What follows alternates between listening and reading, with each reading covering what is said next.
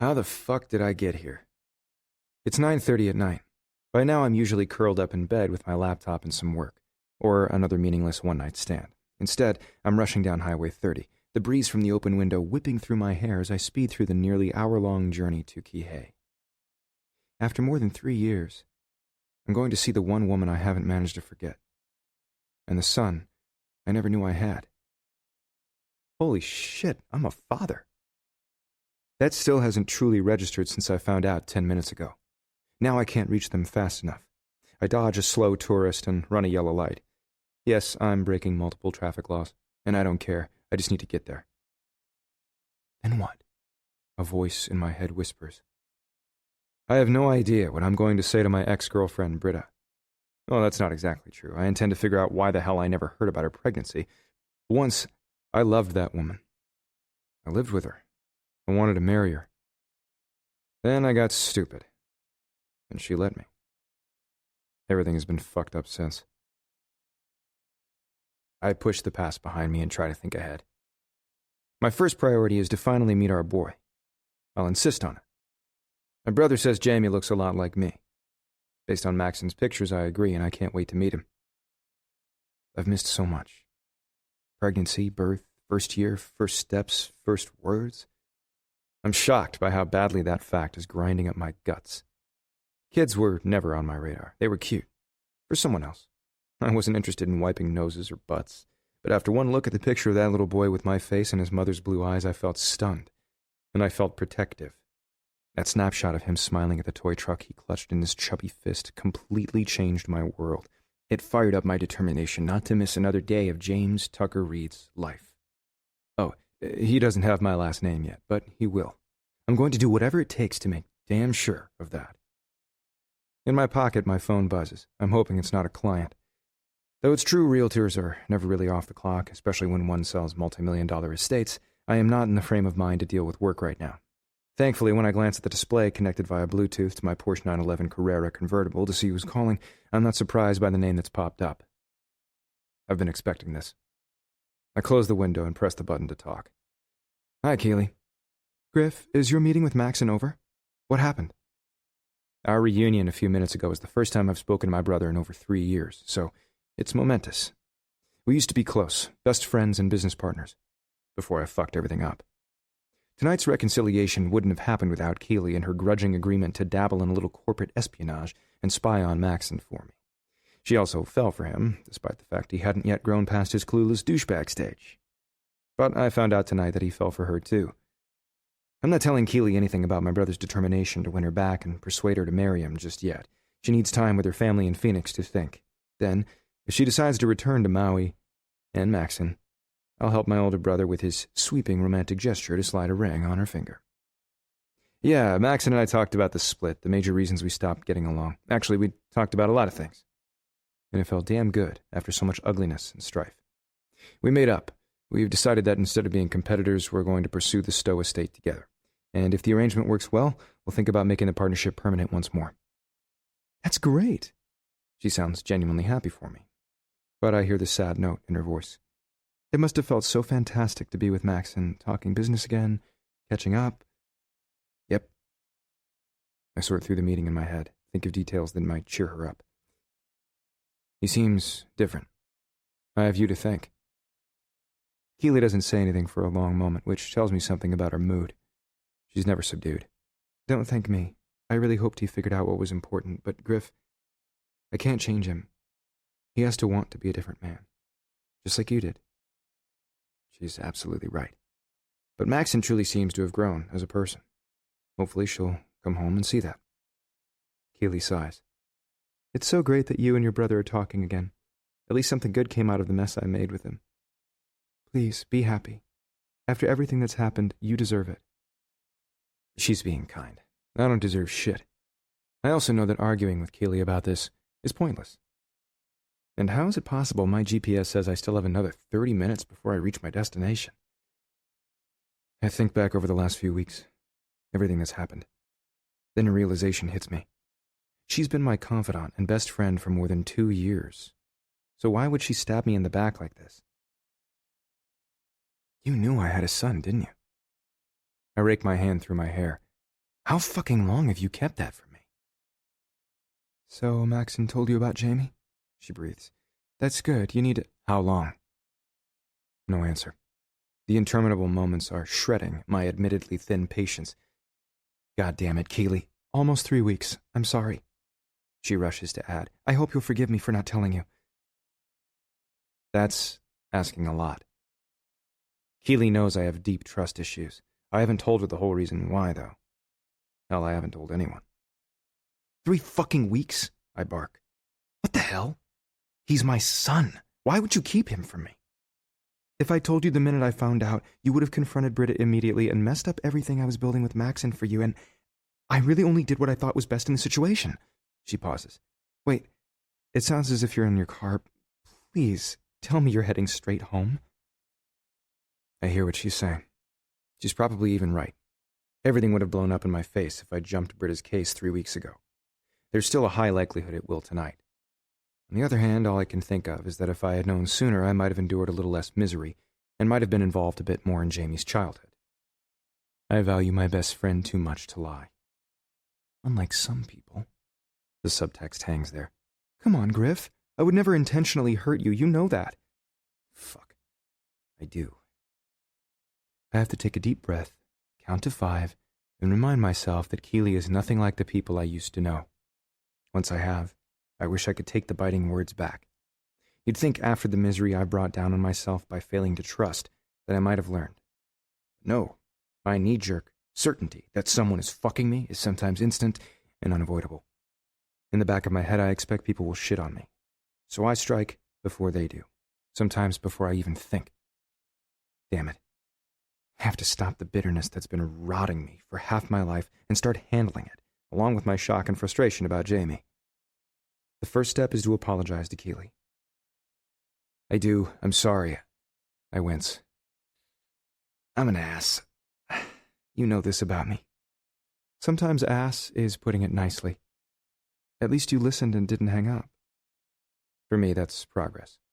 Refusing to hear a word of their defense was the disservice I did to Maxon and Britta just over 3 years ago. I'm trying to learn. I know. Tonight has been a lot for you. But not everyone is as forgiving as I am. If you're heading to see Britta because you want to meet Jamie, you can't handle this like a dumb ass. Her voice softens. You're right. When Maxon first told me about him, I didn't say anything because I genuinely believed that if we could get your brother on your side, he wouldn't interfere if you tried to include Jamie and Britta in your life. But 3 weeks ago, you would have barged in, temper blazing, and asked questions later. Maxon would have become a roadblock, and you would have destroyed any path to being with the people you need most. I tap my thumb against my steering wheel in agitation. Keely is right. My head knows it. The rest of me is still reeling, and I can't quite admit it aloud. What do I do next? Turn your car around and go home. Not happening. I'm already years late as it is. But now isn't smart. You haven't had time to process the shock. Waiting to meet my son isn't the answer. But even if I lay eyes on him tonight, how do I compensate for not being there for him since birth? I've got to make this right. ASAP. Keely sighs. I'm sure in your shoes I'd feel the same. Just go easy on Britta. Don't assume the worst. I'll do my best. Maxon swears Britta tried to tell me about the baby. I don't know how or when, or I think you need to believe him. After failing to trust my brother about the business deal that broke us up, I can't call him a liar now. Okay, so Britta tried to tell me. How did I not hear or understand her? Maxon said she wrote you a letter. That's a pretty fucking impersonal way to tell a man he's about to become a father. What choice did you give her, Griff? There Keely goes again, shoving the inconvenient truth in my face. After our breakup, I rejected Britta's phone calls and deleted her urgent voicemails. Her only alternative was to put a stamp on a missive and drop it to me via USPS. God, I was such a stupid fuck. I wish I had a do-over on the craptastic days that blew up my life. I never got the letter. I have no idea what happened to it. But I'm beginning to have my suspicions. I told Maxon that. She pauses. When you left your brother a few minutes ago, did you mention that you were heading to Britta's house? Not in so many words, but I'm sure you can read between the lines. Another pause. I know Keely. She's gearing up to ask something big. How will you feel when you see her again? Isn't that a great question? Before I saw Britta last month at a restaurant with some Hawaiian dude in a suit who all but fondled her in public, I would have sworn I was over her, immune. I was good at lying to myself. But that night, when I saw him touch her, I wanted to rip his face off with my bare hands. What ate at me more was that Britta didn't notice me at all. I spent a long time thinking she betrayed me to help my brother close a huge deal behind my back. Now that I know she didn't, I owe her an apology. More than one, really. But I'm so fucking furious. Not at her, but at life, at circumstance, at all the things I can't go back and change. Mostly at myself. I try to shake it off. Tonight is about Jamie. How I feel about Britta doesn't matter anymore. We've both moved on. In theory. She has a new boyfriend, and I'll try to get along with this dude and refrain from committing murder. No promises. When you see her, listen. Don't make snap judgments. Hold your temper, breathe through your anger. Yelling at her will accomplish nothing. In fact, take the rest of your drive to collect your thoughts. If you want to be a part of your son's life, it's important for you to be strategic. I hear the soothing, rational note in her voice. She uses it when she's trying to talk me off the ledge. It's been a lot these last few years.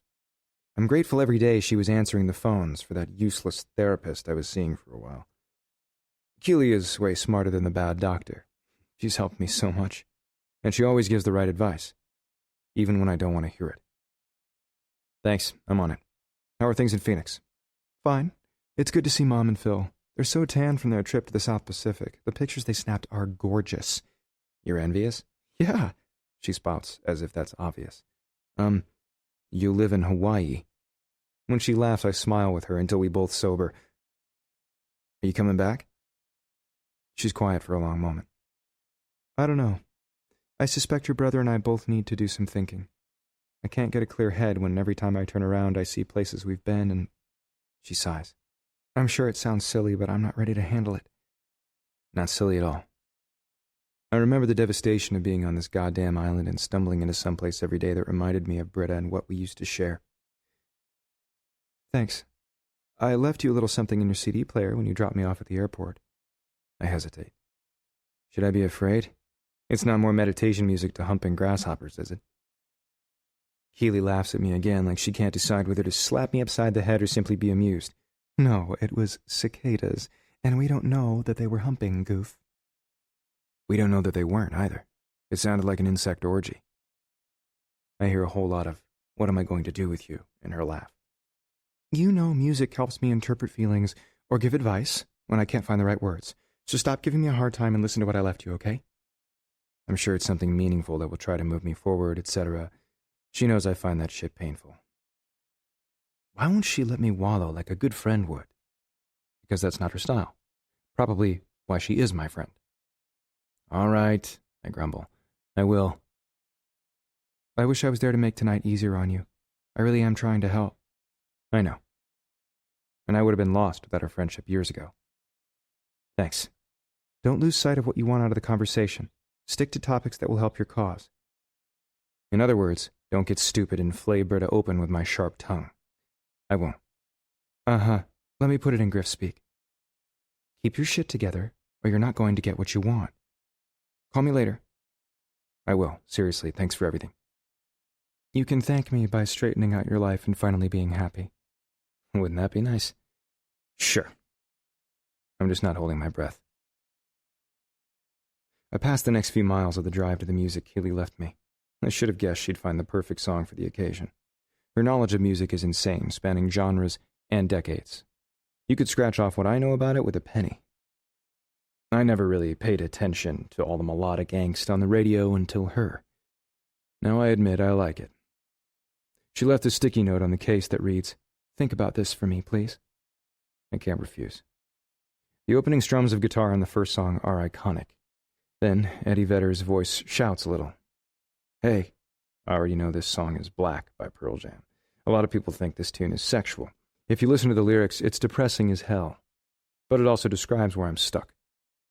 Once my earth totally revolved around my son, Britta. After the split, the air I tasted and breathed took a turn, all right? A nosedive into hell. My bitter hands are still chafing beneath the clouds of what was everything to me. All my pictures, my memories, have been washed in black. Keely's subtle way of saying I've been mourning for 3 years. No shit. I skip through the last of that long track and move on to the next. The first notes of an unfamiliar melancholy tune hit my speakers, and I grab the CD case and give it a read. This tune is called Windows by someone named Angel Olsen, who has a haunting voice. By the end, she's telling me I've been blind and I've been dead and it's time to open up a window and let some light in. I snort. And Keely is never shy when she has something to say. The third song I recognize before the end of the first word, Unchained Melody by the Righteous Brothers. The tune is sweeping and epic. In the first 3 lines, I already feel as if the lyrics have stabbed me and left me to bleed out. Yes, if I'm being really honest, and Keely knows this too fucking well, I have hungered for Britta for a long, lonely time. A few lines later mirrors exactly what I'm wondering deep down. Is she still mine? But I already know the answer. She must hate my guts. I unwittingly walked out on her when she was pregnant. Why wouldn't she? I turn off the music in the middle of the song. I'd rather drive in silence than fantasize there's a smidgen of hope for Britta and me, while Bobby Hatfield croons on in his perfectly tuned whine. But cutting off the audio distractions leaves me alone with my thoughts. Until Keely and her goddamn playlist, my primary focus has been on Jamie, not the woman who gave birth to my son, not the woman who once held my heart. What if there's any chance at all deep down that she is still mine? Jesus, I have to stop this emotional shit. I can't see Britta without my head screwed on straight. My only goal is to meet my boy. Focus there, dumbass. I turn on talk radio and tune out the political pundits.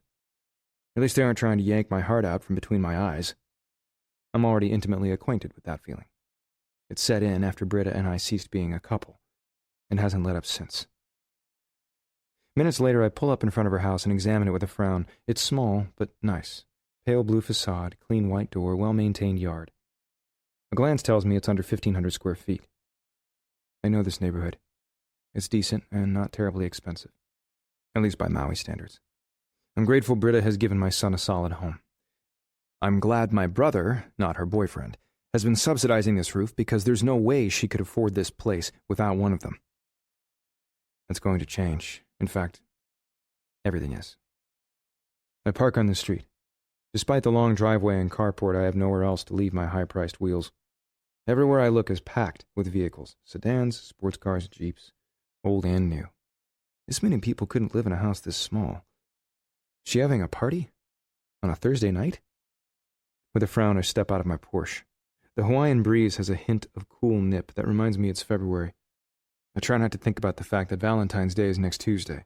I'm sure someone invented this crappy lover's holiday to mess with single people's heads. Every year I find some random woman who also can't bear the loneliness without someone to pretend with.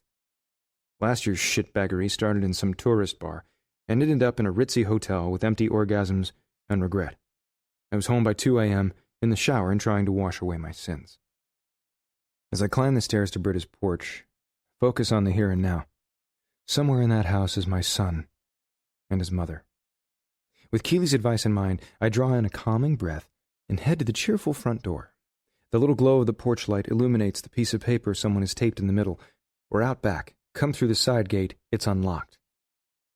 The scrawl doesn't look anything like Britta's writing. I grind my teeth together and head back down the stairs to find the side gate. Weaving between the cars strewn across the driveway, I find my way to the fence and see a break, the wooden door standing slightly ajar. What the hell is going on? I have no idea as I push it open. Across the yard, stretched between a pair of swaying palms, is a big homemade banner that stops me dead. Congratulations on your engagement, Britta and Mikhail. Holy fuck. Maxon warned me this might happen. Still, I reread the sign, rooted in place. My body thuds, my head races, my blood boils. I'm gonna fucking kill someone, despite the fact that logically I know she doesn't belong to me anymore, but my reaction is purely primal. It tells me that whatever we might have had is gone, along with my foolish hope. Working to take my fury down 10 notches, I breathe deep and tell myself to be practical as I scan the yard. I don't see any children. Is Jamie already asleep? Maybe so, it's 10:30. Don't little kids go to bed early?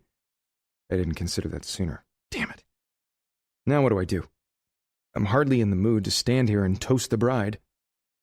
Britta isn't hard to find since she's the only blonde among a sea of native Hawaiians in bright tropical prints and sandals, clinking glasses and smiling. From a distance, I see she's wearing a pencil skirt in a sedate gray that clings to a curve in her hips she didn't used to have. Her ass looks lusher, rounder. Her hair, though wrapped up in some classic twist, looks longer or thicker. Something. The lust that hits me is stronger than ever. Jesus, when am I going to stop wanting her? She's talking to a pretty brunette who's about her age. The striking woman hugs her, joy evident in her huge smile. Britta replies. I can tell because she still talks with her hands. She's graceful, as always. Not surprising. She entered college on a dance scholarship. I remember watching her move on stage for the first time. The beauty of her movement stunned me, the way she was aware of her every muscle, the complete control she had over even her smallest gesture. Pale tights and a flowing scrap of chiffon flirting with her thighs gave me a hard-on from hell. I was her boss at the time. She'd just begun to work for Maxon and me. I appreciated her smarts in the office and her talent on stage, sure, but more than anything, I wanted those slender thighs wrapped around me while I fucked her.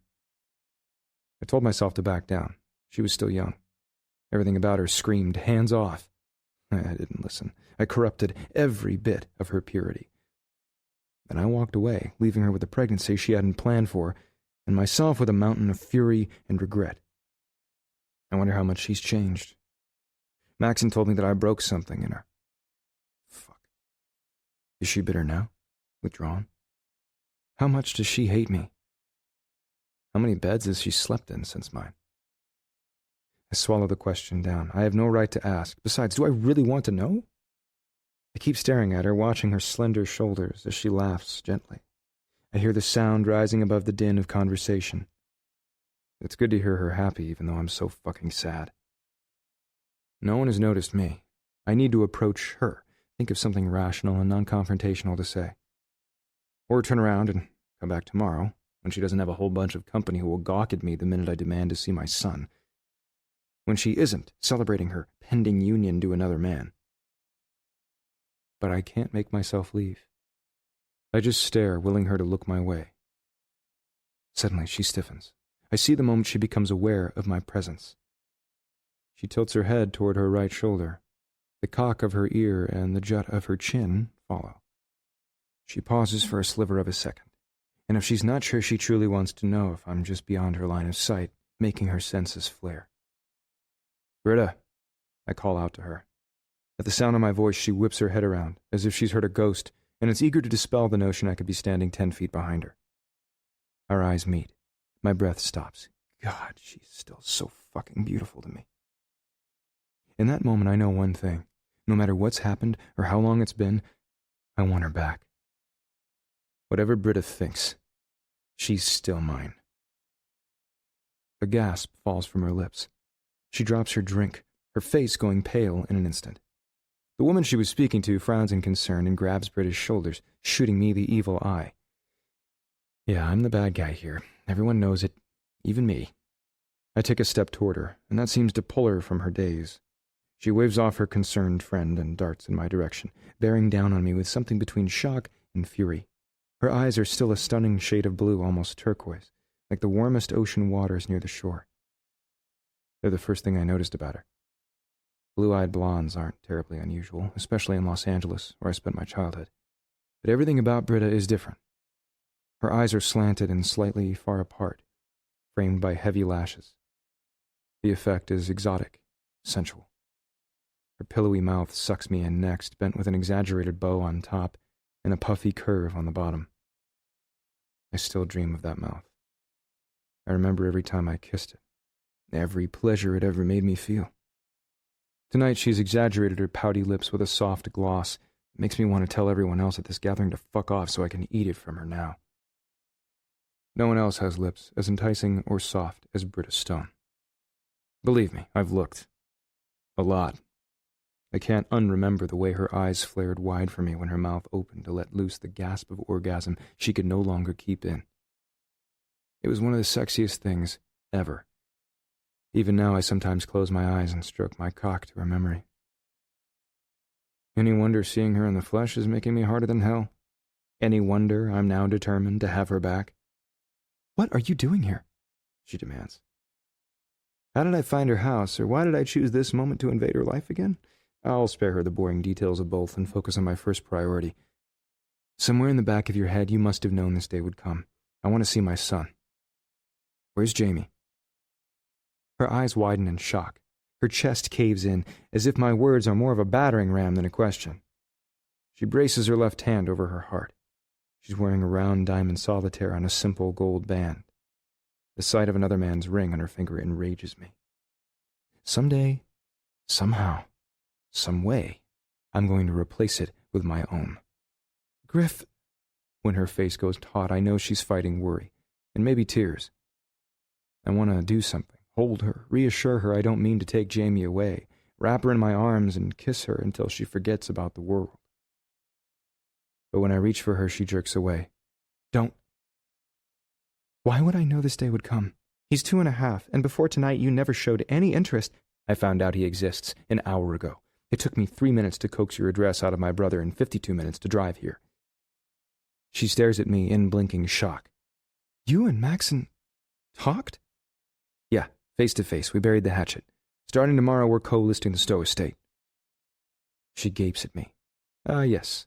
Clearly my brother's assistant has just realized we'll likely be seeing each other every day for weeks, potentially even months. Oh. She doesn't sound thrilled. I don't expect her to be. I'll make everything between us right as soon as she lets me, but I doubt she wants to hear that now. So, her voice warbles, Maxon told you about Jamie? He seemed to think I knew. You wrote me a letter when you found out you were pregnant? Eventually, as a last resort. I want to curse. I didn't get it. Britta flattens her full lips into a grim line. I can tell she's not sure whether to believe me. Well, I tried. I know. I'm not blaming you. On the far side of the yard, I see the woman she was talking to tapping a man on the shoulder. He turns. It's the suit I saw Britta with last month. A glance tells me that he and the brunette are related. Siblings? She's speaking rapidly, trying to discreetly point my way. The man looks over, seeking Britta out with a stare.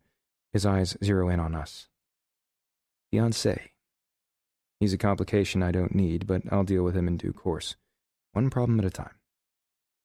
It doesn't matter now. She sounds wary.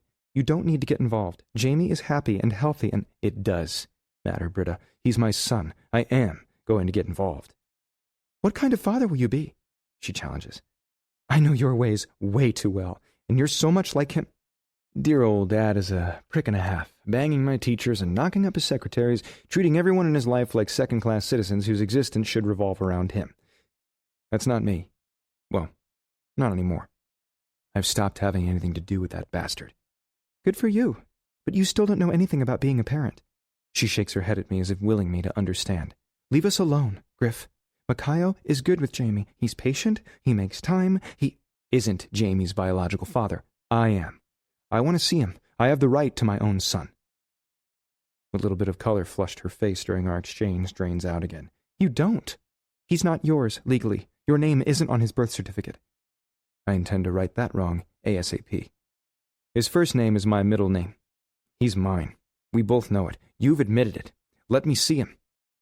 Behind her, the fiancé hustles across the yard, looking determined to figure out who I am and why I've come. A vertical furrow appears between her brows, which slash down as she scowls. Yeah, she's pissed, but I also see her eyes watering, her hands shaking. No. You're really going to keep him from me?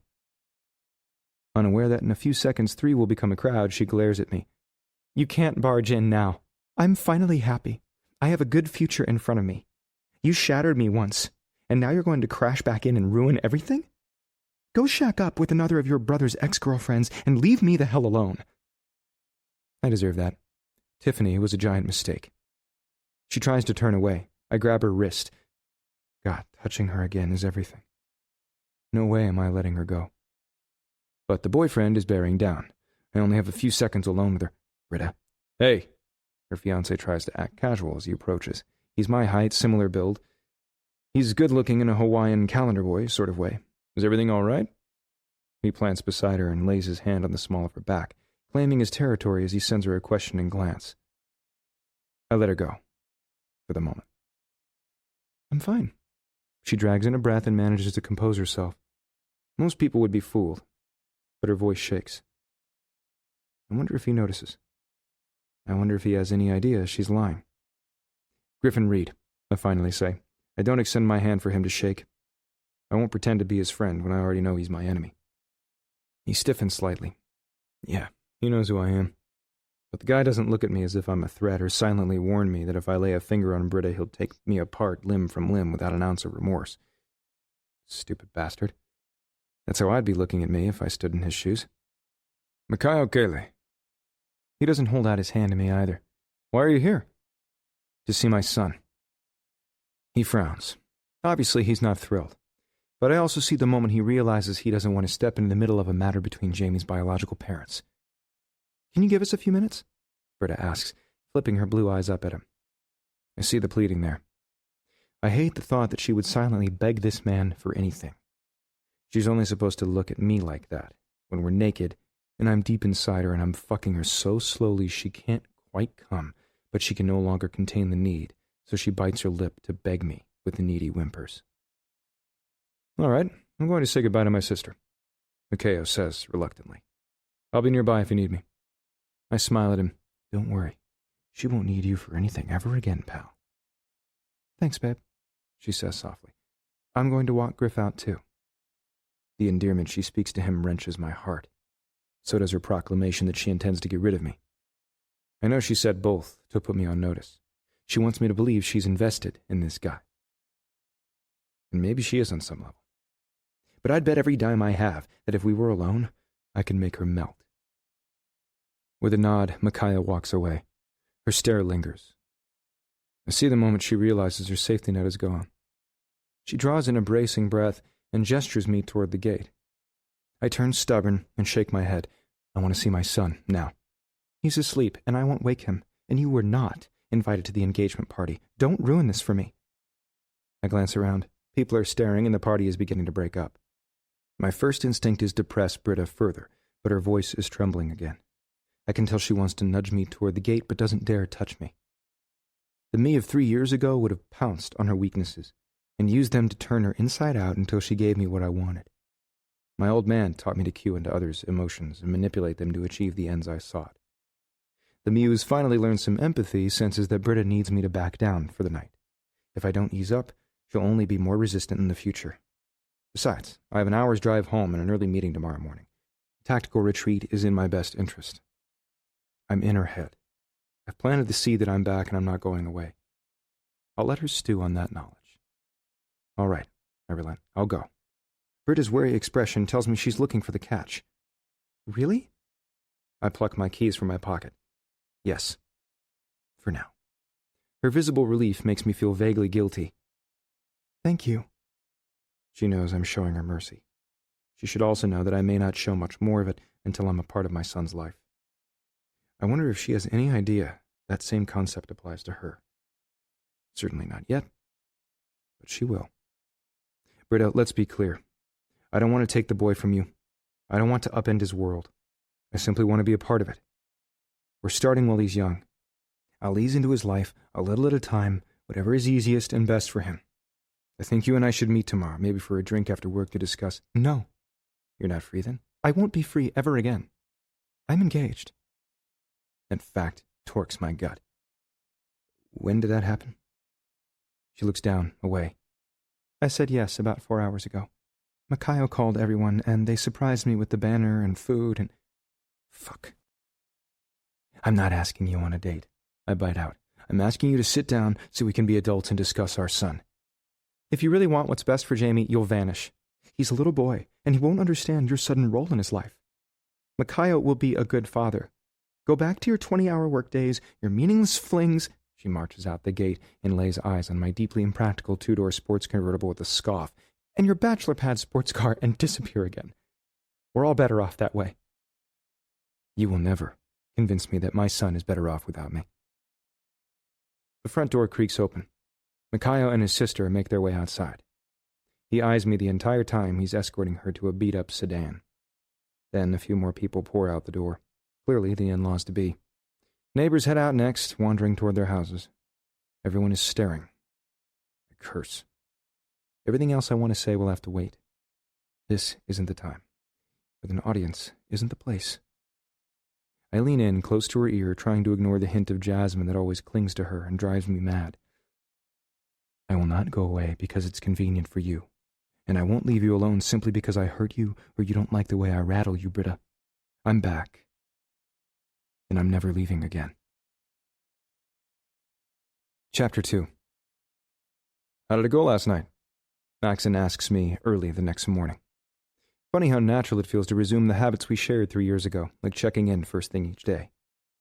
As I got on the stationary bike for a spin at 6:30, I rang him. He picked up right away, obviously already getting aerobic himself. Now I hesitate replying. Once, Maxon was the person I trusted most. Well, as much as I trusted anyone. I know now he didn't do me wrong, and I utterly overreacted. Keely and I have talked a lot about trying to believe the best in people rather than assuming the worst. She keeps telling me I have to take a leap of faith if I ever want to be happy. Trusting my own brother seems like a good place to start in learning how to jump. Besides, I owe him. Disastrously, I fill him in on the reunion, including the reason for Britta's impromptu party. What are you going to do? Is he really asking me this? As if he doesn't have the same instincts? What would you do? Well, Maxon pauses again. Keely is always telling me I should listen and empathize, and let's be real here. Maxon sighs, as if he hates to admit the truth. If I had a son I wanted to know by a woman I was estranged from, I'd figure out how to ingrain myself in every level of her life until I wore her down and she gave me what I wanted. Bingo. I'd be calling an attorney to find out what my rights are and how to exercise them fully. I've already left him a voicemail, I assure my brother. I'd also be learning your schedule. Yep, I plan to work on that today. In fact, I'll be quizzing you later. Every time I saw her, I'd insist that I want to meet my son. I nod. That goes without saying. Then I guess that's it. If all you want is to have Jamie in your life, he pauses. But you want more. You want the woman. Of course I do. What would you do in that case? When he hesitates, I wince. I probably hit a sore spot. I have no doubt he feels lost without Keely. In your shoes, I do everything humanly possible to separate Britta from Makayo. I grin. I'm already thinking of a strategy. But I'm trying to think less like a cutthroat bastard and more like a reasonable human being, he says as he breezes through his run for Keely. I get that. I'm just not convinced the Mr. Nice Guy thing will work. I'll try, but I'm prepared to be more persuasive if she won't listen. I think relentless might be a better term. Probably. I walked out on Britta when she was pregnant. It doesn't matter that I didn't know. What she remembers is that I left her to give birth alone. Now I have to convince her how badly I want Jamie. I also have to give her opportunities to see me as something other than the enemy. Once she's reassured of that, I'll start working with her on us. I would prefer to claim both of them simultaneously. If she thinks she's marrying Makayo, I have to change her mind and her heart. On the other hand, I know Britta. If I press her too hard, too fast for something more than co-parenting, she'll shut me down. She doesn't trust me at all. I have to fix that, and it will take time. But I also can't let her believe I'm only back in her life for Jamie's sake. Which leads me to something I've been thinking. You know, for the duration of the Stowe contract, I think you and I should work really closely together. In fact, we should work out of the same office. Maxon jumps on my train of thought a split second later and barks out a low laugh. Britta will hate my guts for agreeing to this. But my brother does agree. That's what's important right now. I'll make her very happy in the end. You can't walk away from her this time. I'll kill you myself, he vows. That's absolutely the last thing on my mind, I promise you. So you really still have feelings for her? Yes. I don't have to think about it, I know. In fact, I knew the second our eyes met last night. Whatever she once felt for me may have utterly changed, but despite the years and my parade of faceless flings, I love Britta. I've always loved her. I was too stubborn and too stupid to tell her when we were together. For now, I can only add that to my pile of regret. We converted your former office into a storage and conference room, but we could do without it for a while. I smile. Excellent. You know, Sheila is having a grandbaby soon, I say of my assistant. She's been eager to visit her son and daughter-in-law in Seattle. I think she's earned some time off. A month or two ought to do it. Maxon laughs.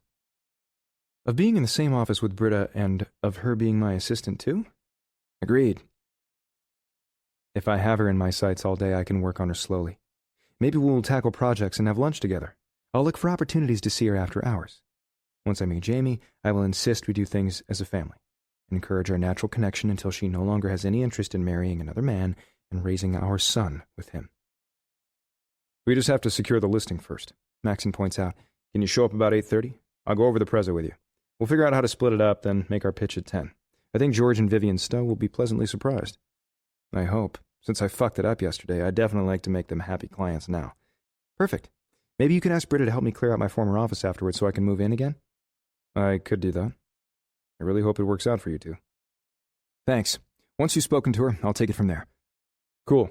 Now that we've got business behind us, have you talked to Keely lately?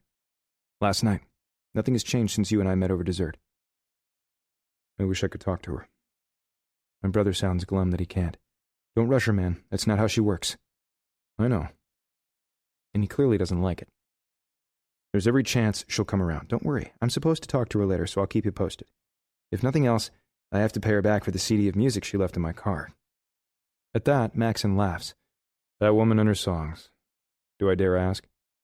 I fill him in on the first few tunes she laid on the disc. Then it got worse. You're better with music than me. She passed on this damn tearjerker. Pictures of You? The Cure? I'm vaguely familiar with that band. When we were kids, we had a goth babysitter who was obsessed. Yeah, but this version was stripped down, all acoustic. And poignant as hell. Stab me now with the lyrics. Something about remembering her standing in the rain and running to her to be near. Yeah. I close my eyes, imagining that. Fuck. The next verse I see all too clearly, too. Her falling into my arms, crying for the death of her heart. I remember that awful morning we split up so sharply it eviscerates me even now. My anger, my righteous sense of betrayal, my need to lash out. I wish I could take every bit of it back, and that Britta and I could go on as if it never happened.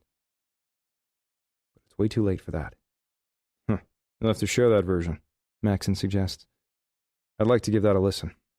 What other songs? Because I know she left you more than a handful. That's how Keely rolls. I had to turn it off after that wrist-slashing emo ballad. I'll try the CD again later. I couldn't handle more after seeing Britta and leaving her house feeling infuriated, slightly defeated, and worried like hell I'd never have the chance to tell her I'm sorry, I still love her, that I want to make her happy. She's not ready to hear any of that now. Did she give Makayo a celebratory fuck last night? Or fuck him as a fuck you to me? If I let myself believe that, I'll only add to my growing fear that I'm going to be miserable for the rest of my life. I blame myself, mostly, but I kind of blame Keely, too. Before her, I was an emotionless bastard, and I weathered any twinges of sadness with booze and pussy. It's hardly an original tactic, but it was effective enough. Now, that shit won't fly anymore. When you listen to the rest, brace yourself, Maxon recommends. Yeah. Even now, I'm working like hell to tamp my shit down, but I feel it simmering just under the surface. See you in a couple hours. I'll see Britta then, too. I hope she doesn't rip my balls off before I can make her understand. I arrive at Maxon's office, in the building we used to share, at 10 minutes before 8. It's like deja vu parking in the lot I shared with my brother for over 6 years. I see he's already here. He doesn't lease the same car he did when we were partners, and I will totally have to rib him about driving his SUV day to day. I own one, too. I can't show property in a two-seater. Admittedly, his Range Rover convertible number is pretty sweet, but... As I climb out of the car with my coffee and briefcase, I shove my phone in my pocket and lock up, and stride for the front door. I see the tall wooden sign in the grass out front. It used to have a white background where we had Reed Brothers Property Associates carved out and painted a really flashy masculine blue. Maxon didn't replace the sign, just covered it with a canvas he's tied to the legs, so it reads Maxon Maui Realty. I snort. I thought it was a stupid name when I first heard it. I think it's a stupid name now. I'll be sure to rib him about that, too. Most of all, I don't see anyone else in the lot. We'll have a few minutes before Britta arrives. I push the door open, and Maxon looks up from his desk. It's still the same furniture in the same location. I've seen this site 100 times, but seeing it again now is like a revelation. A homecoming. I smile. Damn, it feels good to be back. In fact, I feel more like me than I have in years. Morning, I call out. Bro. He goes back to tapping on his keyboard as furiously as he's able. I take a sip of my brew as I approach and drop into the chair opposite his desk. I see you're still a lousy typist. He lifts one hand from the computer long enough to flip me off. I see you're still an insufferable asshole. I grin. Oh, I haven't even started yet. Let's talk about that mom-mobile you're driving. That's a nice fucking vehicle, he argues.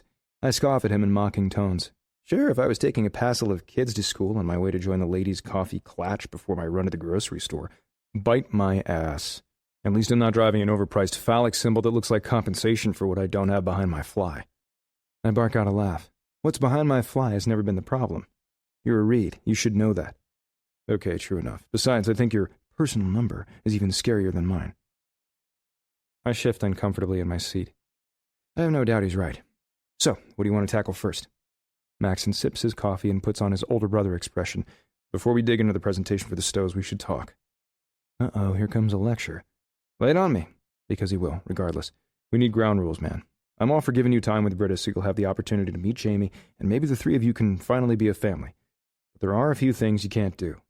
Like sexually harass Britta at work, I know. Exactly. I don't think she's the type to sue, but right now she enjoys her job. I'd like to keep it that way.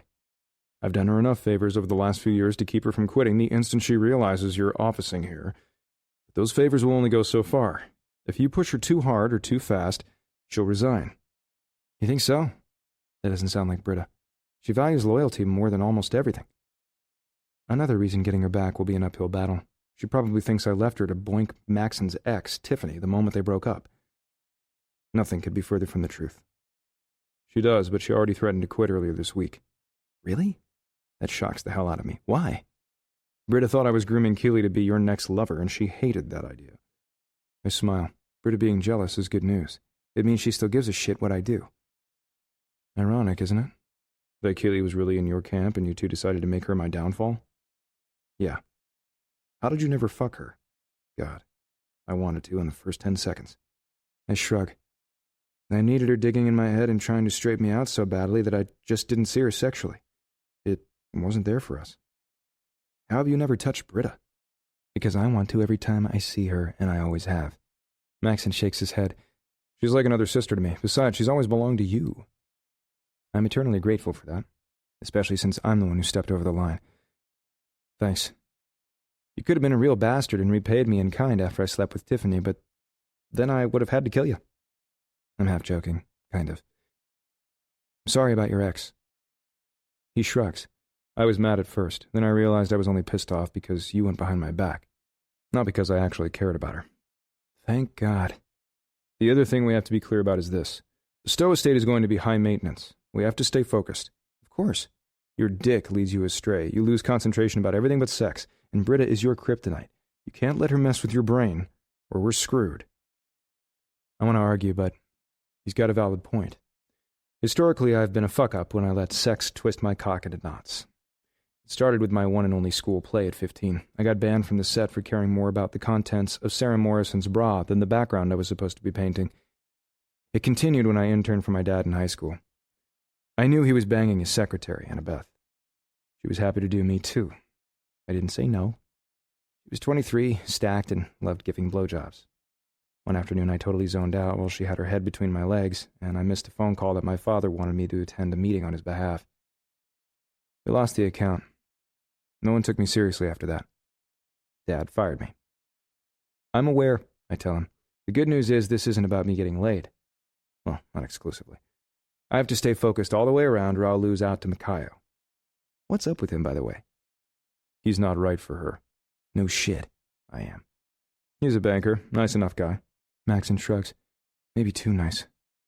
Does he have any balls? I haven't seen them, but he treats Britta decently and he seems good to Jamie. I can't say anything negative there. Maxon is being fair. It's my problem that I hate it.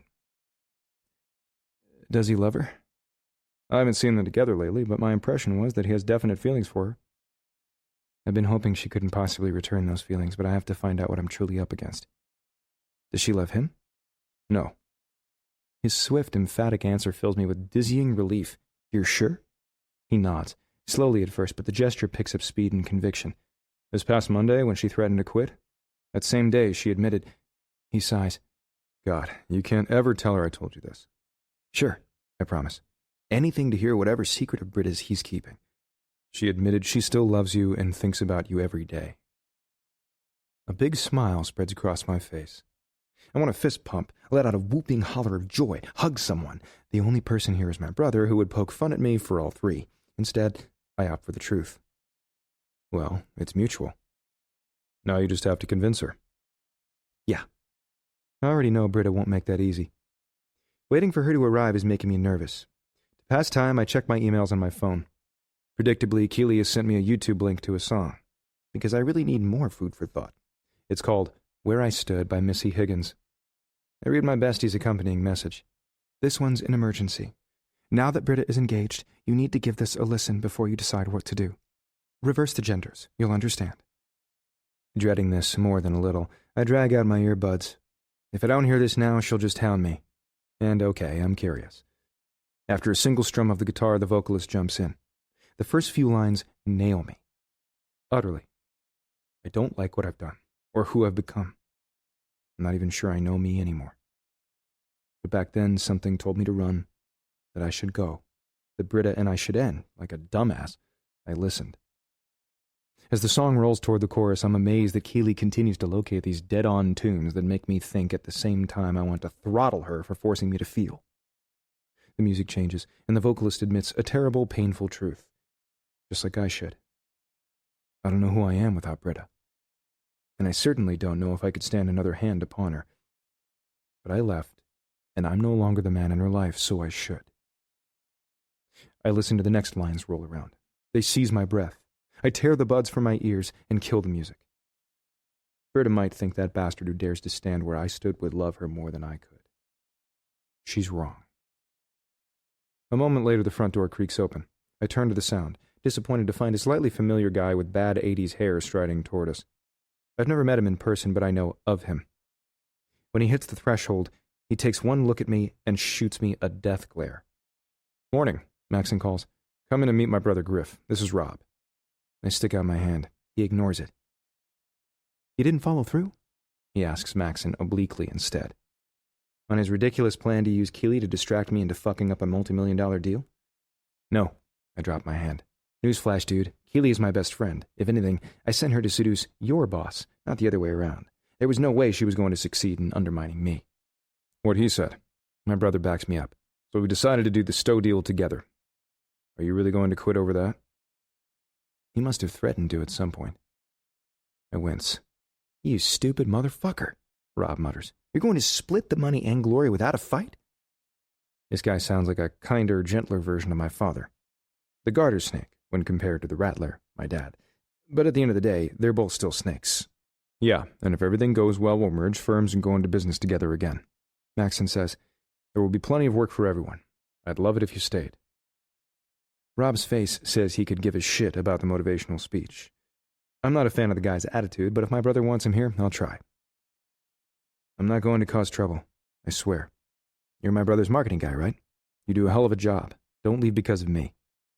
I'm against this. He ignores me and tisks at Maxon. Griff fucked you over once, wants to stop him from doing it again.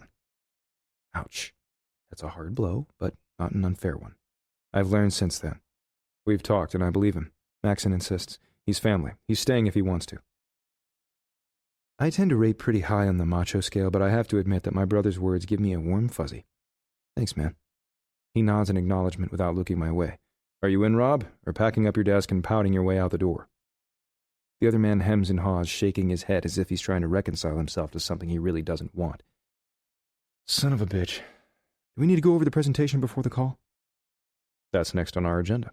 My brother assures as he gestures to the other chair in his office, glancing at the clock on the wall. Have you talked to Britta this morning? She's not usually late. Rob shakes his head. No. I frown Maxon's way. Britta is always punctual. Worry nips at my gut. She'll be here, my brother insists. His phone dings 2 seconds later and he plucks the device from his pocket. She says she just dropped Jamie off at daycare and she has to swing by to see Mr. Kayla. Then she'll be here. Who? Rob asks. Mikayo's father? I raise a brow at Maxon. I guess so. He sounds as confused as I am. Why would you see him on the morning you have the biggest presentation of your career? Our career. I can't think of a reason. Now he sounds as troubled as I am. I rake a hand through my hair. Shit. It's probably nothing. Let's start rehearsing the presentation. We'll figure out what she's up to later. You can bet on that. After a quick run-through, we hammer out a few issues.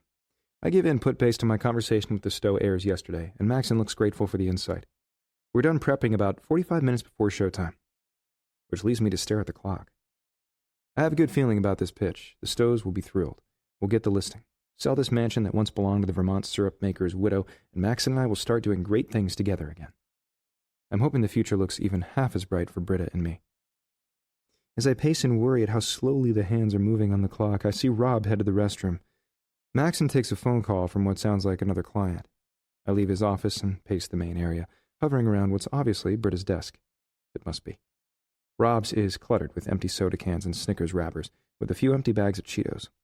Britta is too meticulous for her workspace to resemble a dumpster, and when I peek at the surface, I hit the jackpot. She has framed pictures of all sizes of Jamie. My heart stops. It's like a visual history of his young life.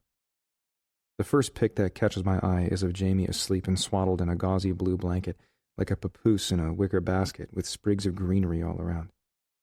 He looks weeks old at most. I see a picture of him on his first birthday, grinning at a chocolate cake covered in frosting soccer balls, half of which is smeared across his face. There's a photo of him and Maxon at the beach, and another of him and Britta in a go-kart. I spot a still of him and Makayo at the library solemnly reading a book together. At that, I grit my teeth. On the cubicle's left wall, she's tacked up more recent pictures.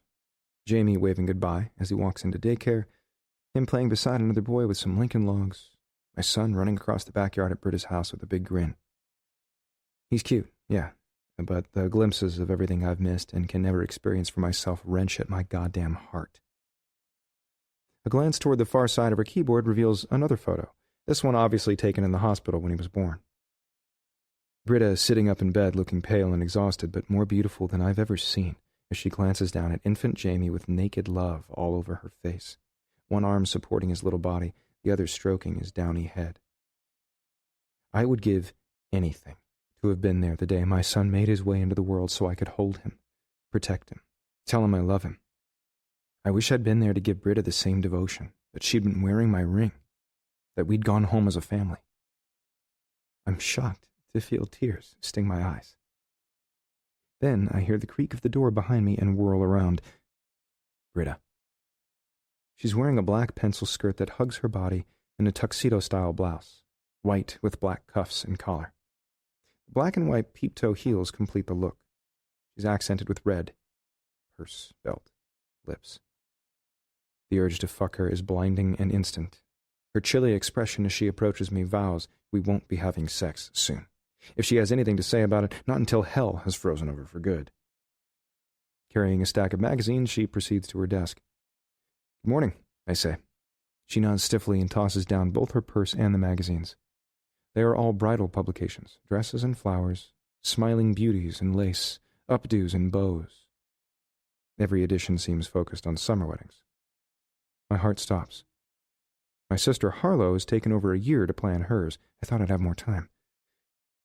When's the wedding? I ask. We haven't set a date. Could you excuse me? You're standing in front of my chair. I take one step to the side. I was just looking at your pictures of Jamie. I'd rather you didn't, she says, as she sits at her desk and proceeds to ignore me, tucking away her purse, spreading out her magazines and turning on her computer. Then she tunes me out. She's definitely withdrawn this morning. Dark circles under her eyes tell me she hasn't slept much. That makes two of us. Despite the fuck-off vibe she's giving me, I catch Britta sending me a sidelong stare when she thinks I'm not looking. Too bad, Angel. I murmur the endearment I once called her for her ears alone. I made myself clear last night. I know you heard me. With a press of her sin-inspiring lips, she turns to me. Can you please think of someone besides yourself this once? Consider your son, the upheaval you'll create in his life. He's too young to understand. He's too impressionable to... I didn't demand that he call me daddy right now. I said I'd like the opportunity to be part of his life, whatever you and I can work out like rational adults. I settle closer, brace my forearm across the back of her chair, and bend close to her ear, trying to ignore the sultry jasmine scent that wafts up and stiffens my cock. I think the bigger problem is you. Jamie doesn't know a reason to hate me, but you do. That finally has her gaze darting up to mine as she rolls her chair sideways, a good foot away from me. Our eyes meet. Zing. I know she feels it too. There's no way she doesn't. Britta's face closes up as she jerks her gaze back to her scarred wooden desk. Does she think that will somehow make me go away? You don't affect me one way or the other. I'm protecting my son. because I know you too well to believe you'll stay for long. Then I'll be left to pick up the pieces again when you decide to ditch all your responsibilities and chase your next piece of ass. Let's get one thing straight right now, I growl. I left because I thought you'd elected to help Max and betray me with the estate for that obscure prince. Our breakup had nothing to do with another woman. She rolls her eyes. So you just happened to decide to move Tiffany in with you the day after our breakup because she was merely a good friend? And you never had sex with her? It's a trap question. I'm damned if I tell the truth and damned if I don't. You really want to do this now? No. Britta closes up. I don't want to do this at all. What you did with your brother's ex doesn't matter to me anymore. Liar. I love Britta, and it's hurting me to know she's been with at least one other guy. I was supposed to be her first, her only. I have to live with the regret of fucking that up, too. Tiffany meant nothing to me. As soon as the words were out of my mouth, I realized they're so lame, they're counterproductive. At the time, she seemed to mean more to you than me, so no. I spin her chair to face me and brace my hands on the arms, caging her in her seat. Never.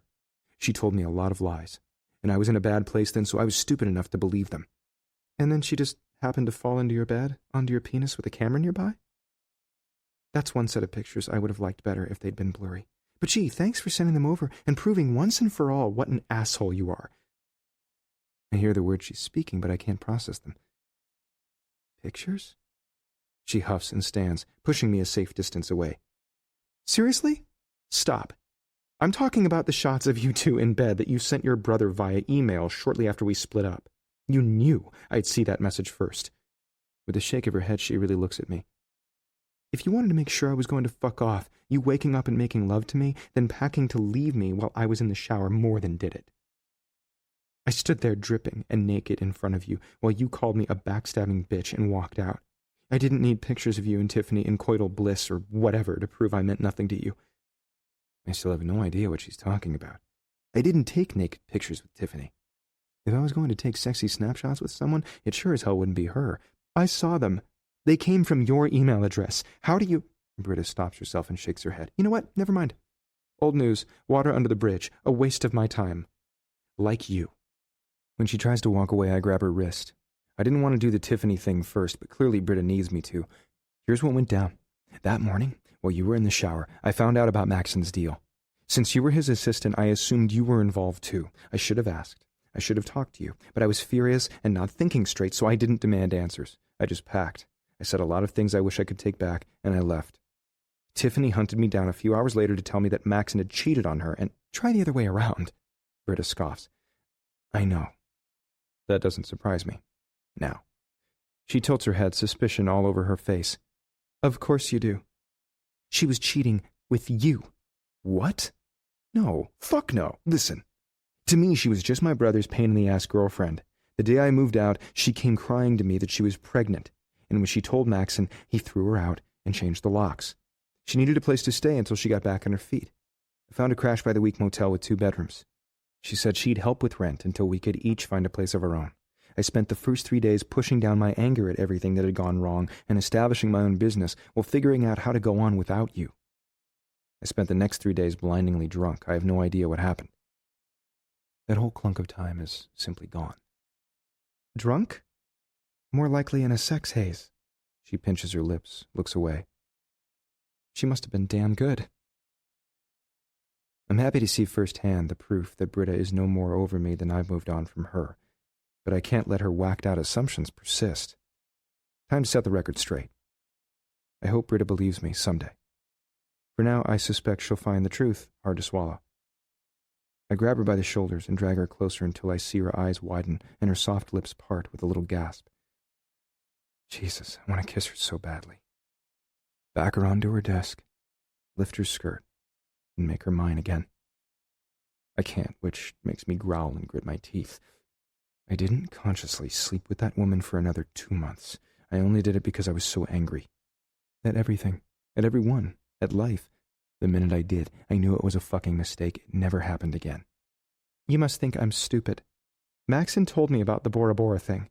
I didn't plan to take Tiffany on a romantic vacation. We both needed some time away. As a flight attendant, she could get us on a plane for free. I knew the manager of a small resort willing to rent us a villa for cheap after someone canceled last minute. so Tiff and I decided to get some R&R as platonic friends. I had no reason to bail until I discovered her fucking some random guy on my sofa the afternoon before our departure. Then I grilled her until she admitted she'd never actually been pregnant.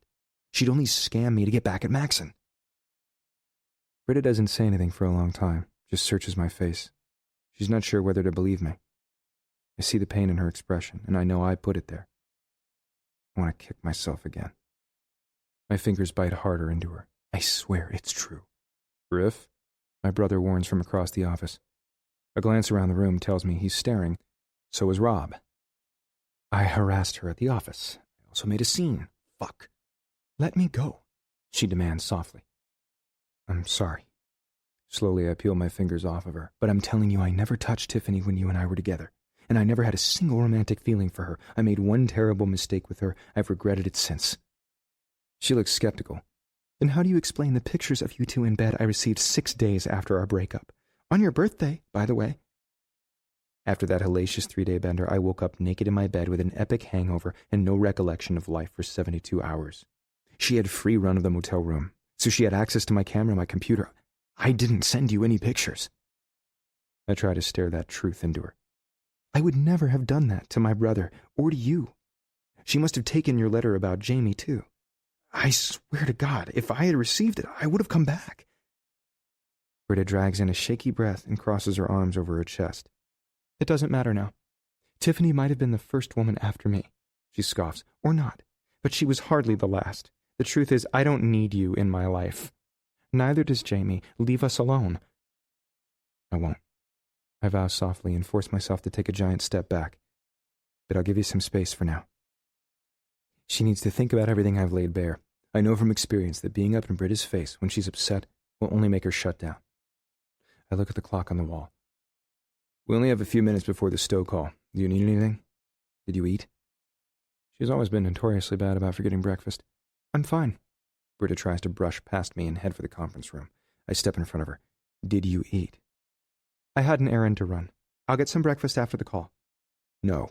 I march into Maxon's office and rifle through my briefcase, fishing out a spare protein bar, then barrel toward her again. Eat, now.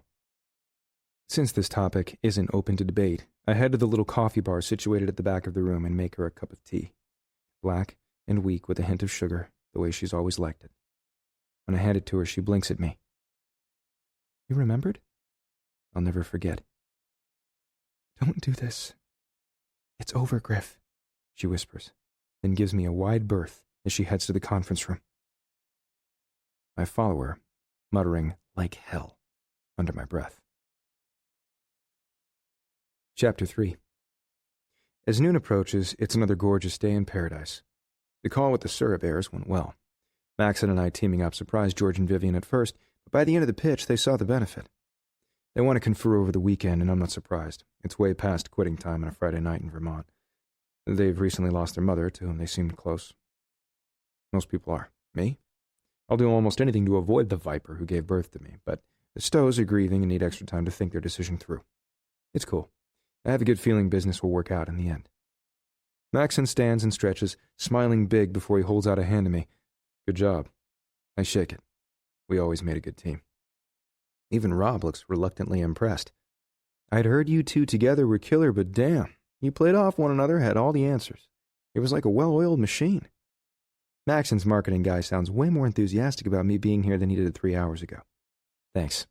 I looked my brother's way. I could tell it felt good to him, too, being together and doing a deal. We fell back into the old rhythms that kept us on top year after year. I have no doubt we could dominate again. We're going to make so much money? Rob now sounds downright gleeful. Maxon laughs at the guy. Get the fuck out of here. Rob glances at the time at his phone. I'm going to Dairy Queen for lunch. Want something? My brother shakes his head. I'm good. I shudder at the suggestion. Keely and her healthy food have rubbed off on me over the last couple of years, and now I rarely want anything else. Thanks anyway. With a wave, Rob exits the building. I see Britta at her desk. She's on the phone, jotting notes, nodding and listening intently. Client call. At her left, a bridal magazine sits open. Tape flags in various colors lay strewn around the glossy pages in a semicircle. Got another lunch suggestion? Maxon asks. Keely introduced me to a little place for vegan and raw foods. He swallows as if he might be sick. And she likes it? Yeah, We actually go there a lot. He blows out a breath, as if he's worried he's taking his life into his own hands. What do you think? It's good. I see the moment my brother decides he wants to be close to Keely if he can't be with her. All right. You said anything new? I shake my head. Her return ticket is scheduled to bring her home on the 16th. I won't know what she's thinking for sure until she tells me whether or not she's gotten on the plane. Try to be patient. Maybe I should go to Phoenix. We've been over this. I shake my head. Don't do it. I look over my shoulder at Britta again.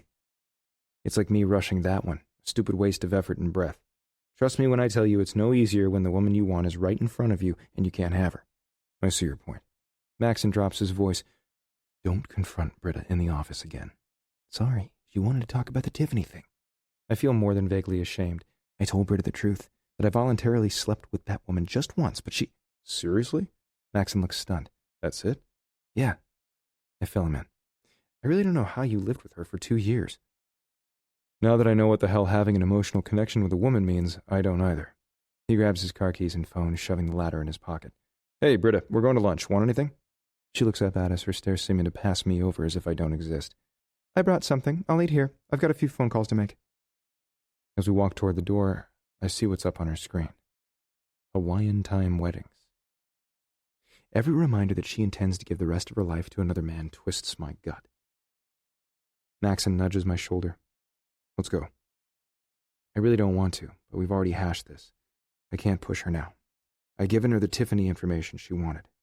She'll have to decide if she's going to believe or forgive me. My brother and I have a productive lunch and start to talk about other business we've got in the hopper, possible ways we might consolidate it in the future. Maxon has some good suggestions for me. I give him possible insight into things he's working on. It's like old times, but better.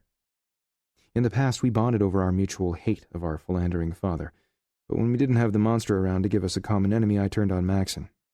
He turned right back, so this is the more mature version of us. It's nice. On our way back, I suggest we swing by my business digs so I can move my stuff into my former office, on the other side of the wall from Maxon's. While I'm grabbing essentials, he calls Britta. Even through the window, I can tell the discussion is heated. When I emerged again with a box of my belongings and a spare briefcase of papers, I toss it in the back of his car. How did she take the news that I need her help cleaning out the storage room? He looks grim. She'll do it. But not happily.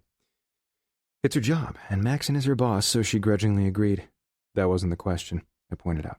Let's just say that if you don't act like a pushy prick, we might be okay. Right. How do I not behave like myself? When we hit our shared office, Rob is at his desk with some noise-canceling headphones, whipping up something on Photoshop. Maxon gives me a head bob toward Britta, who's in the storage room, loading knickknacks from the table into boxes. Holy fuck, now that I'm really looking at the place, it's obvious my brother has become a pack rat and shoved everything in this room since I left.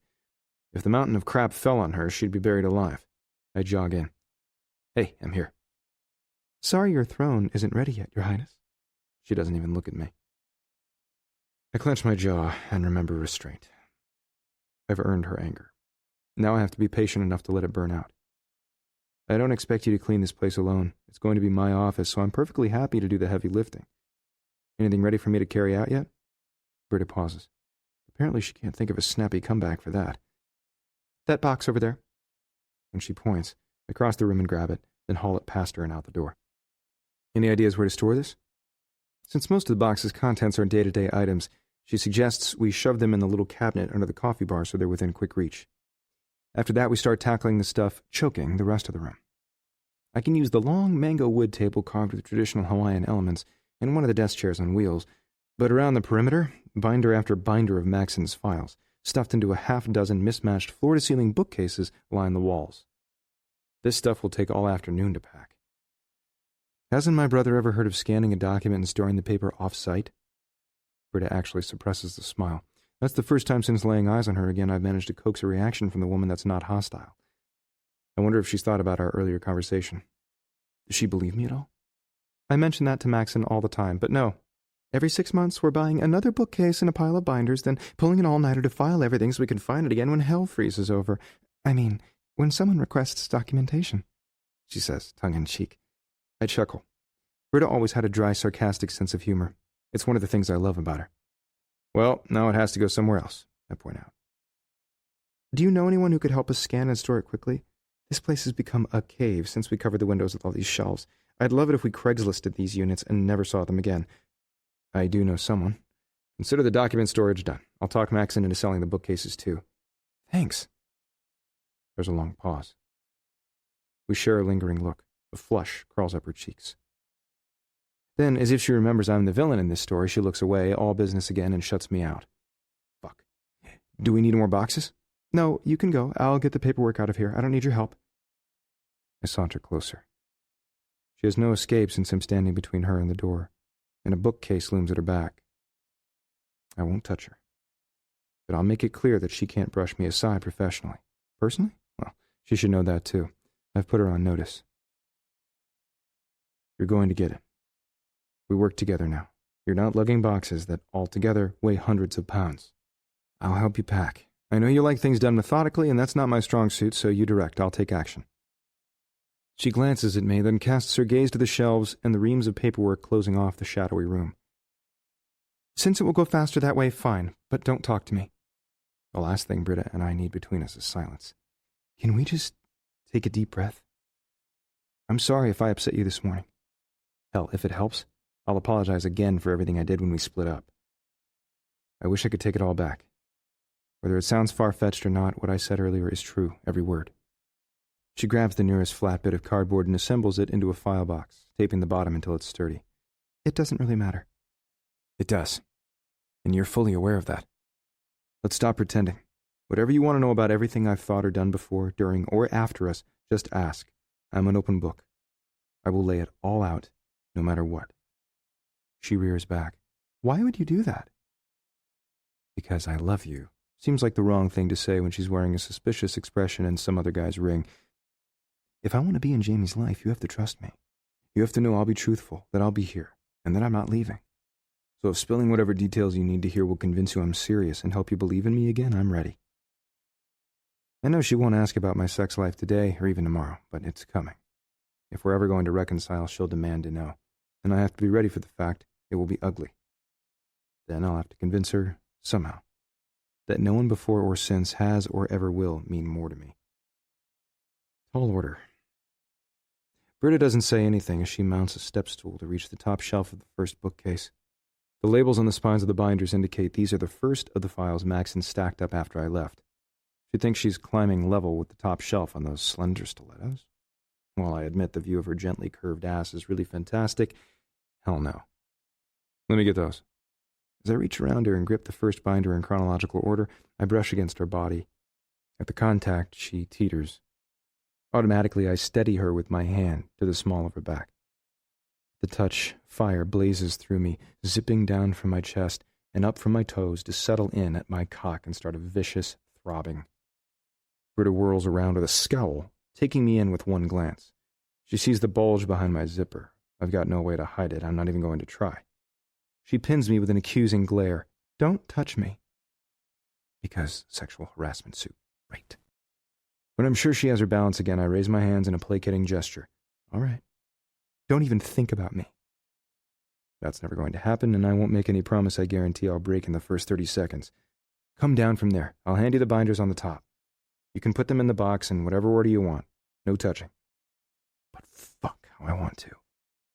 The urge to peel off that button-down blouse and see if the bra she's wearing underneath is really as creamy and lacy as this light suggests is ripping my restraint to shreds. I want to see her body. I ache to feel her skin against mine again. No one has ever been quite as intoxicating or as soothing as Britta. It took me 3 years and an embarrassing number of hookups to realize that no one ever will. She looks warily between the top shelf, still a tippy-toe reach away, and the box on the table, then she huffs. All right. I just don't want to see you hurt, I tell her. This is one of the few times being 6'3" comes in handy. Holding myself in your old compact definitely wasn't. She doesn't smile at my lame attempt at humor. Instead, she looks over her shoulder as she descends the footstool. It goes against my grain not to help her. To be clear, I'd also help a 2-year-old or your grandma as well. I particularly don't want Britta stumbling in those crazy, sexy heels, so I stand nearby until she's on solid ground. Then I fold up the stool and hand her binders, one after the other in a slow procession. This is my time alone with her. I need to make the most of it. I saw the picture of you and Jamie in the hospital when he was born. You looked really happy and beautiful." She pauses, one hand poised over the top of a box. I see her thinking. Maybe she's finally decided to share something with me about my son. Or maybe she's merely willing to tell me what I want to know, so I'll fuck off sooner. "The first time I held him, I was amazed," she murmurs. "That little round face, the eyes he couldn't quite open, and the red cheeks. Your chin, but there are just no words to describe the moment he was put into my arms. I felt a love unlike anything I ever imagined." She goes quiet for a moment. "I appreciate you making him possible." I wish she wouldn't thank me. I had the easy part. I also wish I'd been there, that I knew what it was like to hold him.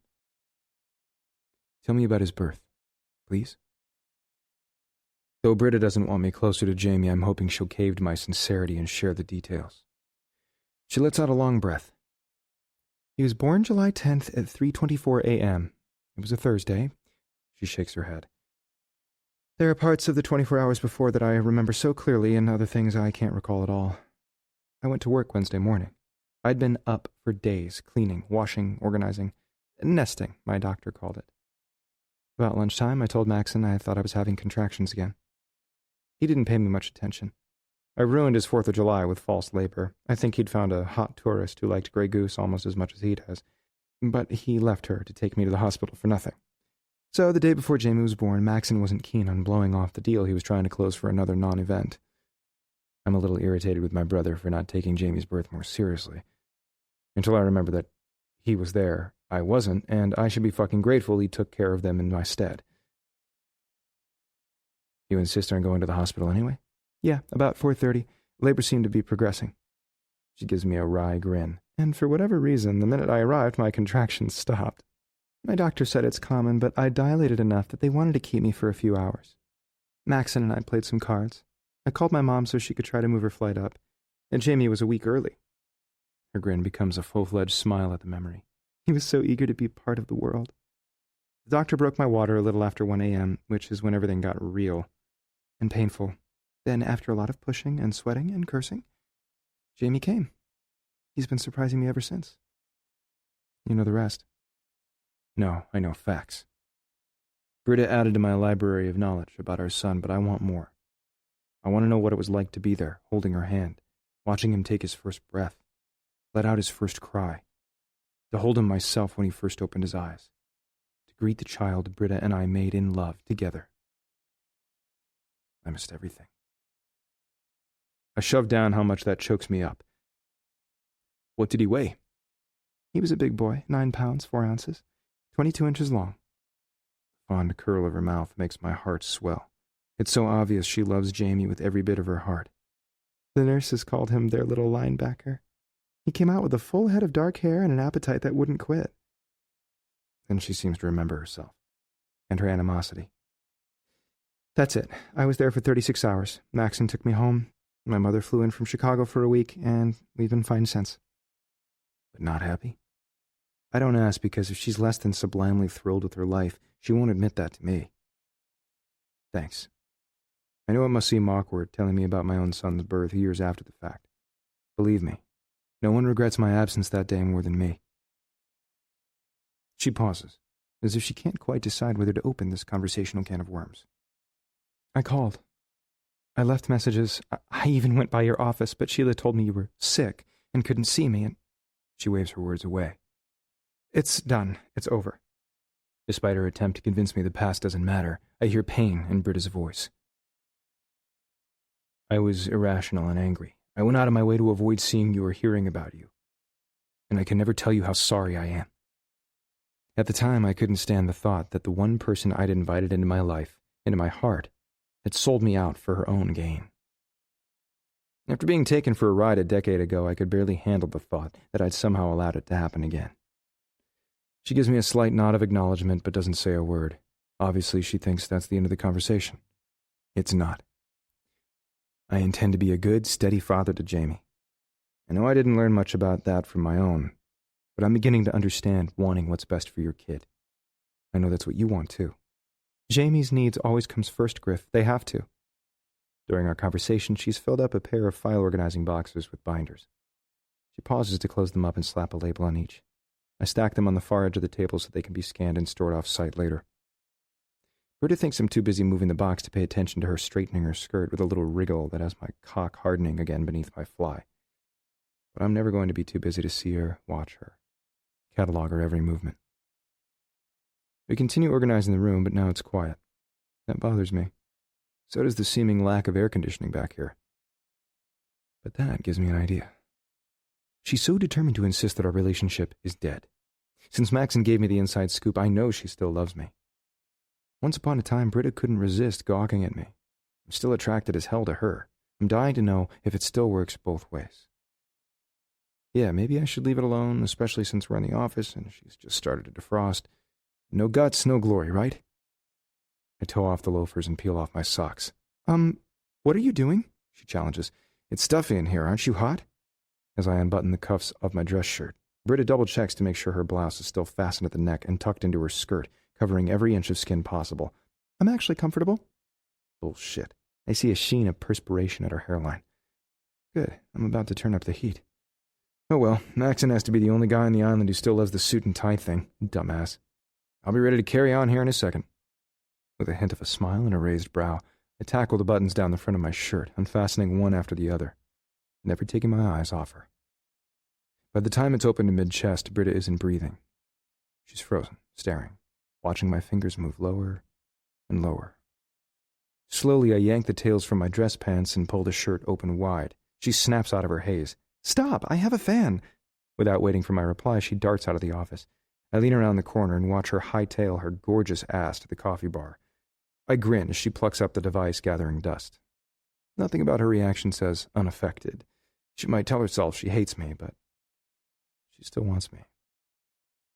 A moment later, Britta dashes back into the room, holding the little oscillating fan by the neck, but I'm already naked from the waist up, smiling her way. She stops. Her blue eyes go wide. If her stare were a physical touch, she would be caressing me everywhere. I saunter her way and take the fan from her grip. Our fingers brush. A fine tremor works through her body. I'm so damn heartened by her response. She gets to me the same way. Thanks, I nod. In no hurry to put distance between us. I'll get this going. Put your shirt back on? Her voice sounds slightly pleading. I like it. Why? I played dumb. No one will see me back here except you, and you've seen it all. But I don't think... She sighs in frustration. This is an office, not a strip club. I shrug. I wasn't dressed for physical labor, so I'm adapting. My chest isn't bothering you, right? Her stare is still glued to my torso. I'm damn grateful my gym habit and my love of surfing have kept me lean, muscled, and tan. Why would it? She sounds a bit like she swallowed her tongue. Good. I'm working hard not to laugh. Where's the nearest electrical outlet? When she points weakly, I bend to plug the little device in. I can't tell for sure, but I suspect she's staring at my ass. As I press the button to begin the soft breeze, she shakes her head suddenly as if to clear it.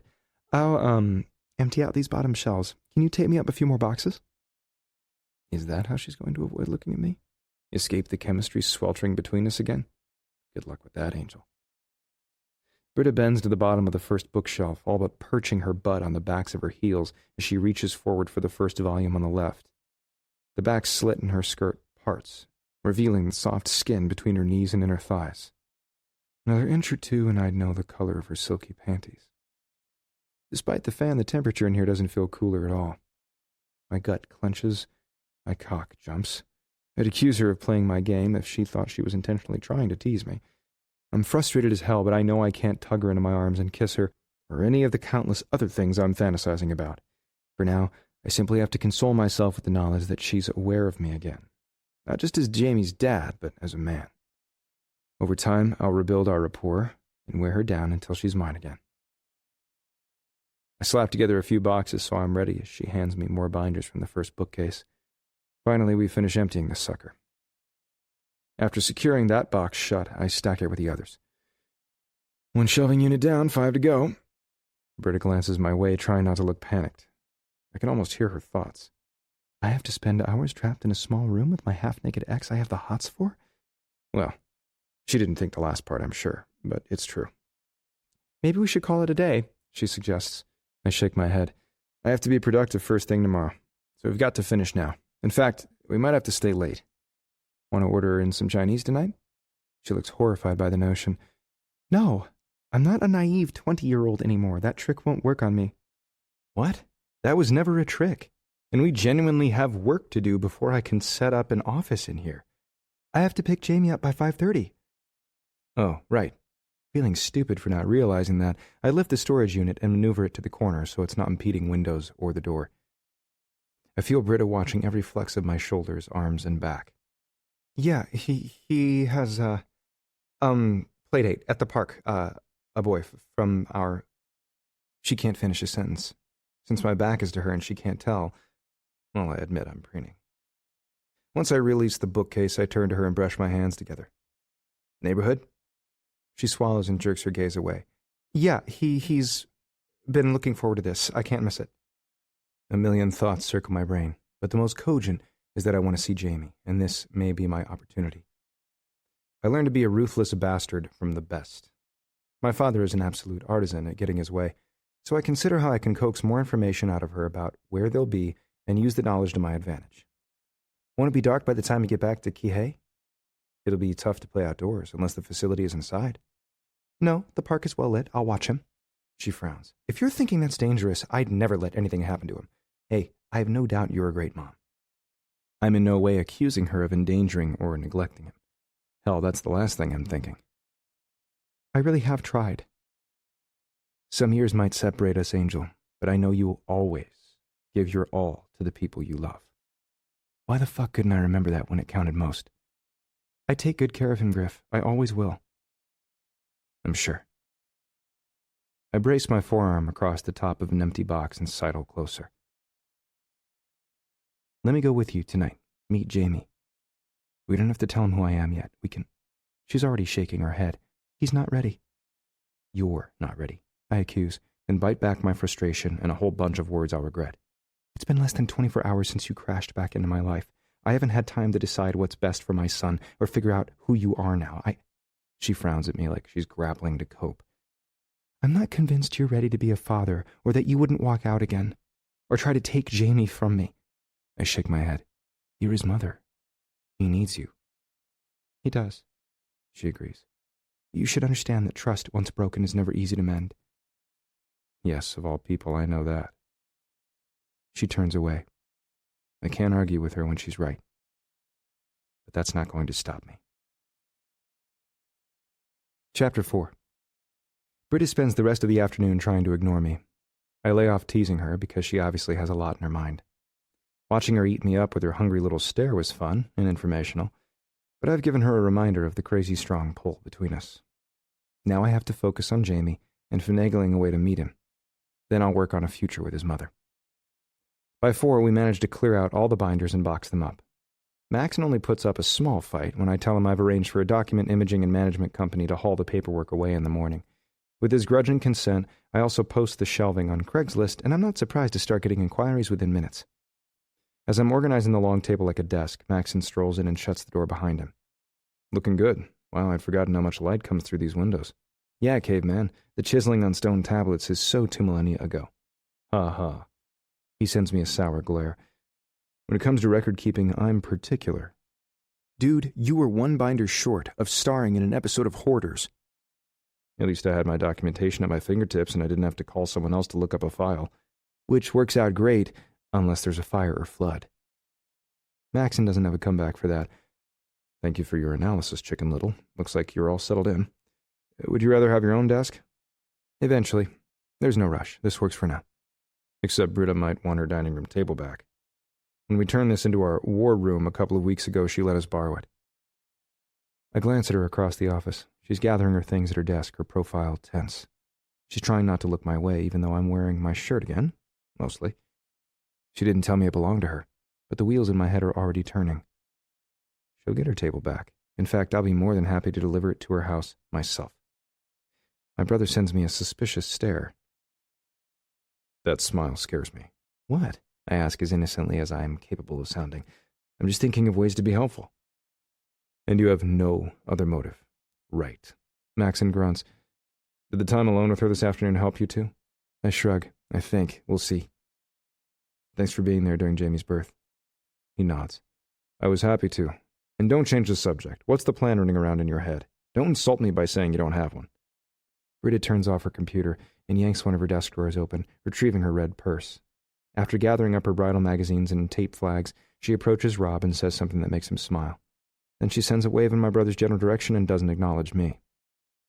I look at my phone. It's 5:15. Bye, Angel. I yank the door open and call across the office to her. She shuts the door behind her without replying. Through the window, I watch her pull out of the lot in her white family sedan and onto the street. Jamie has a play day with a kid in their neighborhood. Tell me everything you know about where she might take him. You going to crash and see Jamie? Smart question. I have to. Even if I don't get to meet him, the fact that I've never clapped eyes on my own son is killing me. Maxon groans. I know that sucks, but you've got to stop trying to make me a Judas. Think of it as completing your nephew's and your brother's family. I won't be able to share my life with them if I don't have your help, man. He lets loose a sound that's somewhere between a scoff and a grunt. You owe me so big, and I expect you to grovel to Keeley on my behalf so you can help complete your brother's family in return. Done. My last conversation with Keeley seemed as if her earlier leaning towards staying in Phoenix was beginning to lean back the other way. A few assurances that my brother is very seriously in love with her might help make up her mind. Maxon smiles like he thinks he's won. I let him believe that. I love them both and would have done everything possible to make them happy anyway. You didn't hear this from me, he mutters in low tones, but Britta keeps a calendar of appointments in her desk and usually jots down addresses. I clap my brother on the shoulder. You're my hero. It takes me less than 2 minutes of prowling through her workspace to find what I'm looking for. Rob is too wrapped up in whatever he's doing to care. Maxon pretends to look the other way. It's perfect. With a dash back into my office, I sweep up my keys and phone, then nod in my brother's direction. Talk to you later, man. Play nice, he calls to my retreating back. I wave without committing to that. Maxon knows me well, so knows I'm not playing at all. The Hawaiian sunshine is bright but waning as I fight the island's version of rush hour traffic south. A glance at the song titles on the case Keeley left me warns me that I should avoid more musical selections designed to rip my guts out, at least for now. I don't need that messing with my head just before I see Jamie. By 6:20, I reach the park not far from Britta's house and catch a glimpse of the playground. The sun is nearly set when I pull my Porsche into a spot on the far side of the lot, hiding between a big truck and a giant SUV. After locking up, I hang out against the fence in the shade beneath a few palms. With a view of both the road and the parking area, I kick back. 2 minutes later, Britta pulls up. She hustles out of the car, slinging the handles of a woven beach bag over one shoulder, and shoves a giant bottle of water inside it. She's wearing tight black workout pants and a flowing shirt that matches her eyes. It's a V-neck with embroidery down the front and along the sides. It hugs her body and ends at her hips. I can't stop staring. Jesus, she is still the sexiest woman on the planet to me. Finally, she opens the back door of her car and leans in. She must be unbuckling the car seat. I find myself tensing, holding my breath. I'm going to lay eyes on my son. She emerges from the back of the vehicle, holding the boy against her. He lays his mop of dark hair on her shoulder, body limp, eyes closed. I scan him up and down, wishing I was closer, that I could see him more clearly, hold him myself. From the bit I can discern, I don't even have words. Beautiful. Amazing. Everything I didn't know I wanted. My heart melts. Taking in this moment is like trying to absorb a shock, understand an illusion, and decipher a miracle all at once. He's bigger than I thought a kid a few months shy of 3 would be. But I was a big kid, too. Tall and strapping, especially in adolescence. Blue flip-flops shield the big feet that dangle beside Britta's thighs. They're obviously long, too, as are his legs and arms. The picture Maxon showed me the night we met didn't reveal him wearing a cast, but Jamie has a blue one covering most of his left hand and forearm. I'll be sure to find out about that ASAP. He's also wearing blue shorts and a tan shirt with some print I can't discern at this distance. She kisses Jamie's forehead and strokes his hair as she makes their way toward a nearby bench. On one side of the area is an empty playground. On the other is a vendor closing up shop after a day of selling snow cones. At a distance, I follow a path along the far side of the lot, thankful for the shadow. Britta is too distracted to see me anyway as she sits on a bench perched outside the sandy area and waits, gently rocking our son. I'm itching to interact with Jamie. I've known about him for 24 hours and I feel as if I should have met him at least 19 ago. But if I push Britta, she'll get stubborn. Like that time she refused to toss out the houseplant I inadvertently killed. She waited for me to take responsibility for the greenery, dig it up, and replace it. She asked me to take care of it more than once. I didn't have time. No, I didn't make time. I took her for granted. A lot. That truth smacks me between the eyes. With a curse under my breath, I examined my year with Britta through the lens of more mature eyes. Deep down, I knew I hadn't been great to her, but back then I hadn't realized what a steaming asshole my dad is, or that the way he treats people isn't something I should emulate if I want to keep others in my life. But I was raised to believe that I'd eventually live a life like him, and the world would revolve around me. And what a prick I was. Jamie's birth aside, I think specifically about the times I didn't come through for Britta, the dinners I worked through, the birthday I nearly forgot, the Valentine's Day I half-assed because I didn't see myself as the romantic sort. Where does that leave me now? Staring at my kid across a park and wishing I had the right to hug him tight, play with him just to see him smile while I hold Britta's hand and we laugh at his antics. For now, I have to be satisfied with watching from afar. I feel like a stalker, but that doesn't matter. At least I've seen my son. Behind me, I hear a car pulling into the lot. Britta turns toward the sound. I slouch behind a tree and watch a woman emerge from her minivan with a boy who's smaller than Jamie.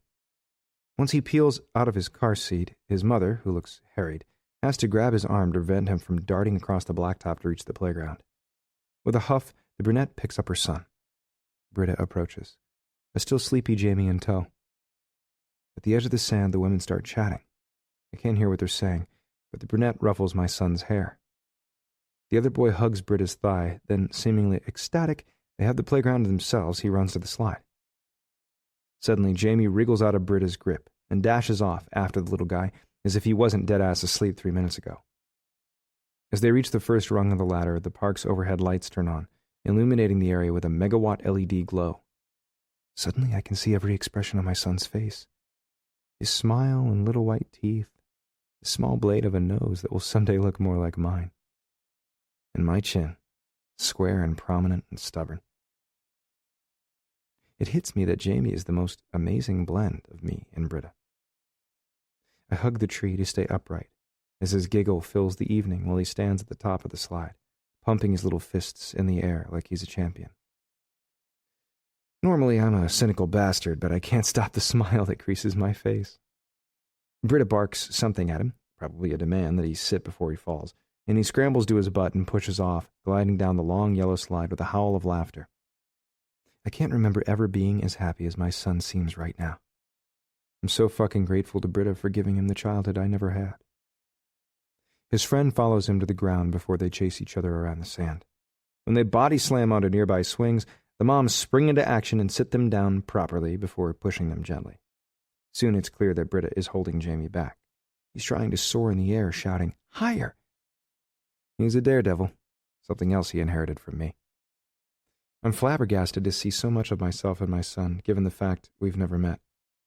I'm also stunned by the incredible responsibility of being a parent. I'm sure I don't know the half of it, but I'm acutely aware that if I intend to be around the boy in the future, I'll influence him, whether I mean to or not. I want to show him only the best parts of me. I want to be the kind of father he can look up to, the kind I always wished for. It may sound weird because Jamie is still a toddler, but I want my son to be proud of me. I also better understand Britta's resistance to letting me meet my son. She doesn't know who I am today.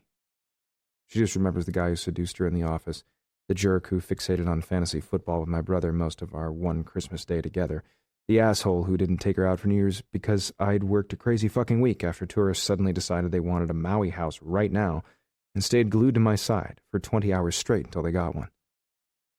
At the time, I'd never seen a man put his woman first. It sounds like a lousy excuse now, but that's the only reason I have for being such a douchebag to Britta.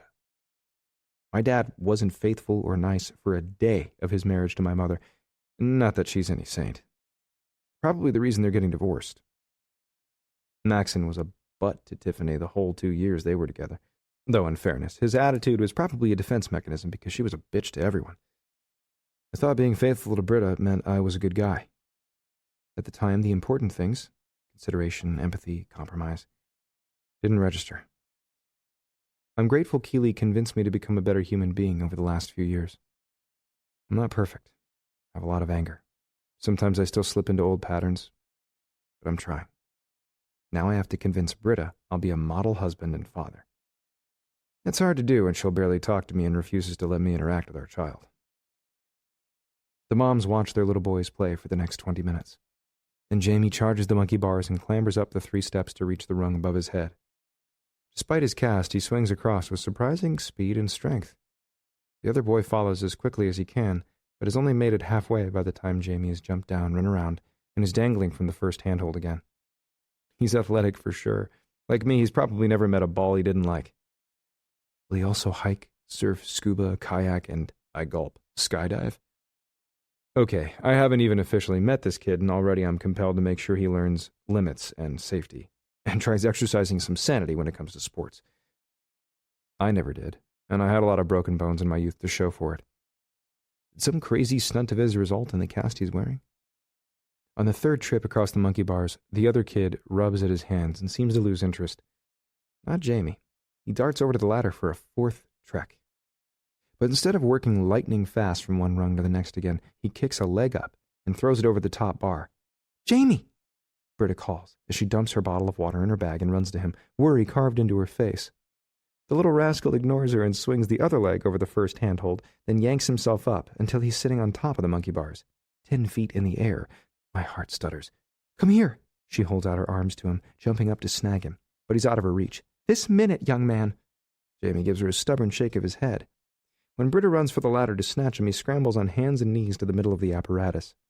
The other mom lingers underneath him, awkwardly holding out her arms in case Jamie falls, but she's shorter than Britta. She's also a waif. I'm not convinced she could catch a falling hunk of boy. Then my son stands, wobbling on 2 different bars, and holds out his arms like he's pretending he's got wings. I'm not going to lie. My heart flat stops because I know what's coming next. He's my kid, and I did roughly the same thing when I wasn't much older. Yeah, he's going to jump. So I've got a fucking dilemma. Keep my expedition to the park a secret, or save Jamie? No contest. I push away from the tree and take off, sprinting across the walkway, the patch of grass, then leap onto the sand itself. I skid to a stop under Jamie just as the boy bends his little legs and leaps off the monkey bars like he's Superman. A split second later, he lands in my arms with a chest-thumping thud. He's breathing hard when he freezes and blinks in surprise. I look at him. He looks back at me. Even though my heart is pounding and I feel Britta's shock coming at me in waves, I'm savoring this moment because I'm finally holding my son. God, I'm instantly in love. "You okay, little man?" I ask him. It's almost painful to see how much he looks like me. Pictures were one thing, but our resemblance is more pronounced in person. He has his mother's eyes. He's also got 3 freckles on his nose, which he's scrunching. He's trying not to pout, but his little lip sticks out as he stares at me in challenge. He's pissed that I didn't let him finish his flight. It's not funny at all, but I find myself smiling at him. "Jamie!" Britta calls as she scrambles down the ladder, then rushes over to us. She grabs my son from my grip and pulls him in for a tight squeeze, kissing his forehead one moment, then shooting me a stunned stare the next. "What are you doing here?" Apparently I'm saving our son. "You have no right," she all but hisses. To say that aloud? To be here? To keep him from a concussion? I have to work hard not to growl at her. But aren't you glad I was? Britta's stare becomes a glare. She casts an embarrassed glance over to the other mom, whose gaze ping-pongs between me and Britta. She's trying not to eavesdrop, but she can hardly help overhearing since we're all standing mere feet apart. I wince. Okay, I could have handled that better and kept our business a tad more private. On the other hand, I'm not hiding the fact that I'm Jamie's father and I plan to be part of his life. Britta's friends will eventually know, too. Why not start now? In this instance, yes, thank you, she says curtly, then turns to the brunette. Sorry to cut this short, I think we need to go. Is she fucking serious? I've barely seen Jamie. Sure, we should go too. Scooping up her son, the other woman gives me a sidelong once-over and steps away as if I somehow scare her. I try to smooth my expression. I've been told I can look fierce as a son of a bitch, and the last thing I want to do is intimidate the 5'0" mom of a toddler who's friends with my son. Griffin Reed. I hold out my hand to Britta's gal pal. Nice to meet you. Slowly, she extends her hand, sending a speculative stare between Britta and me. Emily Marks. Same. I'm glad you were here to save Jamie. The woman looks like she's trying damn hard to figure out why I've so suddenly dashed, literally, into the situation. Britta pulls Jamie in tighter against her, He turns into a squirming ball of boy, all arms and legs, determined to have his freedom, and probably climb the monkey bars again. "I'll call you later, Emily," she tells her friend, as she tries desperately to get Jamie under control so they can leave. "Talk to you then." The woman turns to go, then has second thoughts. "I didn't know Jamie's dad was in the picture. Anton took off when he found out I was pregnant. You're lucky." Then she adjusts the boy on her hip. "Wave goodbye, Cody." He does so without being told twice. He's wholly unlike Jamie, who seems as strong-willed as I am. Emily and the toddler in cowboy boots depart, leaving me alone with Britta, who's still trying to contain Jamie. When his struggle to escape nearly has him punching her in the face, I snatch the boy and make sure Britta is out of the range of my son's swinging arms. It's like trying to hold a herd of angry cats. "Give him back to me," she insists. "Once he's calm," I promise, and turn all my attention to Jamie. "Hey, let's calm down. What's wrong?" "Let go. I jump." "Nope." I shake my head. "That's dangerous. And you scared your mother. Don't do that again." "Who you?" He challenges me with a fierce little frown. I'll tell him the truth soon. He may have overheard the conversation between the adults tonight, but he clearly didn't understand, or wasn't really listening. Either way, I'm slightly relieved. Sure, it sucks waiting to hear him acknowledge that I'm his father, but I'd rather do this right.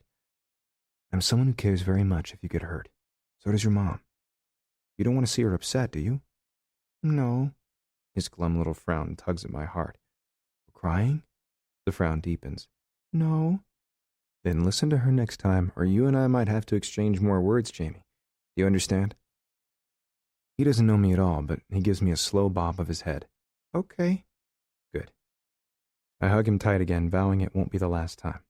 Go back to your mom and be a good boy. Can you do that? Yeah.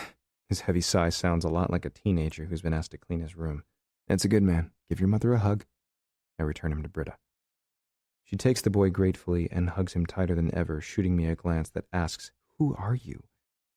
Why did you come here? I send her a reproving stare. Really? You have to ask? Britta swallows her anger, her pride, and blanks her face. Thank you.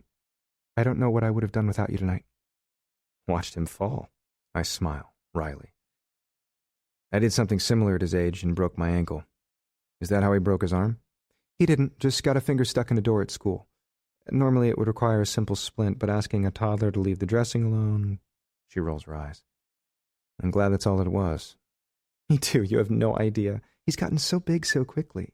He's never not listened to me like that. I'm still shocked. You know me, and you're wondering why he's headstrong? She tisks and shakes her head. Good point. The last 3 months have been really hard.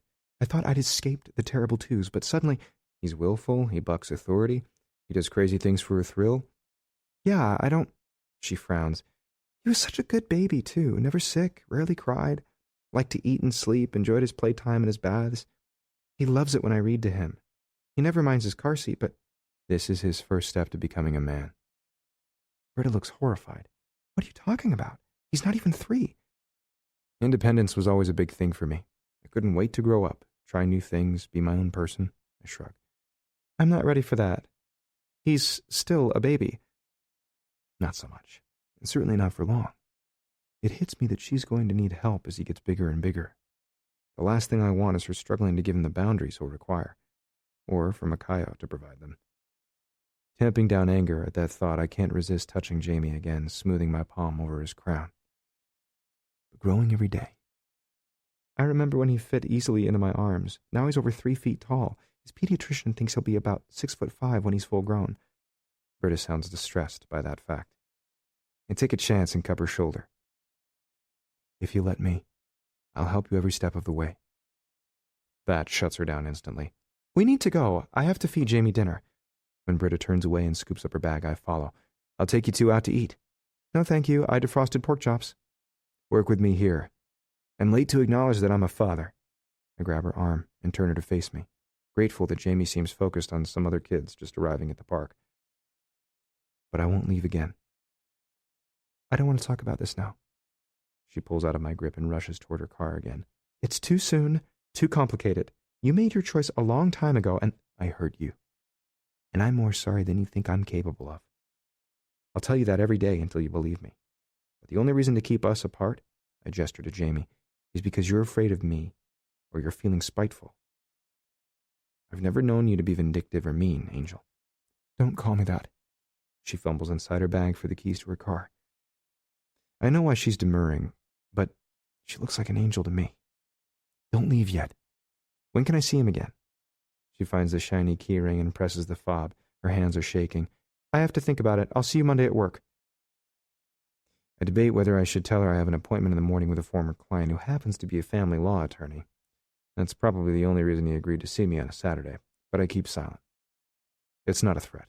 I simply want to know my rights and how I go about getting more. In fact, as many as possible. When she struggles to open the rear passenger door, I nudge her hand aside and jerk it wide. I could let her put Jamie in his car seat, but this may be my last time to hold him for a while, so I take him from Britta's arms and give him a quick squeeze. Thank goodness he's not fighting me. It feels so good to just touch him, like a part of me was missing, but I've suddenly found it. Then again, that's how I feel every time I look at Britta. Give him back to me, she huffs. By the time she's finished her sentence, I've already set him in his car seat and ruffled his hair. I'm just strapping him in, I assure her. Jamie stares at me uncertainly. I smile back. I know some kids are weird about strangers, as they probably should be, but I can't deny that I want Jamie to like me. I'm disappointed our first conversation is me scolding him for his acrobatics, but it probably won't be the last such conversation. I wish we'd had more time to bond. I'm hoping that after today, we'll have the rest of our lives to get to know each other, so he can love me the way I already love him. But for now, my time with him has run out. When I turn my attention to securing him safely in his car seat, I encounter a tangle of buckles and straps, and I've got no idea what the hell to do. After a little fumbling, I manage to fasten the device appropriately, I think. Is it supposed to be this tight? He can't move. I step back from the open car door so Britta can stick her head in. She murmurs something to Jamie, then checks over my work. Yes, that way he can't go anywhere in case we get in an accident. That makes sense, I guess, but I don't know how this contraption doesn't give him claustrophobia. Can I see him tomorrow? Please? She bites her lip. I have a ton of housework to do. I'll drive over and pick him up. I'll bring him here to... Absolutely not. She shuts the rear door and stands in front of it protectively. You're not taking Jamie anywhere unsupervised. I would never harm him, I protest. I'm actually hurt. Britta knows me. I may have been a lousy boyfriend in the past, but I'm not violent or mean. I'm not the kind of guy who would kidnap him from his mother. I simply want to be with him. You don't know anything about Jamie, she points out. He has likes and dislikes. He has a food allergy. You can't... She shakes her head so vehemently she doesn't finish her sentence. She's getting worked up and digging in her heels, so I need to back off. It's something she did once or twice when we were together. But my angel has grown more spine in our time apart. She's spicier. I like it.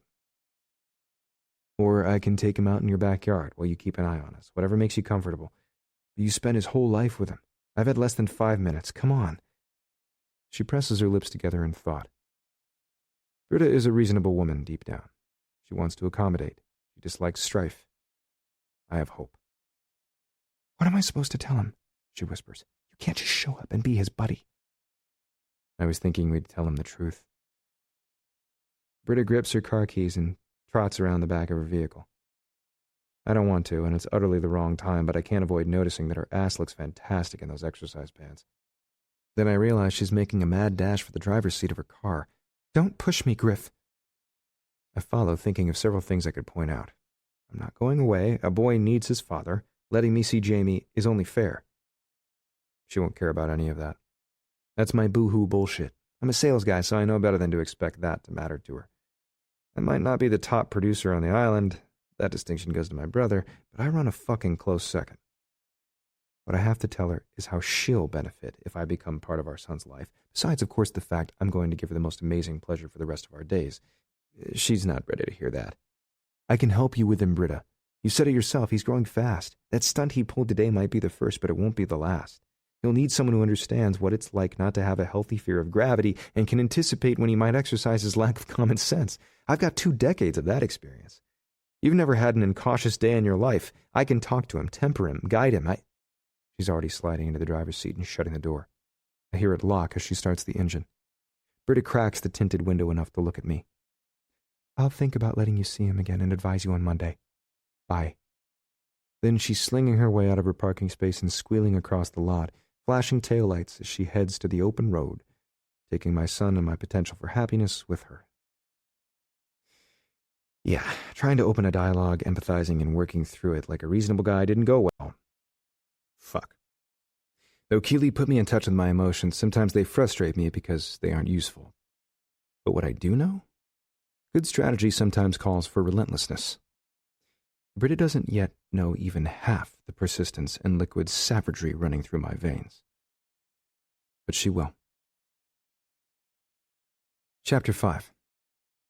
Are you sure about this? Maxon asks as we stand over Britta's dining room table in the middle of my office. She's going to be pissed. I have to do something. After a mostly sleepless night followed by an intense workout this morning, then an hour with my attorney friend, I've come to some hard realizations. I'm not listed as the father on Jamie's birth certificate, so legally Britta can cut me off at the balls where he's concerned if she wants. I have absolutely no rights. Now that you're back in the picture, if you negotiate with her, she might fix that. Voluntarily? I'm not holding my breath. Normally I'd say you're wrong, but Maxon frowns. She has a lot of anger. What's your recourse? I give him a cynical grunt. Well, I could take her to court, force a paternity test, and have Jamie's records altered, but if I do that, I'm almost guaranteed to pay child support for 15.5 years so she can resent the hell out of sharing our son with me every other weekend and during holidays. No thanks. Maxon concedes that point with a nod. I hear you. I just don't know how you change that. I have to find a way to make Britta want to share Jamie with me. I damn sure prefer to be tucking our son into his crib at night and then tumbling his mother into bed, rather than fighting with her about his custody while she's Mrs. Somebody else. My desire dovetails nicely with the fact that, despite her fresh engagement, she will marry that banker over my dead body. Sure, but how? In a word? Romance. I was going to wait to pursue Britta until after I secured my rights with Jamie, but that's obviously not going to work, so I'm going to make us a fucking family now. I'm open to suggestions on sweeping her off her feet. Do you really want ideas from me? He jokes. I've made my own clusterfuck. And what does any of this have to do with Britta's dining room table? I laugh. If I return it to her, she has to talk to me. If I can just spend time with her, show her who I am now, prove I simply want what's best for Jamie, and for us, it might work out. Even if the opportunity to woo her doesn't pan out today, if I get to see my son, I'll still consider it a win. Sneaky, I like it, but I'm telling you, she's going to be pissed. I shrug. Making Britta happy in the long run may require some short-term discomfort until she realizes this will be the best for us all. But I'm worried she may have buried the love she once felt for me so far under her resentment I'll never be able to exhume it, much less breathe life into it again. My brother shakes his head at me. You've got balls, man. And you don't? It still amazes me you spent the night with Keely, then asked her to seduce me the next morning. What? It made sense at the time. I roll my eyes. That kind of logic only works if you have balls. Maxon laughs. Must run in the family. So, Speaking of Keely, did you talk to her last night? Yep. I don't say more. I'm having fun with my older brother's frustration. God knows he used to torment the shit out of me when we were kids. Don't make me beat the conversation out of you. What did she say? When I hear his real anxiety, I let up. I know now what it's like to love a woman you've wronged and be worried she's never coming back. She mostly talked about her family. Phil's birthday was yesterday. They went out to dinner. Apparently, he tried to talk her into job hunting in Phoenix. She browsed some internet sites and drove around, but she had a feeling staying there would be wrong. The desert is all well and good, but she's missing the ocean. And I think she's missing Maxon, too. And? I shrug. She's still thinking. My brother looks like he's ready to climb a wall. It's killing me to wait until Thursday to find out if she's coming back. Hang in there. You have a solid plan. Everything in place? That makes him smile. Almost. If she returns to Maui and decides I'm the guy for her, I'll make her so fucking happy. I understand that sentiment. Fingers crossed, man. You ready to haul this? When Maxon nods, we each grab an end of the table and lift. We removed the leaf earlier, a necessity when my brother and his staff were using it as a conference table in their war room. Now it's packed away in the back of my black Escalade. In short order, the table is also stored in my vehicle and we're heading to Kihei. Weekend traffic is heavier than I'd hoped, which means it will take longer to reach Britta and Jamie. Gotta kill the time somehow. Want to hear more of the music Keely left me? I swipe the disc from my car. Maxon grips his thighs tightly. I understand wanting to know more about the woman you love and yet not wanting to know, in case it's some indication she's going to hate you forever. I went through that with Britta after the split. Burying my head in the sand was easier. Probably why I had no idea she was pregnant. Have you listened to more since we talked about it? I shake my head. She's trying to give me a message I'm not sure I want. He smiles fondly. That's Keely. Go ahead. I'll interpret if you need help. You? I raise a brow at him. Mr. Sensitivity. Maxon scowls. Play the damn CD already. I bark out a laugh as I pluck the disc off the dash. Maxon removes it from the plastic case and slides it into the player. I forward through all I've already heard until I come to the new stuff. The next song has a distinctly country flavor. According to the case, it's Didn't You Know How Much I Loved You by Kelly Pickler. We listen in silence. I shift in my seat. Keely definitely knows how to select music for maximum pain. As the lyrics roll on, she sings that she can't get me out of her head, even though I've left her alone in bed. She was fighting mad, vacillating between falling apart to not giving a damn. Jesus, I could almost feel how confused and decimated Britta must have been after the split. It's not as if I ever considered her feelings. I figured that if she could betray me by helping my brother stab me in the back, she must not care about me anymore. But Keely knows the mind of a woman way better than I ever will, and she's sending me a message I can't miss. I was a dick, and I crushed Britta's heart. When the song finally ends, I turn off the player again and stare out at the traffic. Ouch, my brother says into the silence only broken by road noise. Yeah. I see why you're taking Keely's musical suggestions in small doses. The woman always gets her point across, and it's very often not in a straight line. Remember that. Maxon nods slowly. It's a little like Mom, but much nicer. I tense. The only topic I like discussing less than my breakup with Britta is our mother. Thank God she lives in San Diego. If she and Dad both moved back to Maui, I'm sure there would be some form of family murder in our future. My brother snorts. Don't be too thankful yet. According to Harlow, she's looking for Dad. Plus, she's coming out for Harlow's wedding in May. No idea how I'm going to handle that. Well, Mommy Dearest hasn't called me. She's not likely to. And I am not about to call her. Boy, she must have pissed you off after I went to college. You have no idea. Instead, I shrug. As I've gotten older, I just see them both for who they are. Maxon pulls at the back of his neck. Me too. How did we turn out halfway normal? Did we? I ask. And I'm only half kidding. He and I are both massive bastards, though trying to reform. Our little sister Harlow seems like she's in a better place, at least over the phone, but I haven't seen her in a couple of years, so who really knows? Good point. 20 minutes later, we're pulling up in front of Britta's house. The windows are open. I hear the buzzing hum of a vacuum. As we climb out of the car, I snag the table leaf in my grip and head up the steps toward the door. Halfway up the yard, Maxon grabs my arm to pause me. Don't do anything stupid. I already did. Now I'm here to fix it. And I shake off his hold. With a sigh, he follows to the porch. I raise my hand to the bell. Moments later, Britta pulls the door open. She's wearing a white sports top that bears most of her flat stomach and a pair of black spandex shorts that start below her navel and end at the tops of her thighs. My eyes nearly bulged from my fucking head. Maxon, she greets, happily, then looks at me with a frown. Griff, what are you doing here? He nudges me to reply. Thanks for smoothing my way, big brother. I changed my mind about the desk. I'm going to bring in my own. Maxon told me the table belongs in your dining room, so we decided to bring it to you and clear out the space. I hold up the leaf. If you'll tell us where you want it. She gives me a wary look, opens the door wider, then points to an open area on the hardwood floors behind some stools lined up at a breakfast bar. It goes over there. Maxon nods. Got it. We'll get the table back in place. 2 shakes. He turns away, and I know I'm supposed to follow and help him, but I'm still staring at Britta. She crosses her arms over her exposed middle self-consciously. All she does is show me more of the cleavage she didn't have before childbirth. The delicious curves of her hips are impossible to miss in these shorts. I know I should stop gawking, but damn. You get more beautiful every time I see you. The words slip out. She frowns and lifts a hand to smooth out the messy bun she's sporting and the red bandana knotted at the top of her head. That goddamn engagement ring of hers picks up the sunlight and glints in my face. She blinks at me like she's not sure how to reply. I'm not lying to you. Just telling you my observation. And now that I've opened my big mouth, I'll go help my brother. I turn away before she can say another word. But I feel her eyes on me as I walk to the back of my SUV, where my brother is waiting for me with a barely suppressed grin. Smooth, he remarks as he grips one side of the table and starts easing it out. I grab the other side. Shut up. He chuckles as we lift the heavy slab of wood. The legs are tall, so we have to slide it clear of the SUV's hatch. Then we flip it over and cart it to Britta's door, settling it in the spot she indicated. It looks as if she's already stored the leaf elsewhere. I glance around the house. It's faintly tropical, earth tones with splashes of red here and there, and it's spotless. That's my angel. She likes things organized and simple. She has bins of toys tucked away in corners. The kitchen isn't fancy, but it's functional. The whole place has a homey vibe. It reminds me of her.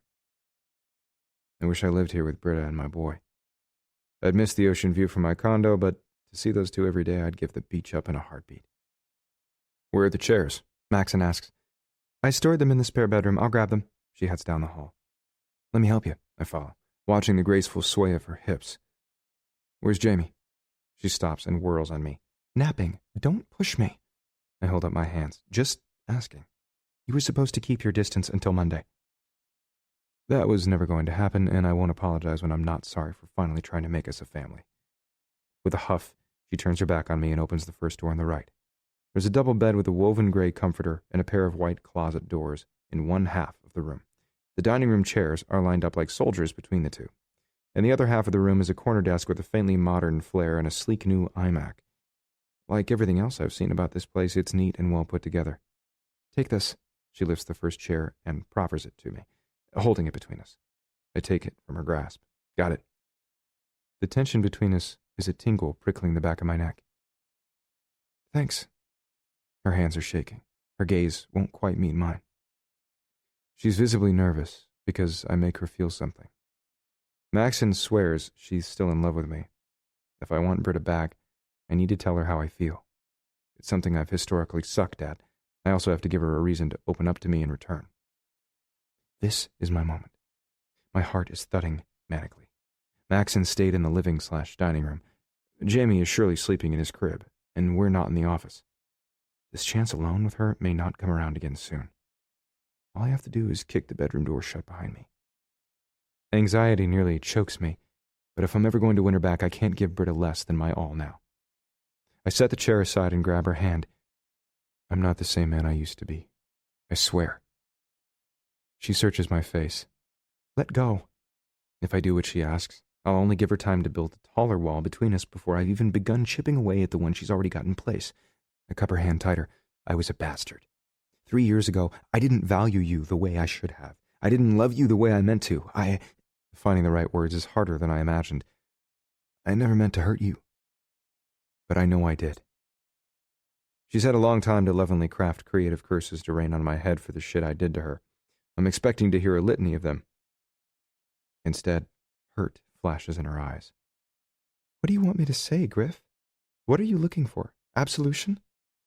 Be mad. Yell at me. It's okay. I'll answer your questions. I'll stand here and take your anger. Whatever will prove I'm serious. Whatever you need to feel better. I don't feel anything at all. She wriggles free and turns to retrieve another chair. Liar. So she doesn't want to talk? Well, some situations call for more than words. They'd never been my strong suit anyway. I take the second chair from her grip and set it in the corner beside the first. Then I wrap my fingers around her elbow and give a gentle tug. She stumbles against me. Our chests collide. She gasps. Her head snaps back. I pull her body closer to mine. Our eyes meet.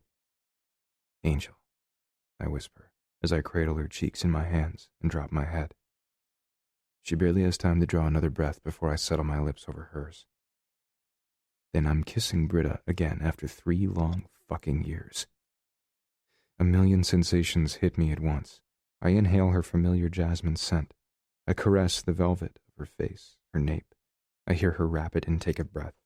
Heat burns my veins. I'm melting. Her touch feels so electric. I'm dying. Holding her again is so stunning. Arousal hammers me. Heart pinging, breaths sawing, cock hardening. But my feelings aren't the same as before. Now they're desperate. They're so yearning. So deep. They're the feelings of a man who finally understands love and has been given a second chance to give it back. Touching her is also a comfort, like coming home after a long war. I feel as if I've fought myself and exorcised the demons of my past. I'm unshackled, but I'm so chained to her that I'll never be free. I don't want to be. Memories of the hundreds of times I stripped her bare physically and sexually and left her blushing and smiling and panting my name bombard me. I'm haunted by the time she told me she loved me, and I said nothing in return. Against me, she's frozen in shock. Her body is tense. Her fingers are splayed wide on my chest where they landed when she tried to catch her balance. She's not moving her lips against mine, and goddamn it, I crave her response. I have to know I'm not the only one willing to give us another try. With a groan, I brush my lips over Britta's again. If anything, she goes stiffer. I breathe against her and try like hell to coax her. I almost back off, but she's not yelling at me. She's not shoving me away. I try one more time, giving her a swayed, soft slide of my lips over hers. And suddenly she trembles under me. Her fingers begin to curl into my shirt. I sense that she wants to give in, but is trying so hard not to. Kiss me. I nudge her mouth open and hover. Just once. I've missed you like hell. The still moment hangs, suspended. And finally she exhales and closes her eyes. Her arms curl around my neck. A little moan escapes the back of her throat as she tilts her head, parts her lips for me, and she invites me in. With a low groan, I fuse our mouths together and taste that something sweet, elusive, and addictive that's purely Britta. She softens against me and pours herself into our kiss. Every breath, every crush of lips, every slide of tongue, she's with me. She curls her fingers into fists, grabbing my shirt before she uses it to drag me closer, but there's already no air between us. Emboldened, I dive deeper inside her. One kiss bleeds into the next, endless and urgent. Right now, I don't give a shit if we ever come up for air. With seeking palms, I slide my way down the bare skin of her waist until I'm gripping her hips and grinding her pussy against my aching cock. Tingles ignite and explode, and I groan into her mouth. I want her to know how much she affects me. She should never again feel less than confident about how desperately I want her. I also realize one other undeniable fact. I am hers.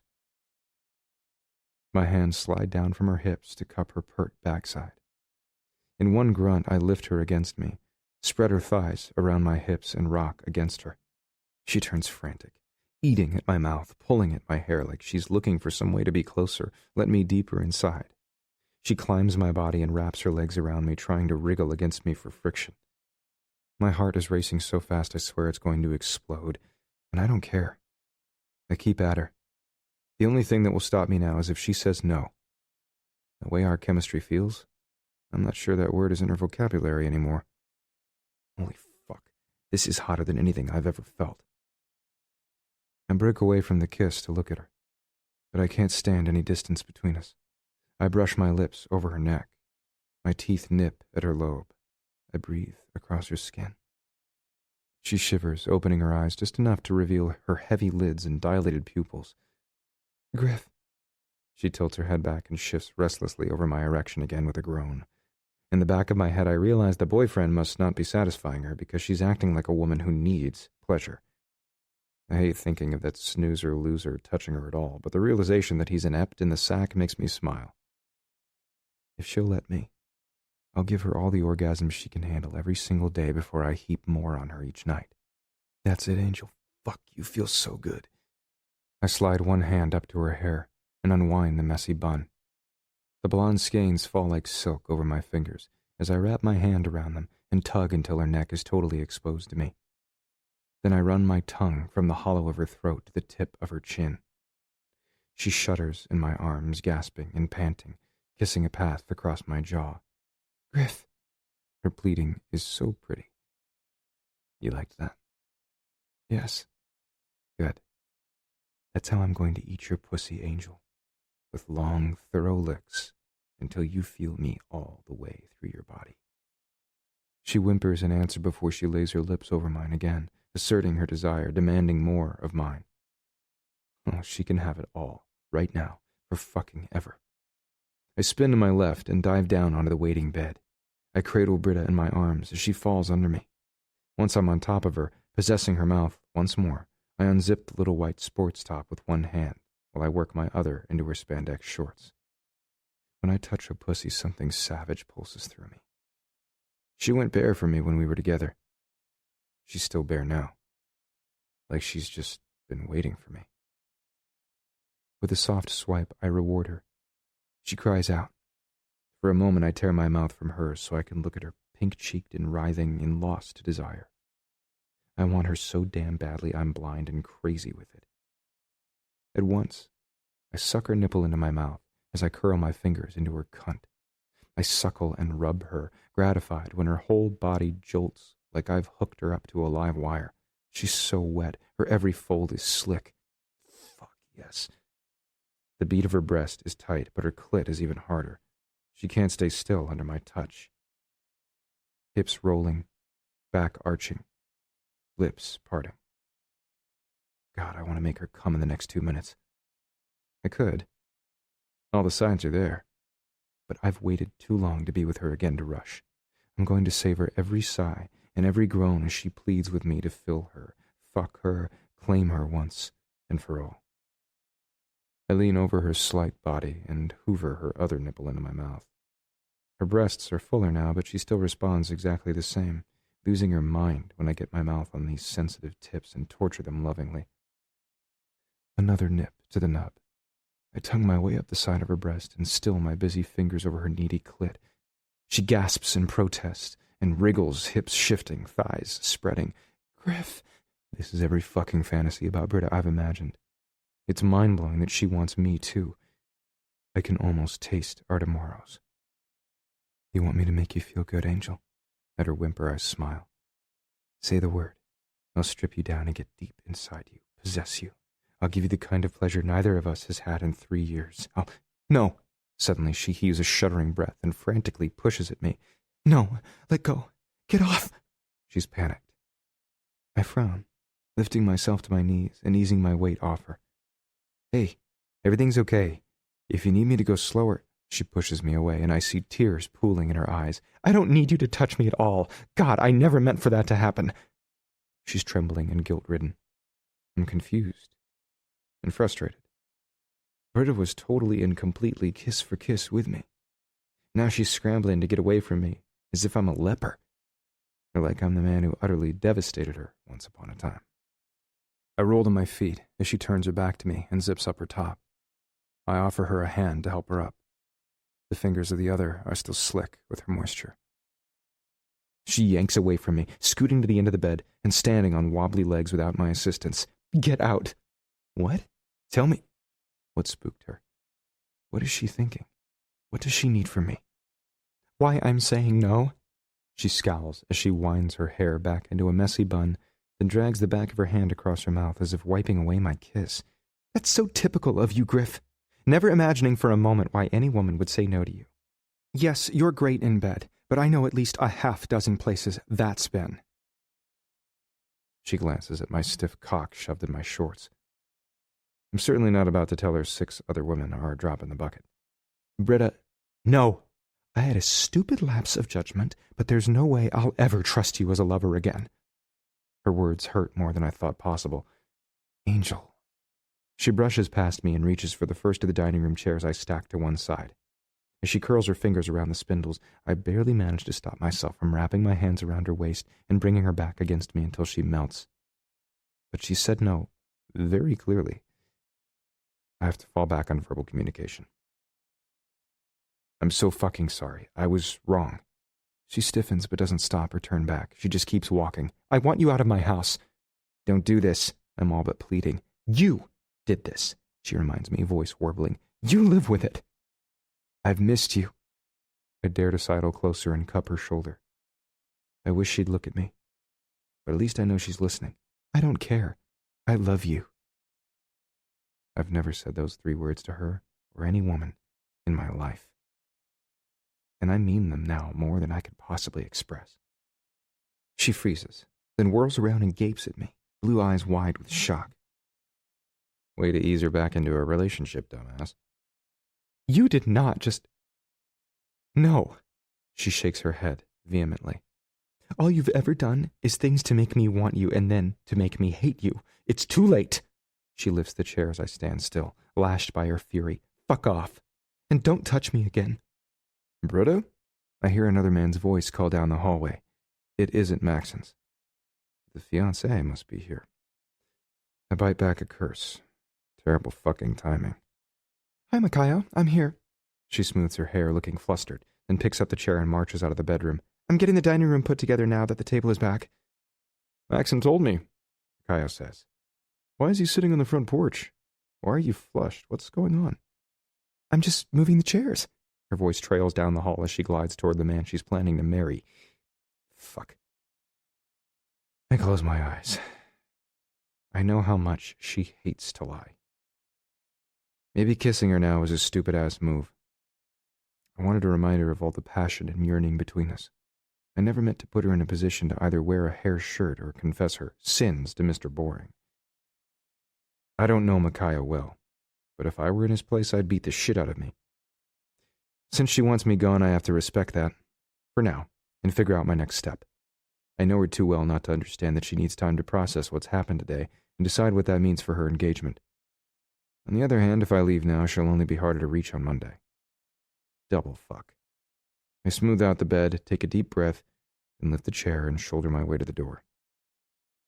I didn't have to use my key to get in. You have to remember to lock the door, Micaiah scolds.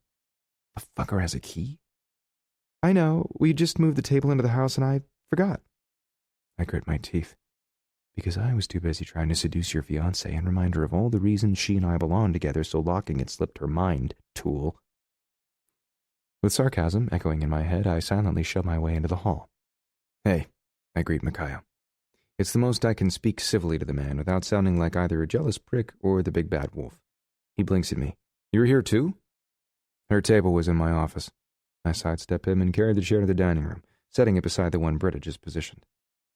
She doesn't look at me, simply heads back to grab another chair. I want more time with her, to help her understand that I was serious when I said I loved her.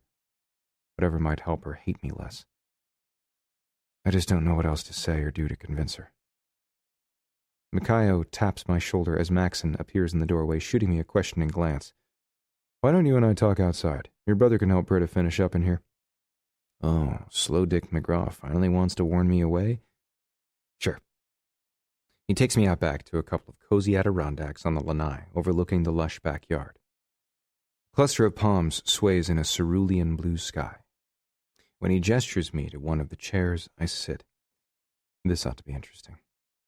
I don't know you well, and nothing I've heard is good, but I'm also willing to understand that Britta is perhaps too colored by her resentment to separate your romantic past from your future as Jamie's father. I could admit to this guy that I was a prick, but I'm not giving him any leverage to use against me later. I don't know what his angle is, and I'm a little surprised he all but called his fiancée hysterical before he threw her under the bus.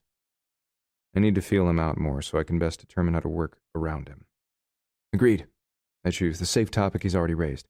I want to be a part of my son's life. He nods. When I was a kid, my parents divorced for a few years.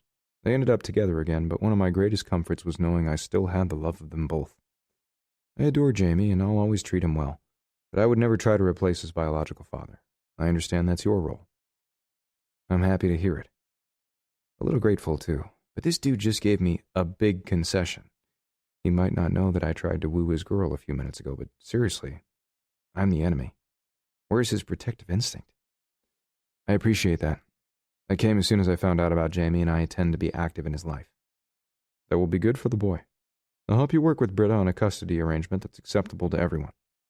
Did he just offer to help me instead of supporting the woman he's planning to marry? It's stupid on so many levels, but if he wants to play like we're both reasonable men and that I don't want to steal her away, that's fine. Fighting with this guy outright can only make me look like an asshole. That's great. I nod. I appreciate it. Of course, he hesitates. I trust you understand it's definitely over between you and Britta. That's not what her kiss less than 5 minutes ago told me.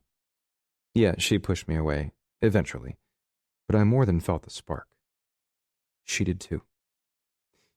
If you're asking whether I understand she's engaged to you and that you plan to marry her, I grasp that completely. It just doesn't matter. He gives me a condescending smile. Good. I've done everything I can to make her happy. I treat her well, I adore her son, and I put a ring on her finger. I'm not sure what your feelings toward her are, if you even have any, but ultimately Britta is a reasonable woman who knows I'll give her an optimal future. I do my best to listen with a straight face, but it's tough. So let me get this right. this guy thinks that because he ticked all the boxes off on some mental checklist of what makes a happy wife, and that's because she's reasonable, they'll soon be skipping hand in hand down some logical yellow brick road to everlasting love. Is he for real?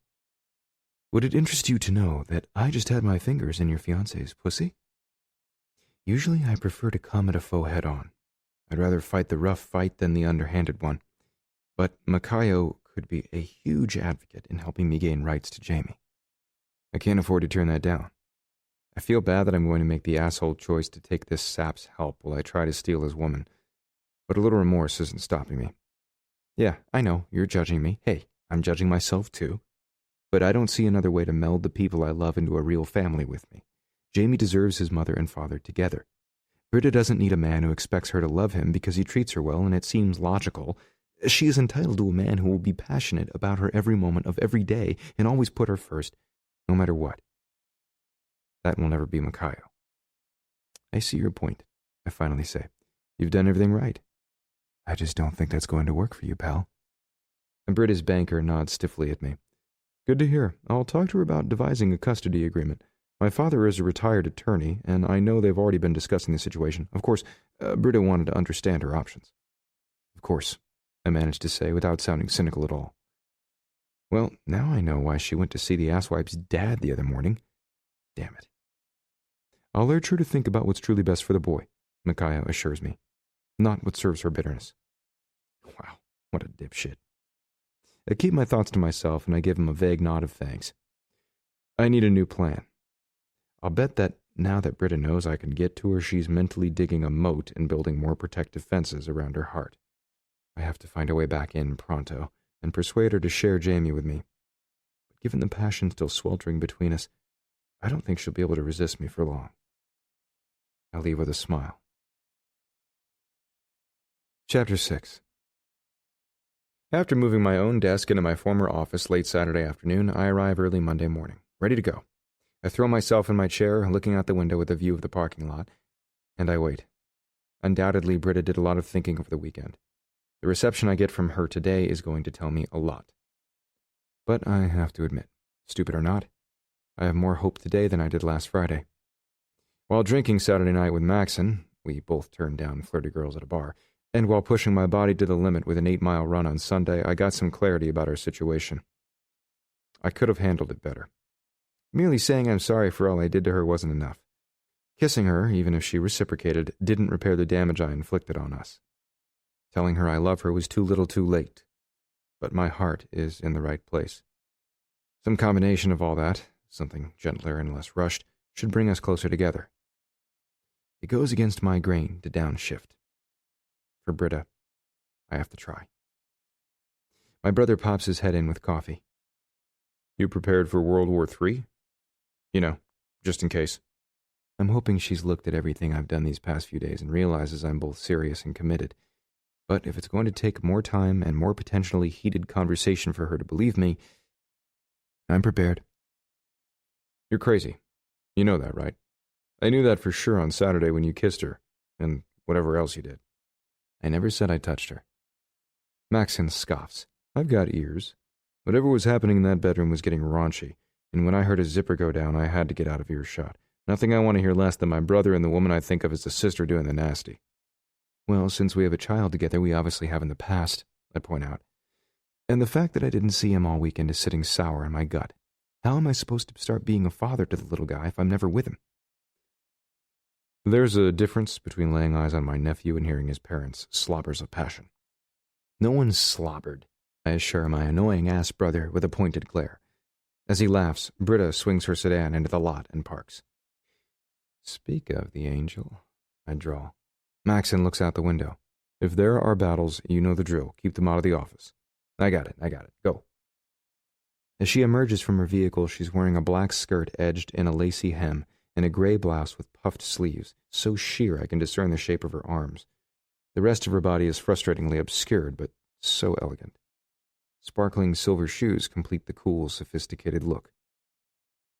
Fuck, she knows what a turn-on it is for me when she's dressed like a lady, and she lets me undress her like a woman. Today, Britta is wearing her hair in gentle waves halfway down her back. The breeze tugs at the strands as she slams her car door with a determined swagger. Then she strides to the office's main door, clutching a folder in hand and looking ready to conquer the world. From her attitude, I'm guessing she's raised her defenses and girded her loins. That's not good. Good luck with that. Maxon tosses my way as he watches her backing out of my office. Thanks, I shoot back sarcastically. By the way, George Stowe left a voicemail late last night. The listing is ours. He grins. I relish that piece of good news for a few seconds. This is cause for celebration. We can do great things together. But I'm distracted by Britta.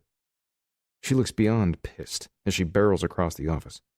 She doesn't even stop at her desk, merely continues her stomp into my office and shuts the door, clutching the folder to her breast like a shield. That fucking engagement ring is winking at me in mockery. What happened on Saturday will never happen again, she says through clenched teeth. Yes, it will, only next time she'll be less angry with me. We'll have worked things out. Then I'll get her naked, pump deep inside her until her nails are in my back and she's crying out my name. I'll rinse and repeat a few times, put a smile on her face, then we'll see how she feels. I'm non-committal because I refuse to add fuel to her fire, but I won't lie to her face and agree either. She narrows her eyes at me. Griffin James Reed, don't you dare act as if you didn't step way over the line with me. I did. My admission seems to startle her, then she narrows her eyes at me. But you're not sorry. If I upset you, yes. That I got to touch you again and remind you of what's between us, no. When she stiffens and opens her mouth, likely with a comeback, I hold up a finger, but I promised Maxon I wouldn't drag our personal shit into the office. I glance at the folder in her hands. So, did you have something else to discuss? That's a convenient excuse. I'm engaged, and you grabbed me and kissed me. You put your hands on me. My mouth, too. Don't forget that.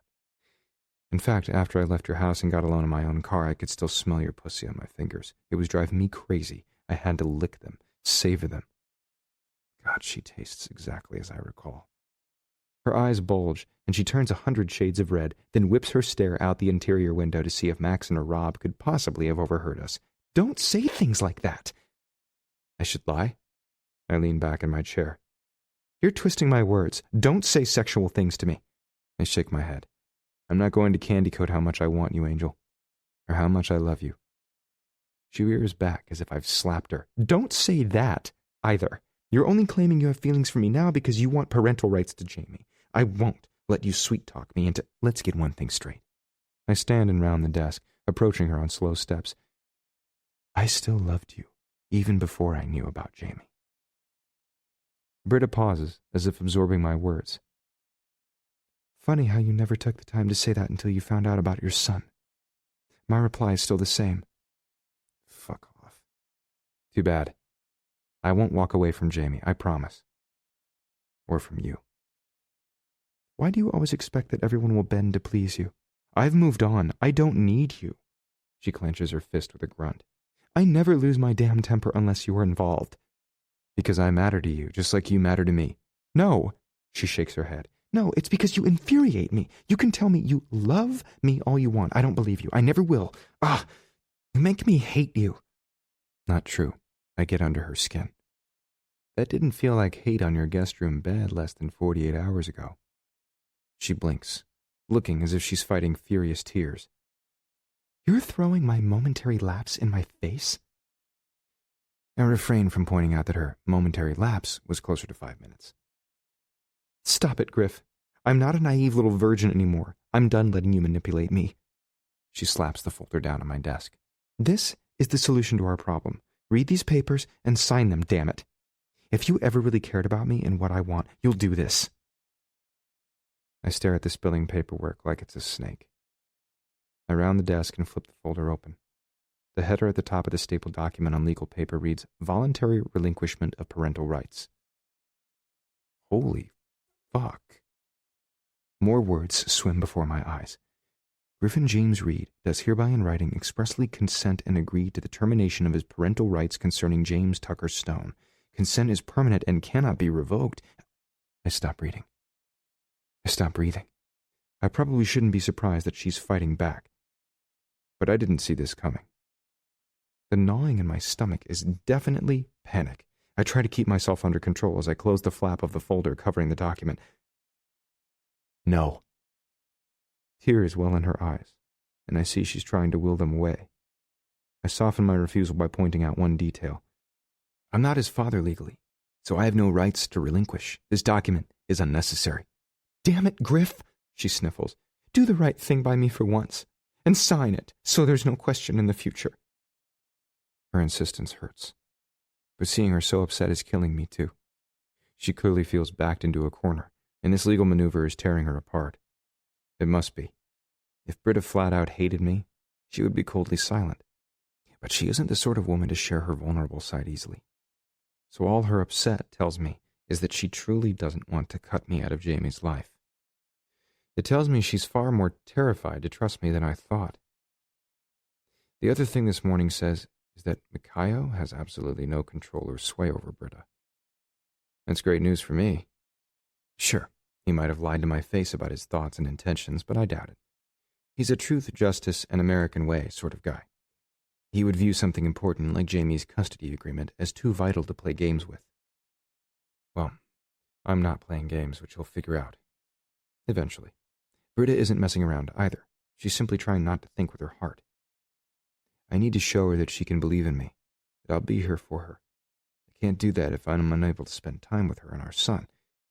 So I'll fix that problem, fast. But I will never ever sign this document, no matter how much she pleads. I'm trying, Angel. I'm simply not convinced that me bowing out of Jamie's life forever is best for any of us. Through the interior window, I see Maxon glaring my way. Not in the office, right? You're just going to confuse him. The schlepping him back and forth between your place and mine, he's too young to understand. He doesn't take that well to strangers or new surroundings. You don't know the first thing about kids. Please, it would be better if you let us go. A tear finally escapes and rolls down her cheek. With a valiant sniff, she tries to call it back, but it's too late. Instead, she wipes it away and blinks stoically, determined to press on, no matter how much this is killing her. I'd be happy to kiss her tears away, but I'd rather not be kicked in the balls by her or my brother. Of course, I could argue with Britta. I've got 100 comebacks whizzing through my head. He's a smart boy. We'll help him figure out any new arrangement. I'll do everything possible to make him comfortable, and I'll ask your advice so the transition is the best it can be. What I don't know about kids, I'll be more than happy to learn. I could go on. All that does is prolong the argument. We'll never get to the heart of the issue that way. Clearly, she's torn. Her head is telling her one thing, her heart is saying something else entirely. I'm going out on a limb. Not really. And guessing that after I abandoned her, she mentally combed through every moment of every day we spent together and tried to figure out where it went wrong and how she could have been so mistaken about our commitment, etc.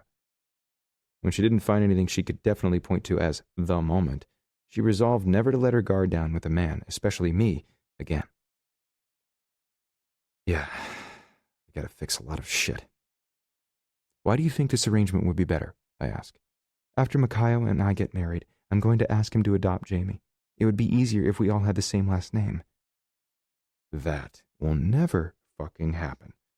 I agree with her general concept, but I'm determined Britta, Jamie, and I will be the happy Reed family. Let me read the paperwork, I managed to say without snarling out my frustration. Then we'll go to lunch and discuss it. I'm not going anywhere with you. She shakes her head stubbornly. So I guess my idea of grabbing takeout and hashing out the particulars at my place is a big hell no. Maybe that's for the best. I don't know if I can keep my hands off her. As much as she seems to be falling apart, I don't think she could deal with sex now. What's between us is tentative and fragile, but simmering, sparking. If I rush her before she's ready simply because I'm impatient to put the past behind us, before she's had the chance to see how getting back together could be the best path for her and for Jamie, we'll be done forever. We have to talk, I point out. I can't sign this if I don't understand exactly what you want and why. Britta casts a side glance to the ceiling. Obviously, she doesn't want to put herself in a vulnerable position when she's feeling weak. I don't know if she's aware how easily I can read her, but it's like I'm tuned into her frequency. She's mad at me, sure. But she's more afraid of what I make her feel and what that means for her future. I can't do it today. She shakes her head. I have an eye doctor appointment. At least I have a viable delay for signing this crap. Tomorrow, She looks at me in horror. No, I'm not spending any moment of that day with you. That day? Tuesday? Britta tosses her hands in the air. Oh, forget it. What about Wednesday? I'm still stuck on tomorrow. What the? I glance at the calendar and suddenly it's clear. She's protesting having lunch with me on Valentine's Day. Once upon a time, she was giddy with the thought that I might utterly adore her on this holiday for lovers. I sent flowers, sure. I avoided chocolates, since they sometimes give her migraines. And I took her to dinner. During the meal, I spent half the time on my phone. I didn't really pay her much attention until we got home alone. I was hoping to get her naked, but it didn't happen. Valentine's Day will be different for us from now on. I'll do everything in my power to make her feel like my one and only. I tap my thumb against my thigh, knowing I've got a decision to make. Either I leave her in peace to share Valentine's Day with Makayo, knowing what they will more than likely be doing that night, or I push Britta now and risk her shutting down. This is obviously upsetting you. Wouldn't you feel better if we came to a mutual understanding sooner? Yeah, I'm coercing her to have lunch with me tomorrow. Of course it's manipulative. But my statement is true, even if Jamie's custody agreement isn't going to turn out the way she thinks. She hesitates, pressing her lips together as if she's not exactly sure what to say. Oh, all right. Tomorrow. Will you actually read it by then? Absolutely. I will. I'll simply be looking for every possible way to avoid signing it and every single loophole she might use to trip me up. I see checkboxes and conditions and more jargon that I can plow through at a glance. This delay, though it chafes, will give me time to confer with my attorney. I'll make notes. We'll talk and figure this out. Just don't cry, Angel. I'm not trying to make your life worse. It's too late, she murmurs, then turns, leaving my office. It's a blade in the heart I deserve. But if we're going to move forward, I have to lay a bunch of my cards on the table so we can get past all the blame-laying and anger.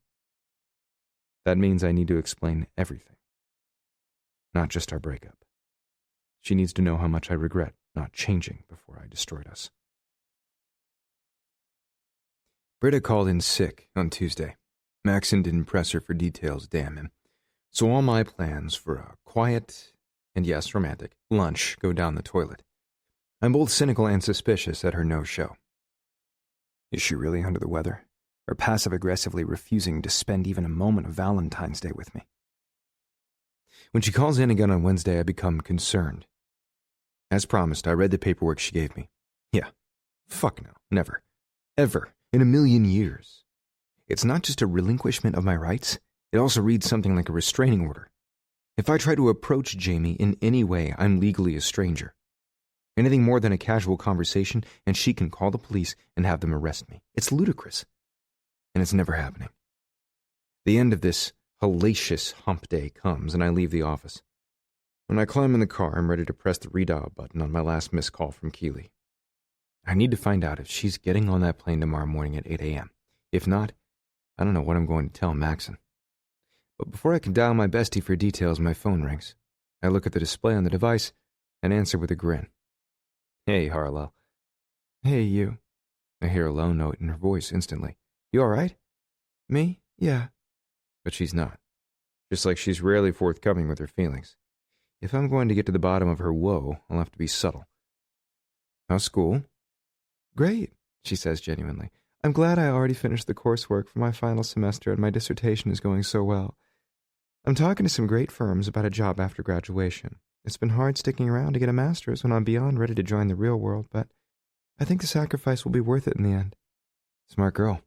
How are your wedding plans coming? Harlow doesn't answer right away. Simon and I have both been busy. He's traveling all the time. I've been neck deep in my dissertation and getting ready to defend it. Mom was helping me with the wedding for a while, but she's completely focused on Marco, her new boyfriend, and finding Dad so she can officially serve his ass with divorce papers and get her half of his money. Have you seen him lately? Dad? That's since the night he flew in, like 10 days ago. No one was more shocked than me when my father beat on my door late unexpectedly one night after arriving from San Diego, demanding I give him a place to stay while he and Mom legally ripped each other to shreds. An hour before that, he'd ragged on Maxon, called him a pussy. Then he said some things that made me realize that I'd been the same kind of bastard to my brother, and I owed him a huge apology. So I guess I can thank him for the wake-up call, but not much else. You can't help Mom find him? She asks anxiously. Why would I want to? Granted, Dad is no peach, but she's hardly without blame in this shitstorm. I've got no clue where he is. If Mom doesn't find him soon, my wedding may never get planned. I feel for Harlow, but I'm at a critical stage with Britta and Jamie right now. Between that and business, I can't babysit my dad. If he turns up, I'll let you know. If he doesn't, don't be surprised if Mom calls you, my sister warns. My gut tightens. I've barely spoken more than monosyllables to her in 10 years. Then again, what should I say to the woman who forever fucked my adolescence? To help her find Dad? Yeah. She's threatening to do something drastic, whatever that means. And you know Mom. The wine posse is backing her up, Chardonnay in hand. I grunt. I know Linda Reed probably better than anyone in this family. She's still hanging around with Julia? The leech followed my mother when she moved to San Diego a few years back. Thank God. Oh, yeah. I can practically hear my sister roll her eyes. I try not to grind my teeth over the phone. God, how much I hate them all. Thanks for the warning. So if the wedding plans get finished, how many weeks until you're Mrs. Butler? Less than 12. I'm a little panicked. I have to fly to New York for my final fitting at some point. I've been waiting for Simon to come home so we could finish the menu and floral selections. He needs to pick out his tux. We have more phone counseling sessions with the minister. We both thought we'd have time to make a trip to Maui and settle everything in person, but life has been so hectic. I've never met Simon. I understand a job that seems to eat your life for weeks on end. I often live it. Maxon does too. But if Britta told me tomorrow that she'd marry me, I wouldn't give a shit what was happening professionally. I would push everything aside to focus on giving that woman the wedding of her dreams. The fact that Simon isn't interested in the details, well, I know a lot of people would say that guys just aren't into that shit. But for the woman you love, come on. Taste some frou-frou food, sniff a few flowers, make her feel important. How hard is it? From a guy who didn't learn the first time around, what Harlow is describing smacks of a boyfriend who's not really committed. But maybe I'm wrong. I hope for her sake that I am. I keep my opinion to myself. Things will settle down and you'll get it all sorted out. Probably. I just not need to let the details freak me out, I guess. She pauses. So, Maxon says you met Jamie? Kind of. I saved him from a trip to the ER. Don't think he appreciated it. I have to laugh. At his age, I wouldn't have either. She laughs too. I'm so relieved I won't have to avoid talking about the cutie pie with you anymore. Why did you in the first place? I have some suspicions. Because we thought you knew and simply didn't care. I was so angry I couldn't even talk to you about him. I thought you didn't deserve him. I'm sorry, I didn't realize. I should have given you the benefit of the doubt. I can't really blame Harlow. I'd like to, but I see your point. In her shoes, I might have made the same choice. I'm sorry if that sounds mean, she goes on, but you really broke Britta's heart, and I didn't want to see you hurt your son, too. I understand. I can hardly fault her for trying to protect him. Good. I'm glad. She pauses.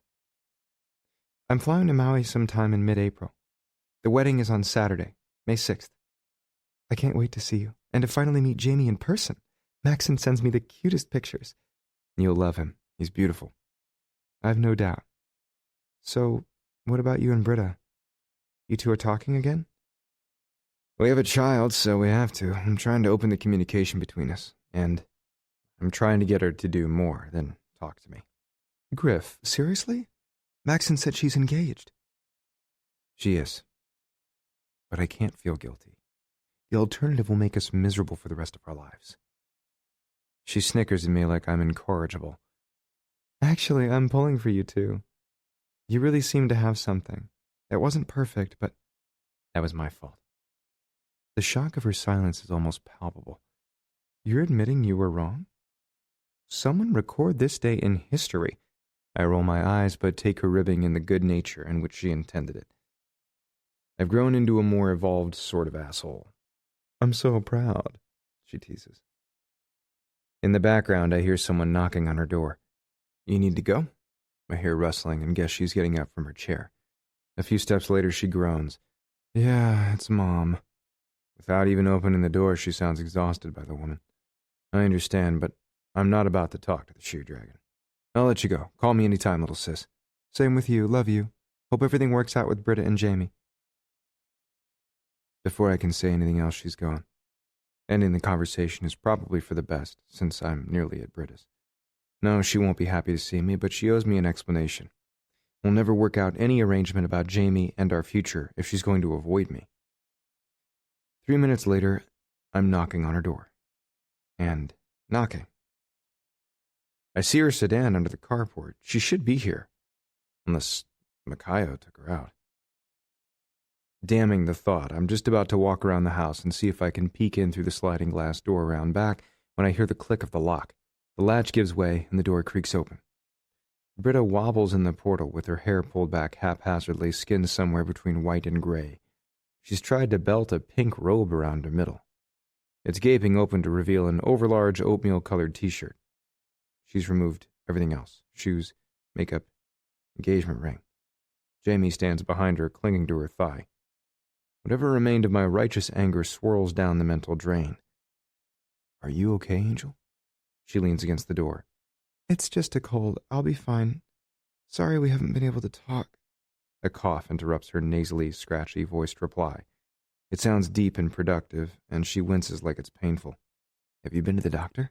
She shakes her head. Haven't felt like it. Maybe I'll go tomorrow. Where the hell is Makayo? Shouldn't her fiancé be taking care of her? Whatever. He wasn't important before, and he's certainly not important now. Have you eaten in the last few hours? After a slight pause, she frowns. Not since midday. It's probably good you woke me up. I need to feed Jamie. We'll talk about everything once I come back to the office, hopefully soon. If she thinks I'm leaving her and Jamie to suffer alone, she's absolutely fucking crazy. Gently, I nudge my way past the front door and lock it behind me. Then I kneel down to Jamie, who's staring at me, thumb in his mouth from behind Britta's shapely thigh. Hey, big guy, you hungry? He looks at me suspiciously, then back up to his mother. When she nods at the boy, he meets my gaze again. Yeah? I'll take care of you. Meet me in the kitchen. Mommy is sick, and I'm going to make sure she gets in bed, okay? What? Britta balks as Jamie scampers off to dance around the refrigerator. You can't. I can't make a can of soup or fix a sandwich. Come on. You need rest, and you don't need to be risking Jamie's immune system. I'm perfectly healthy, and I'll handle it. When she still looks uncertain, I cup her shoulder. You took care of him by yourself for years. I owe you at least this much. She closes her eyes, obviously torn, but she's too exhausted to fight. He's allergic to strawberries. Got it. Anything in particular he likes? Bananas, peanut butter sandwiches, peach yogurt. Consider it done. What can I get you? I don't need anything. I send her a stare of tender rebuke. Don't be stubborn. Seriously, I need to lose those last couple of pounds I gained at Christmas anyway. Oh, that just annoys me. If she weren't so sick, we'd exchange words about the fact that she'd rather starve herself than ask me for help. Nor is an illness a good time to consider her weight, which seems just fine to me. But right now, getting her back to bed so she can rest matters most. I curl one arm across her back before I bend and lift her, settling her knees over my other forearm. She shrieks as I nestle her against my chest. To keep her balance, she tosses her hand around my neck. Her body feels like a blast furnace. No doubt she has a raging fever. Put me down, she protests. I can walk. But you don't have to. Relax, Angel, I've got you. I start walking down the hall with her in my arms before she can renew her protests. Which room is yours? The room I stored the chairs in. She refuses to meet my gaze. In other words, the room in which I kissed her and tossed her down to the bed and touched her. You don't sleep in the master? She shakes her head. It's on the other side of the house, too far away from Jamie. He sometimes has nightmares and needs you at all hours? I scowl. How like Britta to give up her comfort for those she loves. Her health simply won't allow for that now. After an about face, I head down the hall again and cross the living room, where I spot a closed door on the far side. Britta sees my destination and starts wriggling with what little energy she has. I can't sleep there. You have to. Listen to me. I've got this. You're not sleeping in my bedroom. Is Makayo coming back tonight? I hate that thought, but I have to be practical at the moment. No, she croaks. He has a big presentation on Friday. He can't afford to get sick. So he left Britta and Jamie to fend for themselves because he's not man enough to handle a cough or a sniffle? Fucking uptight dick. It probably wasn't logical to get sick when he could prevent it. But he'd leave a kid who's not even 3 alone with a contagious mother who has a blazing fever? I'm not an experienced parent, but even I know that's moronic. Then I'm sleeping in your room and taking care of Jamie tonight. She pushes at my chest. You can't. He might be upset if he has a nightmare and wakes to find you. When he's afraid, he wants me and... I'll handle it, Britta. Don't be stubborn now. You can't get better if you don't rest. After a pause, she sighs. I guess you're right. I am. She simply doesn't like it. I give her a nod, then shoulder my way into the master. There's a king-size bed. The decor is somewhere between non-existent and masculine. Everything is brown and bland and barely used. It looks like someplace Micaiah would enjoy. Gritting my teeth, I set Britta on her feet gently and yank down the comforter to find cool, white sheets. I help her into bed and tuck the blankets around her. Let me see to Jamie. I'll be back in 10. Don't worry about me, she calls weakly to my retreating back. Ridiculous. Of course I'm going to worry about her. In the kitchen, I set Jamie on the counter and look at him eye to eye. I'm Griff. He thumps at his chest. Jamie.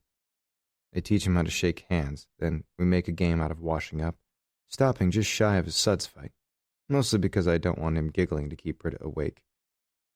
Then I explain to him that I'll be taking care of him while Mommy is sick before I set a peanut butter sandwich in front of him. He grunts and points at the refrigerator urgently until I realize he's demanding grape jelly with it. Once I slap that on too, I grab the yogurt and a spoon and pluck a banana from the basket on the counter and chop it up. A glass of milk follows. In 10 minutes, he's demolished everything on his plate and is looking at me as if to ask, where's the rest? Wow, Britta wasn't kidding. He's a great eater. What else do you want? Ice cream.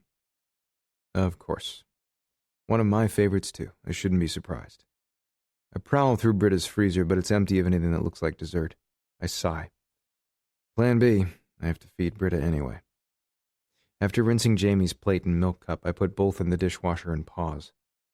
The food wasn't fancy, but I just fed my son for the first time. I don't know if he feels like it was a bonding experience. Probably not. But I'm moved and oddly struck by how satisfying it was to take care of him.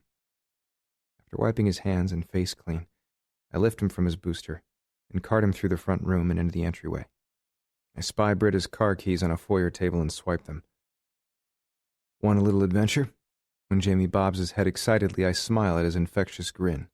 I bet he thinks we're going to do something physical and maybe a little bit crazy. Britta will definitely need my help raising him from here on out. Silently, we sidle out the front door. I lock up behind me and head to Britta's car. I would take mine, but a car seat in a Porsche convertible just doesn't make much safety sense to me. So I press the button on her car fob, unlock the door, secure Jamie in his place, and head to town. We're gone about 20 minutes. I make a special trip through the McDonald's drive-thru for some ice cream for Jamie. Then we're back at Britta's place with melting soft serve and one of her favorites. As soon as I open the door, she's standing in the foyer, looking as if she's barely upright. You had no right to take him. Angel, come sit before you fall down. I shut the door behind me and let go of Jamie's hand so I can help Britta to the sofa. I have our bags of goodies in the other. Thankfully, she doesn't really have the energy to resist. I was worried, she says wearily as she sinks onto the nearest cushion. I grab a blanket from the back of the sofa and toss it over her lap. I wanted to get something for us to eat, and I didn't want you to exert yourself with Jamie. Now give me 1 second. Our boy had a request. She groans. He conned you out of ice cream? I pause. Is this a regular occurrence? Almost daily. She lays her head against the back of the sofa with a sigh and closes her eyes. He's good at getting what he wants from me. Just like his father. I send her a faint smile. She can't see me. Hell, she's half asleep, and I wonder if she even knows what she said. It doesn't matter. I know. And she has no idea yet how right I'm going to prove her. Eyeing Jamie's bib, I hesitate. I already know he's not great with the spoon. The yogurt was a valuable lesson in toddler messes, so I can't leave him alone entirely with a cup of soft serve. But I need to get Britta settled. She's grown even paler in the last half hour, and I'm really worried. For lack of anything better to do, I rip a giant plastic trash bag in half and settle it on the kitchen floor. I strip Jamie down to his pull-up and set him in the middle with a plastic spoon and a warning to eat while he's sitting and not to move. He gives me an absent nod before digging in.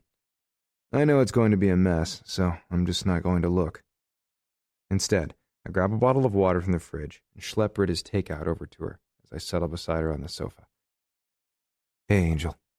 I brought you one of your favorites. I show her the bag from the deli we used to frequent when we lived together. Plain white with cheerful red lettering. Her eyes light up. Tuna salad? And homemade potato chips, I smile, as I set everything up for her. Did you get that caveman's all-meat special you used to love? She teases me. And it feels fantastic. I beat my chest. Me, ugh, you, ugga.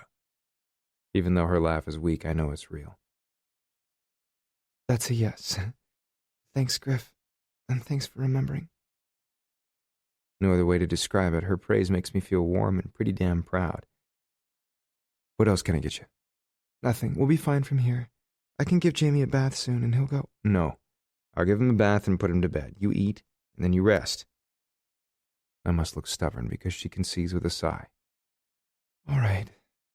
I check on Jamie while I grab my food from the kitchen counter. Yep, it's a mess. I'll deal with it in a few. As I settle in beside Britta, she takes the first bite and moans. I'm in heaven. You can taste it? I'm congested, but I'd have to be dead to miss this flavor. She takes another bite, and her pleasure sounds almost sexual. I remember eating these at 2 a.m. after we'd been out bar hopping most of the night. They always tasted so good then, especially when I knew we had to get up early for work the next day. I remember. I also recall how many times we'd finished our sandwiches, shower up, and fall into bed frantic and hungry for each other, then make love until damn near dawn. Why the fuck was I so stupid that I didn't believe the devotion and happiness in my arms? After I finish my sandwich, I look over to see she's managed to eat half of hers along with a few chips.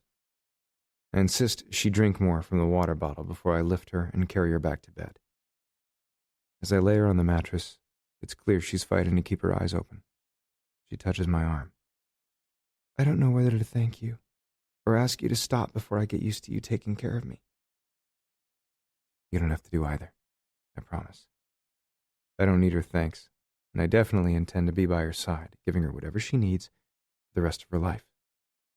Just rest. Her faint smile slowly fades. Okay. I love you, I whisper, but she's already floating away to wherever her dreams have taken her. I kiss her forehead, resolving to bring some ibuprofen and whatever I can find that's useful in her medicine cabinet as soon as I get Jamie in bed. Then I back out of the bedroom, leaving her to sleep alone in peace. I also promise myself it's one of the last times in our lives that she'll sleep without me. Chapter 7. I got almost no rest, but the night was still beyond epic. I slept under the same roof as Britta. Not just under the same moon, or in the same time zone, or even on the same island, which was what I sometimes told myself in the past, but legitimately mere footsteps away. After giving Jamie a bath and reading him a couple of stories about puppies, I tucked him in. I made sure the kitchen was clean and the house was secure, then I checked on Britta to find her utterly sacked out. I glanced at my watch. Not even 9 p.m. It's late for Keely, but I take a chance that she's still awake and call her back. She answers on the second ring. I haven't heard from you in a couple of days. Everything all right? I had to think. What's going on? Concern rings in her voice. With a reluctant sigh, I fill her in. I'd rather not say anything, but A, she gives great advice, and B, she'll only ask me a not-so-gentle avalanche of questions designed to dissect my thoughts. I've only ever been able to keep one secret from Keely. I often wonder if she's managed to fill in the blanks anyway. When I finish my recap of recent events, she pauses. What are you going to do? I planned to romance Britta, but when she got sick, I had to scrap my intimate lunch for two. I'd managed to finagle some private catering on the rooftop of a hotel with amazing views that went on forever. Once we were alone, I intended to be as honest as I could about my life, my past, my regrets. I hoped being that real with her would prove I was a different man and she would change her mind about Jamie, Makayo, everything. It was a good strategy, but in retrospect, the issue wasn't simply my relationship with her, but with Jamie, too. Britta needs to see what life with the three of us together would be like. She needs to believe I intend to stay and be good to them. You're in her house with your son now, Keely points out. It's a start, right? I'm caretaking and babysitting, not wooing and bonding. Yeah, but it's helpful. I guess it's not what you had in mind. Britta will be well in a few days and the fiancé will slink back. And one of those two will heave home me out of the house. And I'll be back to square one. Not making amends with Britta, not forging a relationship with Jamie. I'm not tolerating that. I know that tone in your voice, she says suspiciously. You're scheming something. I'm not. Yet, but all right, I'm thinking about it. No masterful strokes of genius have lit my bulb so far. She sighs. I'd tell you to stop and win her back with your heart, but I'm not sure you can suppress your ruthlessness for that long. I've been trying to do this the right way, but I don't know if it's working out. Well, that's a start. I know you'll probably ignore me, but tread carefully, or you'll talk yourself into something reckless you'll only have to repent for later. This is a go big or go home situation. Griff? Keely warns. Think about it. When I walked out on her, it changed her life. It was a huge deal. Can I really approach her quietly, hat in hand, and expect her to welcome me back? I have to be more than sorry. I have to prove I've changed and that nothing is more important to me than her and our son. But you can't force her to accept that. Her asking you to sign those papers was like caution tape. She's clearly feeling threatened, so... I feel threatened too. She blindsided me by asking me to relinquish my parental rights, and the terms? The fucking draconian. There's no way I'll ever agree. But if I'm ever going to earn her forgiveness so we can live happily ever after, I can't let this shit make me angry. I have to get smart. And yeah, maybe a little ruthless. You could be right. At the moment, I'm questioning my own wisdom, and I can't help with ideas to win Britta back since I'm not feeling very grand romantic gesture. I mean, it's great that Maxon respected the space I asked for. She sounds anything but thrilled. I laugh. He asks about you every day. To say he wants you is an understatement, somewhere in the league of me stating that the universe is big. Are you getting on the plane at... I look at the time on my phone. 8 hours? She lets out a tortured breath. I still don't know. Maybe. What do you need so you know for sure? Probably to see Maxon, but that's what I'm most afraid of. I'm so in love with him that I'm worried after one glance I'll sweep everything under the rug. You? Nah. Though I always believed you had better taste in men. I tease to lighten the mood. After I work a chuckle out of her, I get serious. I owe her for all the time she talked me through my personal shit. In fact, I can never truly repay Keely. Look, I know my brother. He can be thoughtless. He's driven. Like he said, he wants what he wants when he wants it. But I've never seen him actually love anyone until you. I'm not just saying that. You know, few people are as important to me as you, so I'd never lie. I think if you gave him another chance, he'd do his best to capture sunshine and bend rainbows if he thought it would make you happy. Keely doesn't say anything for a long moment. One thing I do know, I don't belong here. Mom and Phil plan to do Mardi Gras in New Orleans at the end of the month. They invited me to come along, but I feel like a third wheel who sits around with a long face and occasionally mooches food. I doubt you're that sad. I scoff. I have an idea. Come home and get your things out of storage. You're supposed to sing at Gus's Hole in the Wall on Sunday night, right? When she gives me an affirmative murmur, I go on. So come crash at my place. See Maxon and hear what he has to say. Sing on Sunday. If you still want to leave, come Monday, then I'll get you another plane ticket to Phoenix, or wherever. But at least you'll have your stuff and some closure. When did you get so smart, Mr. Reed? Well, a few years ago, I met a really cool chick who was answering the phones for this worthless therapist who was supposed to be helping me sort through my personal issues. She laughs. Well, that girl was in need of a good friend, too. I just don't know why you had to have a hot brother she'd fall for. Maybe you were meant to be, like my sister, huh? I suggest. When she tries to poo-poo that, I lay out the truth. Without you, Maxon and I wouldn't be speaking. I'd have no chance at all of winning over Britta or my son. I mean, it's still slim, but it's more than I had. Thank you for helping me figure out how to be happy again. Maybe it's time for me to help you. You're entirely too silver-tongued, Griffin Reed. All right, she sighs. I'll come home and see how I feel after the weekend. Gotcha. I've heard Maxon's plan, so I know that by Monday she's going to be so thrilled the last thing she'll ever want to do is leave. I smile as we ring off, then answer some emails from my phone. About midnight, I'm winding down and ready to find my pillow when I hear screaming. I rush down the hall and fumble in the dark, stumbling into Jamie's bedroom. The boyish space is illuminated by one glowing nightlight. I spot the little guy wearing a furious expression, fists clenched, in the middle of his room. Apparently he climbed out of his crib. He's big enough, so I'm not surprised. I drop to my knees in front of him and hold out my arms. He backs away and shakes his head. It's like a dagger in my heart. But I'm pretty much a stranger, and he's a little kid. I need to remember that. Hey, buddy. I try to soothe him in a soft voice. Did you have a bad dream? Mama. Tears stream down his face. She's sick. I'm here. What happened? He points at the crib and begins crying in earnest again, and picks up a stuffed animal at his feet. He flails his arms angrily, and the bear flops above his head, then swings against his leg a few times before I pluck it away. Let's not hurt the bear. Come here, big guy. Let's talk this out. This time I manage to pull him into my lap and hold him.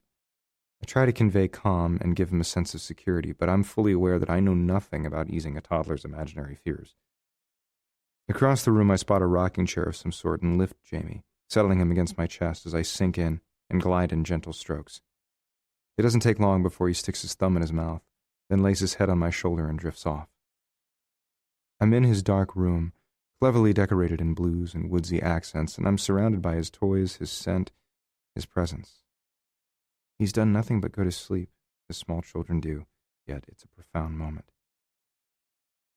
I really am a father. This boy is my son, and what's happened between us is a small, fragile start. But it means everything to me to feel his heart beating against me, have his deep breaths heat my neck, to know he trusts me enough to simply relax in my arms. It's unlike anything I've ever imagined. I've spent 30 ridiculously self-absorbed years on this planet being angry at my father for being an unfeeling asshole, and my mother for being the sort willing to sell her kid out for a modicum of power. I took for granted my brother, my woman.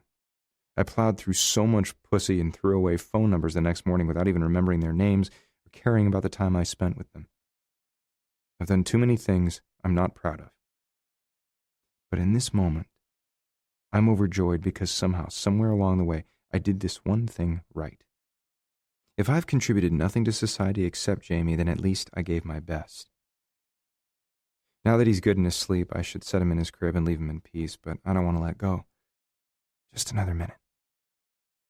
Silence seeps around me, broken only by the sounds of my son inhaling and exhaling. He's limp weight in my arms. I'm not doing anything exceptional except holding him. Yet it's so moving I feel tears sting my eyes. I see the fork in my road in front of me so clearly. Down one path lies more of this, moments with my son, with Britta, growing our love, expanding our family. Down the other, well, I know that road. More emptiness, more nameless hookups, more wondering what the hell the meaning of life is. Fuck no. I'm going to fight with everything I've got to hold on to this family that's mine. They may get ugly and dirty before I'm through, but I will do whatever it takes to claim and care for them. I lay my son to sleep in his crib with his stuffed animal, a light blanket, and a kiss on his cheek. I seek my own bed, but barely manage to sleep. Too much is swirling through my head. I jolt out of bed at 7, make coffee, and check on Jamie to find him stretching sleepily. I'm not sure what his morning routine is, but I'll figure it out. For the first time, he comes to me right away, and when I lift him up, the first order of business is obvious. Jamie's diaper is sloshy and wet. Okay, big boy, let's do this together. I'm damn glad I have my phone handy. YouTube is totally my friend, and within 30 seconds, I'm pulling up a video for men about changing a diaper. I would feel stupid, but nearly 200,000 other guys have watched this clip, so I'm clearly not the only lost sap. After that, I dress him in clean clothes, make a few eggs and coffee for me, then I set him down to a cartoon and some toys. I'm struck by one vital question. How does Britta take a shower in peace with a toddler roaming the house who's able to open doors, climb furniture, and maybe even start fires? Suddenly, Britta rushes into the family room in her oversized t-shirt with her hair in what was once a haphazard ponytail. She looks like hell warmed over, but she looks better than she did last night. Morning, Angel. I sip coffee. Her stare volleys between Jamie and me in question. Everything's all right? Perfect. I just need a shower. How do you watch him while you get cleaned up? Take him in the bathroom with you, or? I'd suggest a playpen, but he climbed out of his crib last night. Again? She winces, then sighs. He started doing that last week. Rascal. Any nightmares? One. I handled it. She glances at him, all ready for daycare. To say she looks surprised is an understatement. Thanks. As soon as we drop him off, I'm taking you to the urgent care clinic. No need, I'm fine, she says, then almost instantly doubles over in a coughing fit. Obviously you're not. I want to wrap my arms around her, but I'm trying to respect her personal space while she feels crappy. They open in 10 minutes, so start getting ready. Britta wants to dig in her heels, but doesn't have the energy. While she's throwing on some clothes, she keeps one eye on Jamie so I can call Maxon to tell him what's up and grab a shower. 20 minutes later, we're all heading out the door. Jamie goes happily to school, and Britta is grumpy all the way to the doctor's office. I smile. I probably have no reason to be this chipper.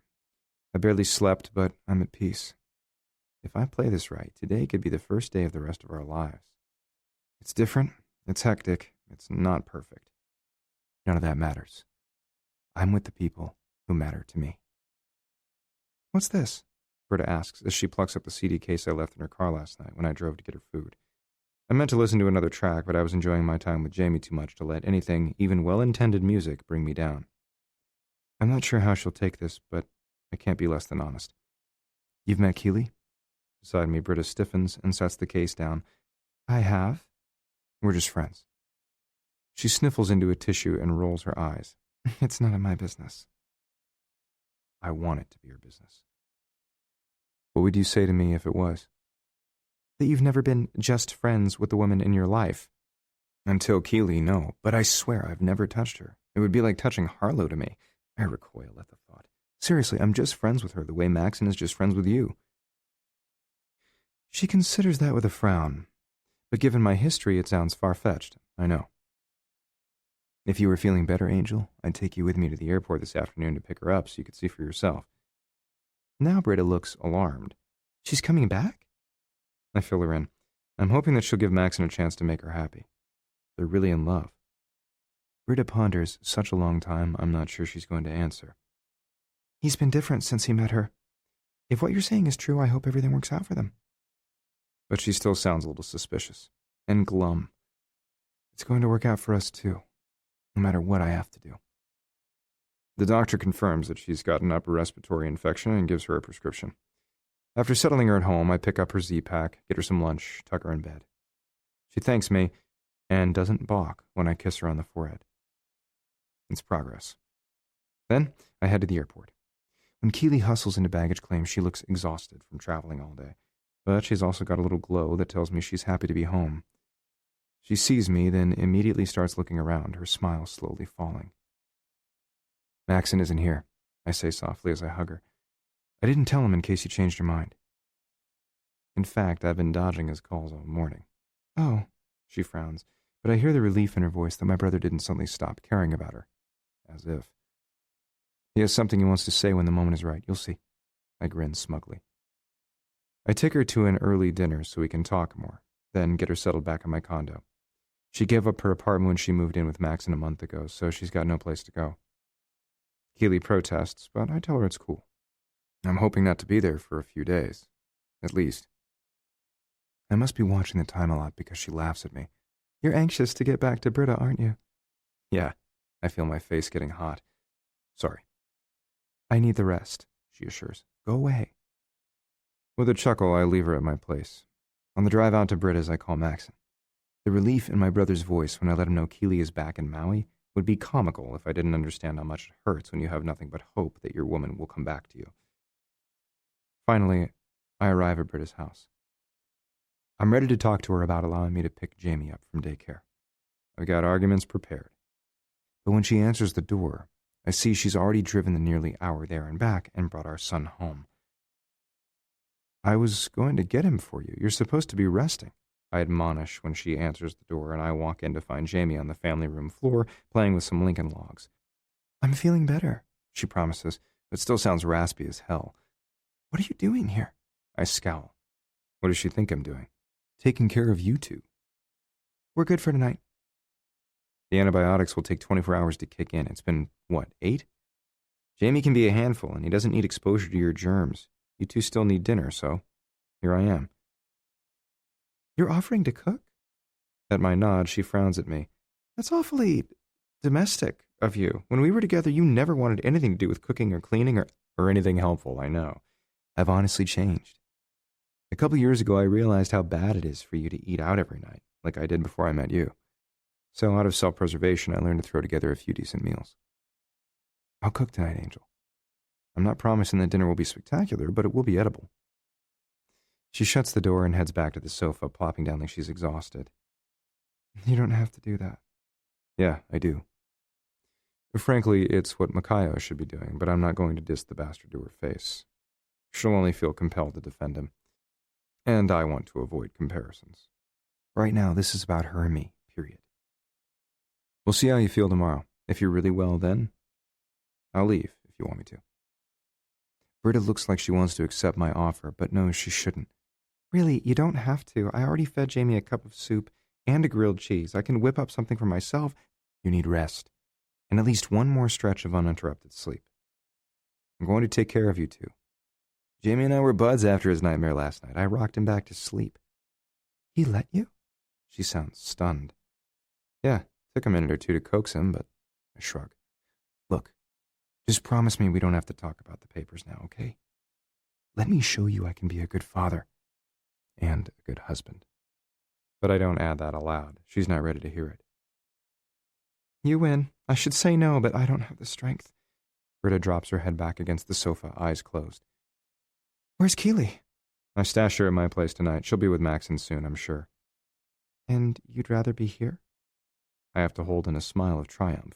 The answer clearly matters to her. Absolutely. Keely helped me through a lot. She's my friend. And I wish her all the best, but I love you. I intend to stay here as long as you'll let me. She lifts her head and stares like she's shocked I confess my feelings to her again.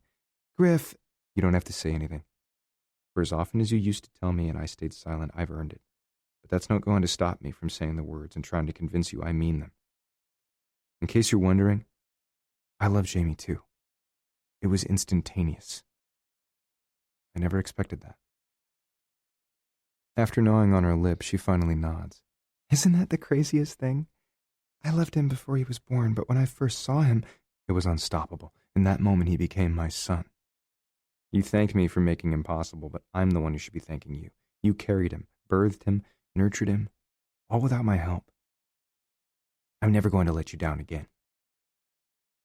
Britta presses her lips together and stares. I don't know what's running through her head. For once, I can't read her expression or body language. I suspect she's at least thinking about what I've said.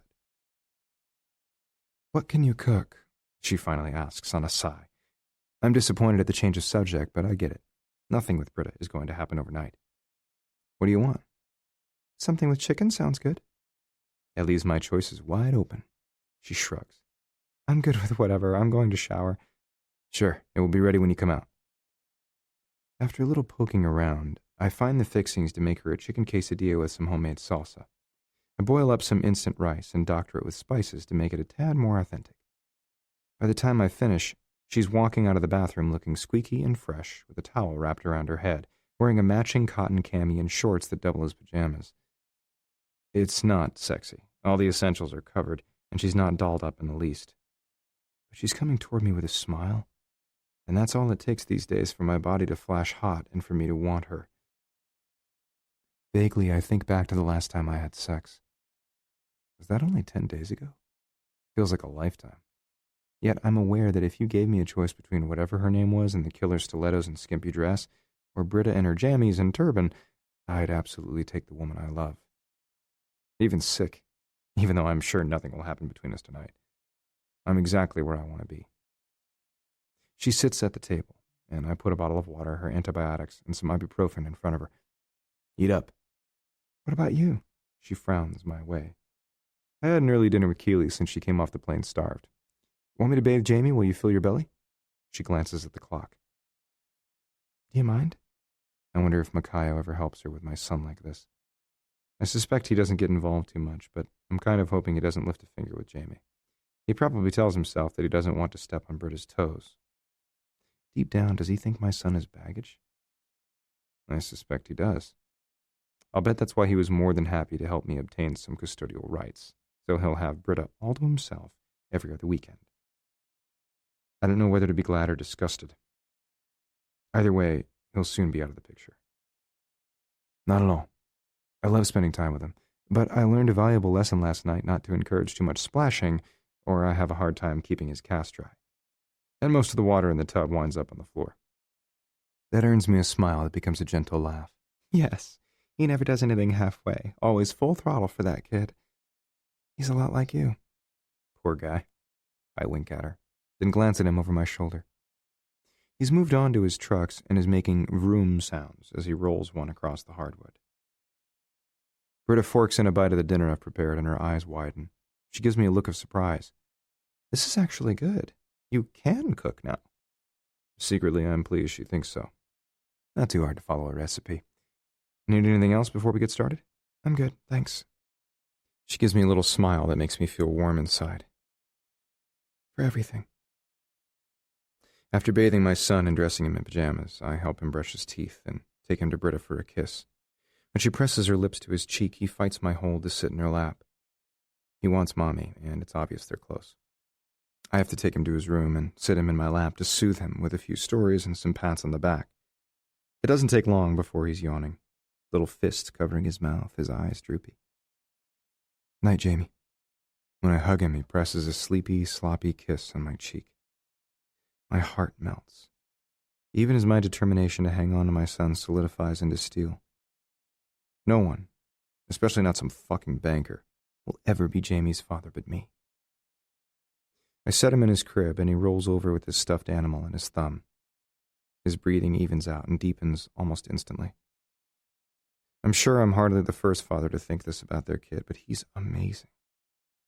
He's a little individual. He's got a smile I'd know anywhere.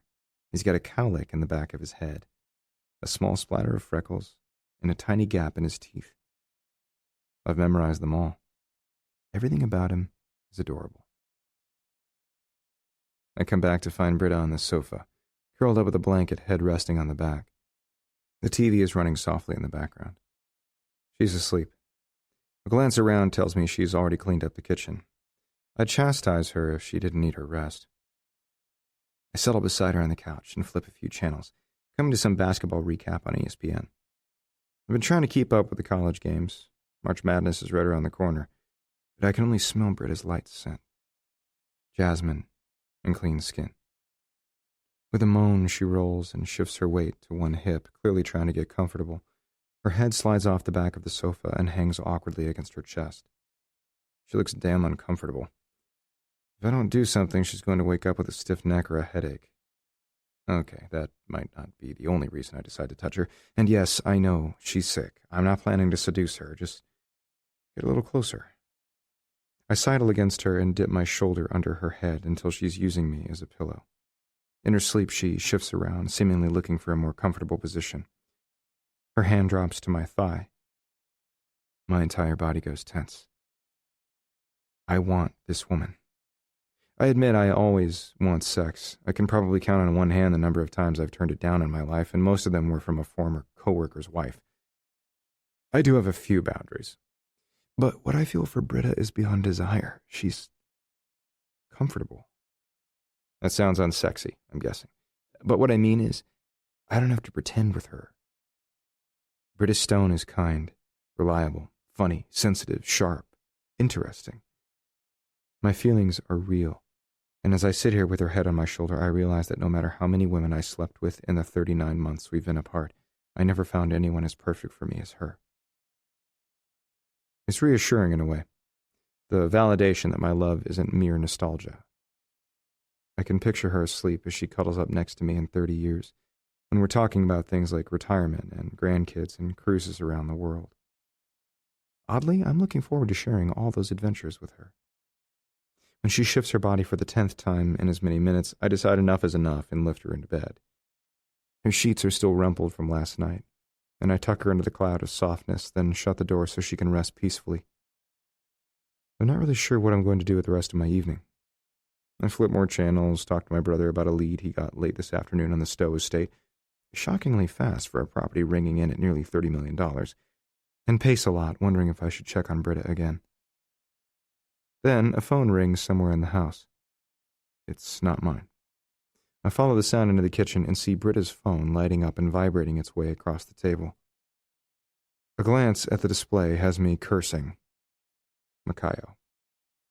I figured out a long time ago that he's nothing like me. But in his shoes, if my sick woman didn't answer her phone, I'd get my ass in the car and head over to her house and make sure everything is all right. I don't need him here, fucking up my domestic bliss and reminding Britta that she thinks she's moved on. Hello? I answer. I don't try to sound unfriendly, but I'm pissed that he won't go the fuck away. It's unrealistic since he thinks he's marrying Britta, I know, but he's totally wrong. Hi, what are you doing? Answering Britta's phone. She's asleep. Dipshit. She's really sick.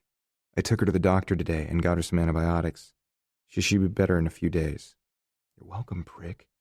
No cause for concern. You? Then why are you at her house? She's far too sick to take care of a toddler, and Jamie is my son.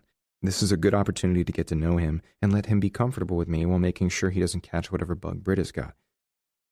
Well, He sounds as if he doesn't like it and is looking for a logical reason to dislodge me from Britta's place. It's almost 9:30. Isn't Jamie in bed? Yep. I'm just hanging out in case he has nightmares. I put Britta in the master bedroom so that if he starts screaming, she won't hear. The doctor told her to get plenty of rest and making sure she gets it. If I had known she was truly that sick, I would have taken care of her. Who is he lying to, me or himself? Sure. I'm going to sleep now. I brush him off. I just can't talk to this dude anymore. In the morning, I'll tell Britta you called. You're staying the night there? He hadn't gotten that picture yet? I try not to sigh. Yeah, in the room next to Jamie's. I'm there when he needs me. Oh, well, if she's really that sick... All right. I'll, see them tomorrow. Hopefully not. Bye. I hang up before Makayo can say another word. He's an ass, and I don't like him. And yes, I'm jealous as hell knowing that Britta has had sex with him. I can't admonish her for having a life after I left her. I've had plenty since our split. Doesn't mean I like it. It does mean I'm going to do everything in my power to make sure the rest of her life is with me. Tomorrow, if she feels better, it's so on. Chapter 8. Friday afternoon, Maxon and I are conferring in his office. I swiped the car seat from Britta's car, and daycare allowed me to drop Jamie off with a phone call from his mother, but I have no idea how I'll pick him up again at the end of the day. I'll have to work that out with Britta soon, but for now I refrain from calling to check on her in case she's asleep. I have a hunch who our potential buyer might be, my brother says, barging into my thoughts. For the Stowe estate? At his nod, I shrug. Let me have your brilliant speculation. Well, the buyer's representative said she was previewing for a wealthy, high-profile client who's been living in Dallas, but he wants to return to his home state and is looking for privacy. This is the first time hearing of this conversation, but immediately one name springs to mind. Noah Weston. Yes, exactly. He just retired from the NFL. Hall of Famer for sure, I nod. He's originally from Honolulu, isn't he? But he's been playing in Dallas for most of his career. The guy gets hounded by the press everywhere he goes, so naturally he would want privacy. And I doubt money is an object, Maxon drawls. Holy shit, I always wanted to sell this place, but to a guy like Weston? The cherry on top, I agree. Any chance he's coming along to view the house, too? My brother shakes his head. His rep is flying out alone next week. She'll let us know exactly when, but apparently her client just sold his house in Texas and will be ready to make the move quickly. I know the Stowes are eager to unload this place. If the rep likes the property, this might work out. I'm salivating at the thought. Hot damn, I'd like the paycheck. And I'd love to meet that guy. Me too. Both would be epic. We meet celebrities from time to time when they decide Maui would be a great place to keep a getaway, but Noah Weston is a man's man and a stud on the field. From what I hear, he's not a douchebag off the field either. Right? He seems cool. I laugh. We sound a little like fangirls at a Bieber concert. Yeah, Maxon grins. Good thing Rob took the day off. He, worships that guy. He'd be leg-humping us for even the suggestion that he might get to meet Weston someday. Watch, I say cynically. This buyer will be some old oil executive who's had enough of corporate life and wants a slice of paradise. Maxon chuckles in return. You're probably right. A noise at the office door has me whirling around. I'm stunned to see Britta coming in. She's wearing black yoga pants, a tank top with a shaka sign that reads, "Hang loose," and some flip-flops. Her hair is in a ponytail. Her face is white as a sheet, except her nose, which looks red from blowing it.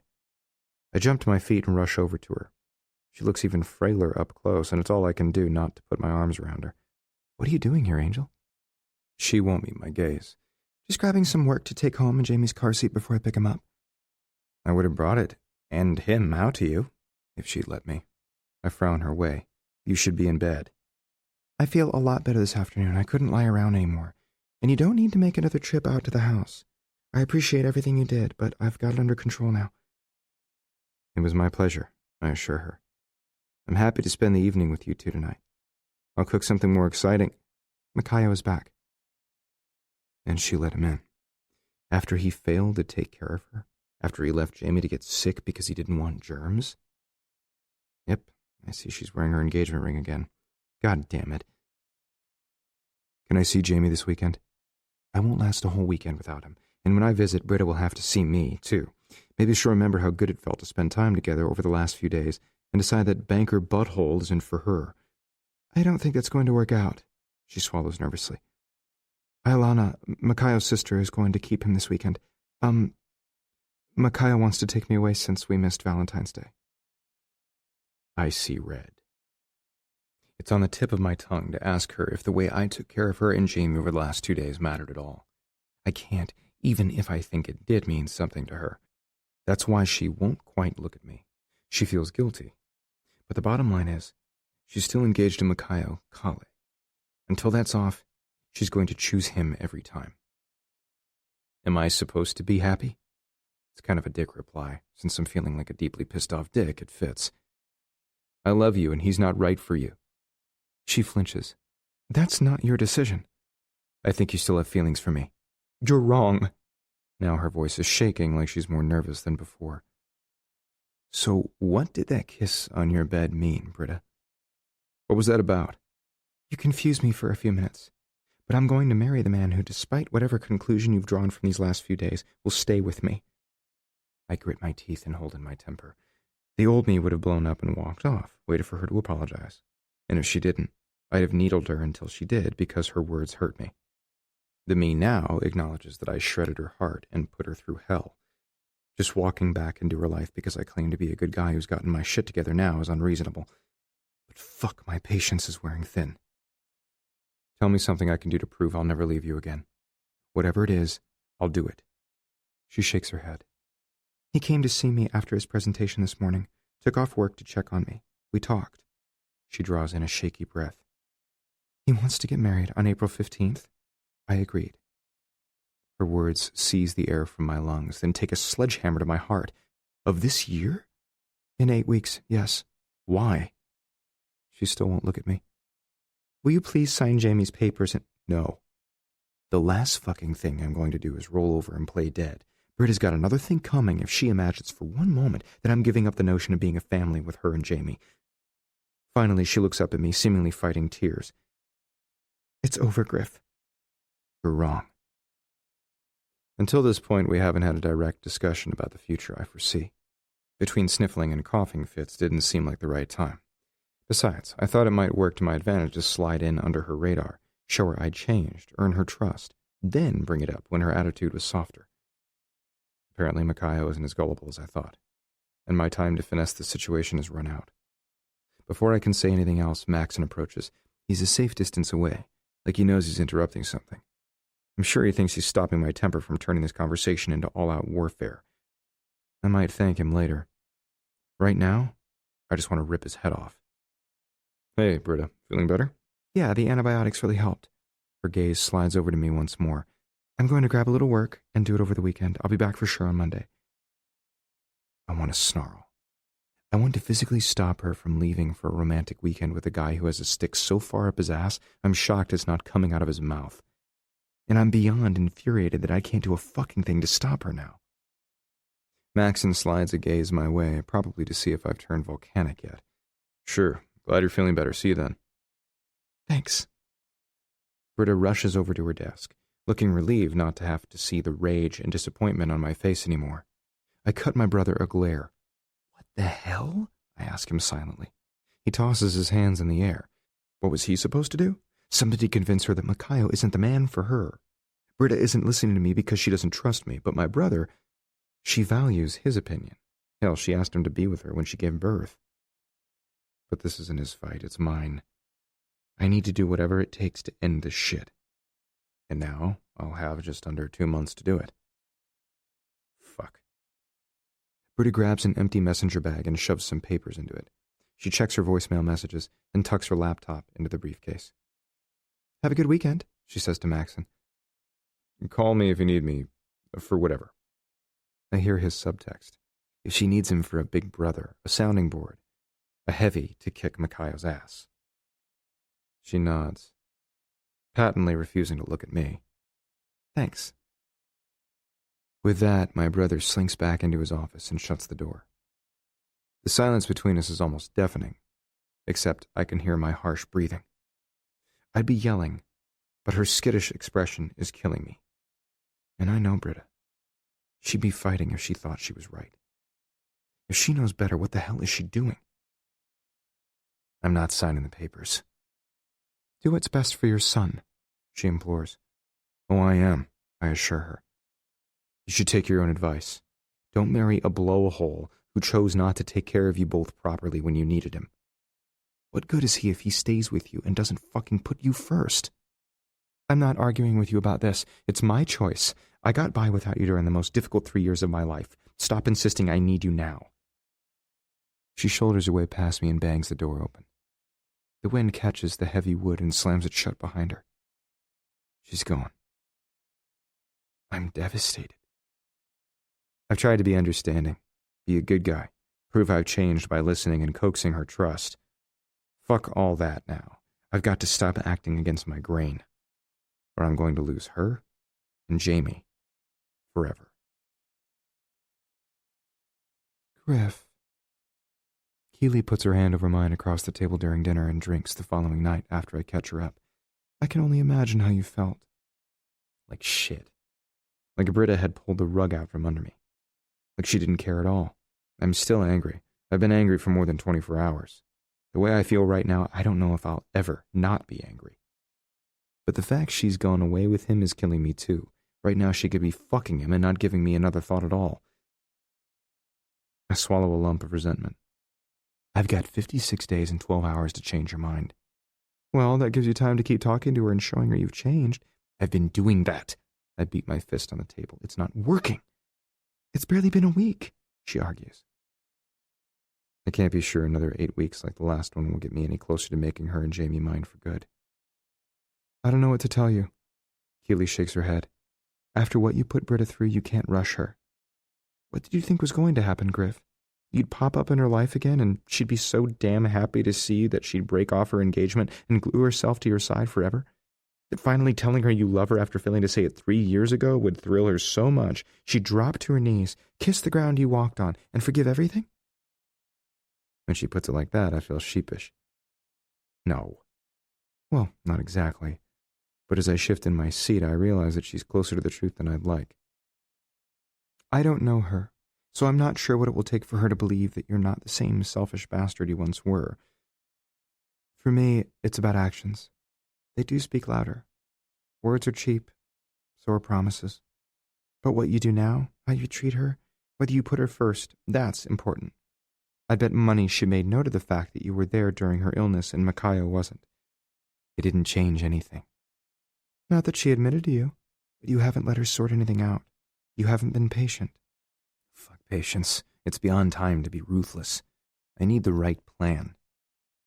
I don't mention that to Keely just now. She'll only try to talk me out of it in some circular argument I can't win. I give her a non-committal hum. So what will you do when you see my brother again? You don't want to talk about it, I see. She gives me a humorless laugh, and I know better than to think this subject won't come up again during our next conversation. If I see Maxon again. He hasn't even tried to call me since I came back to the island. It's been 2 days. Trust me when I tell you he hasn't lost interest. At all. You keep saying that. What is he waiting for? I grin.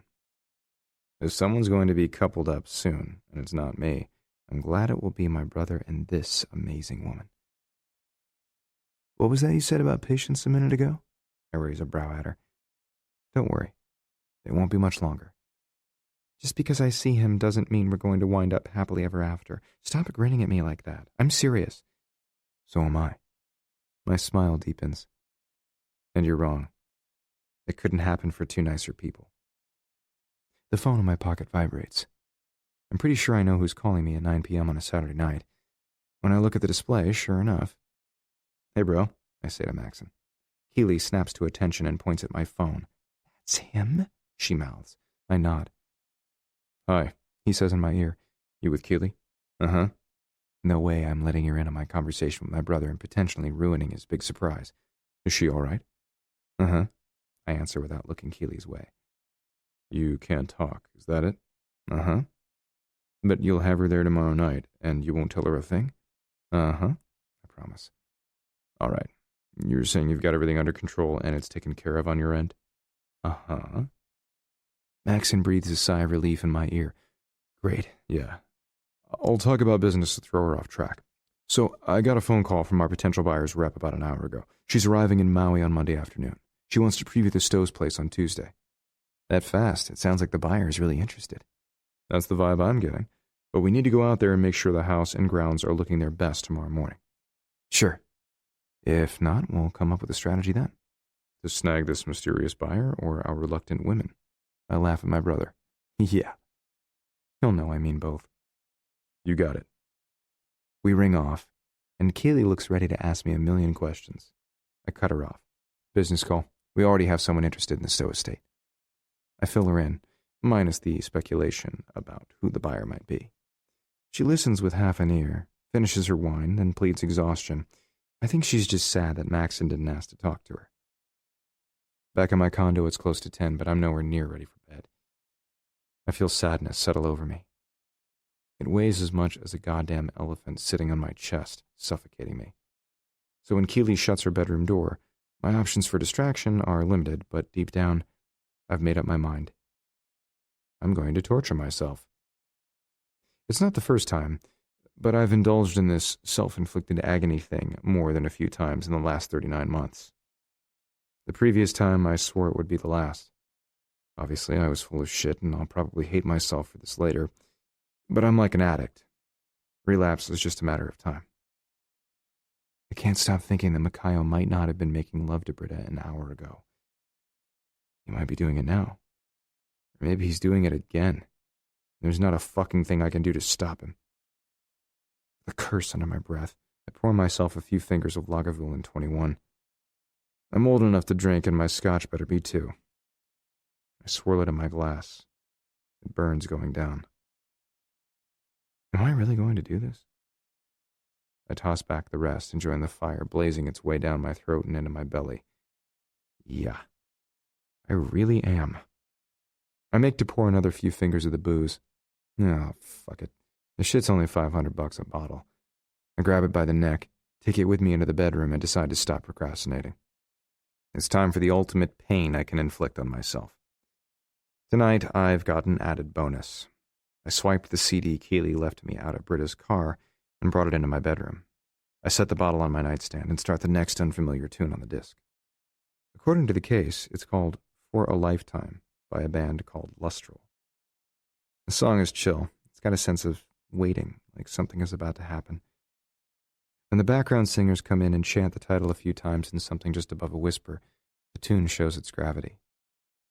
I can't stop listening.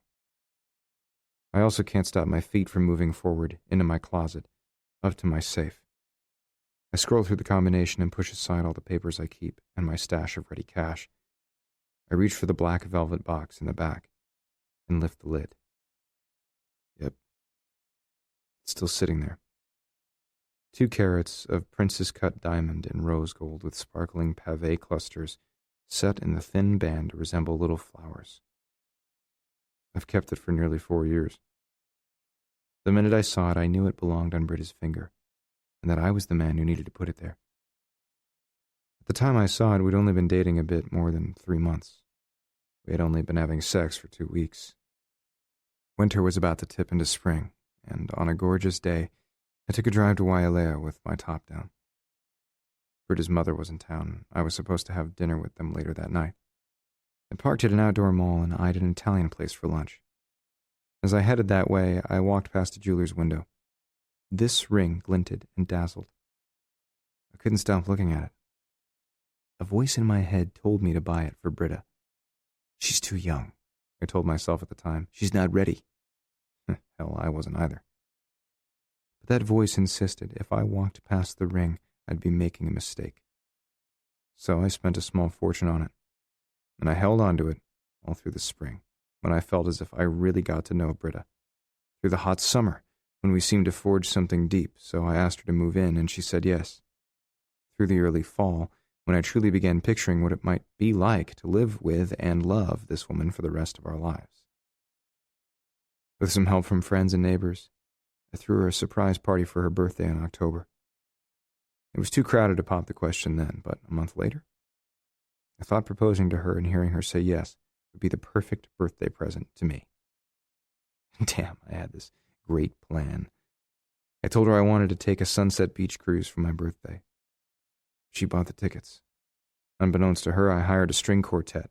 I had a speech planned with a private dinner for 2 afterward, where I fully intended to finally tell her that I loved her and wanted to marry her. And I reserved a swanky suite along with champagne and dessert. Perfect. Except it never happened. 6 days before, I found out about Maxon's secret deal with the Asian prince and lost my shit, ripping our business apart.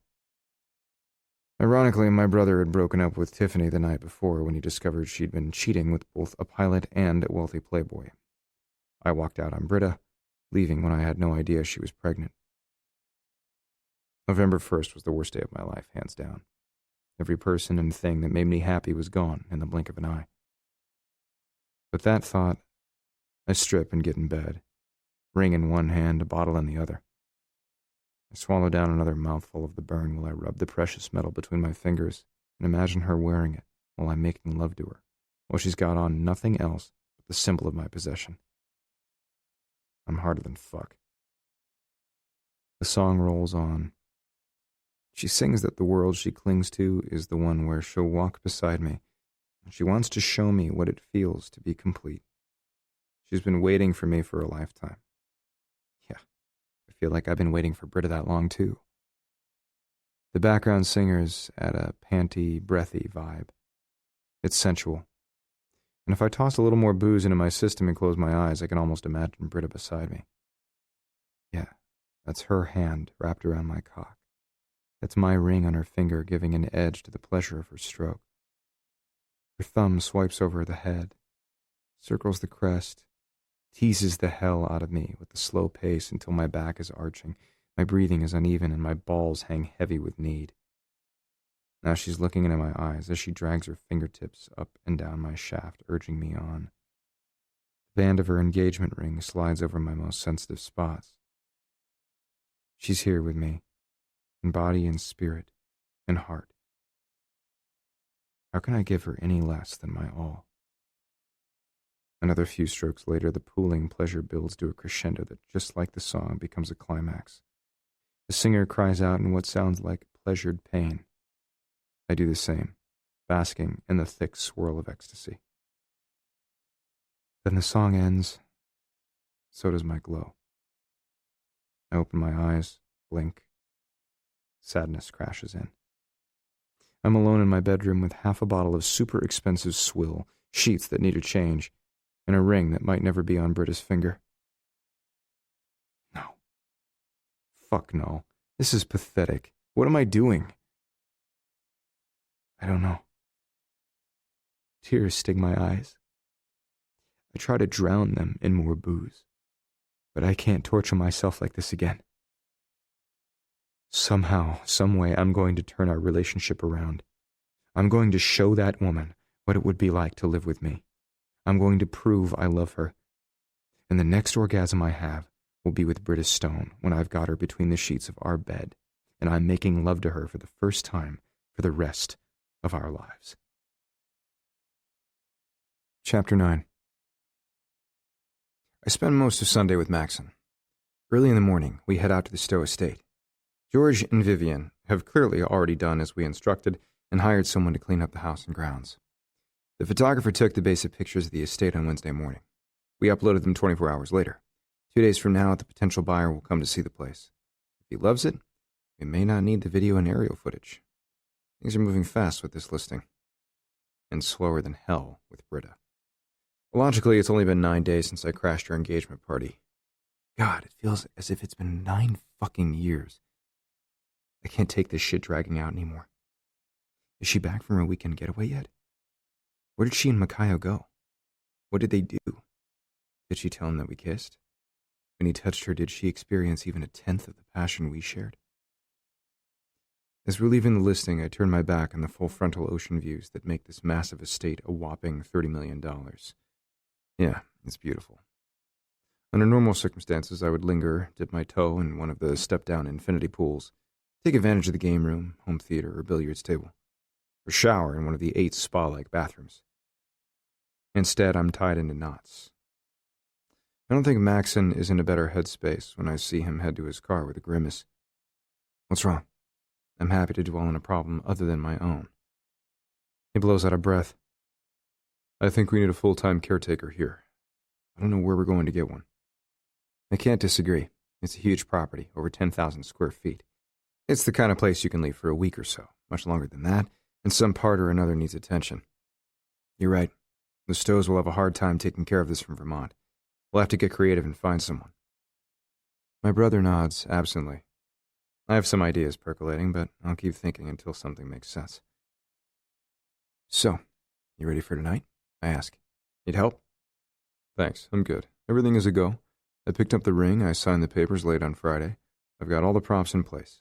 I called Gus to double-check that he's ready. Tonight just has to get here. You'll bring Keeley by at 7? I nod. You got it. Great. Now, what are you going to do about Britta? I ponder what to tell my brother, then decide if anyone is going to understand my choice, it will be him. I've tried being nice and understanding and patient. You have. For the most part, I've been surprised at your restraint. You mean in between the constant warnings for me not to harass her at the office? Maxon chuckles. Accept that. So the gloves are off now. Oh yeah. I debate the wisdom of strong-arming Britta. I don't want to reinforce all her worst opinions of me. I definitely don't want her to hate me. But I also can't keep trying the soft shoe approach. It didn't work yesterday. Why would it work tomorrow? You have a plan? I do. After my miserable self-humiliation last night, I paced Mile and I, listened to the ocean crashing in the distance, and took a pen to paper. My options are limited, so I'm taking the best of the crappy bunch. If you're going to be a bystander, you'll need a seatbelt and a shield. My brother laughs like he's relishing what's coming. I know you wanted to do this right, but if you're worried about taking the ruthless route, have you considered that Britta might be looking even subconsciously for some sign that you're willing to fight for her? Something more than words? Keeley said action was more important to a woman, so Britta's going to get it. And I appreciate the validation. Have you told Keeley what you're planning? No, and my self-preservation instinct is strong enough not to. But my gut tells me the best way past Britta's defenses isn't going under or around them like I've been trying. I have to go straight through, mowing them down and plowing ahead. I'm desperate to reclaim the territory I once foolishly abandoned, leaving it vulnerable for the enemy to storm. Everyone is in for a shock tomorrow. If I fail, at least I'll know I tried every way I can think of to be with the woman I love and our son. I hope it works out for you, my brother says into my thoughts. Me too. But I can't fixate on the moment I'll confront Britta without losing my mind. We have to get you through today first. My brother nods nervously. By tonight, I'll either be engaged or ready to jump off a bridge. I'm betting on the former, but I'll be there for you either way. He smiles, then shoots me a sideways glance. Thanks. It's good to have you back. Yeah. I'm not one for mushy moments, but I didn't tell the people in my life what they meant to me before. I can't let this opportunity pass me by without saying something now. It's good to have you back, too. I'll cross my fingers that when you go to bed tonight, you'll be the happiest bastard on the planet. I'm hoping the same for you soon. I may not want you hashing out your relationship with Britta in the office, but I totally want you to get your girl. If you need any help in the devious department, I laugh. When have I ever needed help there?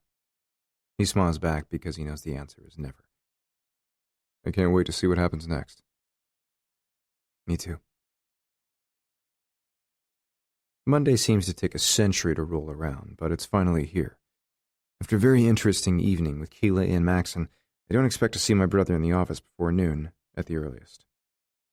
When Rob comes in a few minutes before 8, I send him on an errand to put a for sale sign in the yard of a new $4 million listing, and to meet the photographer scheduled to take the pictures. If Rob is going to create the flyer, he can work with the cameraman to get exactly the shots he wants. Best of all, he'll be out of the office when Britta walks in the door. I'm watching the hands fucking crawl around the clock when she finally comes in, briefcase slung over one shoulder, wearing a dress that more than covers everything, but still should be illegal. It's a soft gray knit. The deep V-neck shows a surprising amount of cleavage. It has a wide sash at her small waist and clings to her hips before ending just above the knee. Her shoes are a matching gray pattern, sedate yet somehow sexy. She's dragged her hair into an elegant twist my fingers are already itching to unravel. She's askew to all jewelry except dangling pearls at her ears and that fucking engagement ring she won't be wearing for long. She didn't apply much makeup today. The only thing I notice is that her eyes look wide and exotic, and she's accentuated her bee-stung lips with a deep red color. It's like waving a crimson cape in a bull's face. Come hell or high water, I'm going to have this woman under me, in love with me, and bound to me for life. I'd love to bypass the bullshit and strip her down, tell her I've given her my heart as I'm seizing her body, but she shoots me a challenging glare the second she walks in. Morning. That's all she says. She heads for her desk. Something about her has changed. Can't put my finger on it. My eyes narrow as I watch her, but whatever is different is too subtle for me to detect. Morning, I drawl. Doesn't she remember that the cold shoulder only fires up my blood? As she walks past me, I get a glance at the back of her dress, or rather, the lack of it. Other than a thin strap dangling between her shoulder blades, there's nothing to cover her. The shoulders swoop down to a V that gathers at the waist. Her wide sash trails into a bow that swishes across her luscious ass, which the gray knit lovingly cups. I'll bet you $100 she's not wearing panties. I start to sweat as I approach her. Shit, I've got to keep my head screwed on straight. Temptation fucks with my brain, and no one has ever gotten to me faster than Britta. How was your weekend? I ask. Fine. Where's Maxon? With Keely. They're engaged, as of last night. Do you need something?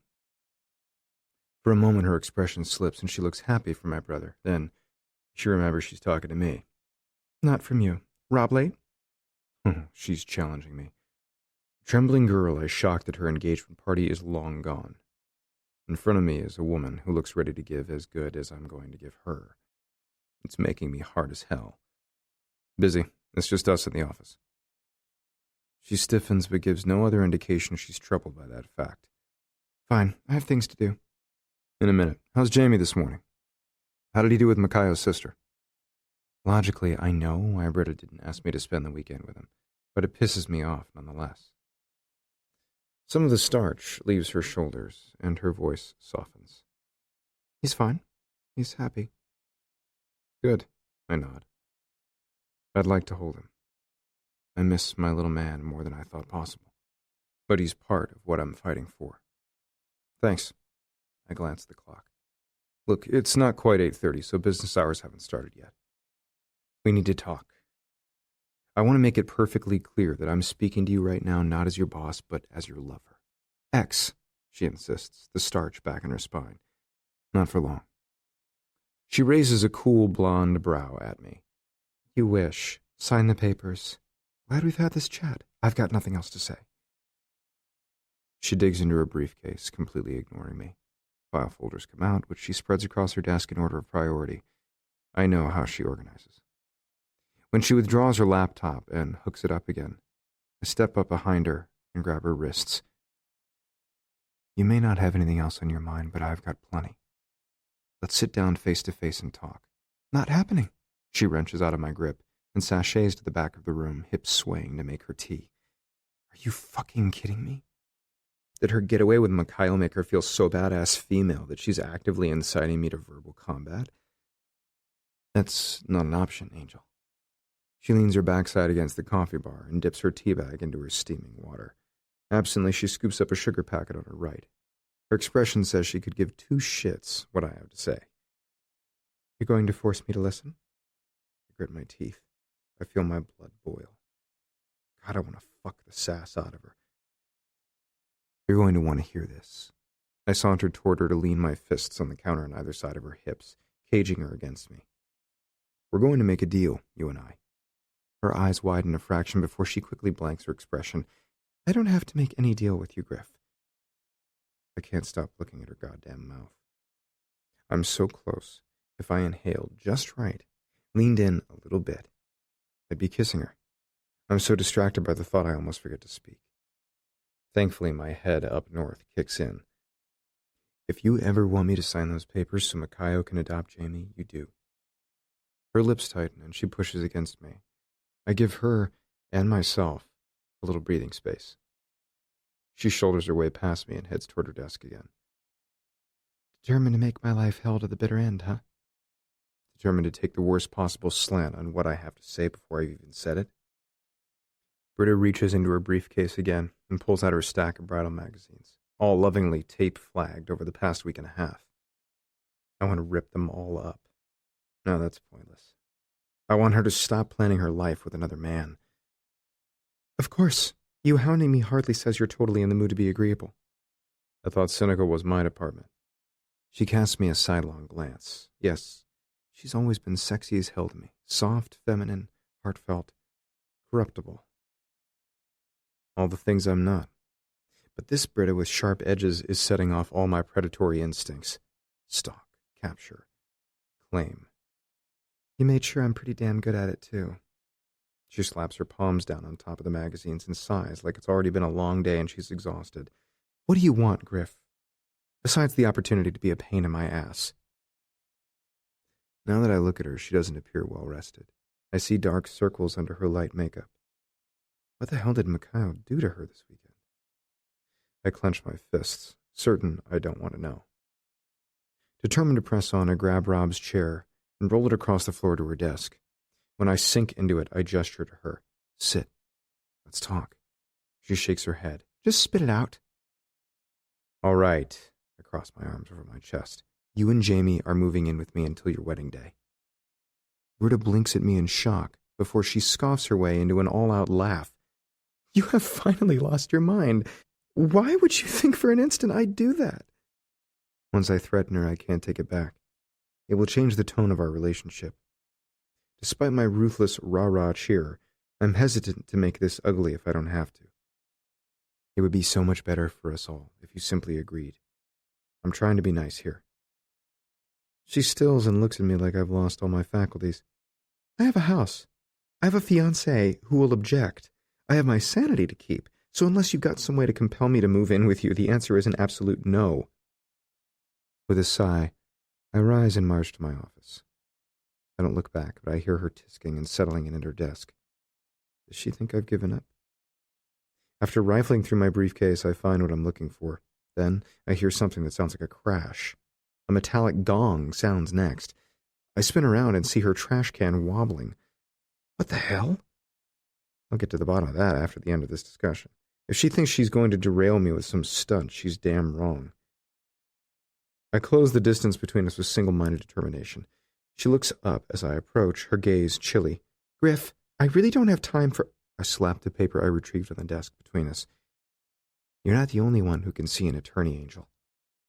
I watch her face as she scans the document. Voluntary establishment of paternity by parents. She turns chalky white. What's this?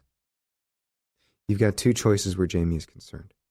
Either you and I can find a notary public and sign this right now, establishing the fact that I'm Jamie's father, or I can take you to court, demand a DNA test, and prove I'm his father. Either way, I wind up with rights, a whole slew of them, and I will have your ass in court every minute necessary until I get every one coming to me. Britta looks stricken, then turns her face up to me with rage. God damn it, you son of a bitch! Jamie is mine. I birthed him. I'm raising him. I love him. You took so much from me, and now you want to take him too. I want to share him with you, I correct. I want him to have the love of two parents. Bolting out of her seat, she paces the office. She looks like she has daggers on the tip of her tongue, but she knows I have her cornered. Either way, I'm going to be Jamie's father legally. She's going to have to let me visit, spend nights, weekends, holidays with him. She'll have to relinquish the boy to me for days, sometimes weeks. Frankly, this is not my first choice. In fact, it's my worst-case scenario. It's the one in which Britta winds up married to Makayo, and I'm reduced to seeing my son when the courts allow, but I have to start somewhere. Now that I've put this out between us, I have a bargaining chip. I have an outcome she'd like to avoid, which I can make possible, for a price. She shoots me a glare, then runs into the restroom, slamming the door and locking it. I don't think for 1 minute that she suddenly needs to tinkle. Britta is pissed, and this is her exercising her power over me, to put a door between us. It's temporary, and I'm not sweating it. I turn to head toward the coffee bar, then glance into her trash can to see what she dumped so loudly and unceremoniously. It looks like every single edition of her bridal magazines and the stack of tape flags. I frown as I lift one out of the bin. This can't possibly be something she doesn't want anymore. It's chock full of marked and bent pages, even a few with colorful notes in the margin. Something is up with this. For now, I quietly slip the booklet back into the canister and grab a cup of coffee. My hand is shaking. I've played cool, but I seriously have no idea what she's going to say or do when she comes out of that bathroom. Whatever is making her different today is also making her unpredictable. I wonder if the magazines are tied in. Is it possible there's trouble in paradise? That thought gives me comfort as I brew a mug. When I turn back, Britta is coming out of the bathroom. Her eyes are swollen, her nose is red. She looks pissed as hell as she struts across the office toward me. If you do this, I will hate you. It's a hefty threat, but I've already thought of this one. He'll hate me because I don't want to be an absentee father? I saunter closer until we meet in the middle of the room. Isn't that part of why you've been furious with me for the last 3 years? She grits her teeth. I needed you then. I don't need you now. After the incident at the park a week ago last Friday, I'm going to disagree. I will understand that boy in a way that you can't, since you've never been a reckless, testosterone-driven creature. Makayo can handle that part, she insists. Really? Okay, so I shove a little condescending note in there. It's not intended to make her feel stupid. I just want her to think about what she's saying, and to stop overestimating her Hawaiian calendar boy's abilities. I will handle it. I'm his mother. I'll be there too, because I'm his father. There's only one thing you can possibly do to change that. Britta scans my face. I see her thoughts racing. I know the moment the realization dawns.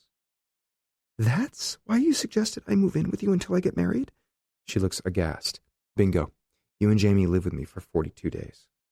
At the end of that period, if you can look me in the eye and tell me you don't love me and that you would rather marry Makayo Kale, I drag in a deep breath. I can hardly say these words. I don't know what the fuck I'm going to do if I lose this giant gamble and actually have to do what I'm about to promise. Then I'll sign the papers you gave me and let you both go. But I'm going to make you spend every one of those 52 days and nights with me. She looks at me shocked. You can't force me to have sex with you for the next 8 weeks. I shake my head. Of course I can't. You just have to cohabitate with me. But I'm engaged to another man. One who's about to find out that nice guys finish last in my world. I don't need the reminder. I clench my fists at my sides. But if the sex happens between us, when, as far as I'm concerned, I want you every bit as willing and ready and wet for me as you used to be. I want you to kiss me good morning before I satisfy you into a pretty blush. I want you to tell me you love me before I lay you down on our bed at night and fuck you senseless. But if the sex never happens, I shrug as if that possibility is so slim it's ridiculous. Well, then, we'll have to spend those 8 weeks co-parenting. And if you still don't think I pass muster, I'll let you and Jamie go. Acknowledge me as Jamie's father now, or take a gamble that may pay off later. Your choice. She gapes at me. I see her blink, breathe hard, stare at me as if I'm insane. Hell, maybe I am. It wouldn't be the first time I've been accused of that. I can't just move in with you. What would I tell Makayo? That this is your one chance to get me out of your lives forever. He must want that. He simply needs to understand this is a take it or leave it opportunity. He'll never agree. She shakes her head. Why? I lean closer. You think you'd worry your love for him won't survive 52 days with me? I walk behind Britta so close I can feel the heat of her body rising. I can see her shoulders square as she breathes. I circle back around and ease even closer until my face is mere inches from hers. Are you worried it wouldn't? Her eyes narrow as she backs away. I've always known you were an underhanded bastard. It wasn't enough to seduce me out of my virginity. It wasn't enough to turn me upside down by getting me pregnant and walking away. Now you have to pull shit like this? You didn't answer my question, I point out. When she stiffens, it's all I can do not to put my hands on her. But now isn't the time. And if she agrees to my plan, what's between us is going to get a shitload uglier before it gets better. If she doesn't agree, we'll have nothing more than a coldly polite child exchange in a fast food parking lot every 2 weeks. That makes me so fucking sad, and I can't think of it right now. I've got game. I'm playing. I'm not going to, she spits back. Your question is absurd. Or too accurate. But I let it slide for the moment. I have a more important point to make. What's it going to be? Jamie can't live in your condo building. Do your grounds even have an area for kids to play? I'll bet your unit overlooks the ocean and has a balcony. How can we stop him from climbing over the railing? The outlets aren't kid-proofed and... Valid points. What she's talking about is living together. That makes me smile. I'll make alternate arrangements. No, my house is familiar to him and it's an hour from both our work and his school. I shake my head. It's also a place where she can find comfortable places to retreat from me. That's not acceptable. That's not my only objection, however. Have you ever had sex with Makayo in that house? She rears back. That's none of your business. So that's a yes. I grind my teeth together and work on keeping my shit wired tight. I won't make love to you in a place, hell, in a bed, where he's had you, period. This is ridiculous. You think I'm going to move in with you and leave my house just because you don't like what I might have done there? Just because you demanded it? Pretty much. What's your answer? Never mind ridiculous. This is crazy. I realize this decision involves others, so you don't even have to know the answer right this instant. I look at the clock. It's nearly 9 a.m. I have a mountain of work on my desk, and I can hear my phone buzzing from my office, but nothing is more important now, nor will it ever be, than Britta and Jamie. You have 12 hours to decide. I expect a phone call at 9 tonight with your decision. If you agree to my terms, I expect you to be ready to move in with me at 6 p.m. tomorrow. I'd need at least a few days to gather. The timetable is non-negotiable. I shake my head. You either accept, or you can sign the form I gave you. If not, I'm taking you to court. Her fingers curl into fists, and she looks near tears again. You're trying to ruin my life all over. I don't know why I'm even surprised. So much for you changing and becoming a better man. I should never have bought your insistence that you've learned to be a good guy. Keely is your bestie, and she's taught you so much about compassion and humility and kindness. Oh, I see exactly who you are now. You know what, Griff? Fuck you. Rob walks in and pauses in the doorway like he knows he's interrupted something intense. He stares between us, his gaze bouncing back and forth. Everything cool? Fine, I tell him, with a bland smile. Britta and I were just finishing a discussion. Rob obviously feels the tension swirling thick and heavy in the air. Sure. He knows I'm lying to him, but isn't going to challenge me. Smart man. Without meeting my gaze, he nods and heads for his desk. The photographer finished. The shots will be good. She'll get back to us in a day or two. Excellent. I stand in expectation and wait for him to get busy. He proves he's smart again when he dons his headphones and cranks his music and focuses on his computer and ignores us completely. I slant my gaze back to Britta. She's breathing hard, teeth gritted, staring at me like she wants to take me apart limb from limb. If she thinks I'm a bastard now, she hasn't seen anything yet. I'm on a mission. I have a goal. I won't rest until I've accomplished it.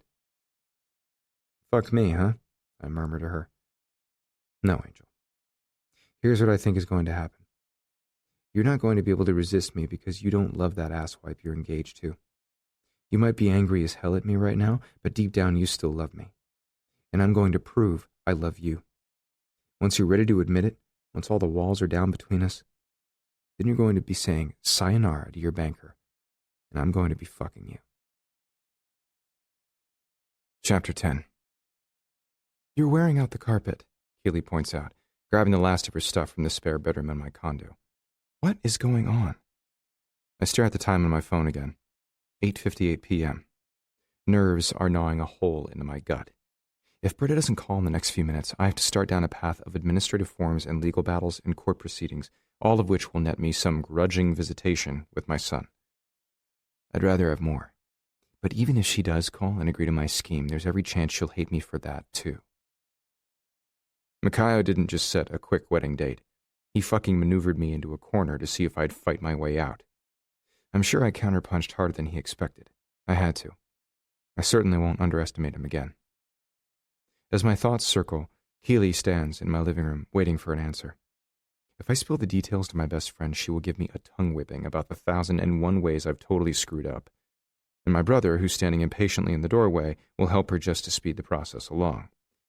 Obviously, he's dying to take Keely back to his place and get her naked. He won't let anything paltry, like my torment, get in the way.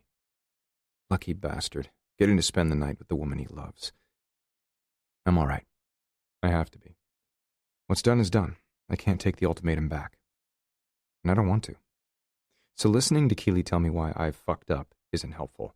She's way better at untangling my problems once they're deep. I'll call her then. Keely's face softens and she approaches me, left hand on my shoulder.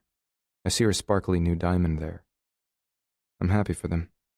Even as I'm worried the ring I bought for Britta will simply continue to sit in my safe and gather dust for the rest of my fucking life. Are you really, Griff? Keely asks. Yeah, I'll be in a better place to talk tomorrow. Tonight, I need to get some quiet and think. Don't worry about me. You've barely been engaged 24 hours. Think of Maxon. He's desperate over there. Hell, think of our brotherly bonds. They're tenuous now because if I don't shut up and let you leave now so he can do naughty, unspeakable things to you back at his place, he may stop speaking to me. She rolls her eyes and laughs. You're so full of shit. Call me in the morning. I will. I kiss her cheek. Do you mind if I talk shop with my brother for a second? Keely looks between us, her fiery hair brushing the tops of her shoulders. She's not fooled for a second, but like a trooper, she bows out gracefully. With a little wave, she grabs the handle of her smaller suitcase and rolls it toward the door, pausing in front of Maxon to kiss him softly. I'll wait in the car. He caresses her face and looks at her as if she's his world. It's funny. I've seen my brother take apart his adversaries. I've seen him verbally dismantle someone in under 2 minutes.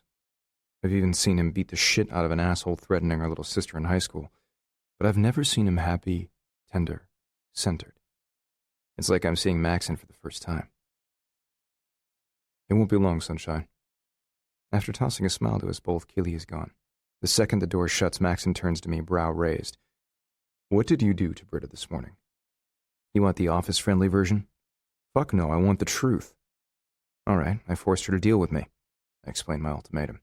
Maxon's eyes bug out.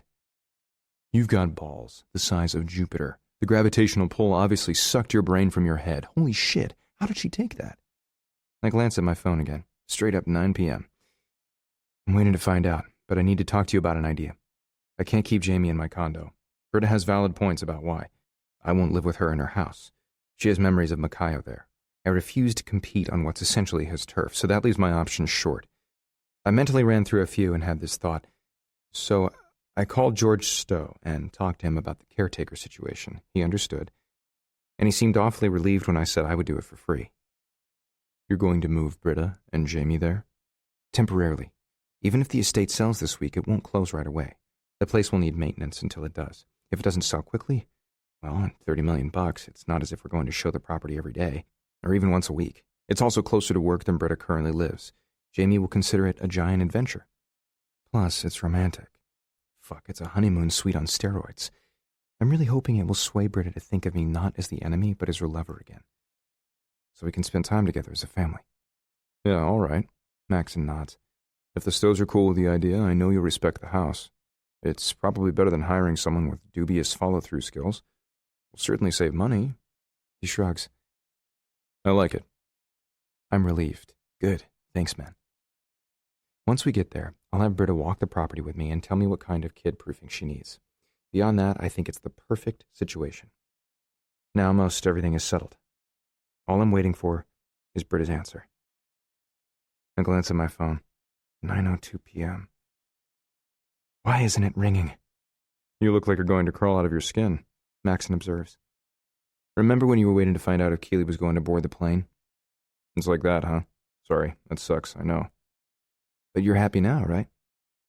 The smile that transforms his face is unlike any expression I've seen in my brother. He isn't just happy. He's completely, utterly content. I'm thrilled for Maxon. I'm also hoping that if he can find his way to a great life with the woman he loves, I might be able to finagle the same. I don't know how I'm going to persuade her to admit that she still loves me, but I'm working on it. I honestly never knew what happiness was until Keely. He winces. I'm sure with Mom and Dad serving as my example for the great institute of marriage that I'll fuck up from time to time. But this woman gets me. She knows what's in my heart. She loves me anyway. Every one of his words settles like a boulder in my belly. Britta gets me, but does she like anything about me at all? I'm trying to tell her how much I care. So far, she's unconvinced. That's fantastic. I expect to be your best man, I laugh. I don't know, Maxon shrugs. Keely was thinking you'd make an excellent maid of honor. She's thinking you'd look great in peach chiffon. I punch him in the shoulder. Take her home and make sure she remembers the difference between men and women.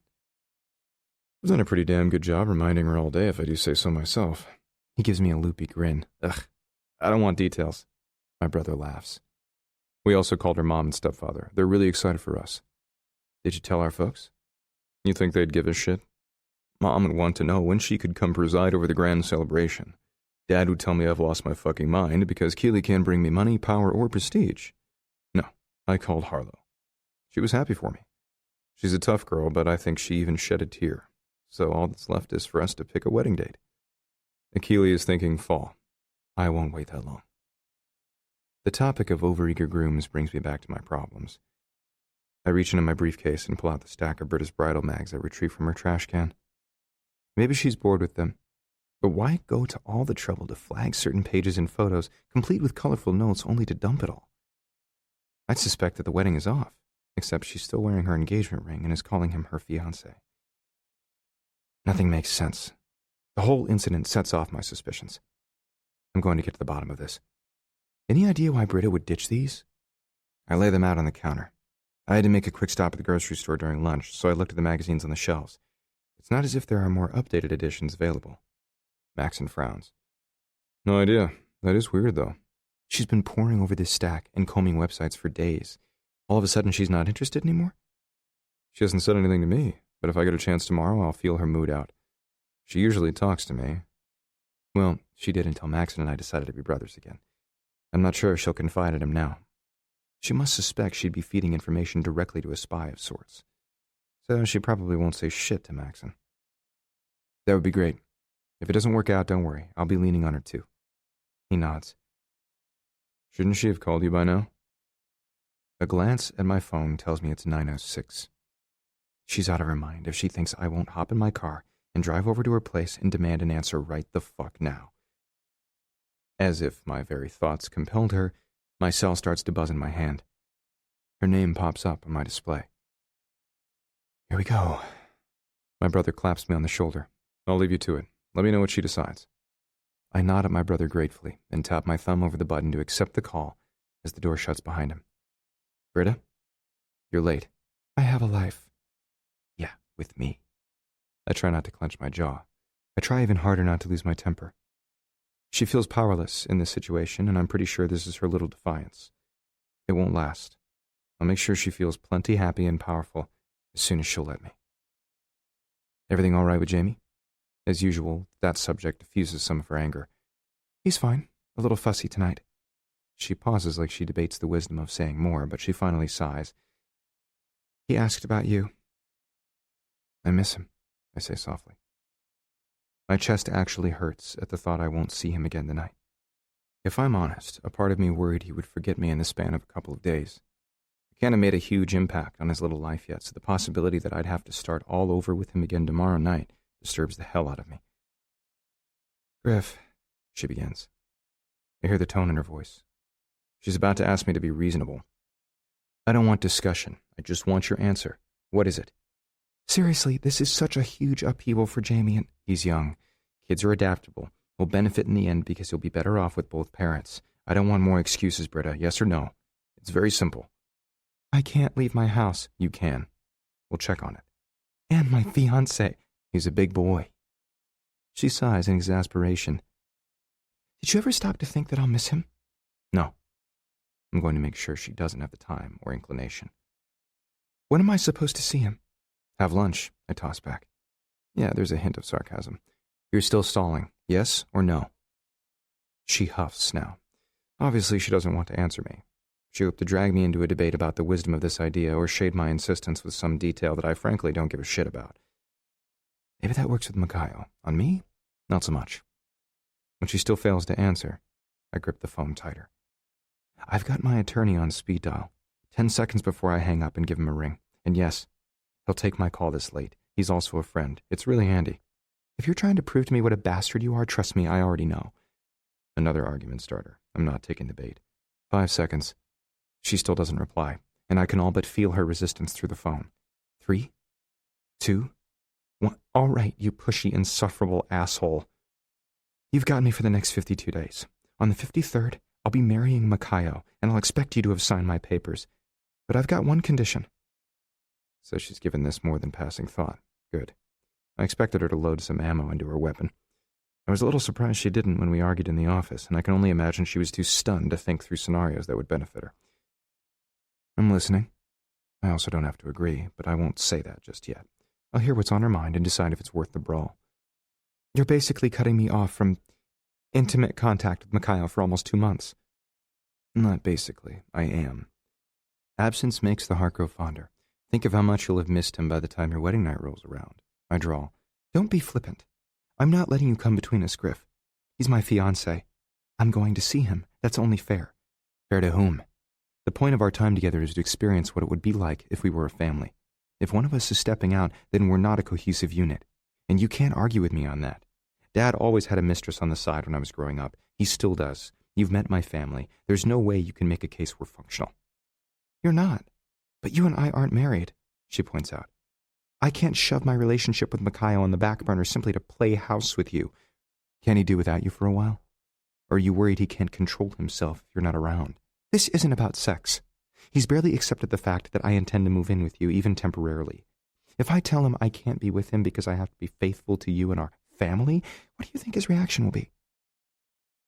Since he's not a total dumbass after all, I'm pretty sure he'll understand their relationship is doomed. He seems like an understanding guy. I try not to vomit. I'm sure he wants you to be really sure before you say I do. Besides, you just said this wasn't about sex. Why is it not about that where he's concerned, but when I'm involved, it's about nothing else? Because I'm engaged, she reminds me, exasperated. I'm committed to him. The next 52 days, you're mine. Only mine. After that, if you want to be his again, I won't stop you. Or I can call my attorney right now. What's it going to be? If she agrees to this, she can tell herself that I've twisted her arm and that she's only protecting Jamie. But I don't believe for 1 minute that she wants me out of her life more than she's afraid of sharing our son for a few nights and weekends. That's not fair. You having sex with him is a non-starter for me. If she's giving her time and attention to another man, she'll never consider what it's like to live with and love me. That's the deal. Take it or leave it. Britta pauses, then finally grits her teeth together, sounding like she wants to strangle me. God, you're such a bastard.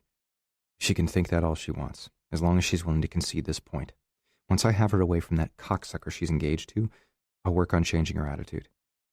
Since he doesn't seem to give her much of anything, I doubt it will be too hard for me to shower her with everything she needs. Does that mean we have a deal? Not so fast. Reciprocation is only fair, Griff. If I can't be with Mikhail for the next 52 days, then you can't touch any other woman, or this whole deal is off. I move out. You sign the papers, I keep Jamie, you go away for good. Does she imagine for 1 moment that I could possibly have my dick in a knot for any other female? If I did, I wouldn't be up in Britta's business right now. I'd be pursuing that woman. But I get it. 3 years ago, I left her and jumped right into a full and busy sex life. She's convinced I have a wandering dick, and that she's going to end up with the custody arrangement she wants because she'll trip me up on a technicality. In her head, when I fuck up, by fucking someone else, she'll be vindicated and have everything she wants. That's never going to happen. In fact, she's in for one hell of a shock when she realizes how attentive and focused I'm going to be on her and her alone. I bite my tongue to hold in a laugh. Define touch, I say both to be very clear and to needle her. If I buy something at the drugstore and I happen to brush fingers with a female cashier as I'm picking up change, that's not what I mean. So incidental contact doesn't count? Okay, my sister is coming in April. I'm going to hug her. She grunts like she's exasperated. Now you're just playing stupid. You tell me then, Angel. Where's the line? What would you consider cheating in a relationship? I'm assuming that sort of thing registers with you. But if not, and you need more explanation about what it means to break up a commitment by crawling between someone else's legs, I'll be happy to show you a picture. I have them, after all. Oh, meow. She's jealous. I'm absolutely loving this, mostly because it's clear what, or who, I do matters to her. I'm not so much into pictures. Maybe you'll give me a demonstration? Stop provoking me, she warns. I haven't even started yet. Okay. If you're looking for a working definition, how about this? Cheating is conduct with anyone else where sexual arousal or penetration of any sort is intended. All right. So, for instance, kissing. Obviously, cheeks of friends and hands of old ladies don't count, she says. Right. But kissing like I want it to lead somewhere that involves heavy breaths, tasting of skin, and peeling off of clothes, that's a no-no. I hear her swallow across the line. This definition of cheating should also include any touching of body parts people generally cover in polite society. Beach accepted. And no matter what anyone says, oral sex is, in fact, sex, which means actual copulation is just fucking someone else and is totally cheating. She sucks in a breath. Yes. So if you behave in any of the ways we just outlined, I win. All right. All right. What? Are you agreeing to the definition or the deal? Both. Really? You didn't even think about that, Griff. Maybe you should. That will lead to 52 days without sex for you. Aren't you worried you'll go blind or crazy? That the top of your head will blow off? That you won't be able to handle it? Her sarcasm is thick. Sure, I could tell her that I have no intention of going without sex for that long. I'll have her, and I'll do whatever it takes to make sure she happily provides whatever gratification I want while I pleasure her so thoroughly and so often she won't have the energy to object, or think of Mikhail. But just for grins, I should make this interesting. Don't you worry about me, Angel. I'll manage. Neither of us will kiss, touch, or, what did you say, copulate with anyone else for the next 52 days. That's not going to be a problem for me. But if you can't resist Mikhail, then I win. I'm going to win anyway. I'll let her think she has a chance, but this is a slam dunk. Last time we were alone, she barely lasted 5 minutes without returning my kiss and climbing my body in silent pleading for more. There's no way she resists me for nearly 2 months. This is ridiculous. I can't. No, you and I aren't. Those are your choices, I remind her. I don't know what you're worried about. Since you threw away your stack of bridal magazines earlier, I'm assuming that means the wedding is already planned. If you love each other and you hate my guts, what could you possibly have to worry about? You dug through my trash? How interesting. That's the first topic she addresses, rather than her feelings for me. Not confirming that she hates me is almost an admission that she doesn't. It made a lot of noise. I couldn't help but notice. It's great that you've got the ceremony and the reception all nailed down. You always were organized, but wow, I have to congratulate you for... Stop it. I threw them away because Mikhail wants a traditional Hawaiian wedding, and he'd asked me if his mother can plan it on our behalf. She really wants to. Is she fucking kidding? Her fiancé cares more about his mommy's feelings than his bride's? It's cute, I guess. Well, it would be if he were Jamie's age. But any idiot knows that most women have been dreaming of their wedding since childhood, and Mikhail doesn't seem to be thinking twice about taking that from Britta. All her planning, all her careful consideration, everything she's yearned for, all flushed down the toilet because he's a mama's boy. I stalk my way to the counter and flip open the first magazine, rifling through it until I come to a flagged page. She circled a bouquet of tropical flowers. Another page has a margin note about bridesmaids' dresses in a color called cornflower. No idea what that looks like. Toward the back, I see she starred an ad for a company that prints custom invitations quickly, themed for the perfect wedding. She's jotted down notes about time frames and prices. I bet the rest of the magazines have more of her choices lovingly selected. In fact, I'll bet Britta has already planned the perfect wedding in her head. Mikhail stole her joy. Asshat. I hurt for her. I'm angry for her, too. But I don't let on. Well, that saves you a lot of trouble, right? Much easier for you, less stressful. That seems to be the prevailing sentiment. She sounds pissed. I can only imagine that's how Mikhail pitched the idea of his mother planning their wedding. If he thought for 1 second that would make Britta's life better, he doesn't know my color-coding, calendar-keeping, deeply organized angel like he should if he intends to marry her. I grin. Since you don't have to worry about that now, let's talk about our next 8 weeks. I've already found a place for us. We'll take care of the child-proofing tomorrow evening. Do you need help packing? I can come to the house right now and... I've got it, she snaps out. Griff, this arrangement is ridiculous and will never accomplish anything. As far as I'm concerned, she's totally wrong. Well, then you shouldn't have a care in the world. Be ready after work. We'll pick up Jamie and move into our temporary home together.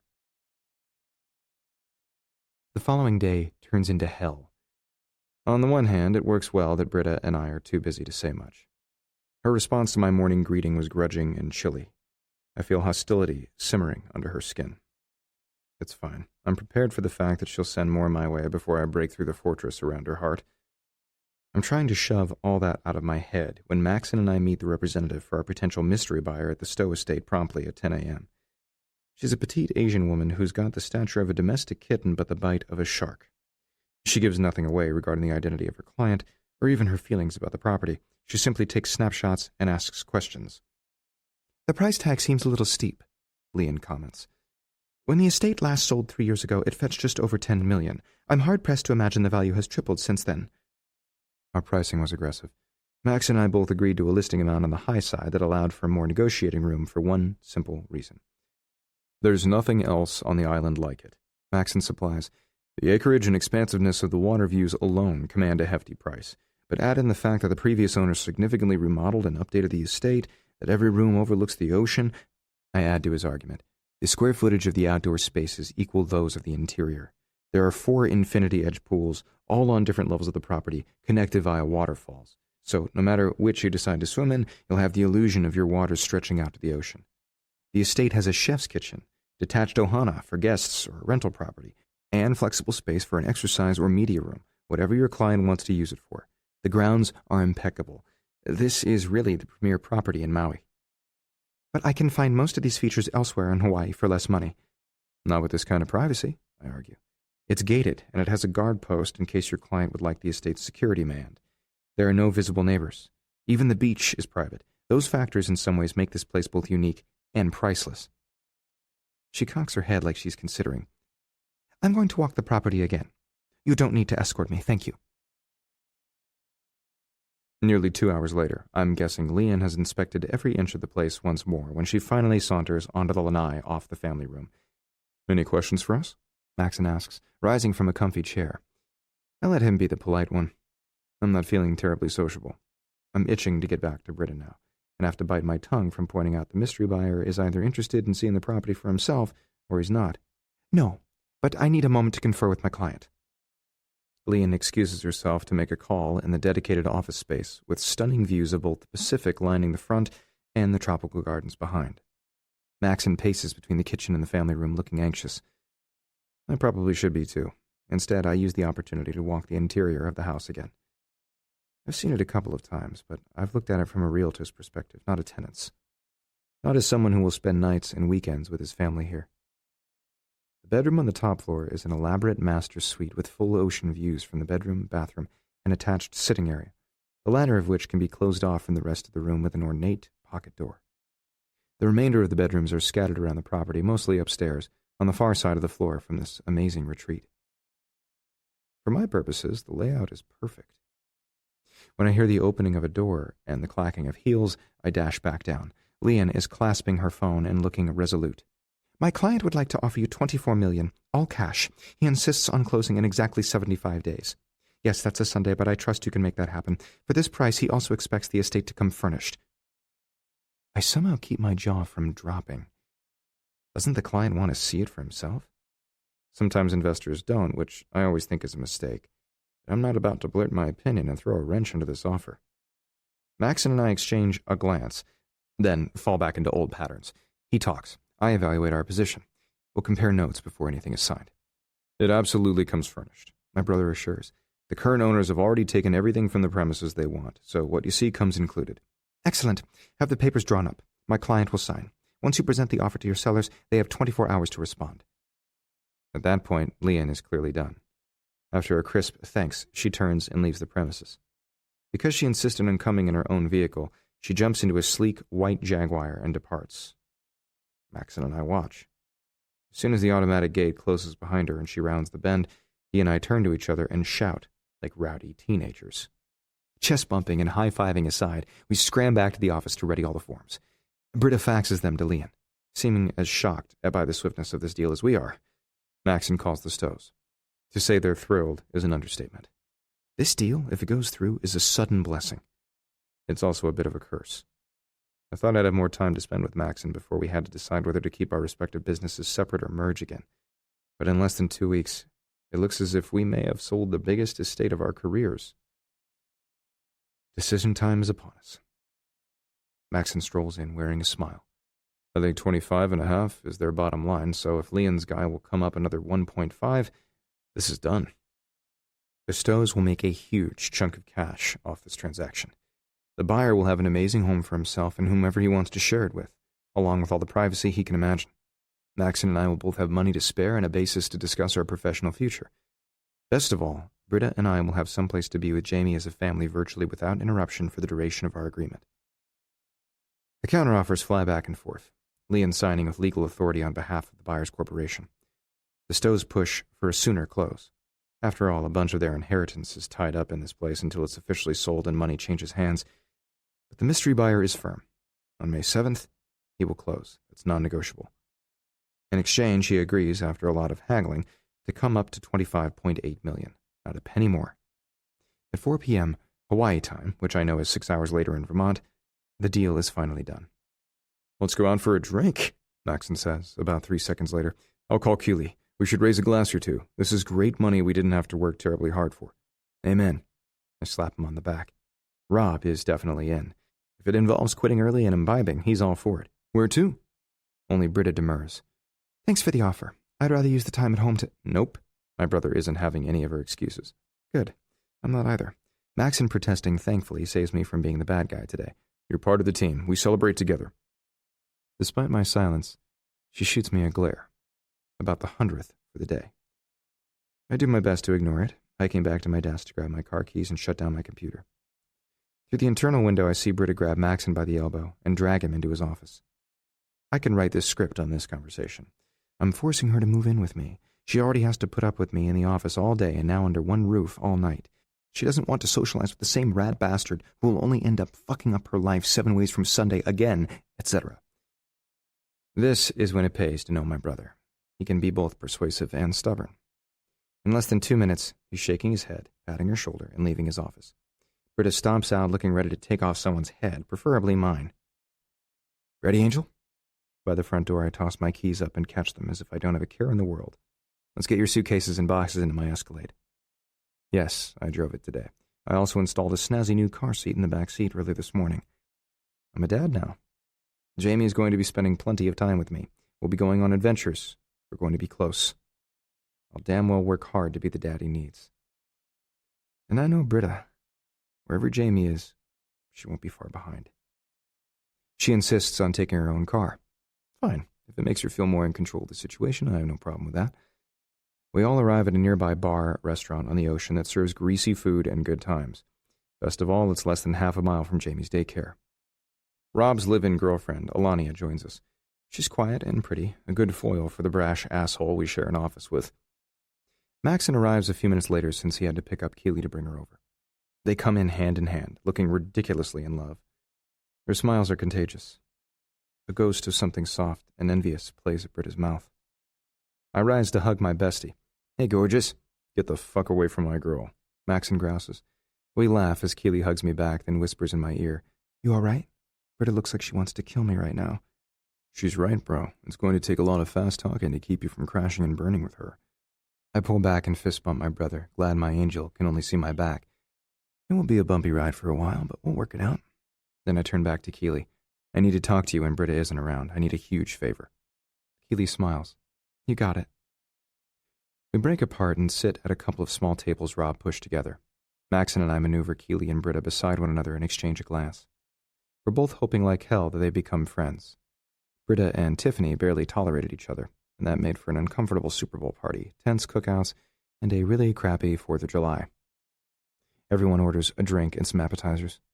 The place isn't crowded yet, since it isn't 5 o'clock, so the silence, other than Rob speculating about the buyer's identity, is telling. Britta looks so taut, glancing at her phone and completely ignoring everyone, especially Keely and me. As soon as the waitress sets down our first round, Keely swallows back some of her Crown and Coke, then shifts to face Britta head-on. I've never slept with Griff. I don't have any interest in hitting the sheets with him either. Never have. You don't have anything to worry about from me. I look over Britta's head at my bestie, and I have to restrain a laugh. Well, that's one way to break the ice. I never said I... Britta shakes her head. What you and my ex have or haven't done doesn't make any difference to me. I sense Keely resisting the urge to give my angel a disapproving frown. She's pretty good at spotting lies, and I personally think this one is a whopper. If the tables were turned and Keely was talking to me, she would give me a thorough dressing down. But I respect that she's not completely jumping on Britta all at once. Her opening maneuver probably feels like a headlock, but at least she didn't go for the body slam, too. Keely raises a dubious brow at Britta. Did you know that I first met him because he was seeing a psychotherapist to try to work through his problems? He was a real mess. Ah, shit, I didn't want her to spring that on Britta. What? Britta turns to me with a frown. You? I'm sure it's a shock that I was volunteering to talk about my feelings, or even admit I had them. Briefly, I only saw Dr. Wilson for a couple of weeks. I shift uncomfortably in my seat. This is not how I wanted to start my first evening with Britta. His stint in her office wasn't brief because Griff didn't need more therapy. Keely clarifies. He totally did. When he first arrived in the office, he'd barely slept in 4 months. His focus was shot, and it was a patch of stress, that's all. I got over it with Dr. Wilson's help. I cut in before Keely makes me sound any more like a head case. You're a liar. Zip it. This is my story, she scolds, and turns back to Britta. Griff was suffering from way more than stress, and he was an absolute asshole. Britta's face tightens with an acid smile. That I can believe. Some things never change. He used to storm out of his therapy sessions because Dr. Wilson was too clinical, and she had the compassion of a steaming pile of shit.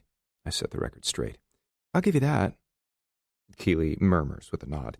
Anyway, I overheard in his sessions that he was also suffering from an erratic heartbeat and what he called periods of anxiousness. He was working 20 hours a day and picking up a new bed partner every 3 or 4 days, so Britta chokes on her wine, then shoots a stunned look over her shoulder at me. Her expression says that I'm the devil. Are you serious? I glare at Keely, silently asking, what the hell kind of friend are you? You're distressing Britta. She gives me her most innocent expression. It's utter bullshit. She knows exactly what she's doing. Of course, I plan to tell Britta everything about our time apart, including my number, but not until she's ready to know.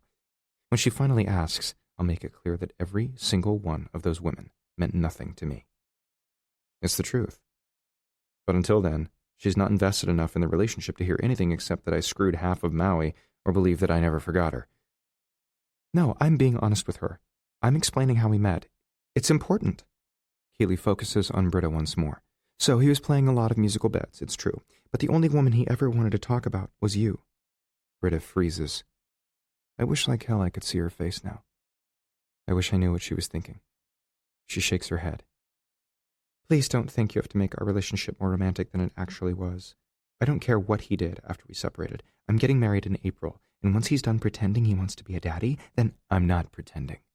I lean in and growl in Britta's ear about Jamie or about you. Keely reaches around Britta to slap my arm.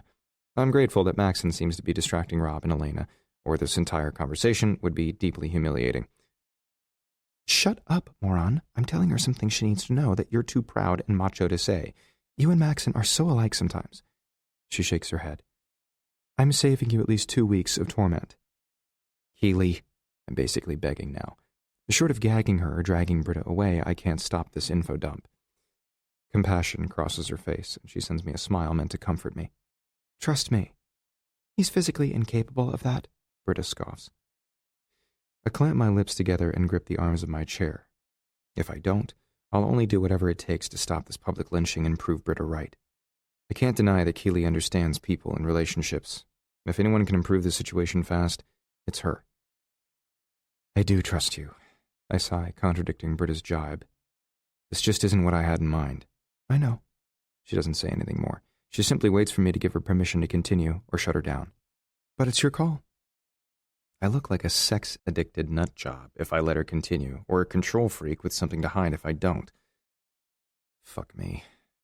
With a wave of my hand, I tell Keely silently to go on. It's not as if I'm going to be able to stop her for long anyway, and hell, maybe she's right. She nods her approval before focusing on Britta again, and she's wearing an expression that says she understands, my angel, woman to woman. Britta turns to me as if she's surprised. No, totally shocked, that I'm allowing Keely to smear my character. She blinks at me like she's desperate to figure out why. She's telling you the truth, I nod. Still gaping, Britta turns back to Keely. What happened next? I talked to him a few times before he slammed his way out of Dr. Wilson's office. I figured out right away that he was tightly wound. No one else was going to help him. He wouldn't let anyone try. He merely snarled like a lion. I think I'm the only one who saw the thorn in his paw, so to speak. I knew I could help, and I hate to see people hurting. Not only is doing nothing bad karma, She shakes her head. I want everyone to be happy. So I struck up a conversation. Griff wasn't terribly forthcoming at first, but I started figuring him out. I realized he didn't need another lover. He didn't even require a therapist. I mean, it could only help him, sure, but what he needed most was a friend. He had no one. Because he left everyone, Britta points out. I hear the defensiveness. I hear her saying that she would have stayed by my side and loved me with her whole heart if I had given her a chance. It hurts. If you're going to do this, could you at least make me sound less pathetic? I grouse at Keely. Why? I won't lie to this woman. Jeez. She shakes her head and ignores me again. I pointed out to him that sometimes it's easier to talk to a stranger, so he took me out for coffee. About 5 hours later, I figured out that he wasn't close to either of his parents. His sister was busy with school and lives on the mainland, and he wounded the two people he loved most as deeply as they'd hurt him. Even if you and Maxon actually had wronged Griff, though I know you didn't, he wasn't sure how to atone for leaving you both without a word. He was even less versed in apologizing, especially for an act so egregious. Keely frowns, as if the speech is about to get painful, as if it wasn't already. He never knew about Jamie, and the endless parade of skanks was his attempt to find some sort of intimacy that he missed like hell sharing with you. I know you might not think he deserves a second chance, but if you don't at least listen to what he has to say, you're going to ruin him for good. That's enough. I can't hear this anymore, and I certainly don't want Britta's pity. Let's go get Jamie and go. Home. While I can't say for sure what's going to happen if I don't intervene, I'm pretty sure the conversation would only get more excruciating and invasive. It's already beyond what I can take. But when I grab Britta's hand, she yanks it out of my grip and glares at Keely. How dare you? You don't know what it was like to get naked pictures of the man I loved with the woman I despised mere days after he left me. What it was like to find out shortly after that my stomach flu was really pregnancy hormones. Or how it felt to have to call my mom, a single mother who always preached about having a husband before kids, and tell her that I was expecting a baby but the man was long gone. I moved alone. I gave birth alone. I've been raising my son alone. Britta's talking in a low voice, but she sounds shaken and angry. Don't give me a speech about poor Griff. He lost his temper, and rather than asking questions, he made terrible assumptions. He didn't trust me and wasn't man enough to apologize when he realized he was wrong. You can't imagine what I went through, so don't preach at me to take pity on him. You're right. I can't even begin to imagine. Keely agrees softly. I'm only speaking as someone I hope will be your friend someday. Adding more misery to this situation isn't likely to make either of you happy. At the very least, you have a child together. Jamie needs his parents, who can be cordial and provide him plenty of love. But honestly, I think you and Griff are both still in love with each other and need to give it a chance. If you don't, you'll always regret it. Chapter 11. After Keely gave Britta her more than 2 cents, my angel takes an interest in wine. About 3/4 of a bottle. She has always been a Pinot Noir drinker. The fact that she downs that much rosé of dubious distinction tells me she's confused and distressed. I'm sorry I backed her in a corner, but she's never going to come out unless I push her out. I wish things between us were simpler, that I could just wrap her in my arms, tell her I love her, and that she would believe me and openly love me back. Those days are long gone. Rob and Elena take off. They're late for dinner with their family. As they walk out, a guy schleps in with a bunch of equipment and starts setting it up in the corner. One look tells me it's a karaoke machine. I should have guessed that Maxon would bring Keely someplace she could sing. I turn to her. You planning to sing at Gus's sports bar again? Maybe, she shrugs. I'm mostly hoping to sing for weekend entertainment once Maxon and I get moved into our new house and open officially as an awesome bed and breakfast. I've already got a spot for the yoga, and I'm working on recipes that use locally sourced food. You and Britta should come try a couple's meditation session. I've got a great spot. Her little smile tells me Keely is up to something. When she's got a scheme, she's a danger to be avoided at all costs. That's my cue to leave. Angel, I turn to Britta and put my arm around her. You ready to go? I'm finishing the glass. She drags her wine closer. How else am I going to put up with you all evening? I ignore her jibe and the resulting pain. We need to pick up Jamie in the next 30 minutes. She looks at her watch, then blinks, panic tightening her face. Is that really the time? I see the instant Britta realizes she's had too much to drink and can't drive. It's okay, I assure her. I'm fine. Max can park your car at the office. We'll pick it up tomorrow. That suggestion upsets her even more. She covers her face with her hands. I'm never irresponsible. My God, what's wrong with me? I've rattled her, and she's seeking temporary escape, a release of her pressure valve. I have a better suggestion than booze, but I don't think she's currently in any shape to talk about sharing incendiary orgasms that will have her letting go of all her anger and unshed tears. Nothing's wrong with you. It's been a rough few days, I know. Just like I know I should have insisted she eat more than a pot sticker and a lettuce wrap before imbibing. I shove my half-empty beer away and stand. I've got this. Let me take you home. You're really leaving now? Keely asks, looking a little bummed. I rise and lean in to whisper in her ear. I know you want Britta and me to have a happily ever after now, but FYI, she's not ready. We have a lot to work through, and I have to get started. The clock is ticking against me. Have you made it through the CD I gave you? I know she spent a lot of time and energy to give it to me. Not yet. I'm, taking it in small doses. Like Britta, you weren't totally ready either. When you are, it's waiting. She kisses my cheek. Now go. When I look around, Maxon is helping Britta to her feet and giving her a hug and some speech of encouragement that ends with a brotherly pat on the shoulder.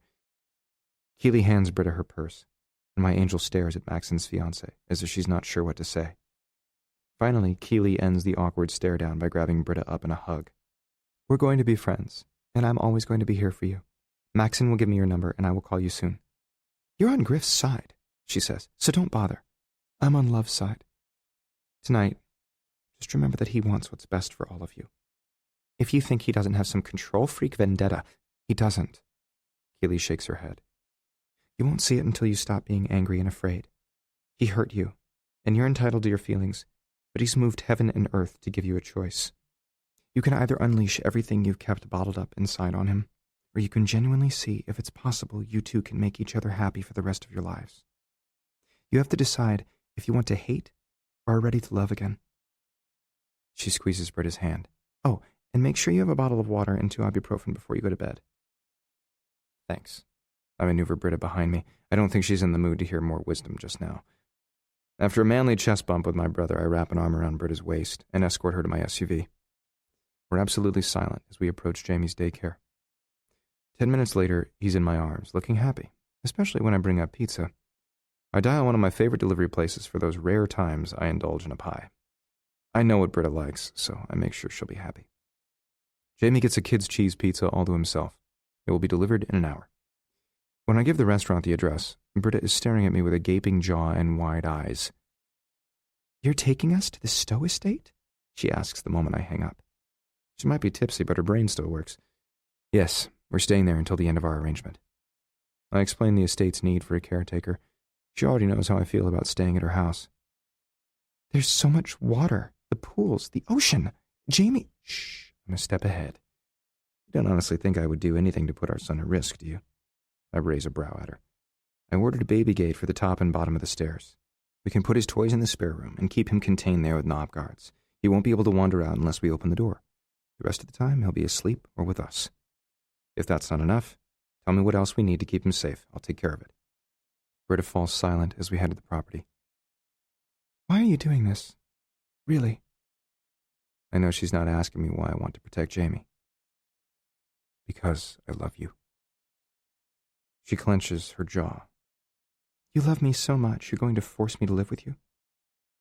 I love you so much I'm willing to do whatever it takes to help you past your hurt, including taking your anger, which I fully realize I deserve, until you see that we belong together. With a sigh, she clasps her hands in her lap. You confuse me. I don't think she'd be admitting that weakness if she hadn't consumed wine, but her honesty is more helpful than her blame. How? I've been very straightforward.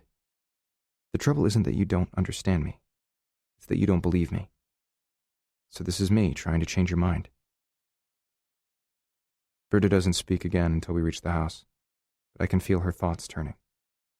I wonder exactly what she's thinking, but I also know better than to force her to talk before she's ready.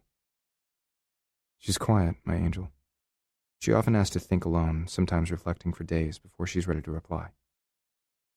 By the time I pull all the suitcases and boxes of Jamie's necessities from the back of my SUV and stack them in the foyer, the doorbell is ringing. I collect the hot pizza boxes and drinks, then pay the delivery boy. Less than 2 minutes later, we're sitting down to gooey goodness at the breakfast bar in the rustic Hawaiian kitchen overlooking the peaceful tide of the blue ocean. I'm glad Britta included Jamie's booster seat in her packing so we can make it through this meal with relative ease. His playpen will come in handy later, too. Britta picks at her food, mostly fussing over Jamie. I take over coaxing the little guy to eat when it looks as if she's consumed less than a slice. After he's chowed down half of his kid's plate and starts pushing at the counter, I clean him up and lift him into my arms. I'll give him a bath. Britta rises and grabs her plate, heading for the sink. I grab her wrist and nudge her toward her chair. Sit. Finish. I'll bathe him. After that, we'll set up his playpen so he can go to bed. Then you and I will talk. She looks pointedly at her stool, silently refusing to sit again. I'm tired of you telling me what to do. Then stop balking every time I try to lighten your load or meet you halfway. I'm not going to stand here and argue. First, it's late for Jamie, and he's beginning to yawn and fuss. Second, I think I'm getting to her. She's being argumentative, picking fights, looking for faults. Like she's trying to stay mad at me. Like she knows she's teetering on the edge of believing in me again. Or like I'm thinking really fucking wishfully. Right now, I'm pretty sure the score is me 2, Mikhail 0. Yeah, Britta might want to subtract a point from my total because I've twisted her arm, but I have to think that's less of a deduction than her groom telling her that his mommy is going to plan their wedding. So really the banker is in negative territory, right? That should be good. But I'm not taking anything for granted. So I've got one more trick up my sleeve. After I bathe my boy and find some pajamas in one of his suitcases, I unravel the mystery that is his playpen and set it up in the room adjacent to the master's suite. Britta packed away his nightlight, so I plug it in before I retrieve his favorite blanket. Then I rock him a little until his eyes droop. Hey, big boy, you ready for bed? I'm aware that Britta has wandered up the stairs and followed the sound of our voices. She now pauses just inside the doorway of the sitting room. I feel her eyes on me as I cradle Jamie and coo to him. No, he whines as he rubs his eyes again. I'm not tired. I try not to laugh. He's obviously exhausted, and it's already past his bedtime. Yes, I say firmly, kissing his forehead. You are. Come on. With a frown, he touches my cheek. His big eyes and a curious expression tell me he's trying to figure me out. Daddy. My heart stops. I blink at my son, hardly daring to move. Then I risk a glance at Britta, who's gaping at us in stunned silence. A resounding yes is on the tip of my tongue.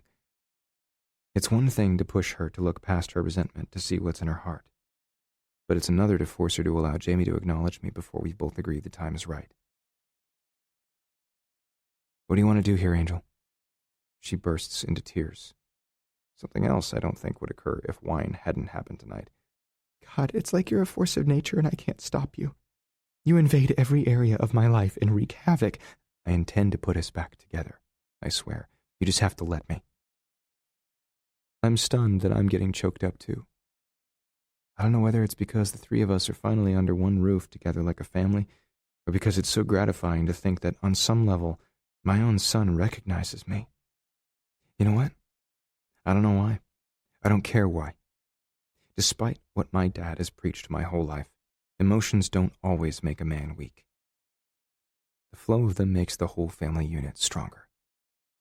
In this case, they're giving me the fortitude to push ahead when I'm sure a lot of people would tell me to back the hell off, so I refuse to judge myself now. I'm rolling toward our future. With her body racking and her eyes leaking, she slowly approaches us, smoothing Jamie's hair from his face. Yes, baby. He's your daddy. Then she looks at me. Don't push me any more tonight. I hug him tight, kiss his forehead, and revel in a long second of bliss that my son knows the truth, that he'll call me daddy for the rest of his life. But as I hear Britta pace, I realize I can't let fear, resentment, or anger fester between us, or I'll lose her. I didn't suggest to him that I'm his father or coach him to call me that. She turns to me, frowning as if she's trying to hold herself together. I know this is a sensitive topic, and wine makes her emotions float closer to the surface, always has. Maybe that works in my favor tonight. The pediatrician told me it wasn't uncommon for kids without a steady father figure to start looking for one at some point, but until tonight he's never done it. It blindsided me. I know in my heart this is both inevitable and best for Jamie. Britta doesn't finish her sentence, simply turns away. I need to go after her. I need to figure out how to soothe her pain. My first solution to make her feel good is sex, but that's easy. It's not going to fix a situation this complicated. I have to really use everything I've learned over the last couple of years and talk to her. I have to listen and try to say the right things. I've never been great at that, but the stakes are too high to fuck up now. Good night, son, I murmur to Jamie as I lay him in the playpen. Daddy, he gurgles again as I hand him a stuffed bear. I'll see you in the morning. I love you. I kiss his head again. As I slip out, I flip off the lights and leave the door cracked so Jamie isn't afraid in his new surroundings. Thankfully, he doesn't make a sound other than a sigh as he slides into sleep. When I turn, Britta is on the lanai attached to the bedroom, looking out over the inky ocean and the silvery moon playing peekaboo with the clouds. I'm sorry you weren't ready for that, I say softly behind her, resisting the urge to touch her, offer her comfort. She shakes her head. I tell myself that I'm worried you'll crush Jamie if you walk away again, but I realize it's all wrapped up in my bigger anxiety. How do I simply trust you again? You can't fathom what you're asking of me. What? Yeah, I can. You saved your virginity for the man you'd marry, and you thought that was me. I admit I seduced you. I admit that I wasn't a great boyfriend, but it was lack of skills, not lack of feeling. I loved you then. I love you now. I know it's hard to believe after everything I put you through, but I wish you'd try, Angel. I'm in a terrible position. Everywhere I turn, you're there, in my face, against my body, trying to barge your way back into my life. Memories I haven't thought of in years come out of nowhere to slap me. She breaks into sobs. Micaiah wanted me this weekend. I kept thinking about the first time you and I... She shakes her head, tears now streaming. And I couldn't... The guttural primal part of me wants to throw a party. She turned down sex with her fiancé because I barged into her thoughts and crowded him out of her heart. She didn't admit that in so many words, but I feel it. I'm closer to breaking through than I even knew. Little by little, all my assurances have been wearing down her resistance. She just needs a few more signs, more proof that I'm here for her and I'm always going to be here for her. On the other hand, I hate to see her so torn. Every moment of weeping she stifles into suffering silence as a blade to my heart. I'm furious that I have to finish ripping her apart before I can put us back together. I grab Britta and fold her into my arms, soothing her with a hand down her back and a whisper in her ear. It's okay. It's not. I'm engaged to another man, but I'm letting the one who broke my heart comfort me because it feels confusingly right. I can't do that. I can't give you the power to hurt me again. I never will. That promise isn't just words I've strung together. I am determined to make you happy. I am committed to it.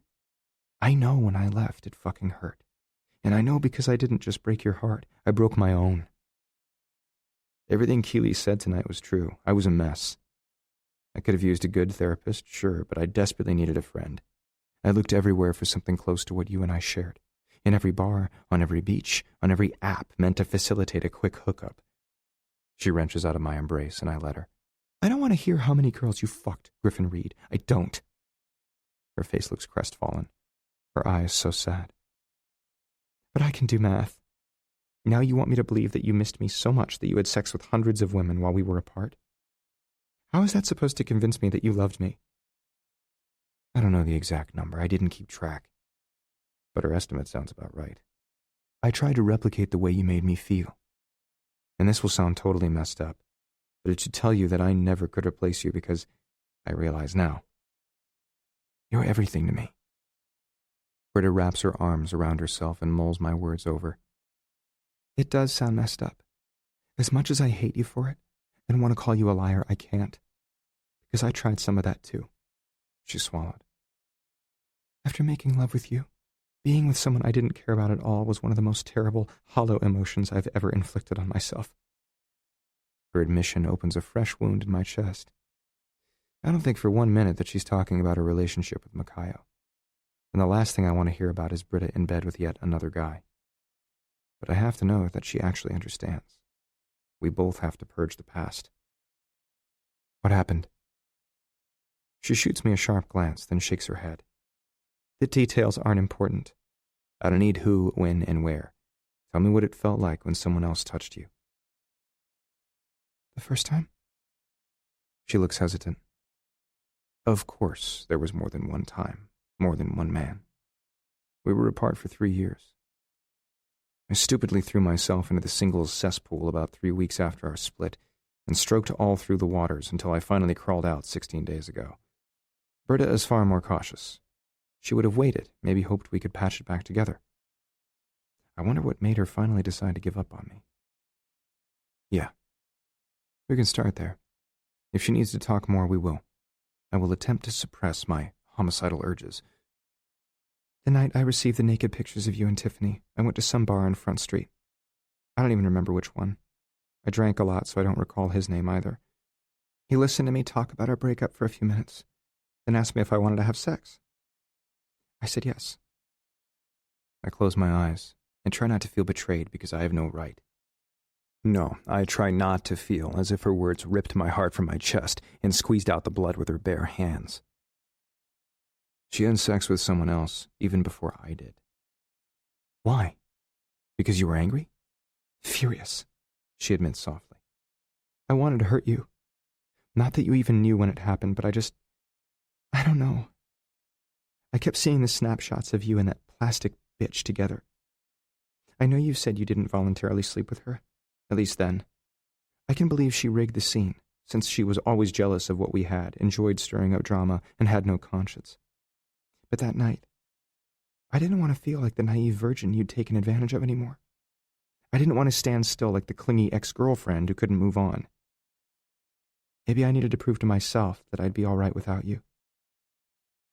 I'm not sure anymore. I just know that when it was over, I went to his bathroom and threw up. Then I gave him a fake number and cried all the way back to our apartment. I clenched my fists. But if I'm going to lash out at something or someone, it should be myself. In a lot of ways, I did this to her. I forced her to confront the future without me when she was reeling and enraged and fucking lost. It hurt you. I croon in a soft voice that's somehow a small consolation to me, too. Yes. I couldn't sleep in our bed, so I sat up all night, waiting for you to storm back in, seething about what I'd done, to demand that I give you back the body that belonged to you because you'd always been so possessive. But hour after hour passed without anything except silence and regret. That's when I knew you were never coming back. Tears fill her eyes and spill again in a stream of sorrow. I found out I was pregnant a week later. Once Jamie was born, I dated a little off and on. Sometimes I'd sleep with someone to see if I was finally over you. But no, I went from feeling sick and stupid to being frozen and empty. I understand. Most of my life I've slept with women I didn't have an ounce of feeling for. That's how my old man taught me it was done. That's what life reinforced. I never really knew anything else existed. Until Britta. She shrugs. Either way, I felt deeply alone, and God, I need to shut up. I'm giving you so many weapons to use against me. You're probably thinking gleefully about how sentimental and stupid I am, and no, never. I finally risk cupping her face. I'm thinking about how I would do anything to change that week of our lives, but I can't. I can only ask for your forgiveness. I think I've forgiven you. She finally looks right at me, our gazes connecting in a snap I feel all the way to my toes. I simply don't know if I can forget. I want to kiss her. Right now. I want to imprint myself on her, show her exactly how I feel in a way I'm good at. Certainly better than speaking a bunch of words. If I could show her the difference between the guy who randomly picked up women in a bar and gave them a good time because it temporarily masked how crappy I felt about myself versus the man standing in front of her, desperate for the chance to make her mine because I love her, maybe she would understand. I lower my head, inching so slowly toward her lips. She sees me coming, grabs my biceps, holds her breath. I feel her body tense. I dip closer. Her eyes slide shut. Jesus, my heart is going to gallop out of my chest. We've made so much damn progress tonight. It must be a sign that she's working through her scars. Maybe deep down she even wants me back. I'm excited. I have hope. No. She steps back, shaking her head. She worries her engagement ring on her finger. I'm committed to someone else. You and I have chemistry, I won't deny that. Some part of my heart still belongs to you because you were my first love. That part will probably always belong to you, but I've moved on, made different choices. You seem to want some fairy tale out of our time together. Griff, you're not Prince Charming, and you weren't around to rescue me from the tower, so I found my own way out. Britta turns her back to me and heads into the house once more, dismissing me. Makayo isn't going to make you happy, I call after her, following her soft footsteps. He can't. She stops, glancing at me over her shoulder. I hover right behind her, absorbing the heat of her body as the tropical breeze kicks up. In those silent moments, I sense her hesitation. I smell her. I want her. I'm not giving up until I have her again. She whirls on me and backs a step away. And you think you can? Yes. I don't need that crazy, consuming, dizzying sort of love again. He respects me. We don't argue. We're looking for the same things in life. I scoff. Logic isn't going to fulfill you, Angel. He doesn't love you. He doesn't challenge you. And he damn well doesn't excite you. She presses her lips together and crosses her arms, but she doesn't say anything. She doesn't refute me. Tell me I'm wrong, I invite her. Fuck that. I goad her. Leave me alone. I'm not going to do that. Ever. Go to hell. I've been in hell for the last 3 years. Now that I'm with you again, I'm staying right here. You'll figure that out sooner or later. I prefer Makayo. He gives me space. She's lying to herself. I shake my head. He doesn't care enough to do whatever it takes to earn your heart. He didn't take care of you when you were sick, and he doesn't give a damn that you have the perfect fucking dream wedding in mind. You're only marrying him because you think he's safe, because you think he'll never leave you, because he doesn't know or care that you'll never give him the power to hurt you. I won't make you admit that out loud, but you know I'm right. She sighs, her shoulders droop. If I gave you what you wanted right now, if I said, you know, Griff, you're totally right, let's get back together, you'd be bored in under a month. No. You'd be sneaking away to add notches on your bedpost in less than 6 weeks. She goes on as if I didn't refute her. I grit my teeth. Hell no. You would. And you'd be gone from my life and Jamie's again in 3, maybe 4 months. What's the point? Am I your ultimate challenge? Does your ego need to see if you can win me back so you can dump me again? Fuck no. Shouldn't touch her at all. Not now. Not when I'm worked up and she's feeling defensive. Cupping her shoulders certainly doesn't satisfy my need to have her next to me, under me, filled with me. But I want her used to my hands on her skin. I'm willing to start slow. I'm going to work a little more each day to erase the feel of every other man from her memory. Yes, she refutes. You don't want to see that. Maybe you need to believe you've changed so you can live with yourself. Maybe you're looking for meaning or redemption or... I don't even know. Maybe you hit 30 last November and started to think about how sad it is to be unmarried and decided you should settle for the woman who once dreamed naively of the day you would commit and set up house and take meaningless vows. None of that. Fucking son of a bitch. Haven't you been listening to a word I've goddamn said since I walked back into your life? I love you. And if I was lying to myself about anything in the past, it was that.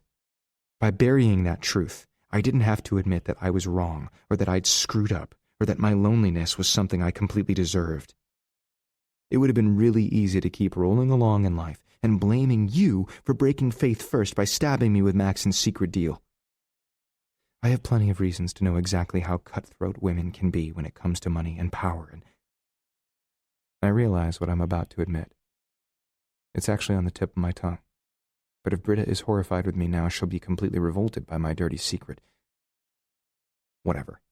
Not whatever, tell me, she demands. What did I ever do to you but give you my devotion and believe in you? We're not solving anything at this point. I'm done. I shoulder my way past her and stomp through the bedroom, heading for the stairs to find my suitcase in the foyer. Britta marches after me. See? That's just like you. Giving up. Walking out. Thanks for proving my point, asshole. God, she's pushing me. And pushing harder than I ever expected. On the one hand, it's a good sign. She'd be happy for my reprieve if she didn't care. On the other hand, I'm beginning to understand how she feels, why she's overwhelmed by what's going on between us. I'm not walking out. Get it through your stubborn head. I will never do that again. I'm stopping a destructive argument. I'm making sure we don't say awful things to each other like we did the day we ended.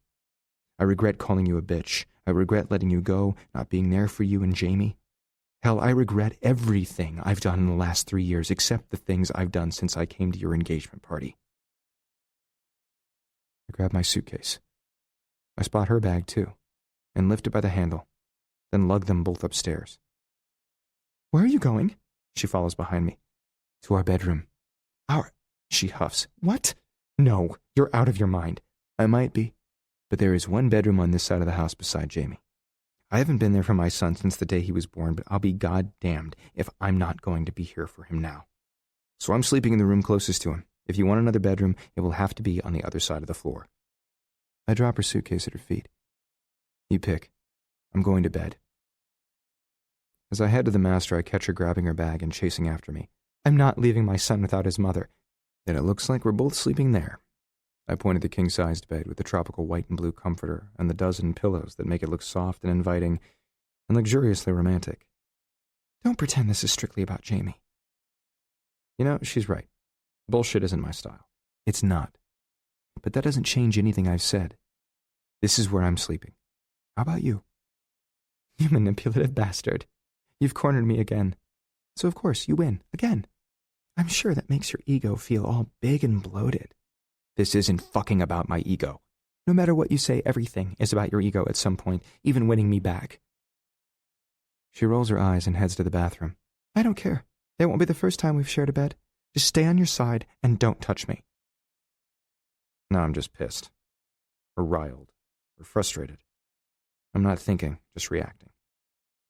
I drop my suitcase and snag her again, pulling her body against mine with a hand splayed at the small of her back. I dig my fist into her hair and force her to look at me. I won't lay a finger on you until you admit you want me. Until you admit I'm the only man for you. Until you ask me. You're going to be waiting for the rest of your life. Chapter 12. I can't sleep. I feel like the stupidest, most masochistic son of a bitch ever. I love sleeping next to Britta, but right now I hate sleeping next to her. I smell her, I hear her, I can almost touch her, taste her. I want her so badly I'm hard and sweating and aching. I can't have her. Yet. Sharing a bed again is making me remember the morning sex, the good-night sex, our quickie nooners, and the lazy Sunday loving we once shared. Not going to lie, we got busy a lot. The difference was that, unlike other women, every time I was with Britta, I only wanted her more. I wanted her in a way that stemmed from somewhere deeper than my dick. I yearned to hold her when she cried. I couldn't wait to laugh with her when we caught the neighbor's crazy dog humping a fence post or landed a listing on a Hawaiian street with a name containing 15 vowels we both had trouble pronouncing. And yes, I loved to indulge her in the most sinful, drawn-out, claw-worthy orgasms while finding new ways to make her come. Right now, I'd settle for her talking to me. After the end of our argument, she shut herself in the bathroom, took a long bath, then emerged in a shapeless t-shirt, palmed a sleep mask, and utterly tune me out. I might deserve it, but I don't know what to do about it. And I have to figure it out, fast. I roll over and look at the clock. 1:53 a.m. Yeah, I'm going to be worthless at work later today. Reaching for my phone, I roll out of bed. Quickly, I peek in on Jamie, who's as sacked out as his mother. Then I pace out to the lanai. The shadows of moonbeams dance over the water. I hear the crashing waves more than see them. I can almost feel them vibrating through my body as they churn loudly in the night that's otherwise silent. Kind of like the turmoil rolling just under my skin. Emotions, they fucking suck. But if I'm going to dive into that murky pit, I might as well wade in deep, make some decisions, and get it over with. When I unpacked my car earlier, I brought Keely's CD of song selections inside. Luckily, I don't have to wander the house for long to find a CD player. There's one in the bonus room upstairs. I probably shouldn't do this now. It won't cheer me up in the least. But I still queue up the next tune on the disc. Then, sink into a plush chair to listen. From the very first strains, it's sad. No, haunting. A vocal realization that everything between this couple is tangled, confusing, and seemingly hopeless. A glance at the case tells me it's called Breaking Ties by some obscure band called Ocean Lab. No idea where Keely finds this stuff, but she's dead on. I have been fooling myself for so long, thinking I could live without Britta. I'm pretty sure she's been doing the same. I don't know how we could both be so right and so wrong. No denying that when I feel my mouth against her skin, she absolutely lights me from within. And it's been forever since I felt that way because that's how long it's been since I've been with her. But right now she's sinking like a stone. And just like the lyrics suggest, I need to be her parachute. How can I do that? I'm not sure. Yet. I'm certainly never allowing Micaiah an opportunity to pull her ripcord and save her. After the song ends, I silence the sound system. Ideas are rolling through my head. Big ones, crazy ones. I'm pinging with them, vibrating with them. I'll never fucking sleep. I bounce my phone from one hand to the other, hesitating. Should I? Shouldn't I? I have to, don't I? Otherwise, I'll contemplate my uncertain future all night. Otherwise, nothing between Britta and me changes. The good news is this won't be the first time I've called this late. The bad news? I doubt it will be the last. With a sigh, I press a button. 3 rings later, Keely whispers, "What are you doing up?" "What are you doing up?" I counter. I knew you wouldn't answer if you weren't awake. She clears her throat. "Do you really want me to answer that?" I cringe. "Shit, please tell me that you and my brother aren't getting busy right now." Keely laughs. "No, I wouldn't answer the phone if we were. It's just fun to mess with you." "Stop. I don't want to hear a word about his dick, joking or otherwise." "I'll try not to offend your delicate sensibilities, Griff. So what's up? Out with it." Keely sighs. "You only call in the middle of the night when it's really bad. I'm guessing you took Britta to the house and, what, had a fight?" Sometimes I swear she's psychic. More or less, it started off calm and reasonable-ish. Then Jamie called me Daddy. That's good, right? Oh, except it upset Britta, I'll bet. Some. Not as much as I thought, though. From there, we wandered onto the subject of our respective lovers after the split. That went less well. Much less. "I'll bet she wasn't thrilled you'd been so busy," Keely predicted. "And you lost your shit when you found out she hadn't spent all her time alone." I didn't. Well, not visibly, but I wanted to. But that was one of the fucking hardest things I've ever heard. It solidified my resolve to make sure there's never another man in her life. Or her bed. Then I might have screwed up by mentioning that Micaiah wasn't the right guy for her. She didn't want to hear that when she was wearing his ring. Things got uglier after that. Somehow she's convinced herself that I'm full of hot air and me trying to win her back is all about my ego. Really? I'm not that guy. Not anymore, she corrects me. Besides, I think that's her excuse. She has to attribute your actions to something, and if she lets herself believe you really are still in love with her, then she has to confront her feelings for you. And she's terrified to do that because she'll have to reevaluate the future she has planned. Valid point. I don't know how else to make her understand that I just want to give her a better future, make her happy. I know. But she doesn't. Think about this. What if she lets herself fall for you again and it doesn't work out?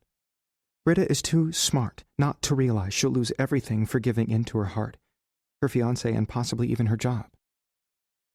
She will, of course, have to share her son going forward, And she'll have to live with that broken heart and a mountain of regret. Again. I rake a hand through my hair. I hear what she's saying, but none of that is going to happen. I keep telling her over and over that I love her. What did you tell her the first time you were together, Griff?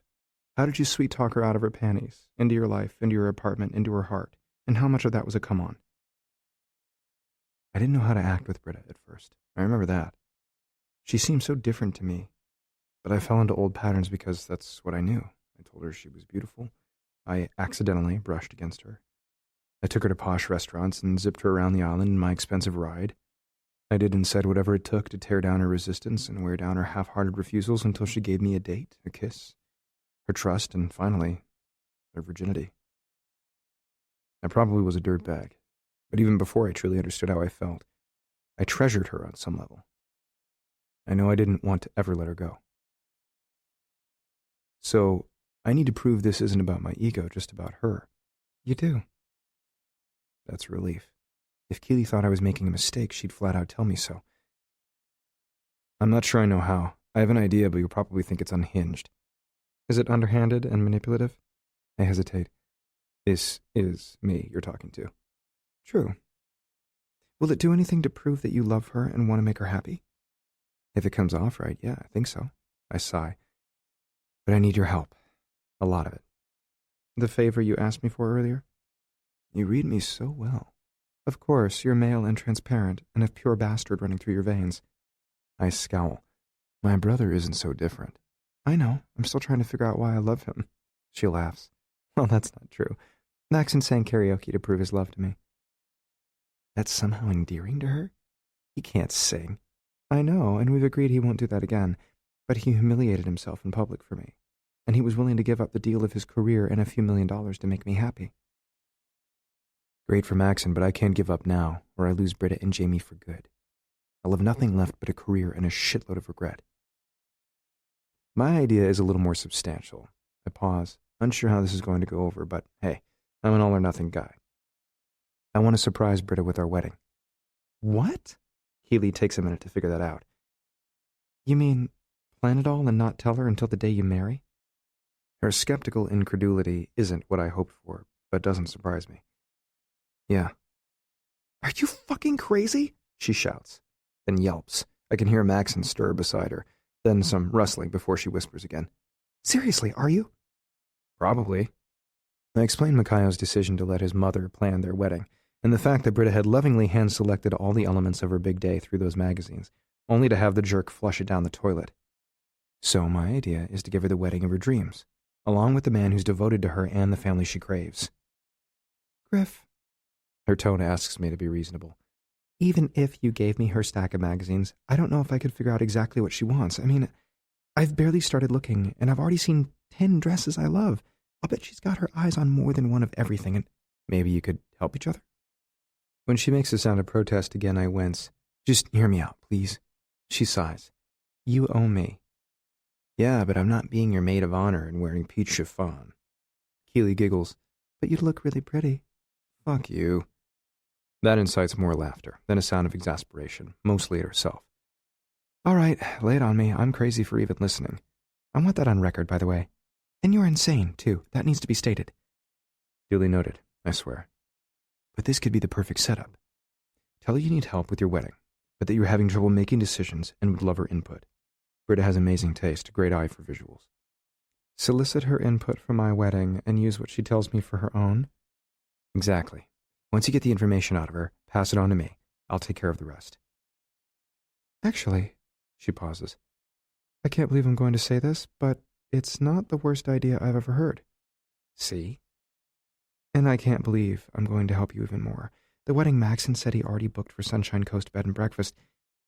That really has a nice ring, don't you think? Way better than Max and Maui Realty. Okay, I can't disagree with that. The point is, those people realized belatedly that it's Easter weekend and rescheduled for mid-May. So we have an opening. It's the same Saturday that Makayo picked to marry Britta. Future anniversaries will fall on tax day, which is decidedly unromantic. But I'm not going to sweat that. I'll make future anniversaries amazing.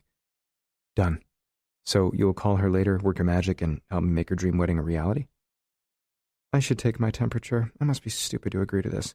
not right in the head, devoid of all my faculties. Is that a yes? Keely, honey. Don't honey baby sweetie pie me. She sighs. You don't need to. I think she loves you. I know you're absolutely besotted by her. So while this might be the craziest thing I've ever heard of, it's also one of the most romantic. All right, I'll help you. 2 miserable days pass in which Britta is barely speaking to me. I'm eager for Keely to get the ball rolling on the wedding planning, and I hope the nuptials I throw her will change everything. But until then, I need to make better use of my time with her so she actually wants to marry me. I need to ensure that all the days and nights I've strong-armed out of her aren't spent in chilly civility, or I'm going to lose her for good. The bright spot is my relationship with Jamie. Last night I bought him a pair of floaties and a raft. We had a blast in the pool. He called me Daddy again before I set him down with toys. Not going to lie, that warmed my heart.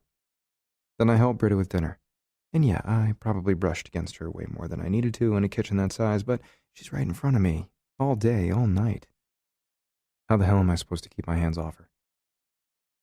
Can you grab the roasting pan of potatoes from the oven? She asks, absently, then peeks into the adjoining family room to find Jamie with his trucks and blocks, making sputtering, slobbery noises. Sure. She pauses to watch our son. He looks happy. I smile. He really liked swimming. He's not as fond of the ocean, so I'm glad he reacted better to the pool. She hesitates. I watched from the lanai. You're very patient with him. Thank you. I grit my teeth. It burns me that she's thanking me for loving my own son. But I stifle it. I don't want to start a fight. This is the most conversation we've had since the night we argued.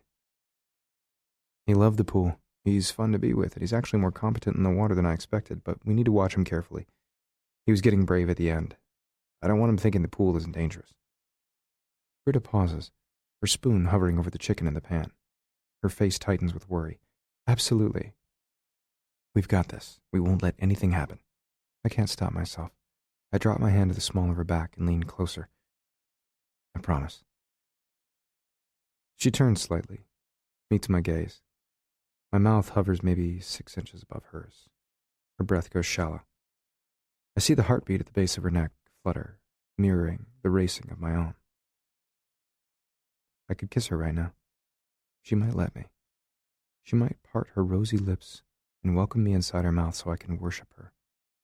She might moan, melt against me. She might also kick me in the balls. Willing to take the chance, I lean in. Jamie lets out a shriek and clangs 2 metal trucks together. We jump apart and I curse under my breath. It's not his fault. And maybe he did me a favor. As much as it chafes, with hot food cooking and a toddler watching, it isn't the time to make a move. And I don't think Britta is ready. She jerks her gaze back to the stove. Don't do that again, Griff. As I drag the potatoes from the oven, I see her rubbing her engagement ring again like it's a talisman that will protect her from the temptation I'm throwing her way.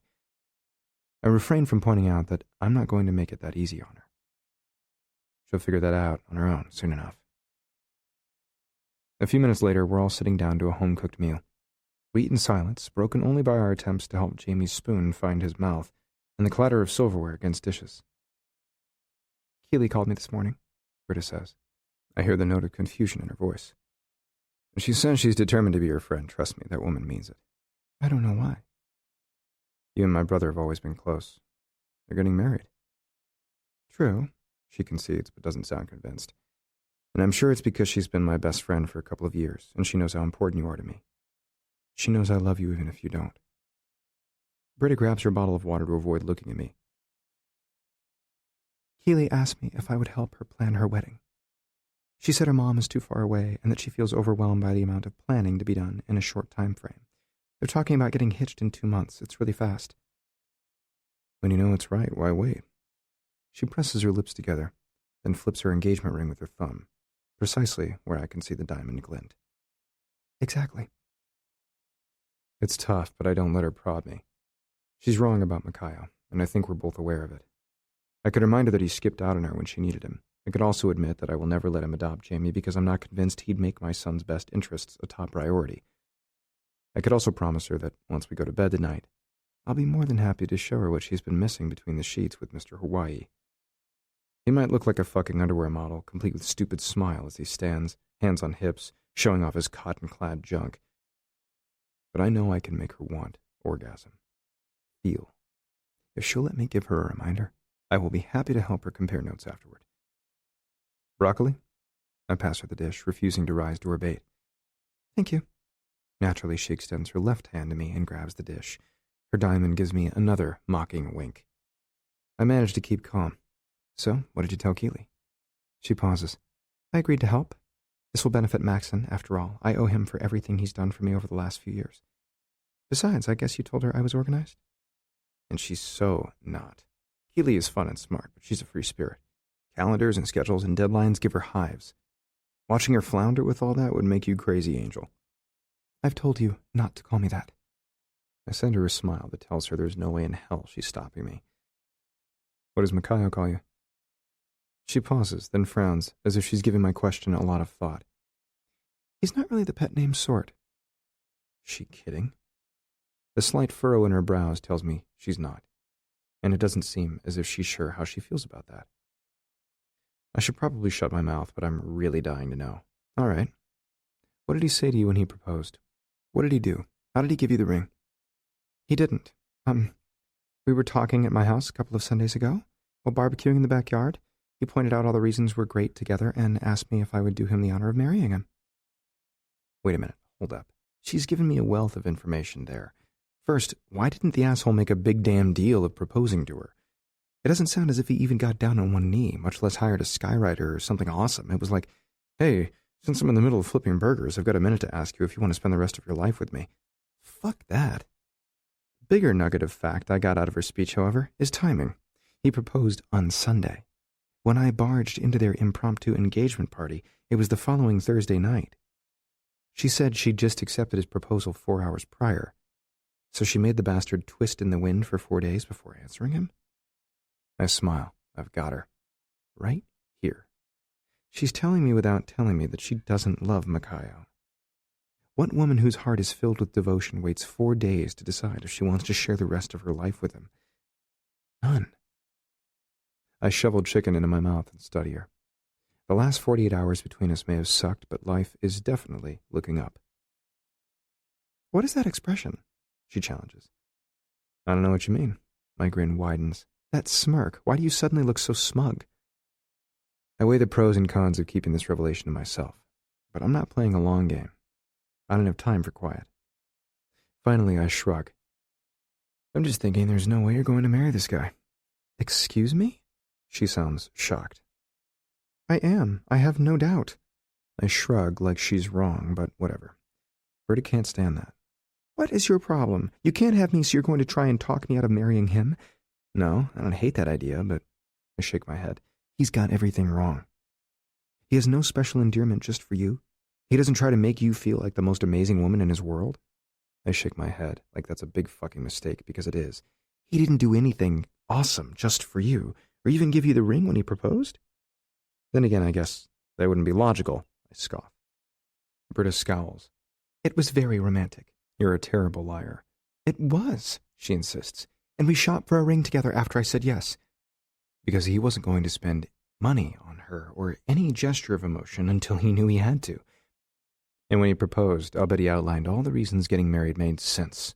You're both responsible, have good jobs, handle money well, like the same movies, and his picture-perfect family adores you, right? When she presses her lips together mulishly, I laugh. Right. Then he talked about your lives together with all the excitement of a pile of compost before waxing boring about the requisite 10-minute coitus you'll share twice a week that he'll find a perfectly adequate expression of your shared passion. Am I far off the mark? She sputters. Miles off, in fact. No, I'm not. That's why it took you 4 days to decide to marry the loser. You're wrong. And that doesn't mean I would ever marry you, Griffin Reed. Without skipping a beat, she helps Jamie by cutting another piece of chicken into smaller bits and sliding one onto his baby spoon, even as she rolls her eyes at me. You know what? His proposal was way more romantic than yours, because at least he asked. You had me for a whole year and never once broached the topic. You never cared about anything like that, she huffs. You never even thought of it, so that puts him way ahead of you. Jamie is about to toss a handful of potato across the table, so I grab him by the wrist and use my napkin to empty his hand. Then I stand and glare at Britta. Wait here. When I spin on my heel and head for the stairs, taking them 2 at a time, she calls after me, "Where are you going?" I'm not answering. She'll see soon enough. 2 minutes later, I return, yank her bar stool away from the table until she's facing me. Then I get down on one knee and open the black velvet box in my grip. She gasps when she sees the engagement ring inside. I bought this on March 16th, almost 4 years ago. I knew the moment I saw this ring that it was meant for you, and that I was meant to put it on your finger. Britta presses her hand to her chest, mouth gaping like I've stunned her speechless, as she stares at the symbol of love I bought her years ago. Marry me. My heart is thundering, and I wish I had something more flowery and romantic to say. I could give her arguments about why I'm a better man for her. I might even be able to talk sweet and fast and whisk her into bed for an orgasmic glow that lasts a day or two. It's all worthless if she won't admit she loves me. And if she needs proof I'm committed to this, and her, I don't know what more I can do beyond what I am right now. You're serious? Her voice is shaking. She looks at me, blinks, looking frozen, stricken. She can't seem to find her voice, her breath. You've had that For almost 4 years, yes. No. She shakes her head, her gaze bouncing between the ring and my face like she's not sure where to focus. We'd barely begun dating seriously. We'd barely begun having sex. I know that's what she's thinking, but she swallows the words down. It's not possible. She's shaking her head and looking at me like there must be some terrible mistake. I'd be offended if I didn't understand that her accepting what I'm stating as fact means that she has to question everything. Each past decision, all the anger she's carried, and that future she thinks she has planned. I eased my feet and pulled a receipt from my pocket to set it on the counter so she has no doubt I'm telling the truth. It shows the exact date I purchased the ring and how much it set me back. She scans it, then blinks at me in total shock. I come closer, tuck her chin in my grip so I know she's paying attention to every word I say. We started dating just before Halloween. I suspected our relationship was serious by Thanksgiving. I knew I was in love with you by New Year's. You finally trusted me enough to give me your virginity on March 1st. Yes, I remember the exact date. It changed my life because you changed my life. By the end of that night, I was sure you were it for me. When I saw this ring 2 weeks later, I bought it. And I waited for you to be a little older and a little more comfortable with me. I wanted you ready to say yes to spending your life with me. I intended to propose to you on my birthday. I had a plan. I might have been a shit, but I wanted to give you the best proposal ever. I knew it was important to you. And we fell a week short. The words tumble out of her mouth, small, eked with pain, and filled with so much sadness. Yeah, I have to bear the responsibility for that. But right now, you and I have the chance to erase the bad and start over as a family. I ruffle Jamie's hair. Then I can't help myself. I wrap my hand around Britta's arm, curl it around her elbow, and bring her to her feet against me. I'm serious, Angel. Marry me. Chapter 13. Britta doesn't answer me that night, or the next morning.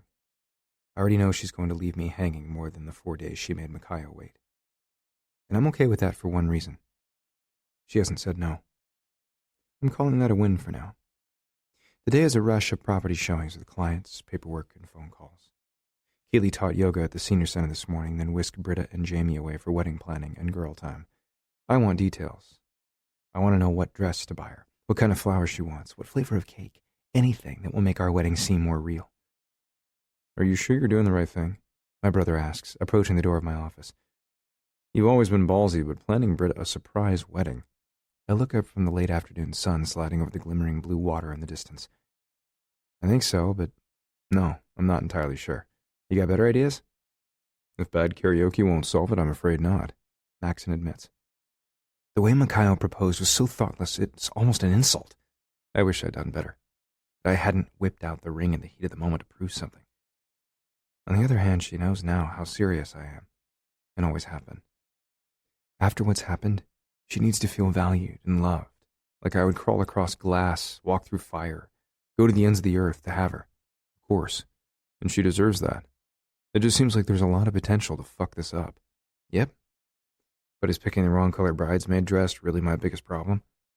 It's not. He concedes. The factor forcing her hand is. She has to pick one of us.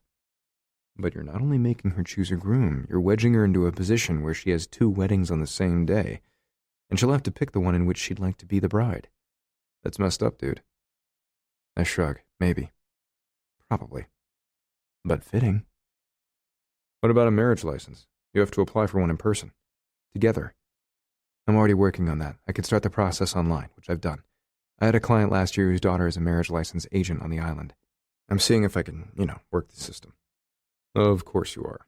Maxon shakes his head, wearing a hint of a smile. What will you do if she ultimately says no to you? Not an option. Maxon shakes his head like I'm a dumbass. You need to start thinking about it. Not everything is always going to go your way. I've got 100 ways to make her realize I'm the right man for her. I haven't even unleashed any of those yet. I know you. 99 of those ways involve sex. You can't do that to her, bro.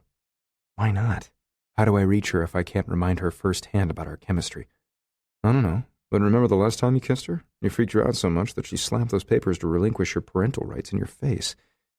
Even if you manage to seduce her, she's engaged to someone else. She wouldn't be able to handle the cheating.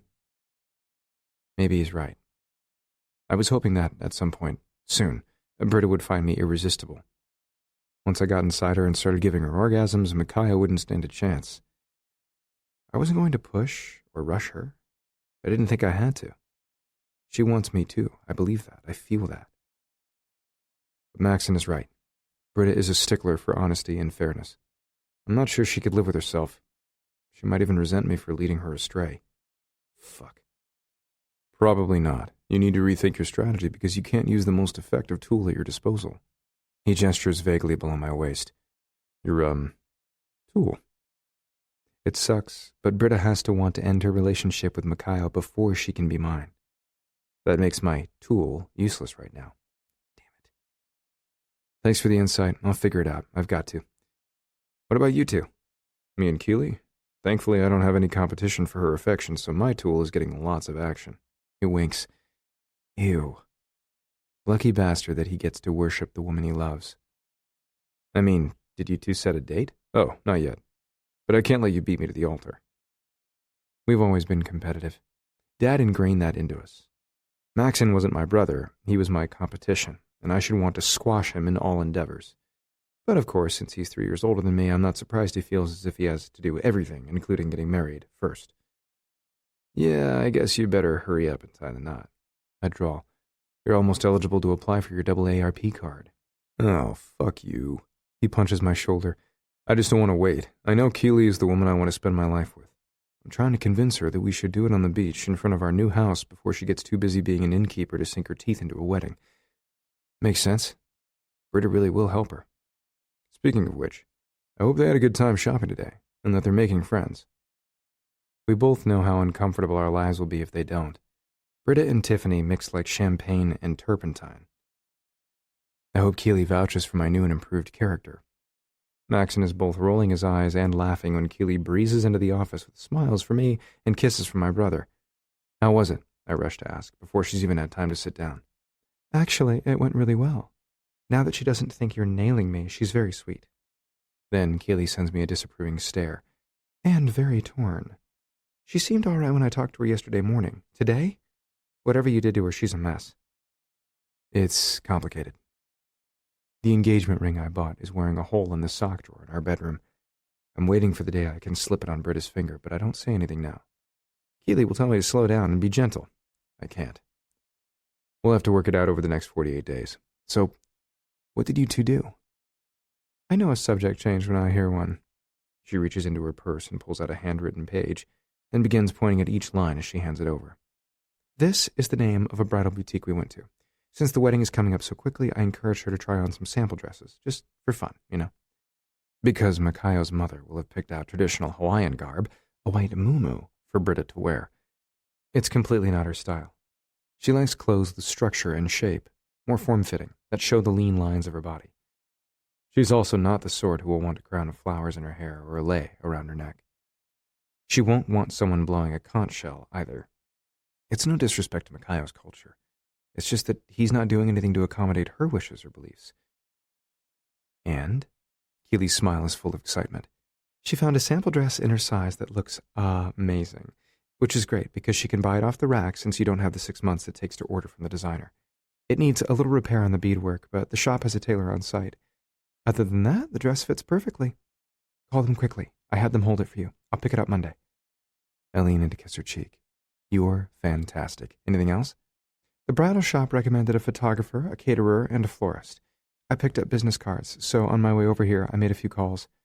I set up appointments with all these people to talk to you on the phone next week. During my lunch with Britta, I spread out all the bridal magazines available at the drugstore. I bought them last night so she could point out to me things she liked. So now I know what sort of arrangements, food, and cakes she's interested in. It was a really productive day. I'm beyond pleased. I can't thank you enough. This is going to work. She nods my way. It just might. Did you plan anything for our wedding, Sunshine? You got the ball rolling for my bonehead brother, but you have an eager groom here. Maxon all but growls. As a matter of fact, I did. I have to beat this asshole to the altar. Maxon points my way. How does April 8th sound? That's the week before his wedding. My brother pauses. I'd rather do it in March. The 4th sounds perfect. That's next Saturday, Maxon, Keely objects. I'm already doing this last minute. Then why is it still taking weeks? We all laugh and discuss details a bit more. Since I brought the magazines Britta discarded, I quiz Keely on things my angels seem drawn to. The visuals give me a point of reference, and at the end, I'm sure I'm closer to making Britta my wife. When the sun starts sliding toward the horizon and shadows begin to fill the office, I glance at my watch and frown. Where are Britta and Jamie? Keely showed up nearly an hour ago, but I didn't think they would be far behind. She mentioned a run to the drugstore earlier, but... Oh, Jamie didn't go with us today. One of his daycare teachers agreed to watch him since a bridal shop isn't really a place to take a toddler. I want to object that I could have spent the day with him, that I would have been thrilled for the time with my boy, but I had to work. I grind my teeth at the missed opportunity. Jamie is all boy, and the image of sticky hands and slobber on satin tells me Keely is right. Good call. Britta said she would meet you at the Stowe Mansion later. Not at home. I know the building isn't actually our home, and never will be. But my home is wherever Britta is, wherever Jamie is. The conversation brings full circle the fact that she hasn't chosen me. It's possible she never will. But that's not Keely's fault. So I suck it up and smile. Thanks. The lovebirds leave the office, hand in hand, still debating about a suitable wedding date. Maxon concedes that planning something as important as a ceremony commencing the rest of their life together might require more than 6 days, so he's willing to wait a whole additional week. I laugh and head home, mentally prowling through the refrigerator to decide what we might have for dinner. When I pull into the enormous garage and head inside the house, Britta is already there, making something with salmon. I smell jasmine rice steaming. I set my keys down as I watch her bustle around the kitchen, and Jamie curled up on the sofa with her iPad and a cartoon, his thumb in his mouth. Hi, Angel. She moved freely until I made my presence known. Now she seems guarded, sending me sidelong glances as she begins to toss a salad. Hi, good day. Did the couple from Seattle decide to buy a condo? They said they'll call me Monday, but my gut says yes. I want to go to her, wrap my arms around her, kiss the nape she exposed when she lifted her golden tresses into a messy bun. Maxon's warning that Britta won't be able to handle cheating echoes through my head. I really am screwed. Good. And Keely and I had a great day. All my friends from college are on the mainland, and other than Emily, the woman you met at the park, my neighborhood wasn't exactly filled with single women I had a lot in common with. Girl time was nice. Really nice. She actually smiles. I think that's the first time I've seen her happy in, well, since I barged into her life again. Sure, she's chatting to fill the space, so the silence otherwise isn't awkward. Or so I don't ask her whether she has an answer to my proposal. Good. Poor Keely seems so lost about weddings. She really wanted my opinion on everything, like she'd barely given her ceremony a thought. She shrugs. If I'm not going to get to plan my own, it's nice to... Britta falls silent as she realizes what she's all but admitting. So you're marrying Makayo? You're choosing logic over love? I try to keep my voice even and not reveal my absolute fury at the thought. She tenses again, moving around the kitchen watchfully, as if she's steering clear of a wild animal. I haven't decided anything. I round the bar and invade her personal space. I don't touch her exactly. I can't, or I'm worried I'll lose my self-control and be all over her. I pin her against the counter, anchoring my hands on either side of her, and manage to stop myself from dragging her closer. What can I do to help you choose me? Back off. Besides that. Nothing. I have to think this through. Last night was a lot. I can't dispute that. Let's figure this out together. That sounds calm and responsible, mature, not too demanding. She's already shaking her head. I need time to be alone with my thoughts. That fucking grates on my patience. Give me one evening. Just one, to imagine with me what our lives would be like if we'd been married for the last 3 years, and if our lives were normal. How do I do that? If we'd been married that long, you wouldn't have to force me to live with you. Jamie calling you daddy would make me smile, not worry. We wouldn't be living here.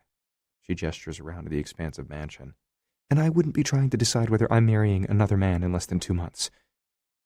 You're not. I want to growl at her, but I manage to bite back the words.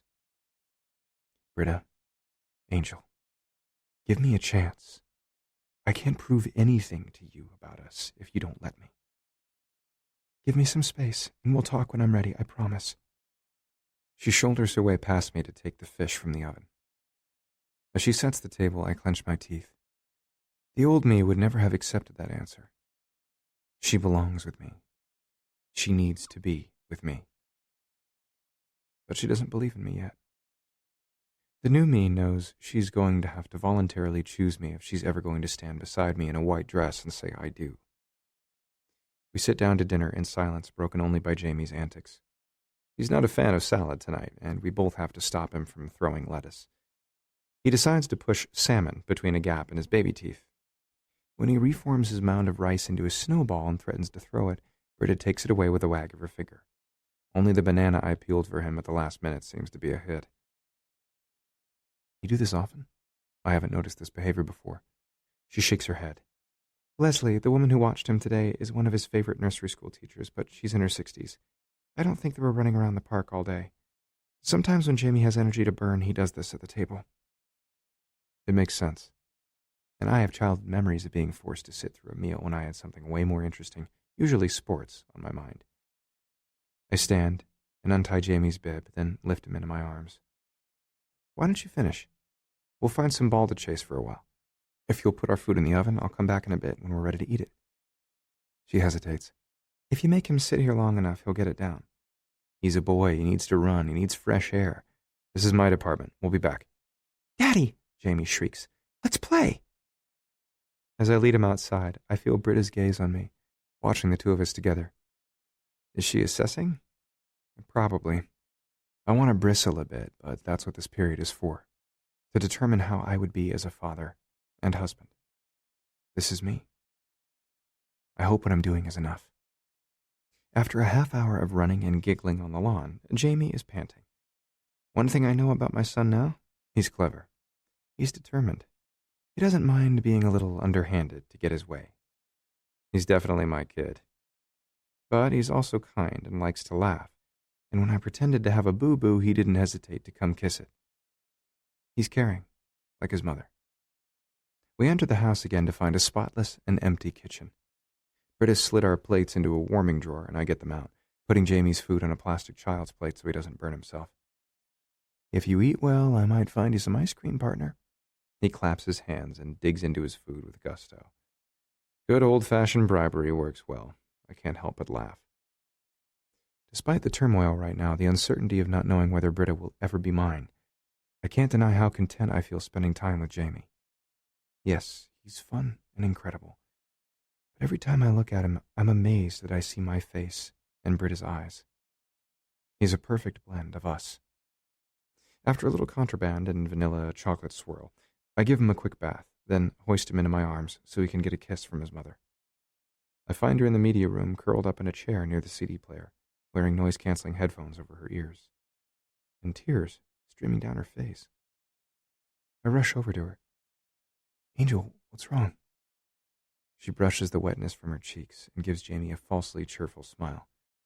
You all ready for bed, handsome man? I want stories, our son insists. Her grin turns genuine. Of course you do. When she stands and reaches out for Jamie, I hesitate. You sure? I can do this. She shakes her head. I'm fine. I don't think Britta means that, but she's stubborn, and this isn't worth the fight. I hand him over. She hugs the little boy to her chest, eyes closed, her face a wealth of emotion as she holds him tight. I can't stand seeing her upset. I lean in and settle my lips against her ear. How can I make you happy, Angel? She shakes her head and clutches Jamie. I'll be back. I don't like that answer, but I doubt she wants to risk upsetting our son just before bed. Night, little man. I kiss the top of his head. Soccer tomorrow? Yeah. He cheers and grins. Night, Daddy. That still chokes me up. Night, son. As Britta takes Jamie from the room, I give her my silent support with a caress down her back. I'm here for her. I may not have been good at that the first time we were together, but nothing means more to me now. Once she rounds the corner and disappears, I look around for what might have upset her. Britta is usually the quiet, suffer in silence type, so when anything makes her cry, I know she means it. I hate how often I've reduced her to tears in the last few weeks, but I'm even more baffled by what made her sad just now. The only thing I see are the headphones on the table in front of me. The second I put them on, I realize she's been listening to the CD Keeley gave me. I hear the ending notes of a song that tugs at me. I've heard this, I think. I hit back to start the last song she listened to over again. Instantly, I recognize it. Green Day's Good Riddance. Most people think it's titled Time of Your Life or some similar crap, but that's just the sentiment of the song. As I listen to the lyrics, so many things ring true immediately. It's about turning points and forks in the road, making the best of tests in front of you and learning over time. Yes, to all of that, yes. And if the last 3 years has taught me anything, it's echoed in the next line. What's happening is unpredictable, but being with Britta and Jamie, despite the discord and the uncertain future, I am having the time of my life being with them both. So I'll preserve the still frames in my mind and tattoo the memories in good time. Whatever happens, this was all worth the while. Even if Britta chooses Makayo in the end, I will always have this period to look back on and remember. Will it be enough if I wind up alone? I listened to the song 3 times and imprint each word to memory. Keeley has always used music to process how she's feeling. I've never really understood why. It seemed like something a high school girl does. But I'm seeing that at times, like now, songs help me understand what's in my head and heart when I can't exactly put everything into words. Or when I've buried my emotions so deep the right song will dredge whatever I'm feeling up. I don't love the experience, but ultimately it's better than suffering without really understanding why. When I see Britta come back into the room, she still looks red-eyed. I lift the headphones from my ears and pause the music. Now you know what had me stirred up. She gestures to the headphones. Yeah. Did you listen to more of the CD? I started at the beginning. She pauses. Keeley made this for you? And these songs represent how you feel? Yes. In the past, I would have danced around the truth. Telling Britta too much about what was going on with me would be too revealing. Now I'm not afraid to express the tangle of thoughts and pangs, aches and desperation. I want her to know she has power over me. She always has. She must know you well. Britta sounds torn about that. She sees through me a lot. I'd like to be annoyed or weirded out by that. I was when we first met, but now I admit it's kind of nice. And I'm glad you two are friends. Keeley seems really lovely. I take Britta's hands. And that's all we are. That's all we ever have been. I wasn't sure how to wrap my head around it when she first got together with my brother, but now I'm happy I'll be calling her my sister. Tears well in Britta's eyes. Maybe we should talk about this. Keeley? When she shakes her head, I lift the CD case. The music? No. Wisps of her golden hair come tumbling from her haphazard updo. Us. Oh, thank God. Still rubbing her hands between mine, I nod and sit on the sofa. Let's do that, Angel. I'm here for no other reason than to convince you that I intend to make you and Jamie happy forever. I don't know if I'm ready to process that. I can't not tell you the truth. Britta mulls that for a moment, then nods. I'm just at a loss. I never expected to have you in my life again, much less as something more than Jamie's father. I have no idea what to do. I know I'm not making anything easy on you. I'm sorry. If you break things off with Makayo, I'll do my best to downshift so we can grow our relationship more slowly. You can't expect me to end my engagement before I've even figured out how I feel. Her expression holds a hint of apology. She knows I want that, and more, from her, and she's sorry she can't give it to me now. Then tell me how you and I can proceed, beyond what we're doing. Can you give me a little breathing room? No. I say the word softly. I can't candy coat the truth or change the hand I've been dealt. When he moved up the timetable of your wedding, he was putting me on notice. Did you realize that? She shakes her head. He said he just didn't see the point of waiting, and he also wasn't about to give me an opportunity to woo you away. He was letting me know that he's aware of my intentions. That date was a giant fuck you to me. I only have this small span of time to work with, so I have to use every moment of every day that I have to make you see how good being married to me would be. I bet he wasn't thrilled when you said you would be moving in with me temporarily. She hesitates. No. How did you get him to agree? I told Makayo there was no other way to convince you to sign away your rights so we could adopt Jamie. He didn't like it, but... She wrings her hands in her lap. Ultimately, he made me promise him something before he would agree to let me come here. What? I have a suspicion, and I don't like it. That I could never see you again. I sit back, fists clenched, and nearly lose my temper. I take a deep breath and calm myself with two important facts. One, in Makayo's shoes, I probably would have wedged a similar promise out of Britta. Two, I understand his game completely. Sadly for him, I'm just better at playing. Then let's work things out so you don't make a mistake and marry him. Britta bites her lip so hard it blushes bright red as she tries to hold back tears. I've spent 3 years thinking I knew precisely who you were. Gorgeous, cocky, funny, possessive, sexy, and at the same time self-absorbed, aloof, quick to blame, slow to trust, even slower to commit. Last night, that engagement ring... She shudders as she inhales to keep the tears at bay. You made me question everything. I've spent our time apart believing that our relationship meant far more to me than to you. That you were never the sort of man who was going to simply love a woman for the rest of your life. That you could never care about me enough to stay and be faithful and... You're wrong. Not about being self-absorbed or having difficulties trusting. But the rest... Why? Why couldn't you trust me? I waver away.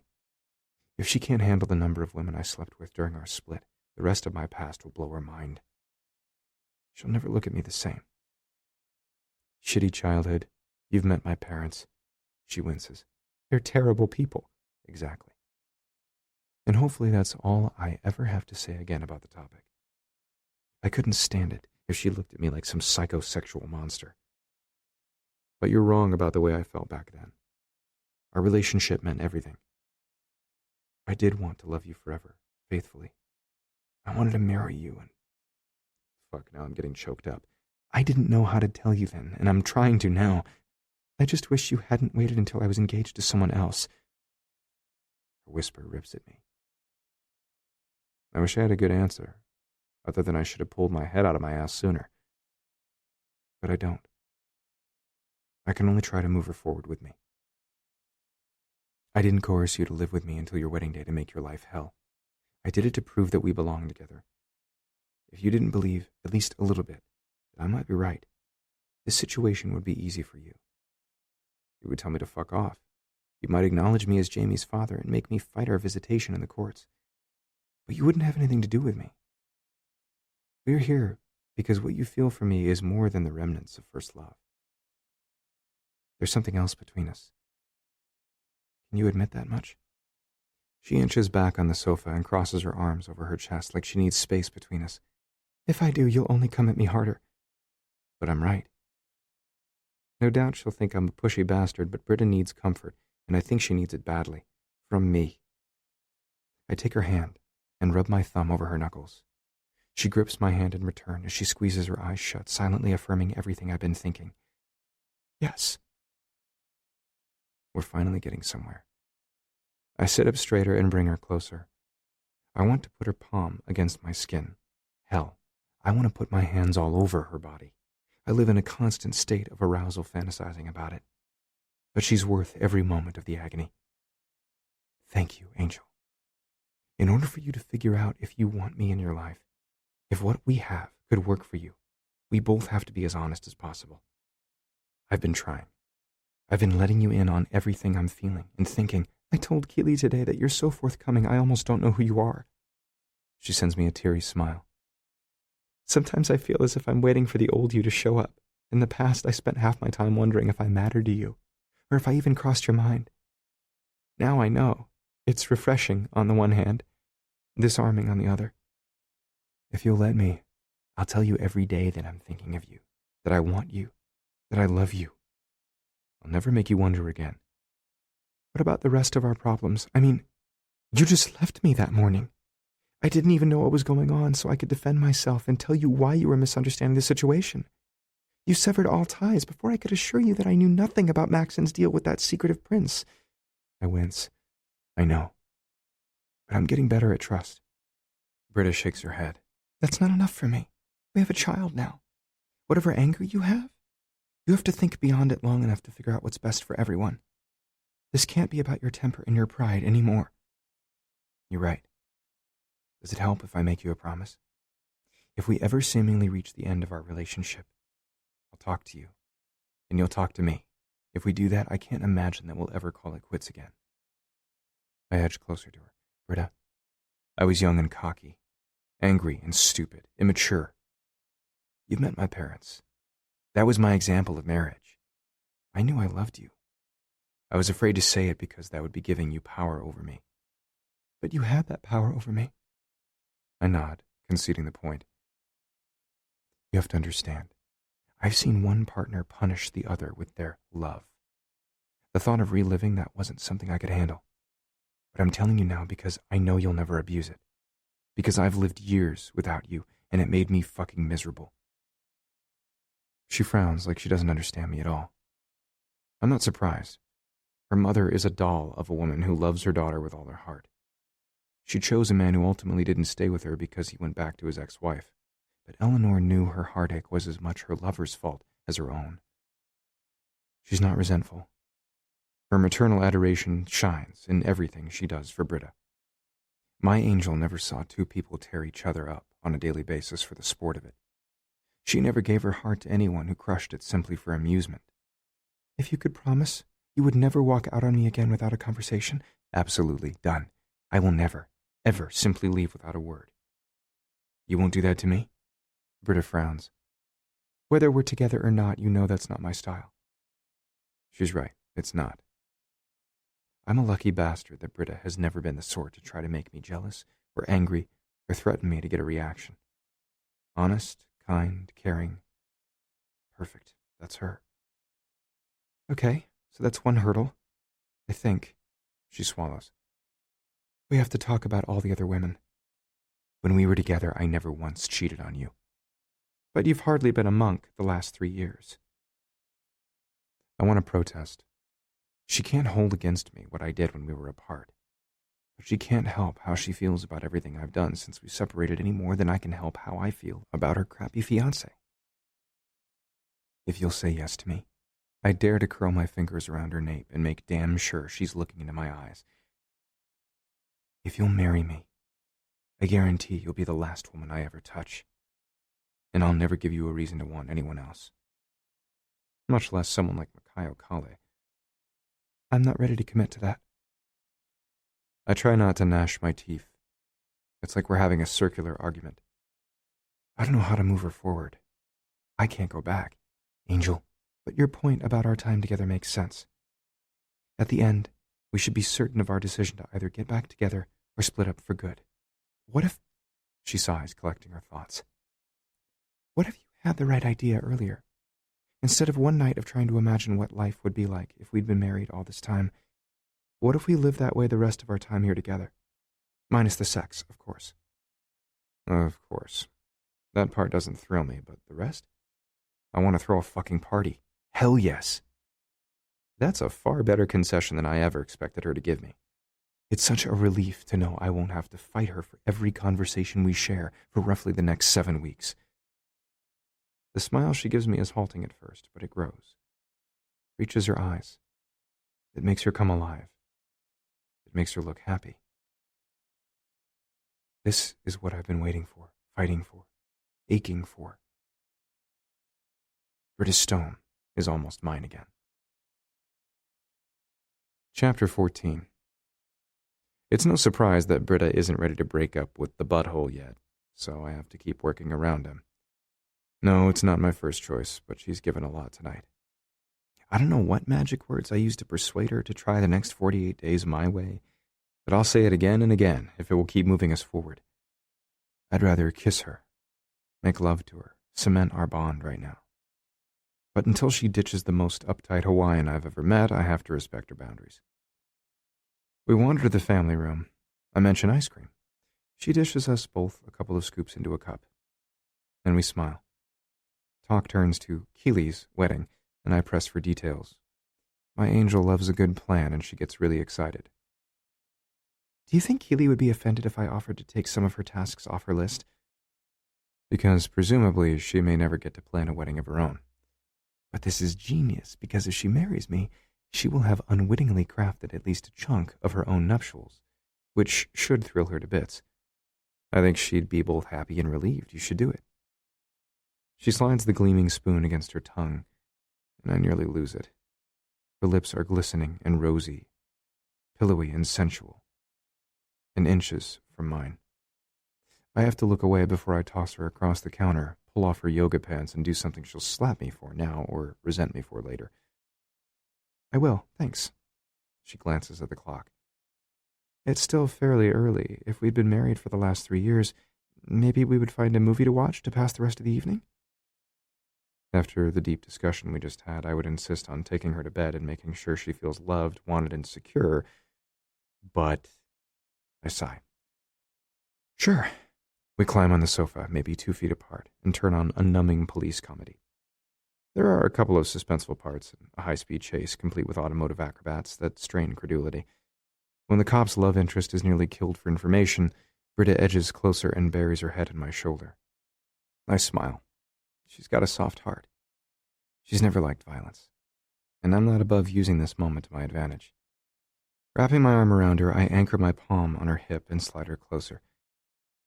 You okay? She's still tense. Can I look now? I stare at the screen.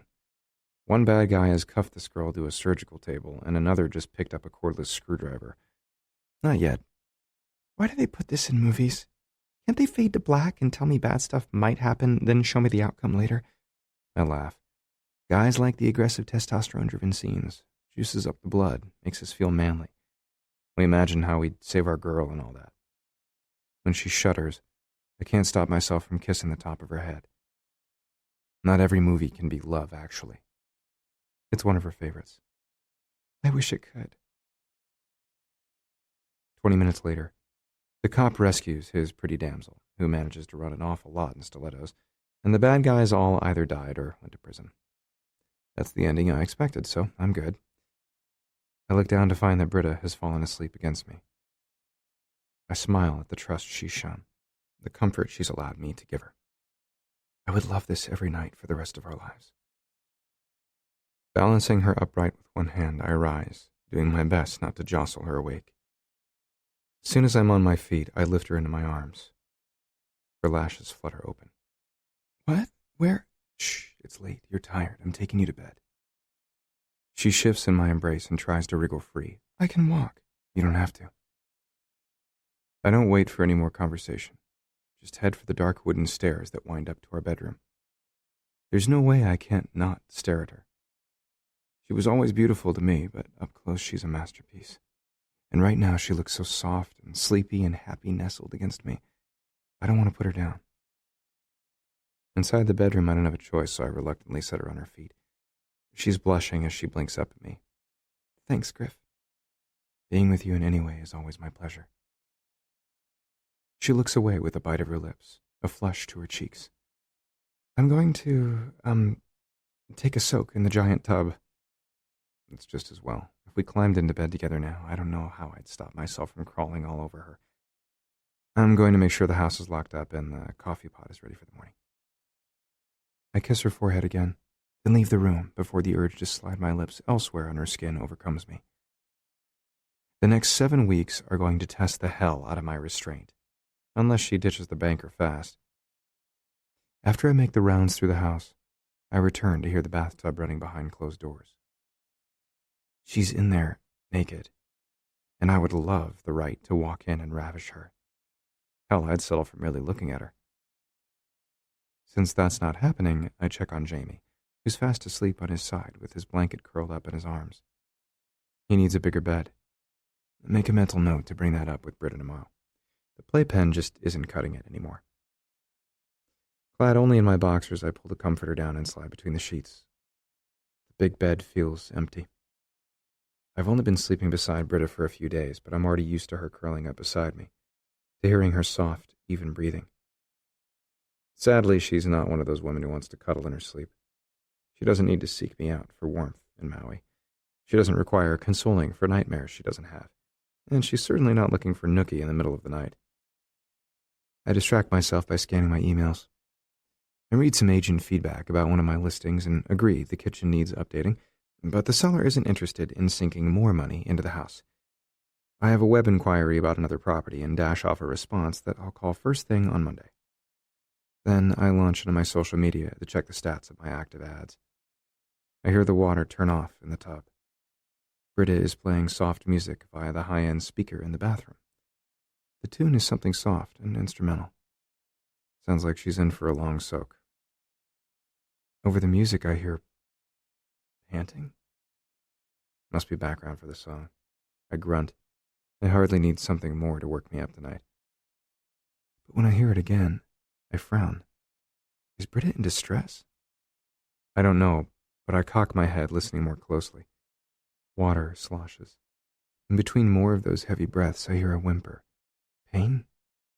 Sadness? Melancholy? Something else? I need to know if she's all right. Slowly, I climb out of bed and head to the double doors on silent footfalls. I can't hear much better, but the crack between the doors shows me a shimmering shadow of water movement. I hear another high-pitched cry. Britta? I call softly. A gasp. A trio of harder pants. A strangled moan. Griff. That's it. If she's sobbing her heart out in the bathtub, naked or not, I'm not leaving her there to cry alone. I can control myself long enough to comfort her, I think. And if I have to blot out the memories of her in the buff, that's one reason God invented Scotch. I shove open the doors, expecting to see mascara running down her face and her eyes swollen with tears. I don't expect to see Britta lying in the tub, head tossed back, hand between her legs. Don't! She opens her blue eyes, which look heavy and sensual in pleasure. Come in. Too late. I can't move. I'm staring. Holy motherfucking hell. She looks amazing with her hair piled on her head, tendrils falling softly around her neck, trailing toward the bubbles clinging to the swells of her breasts. Her cheeks are flushed. Her lips are swollen. She's aroused. I swallow hard. Griff! Britta shakes her head like I can't stay here, like she's denying me. I don't know if she's embarrassed or worried or what, but I'm thrilled, turned on, and eager. Sure, I would have liked it a whole lot more if she'd come to me with her needs, but I can work with this. Don't stop, Angel. Keep going. I lean against the counter a few feet away and lock gazes with her. I'll watch. Nothing else. No, you can't. I can't. I hold up my hands where she can see them both. I won't touch you. You shouldn't be seeing me while I'm naked, and... She bites her lip like she doesn't want to admit precisely what she's doing. Masturbating? I smile. She sighs. Just leave. It's humiliating. No, it's sexy as hell, seriously. Do it, Angel. Touch yourself. I can't do that with you in the room staring at me. I bet you can. No reason to be shy. I've seen every inch of you. I've touched it, kissed it, worshipped it. Close your eyes and pretend.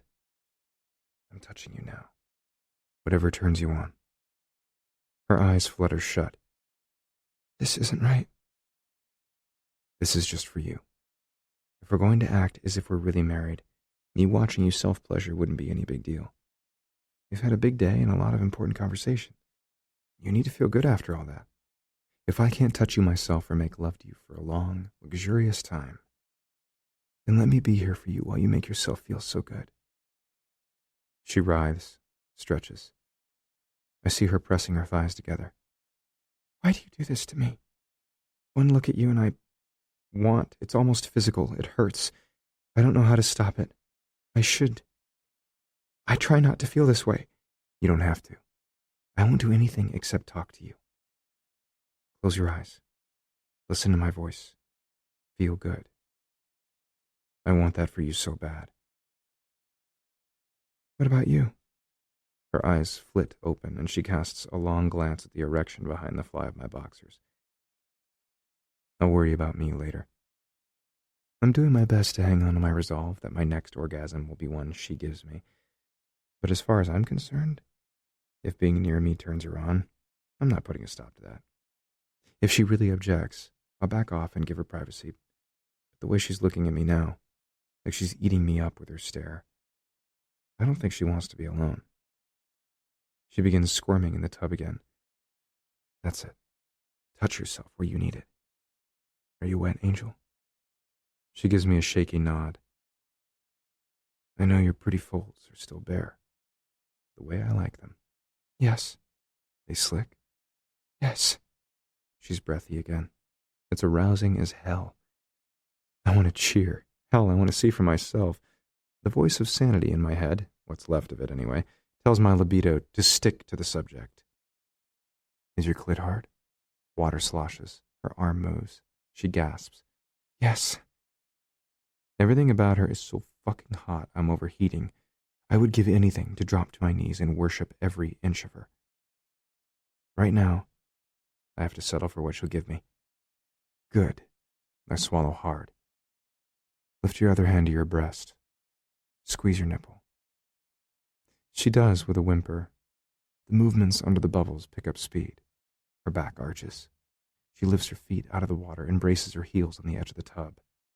Yeah, it's getting serious now. I take a step toward her. Another. Last one, and I've closed the distance between us. Slowly, I lean in, brace my hands on the edge of the tub. My own breath is nearly out of control. I won't touch her. I promised I wouldn't. I don't want to give her anything more to be tormented about. I just want to give her relief. And if she thinks about me the next time she's feeling sexy, that's a bonus. It's been forever since I've been with her. She used to associate me with bliss. I want to build that connection in her head again. I want to hear her in climax. I want my ears to ring with the cries of her ecstasy. Griff. Her voice is both a pant and a warning. I'm not coming any closer. I just couldn't stand anymore. You make me dizzy, Angel. I drop to my knees beside the tub. Your scent is swimming in my head, and I have to see you clearly to help guide you through the pleasure you need. Sure, she knows how to find climax herself. She doesn't need me for this, and yes, I could turn up the lights to get a clearer view from afar, but I think she's less likely to relax enough to find her pinnacle with an LED blasting in her face. The low golden haze from the canned lights on dimmers coupled with the pair of scented candles burning at the head of the tub are absolutely perfect. Her skin shimmers golden as her lips part. Her shoulders twist. She inhales a broken breath as her eyes slide shut again. She's every fantasy I've ever had. She's everything I remember and more. She's the woman I'm going to spend my life with. With every moment that passes, I die a little more. Oh, Angel, I croon. Can you feel lips on your neck? A hand skimming up your thigh? In my head, that's me touching her, but if she needs me to keep this generic for her sanity, I'll grit my teeth now and prove my point later. Yes. feel hot breath on your nipple. She's breathing so hard, and the bubbles are dissipating with every moment that passes. I swear I can see the outline of her breasts under the shallow surface. I see the dark shadow of her areolas. The jut of their hard tips skim the surface of the water. I grip the edge of the tub. I have to stop myself from reaching down and helping her along. I would kill to touch her now. I would love to be the one to give her release from all the stress and worry she's been under for weeks. But I can't risk alienating her because I was impatient, pushy, and horny. Well, more than I have been. Imagine a tongue dragging over those nipples. You like it, don't you? Yeah. You're sensitive. She gives me a jagged nod. Her breathing picks up speed. Her back twists. I see the circular motion of her hand by the jerky movements of her arm. Her chest flushes pink. She's seconds away. That ache building, growing. Can you feel your blood racing? Yes. Yes. Her breathing is so hard I can barely discern her words. Yes. It's going to be so sweet. It's going to feel so good. You're rubbing it, right? You're going to come? For me. Her entire body tenses. She freezes.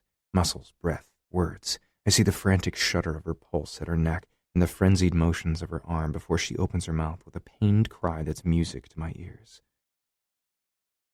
I sit back, watch, mesmerized. She is without a doubt the most sensual woman I've ever known. From the moment I first kissed her until the last time I made love to her, she's kick-started my desire like no one else. And this episode is tattooed in my mind indelibly. I'll never forget her sharp sounds, her female scent, the abandon in her movements. Best of all, this moment is totally mine. I'm pretty sure Butthole has never seen her this uninhibited. She gave a slice of her most secret self to me like a gift. I'll cherish it always. Someday I'll thank her properly for it. Right now, her sob of ecstasy is ending in a whimper. Her body goes limp. Her eyes flutter open. Oh my God. That was... I don't know what to say. Amazing. Really damn good, yeah. A hint of a smile plays at her mouth. I'm embarrassed. Don't be. I'm glad you shared with me. I helped, right? Her glance tells me I did. More than she wanted me to. Don't push your luck. Need help out of the tub? I grab her towel. I'll dry you off thoroughly, Angel. Because I'll bet her pussy is still so wet. I bite those words back. My hard-on isn't her problem. Didn't I just tell you not to push your luck? Is that? Yeah, she's teasing me. That's a great sign. After I took her virginity, she cried. It was emotional, and that confused her. The fact that she's not caught up in anything but the afterglow gives me hope. Fair enough. What made you want orgasm? Why did you need it? Her smile falls. Don't make me answer that. Britta tells me without telling me that I'm the reason for her need. Exactly what I wanted to hear. I'm calling it a victory, but bowing out gracefully after my win. I lay her towel on the side of the tub. I'll leave you alone then. As I back out of the room, I watch her watching me. Our gazes connect. Her stare doesn't have the same hunger, but it's not lacking in intensity. I'm in her head, under her skin. I think I'm working my way back into her heart. I cross the threshold. I know I should shut the doors, but I can't take my eyes off her. Close them, Griff. So I can't peek when she rises from the water like a Venus. Damn it. I find the strength to do as she asks. No doubt she feels as if she's stretched her boundaries enough for one night. As I grab the doorknobs to give her some privacy, I glance at the counter and see her phone, lip gloss, and jewelry next to her sink. I see the piece from the banker glimmering, and it makes me want to snarl. All right. But if we're going to act like we're a couple for the rest of our agreement, you can't be wearing his ring, Britta.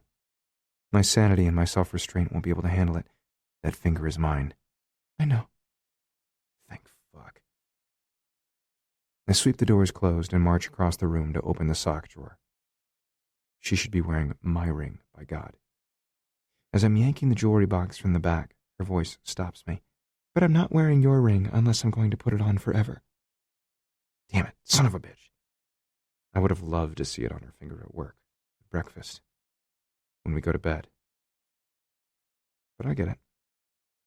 I probably shouldn't get my hopes up either, unless she's truly going to marry me. I slam the sock drawer shut and stomp back to bed. 5 minutes later, Britta emerges in a soft, dark cotton nightie that says "little black dress" and slides between the sheets next to me. Thank you for understanding. That she needed orgasm? That I couldn't touch her? That she's not ready to wear my ring? Probably all of it. I can't be mad at her. I did next to nothing to accommodate her in the past. I have to give her everything I can now. You're welcome. With a light kiss on my cheek, she turns out the light and rolls over, dipping into a deep rhythm of sleep between one moment and the next. I stare at the ceiling for a long time. Tonight, notch the game up again. I'm more determined than ever to come out on top and win Britta back. I will make use of every single one of my remaining 47-ish days, so it's a foregone conclusion that she'll be mine. Chapter 15. We all sleep in the next morning. It's not uncommon for me to hold a private open house on a day like this, but Maxon and I both agree we have a lot going on in our personal lives, and this is one Sunday we'll live without the potential new leads and looky-loos. Britta and I fix breakfast in companionable silence. There is an easiness between us that wasn't there before last night, but awareness also simmers in the air. She glances at me often. I see her smile my way more. Maybe I should stop myself, but I can't not pile on the incidental touching. A caress of her shoulder, a hand at the small of her back when she's reaching up for something in the cabinet, a brush of her hair off her cheek. Yes, I'm pushing my luck, and I suspect where this sort of thing will lead eventually. But I want her to feel adored. I want to feel close to her. Is that so bad? Angel, I think we need to get Jamie a real bed. We could go to the house and pick up his crib. I need to check on my houseplants and my little garden. Don't you think he's too big for a crib? He's almost as tall as the mattress. He climbs out of it. What's the point? You mean a big boy bed? She looks distressed. I understand the resistance. She doesn't want her baby to grow up. I give her a gentle smile and caress her cheek. Yeah, let's go out today. I want to give him a bed he can grow into. You're right, she concedes after a long moment. Let me get ready. I told Keely I would call her. She texted me earlier and said she needed a minute of my time for wedding stuff. I should be ready about an hour after breakfast. Perfect. And if she's getting us one step closer to our wedding, even better. After pancakes and eggs, Britta disappears by the pool, phone pressed to her ear. Jamie and I have a ball, trying to clean both him and the dishes at once.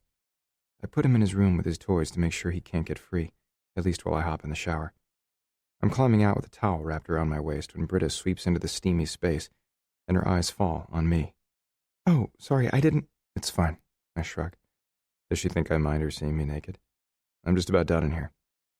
But if she's going to linger in the bathroom for makeup and hair, I can stand here, barely covered, for a while. As I trim my beard, she doesn't hurry through her morning routine. I don't think I've ever seen her take 20 minutes simply to brush her hair and put it in a ponytail, but I totally notice her gaze sliding over me again and again. If I thought she wouldn't freak out, I would lose the towel and stalk across the bathroom, maybe lift her up and spread her legs so I could have my wicked way with her. But I can tell by her furtive glances that she's not ready. Finally, I hear Jamie getting antsy in his room. The sounds jolt us out of our mutual eye-fuck fest, and we start dashing around to toss on clothes, grab our little man, and head out the door. Big boy bed is first. Britta sniffles as I purchase the double-sized bunk beds. I tell her I'm buying it bigger in case he ever wants a friend to sleep over, but I'm really thinking ahead. Someday she's going to want more children. I'm sure of it. Just like I'm sure I'll be the one to give them to her. Our sons can bunk together. It's something Maxon and I did when we were little, and I love that simple time before our dad tried to poison our minds against one another. After we arrange delivery of the bed on Tuesday, we run errands, checking on Britta's house, then groceries, dry cleaners, pharmacy.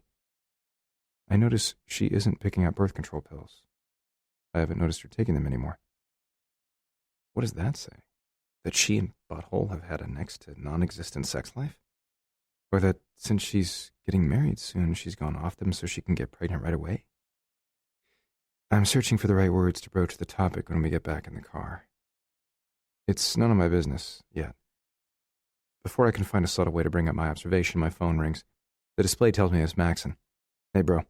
Hey, he says over the line. Where are you guys? On our way back to the house with groceries. Good, we're headed that way. I've got a surprise for you. Meet you there in 30? I didn't really want company. I was hoping to talk to Britta. But Maxon on a mission is an unstoppable force. I hold in a sigh. Sure. When we pull up about 20 minutes later, we settle Jamie with a snack and unpack all the groceries. I glance out one of the kitchen windows to see Maxon's SUV appear in the side yard. He and Keely step out of the vehicle wearing big smiles. They look happy, Britta remarks. I noticed that too. What the hell is going on? Did they elope or something? Then the car's rear door opens, and the last person I expected to see steps out. Harlow! I shove the eggs in the fridge and take off running. I haven't seen my baby sister in 3 years. She's funny, acerbic, and sharp as hell, and she's definitely more grown up than the last time I saw her. But it makes sense. She was an angsty undergrad, finishing her degree when she left Hawaii with my parents to move back to San Diego. Now she's 25, completing her master's, engaged to be married to some guy I know nothing about. As my sister pulls a rolling carry-on from the back seat, I reach her side and hug her tight. What are you doing here? This is a real surprise. Hi, Griff. I've barely stepped out of the car and you're already trying to interrogate me. She rolls her eyes. I want to say hi to your way better half. How are you, Britta? Harlow holds out her arms to my angel. Britta steps into the sisterly embrace with a smile. I'm good. It's been a long time. You look fantastic. Harlow does. Her dark hair is in some haphazard twist that shows off the varying tones of browns, reds, and caramels. She's looking fit in a t-shirt that reads, I'm not trying to be difficult, it just comes naturally. Truer words were never spoken. Her white shorts fit like a second skin, and her wedges are beige, high, and fairly impractical. That's my sister. Thanks. You look as beautiful as ever, Harlow says to Britta with a laugh. If you weren't so sweet, I'd really hate you. My angel giggles in return. Come on in, I invite my sister. Come meet Jamie. I'm so proud to introduce my son to her. There's a swell in my chest and a lightness in my heart. I know nothing is settled or official, but I've made progress. Nice digs. Harlow glances at the mansion.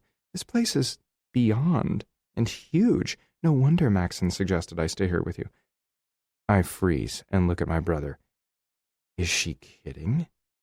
By the apologetic expression working its way across his face, I'm guessing not.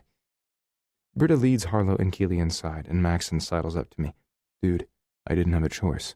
The house I bought for Keely is being painted. We plan to move in after our wedding, but it's not habitable right now.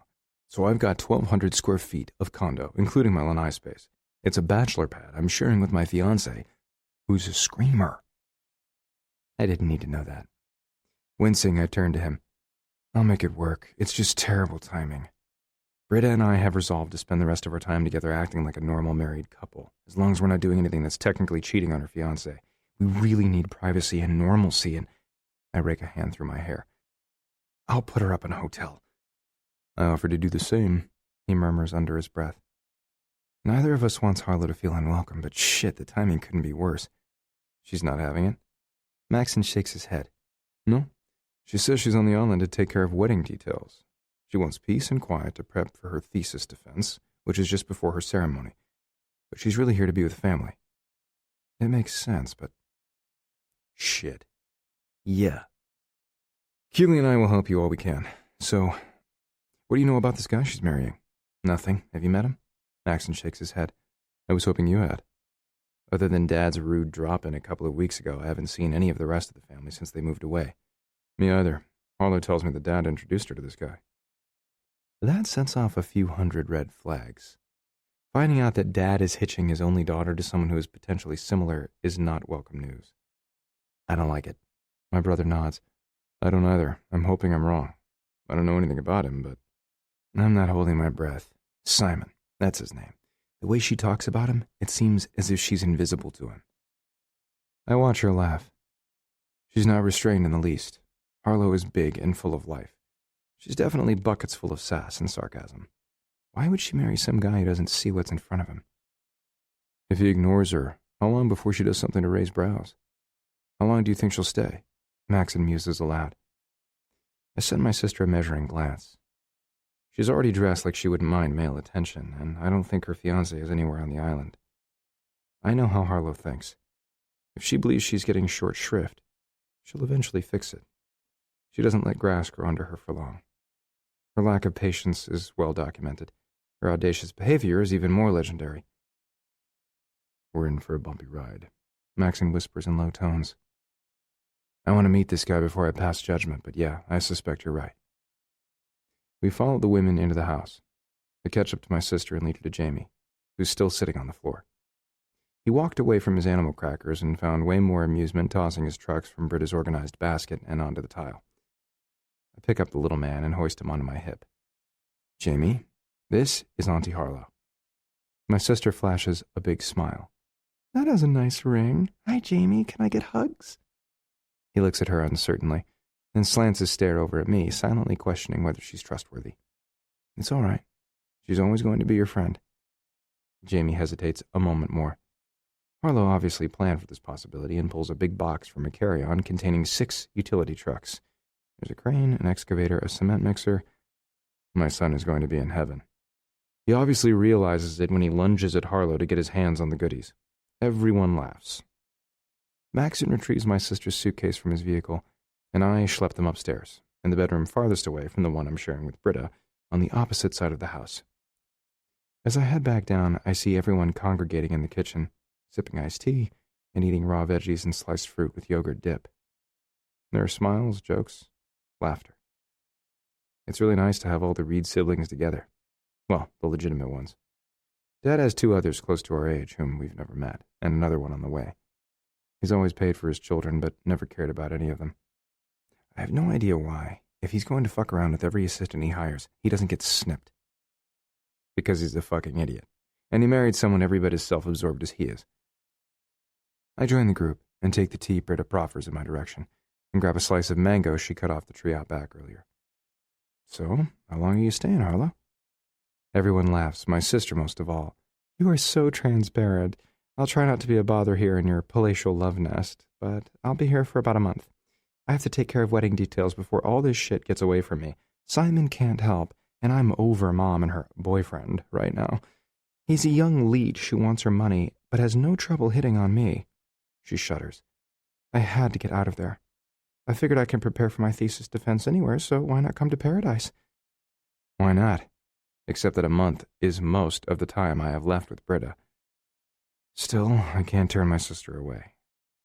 It's great to see her, and I have the feeling she needs some time to decompress. Under her usual fun, flirty demeanor, she seems tense.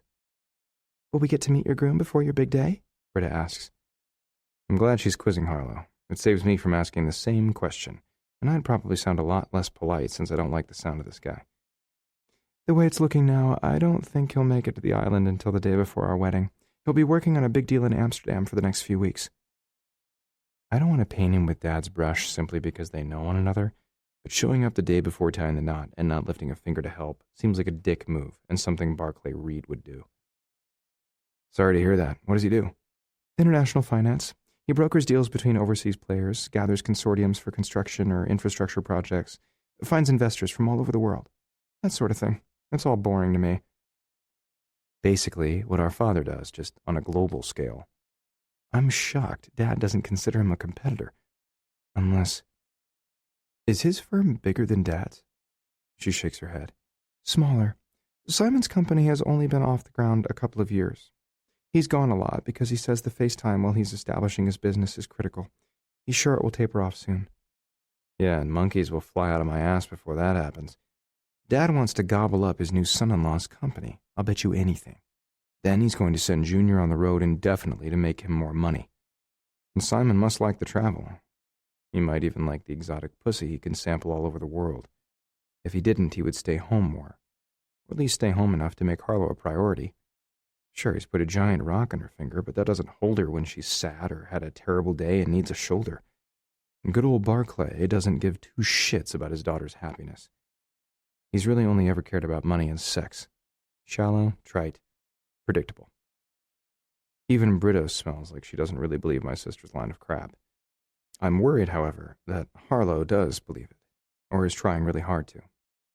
What woman doesn't want to be happy with the man she's going to marry? I suspect that's Britta's issue with Mikhail. The conversation wanders, and Britta leads the other ladies on a tour of the house. I kiss the top of Jamie's head as I set him down and help him dive into his box of new toys. Did you get all that? I asked my brother. Oh yeah, so much shit. How are we going to stop this? I don't know right now, but I think we need to. Absolutely. I'll find some time to take her around the island and introduce her to people I know. In other words, other agents and brokers. I can't think of any quality individuals who are currently single that I'd want to pair up with my sister, but I'm thinking that even the biggest dirtbag we know would be better than her current fiancé. It will do double duty. My brother continues, show me new people, and I'll give you and Britta some privacy. I appreciate him doing what he can. I'll try to think of some people, too. Hey, what if we introduce Harlow to Mikhail? Maxon jokes. If Britta is more woman than he can handle my sister, we'll run him over. Then back up, roll over him a few times for good measure, and leave him for dead. While that's appealing on some level, I don't want Harlow wasting her time. Light, feminine laughter drifts downstairs. Maxon's face creases into a grin. At least they have each other. I smile myself. Aren't you frightened at least a little by the mischief the three of them could get into? When his eyes go wide, I see he's finally realizing the possibilities. Oh, that's bad. You and I need to marry our brides fast. I couldn't agree more. I'm just not sure it's going to help. A sinking feeling in my gut tells me these three together will be very tight, and could cause a lot of trouble. Late Monday morning, Britta disappears. I come out of my office after a series of phone calls that, if they all pan out, will lead to a shitload of transactions.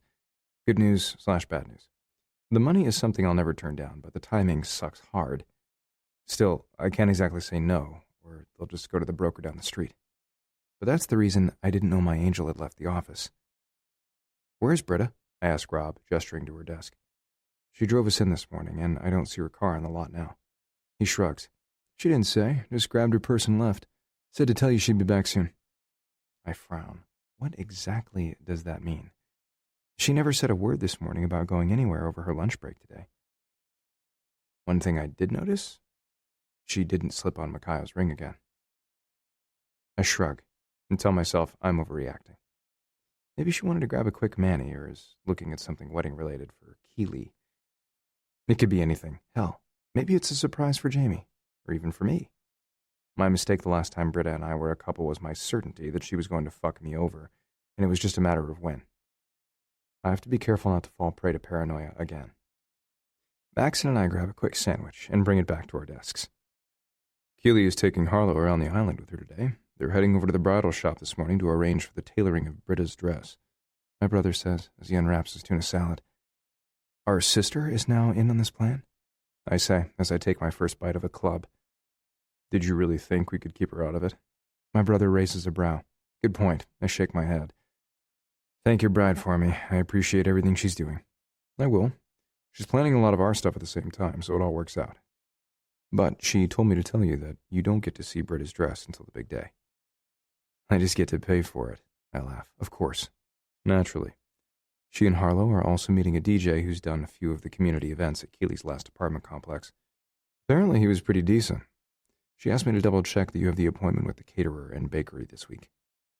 Took care of that this morning. She can check them both off. I think Keeley and Harlow would do better with the photographer and videographer. Because what do I know about that shit? Agreed. Good. Britta is meeting the florist on our behalf later this week. My brother winks. Flowers have always been important to my angel, and I want her to have whatever she wants for the perfect wedding. Excellent. Keeley asked if you've got a guest list? Or know who you want in your wedding party? You'll have to make all the choices since you're surprising Britta. I'm drawing a blank, but I have to figure it out. All right, I'll get on that. I'm thinking small. You'll be my best man? Maxon smiles and sticks out his hand. Absolutely. You're mine too. Done. Glad that was easy. We fist bump, then laugh. You inviting Mom and Dad to your big day? I wince. I'd rather not. Maxon sighs sadly. Hell would freeze over before I'd invite Dad. I'm ambivalent about Mom, but I know you're not. This isn't about me, I shrug. It's your wedding. But if he invites her, I'll stand up with him at the ceremony and give the toast, but I'll avoid her at all costs. I don't know what the hell I'll do about family pictures, because if I see her, I'm not sure how much fury I'll spew. Right now, it's packed down so tightly it could produce diamonds, but if it explodes, it won't be pretty. What did she do to you? My brother's question disarms me. I probably should have anticipated it. In some ways, I'd love to tell him. Hell, I want to unburden this shit, but it's terrible. Humiliating. It makes me ashamed. It's not my place to ruin Maxon's image of Mom, especially now that he and I are close again. Besides, if he's never had trouble with her, I'm not sure he'd believe my story. Ancient history. Invite her here if you want to. I'll back you up regardless. Maxon frowns at the finality of the closed subject, then consults the list in front of him. All right, officiant for your ceremony? I'll whip out my phone. I need to add that to my growing list. Maybe we should hire someone to handle all the details. Like a wedding planner? It's not a terrible idea. Know a good one? I stare at him like he's just announced he's from Mars. Why would I? Yeah, me either. So that becomes another possible item I add to my list of things to do. Fuck, it's getting long. Time's running short. Wedding bands? I bought Britta's when I picked out the engagement ring. I have to choose my own. I got that. I tap a reminder into my phone. Maxon jots some notes himself, presumably to pass on to Keely. Bridesmaids' dresses? Invitations? Honeymoon? I blow out a long breath. There's so much stuff to do. Yeah, and the first few people Keely called for you on Saturday actually laughed when she gave them your wedding date, so the sooner the better, bro.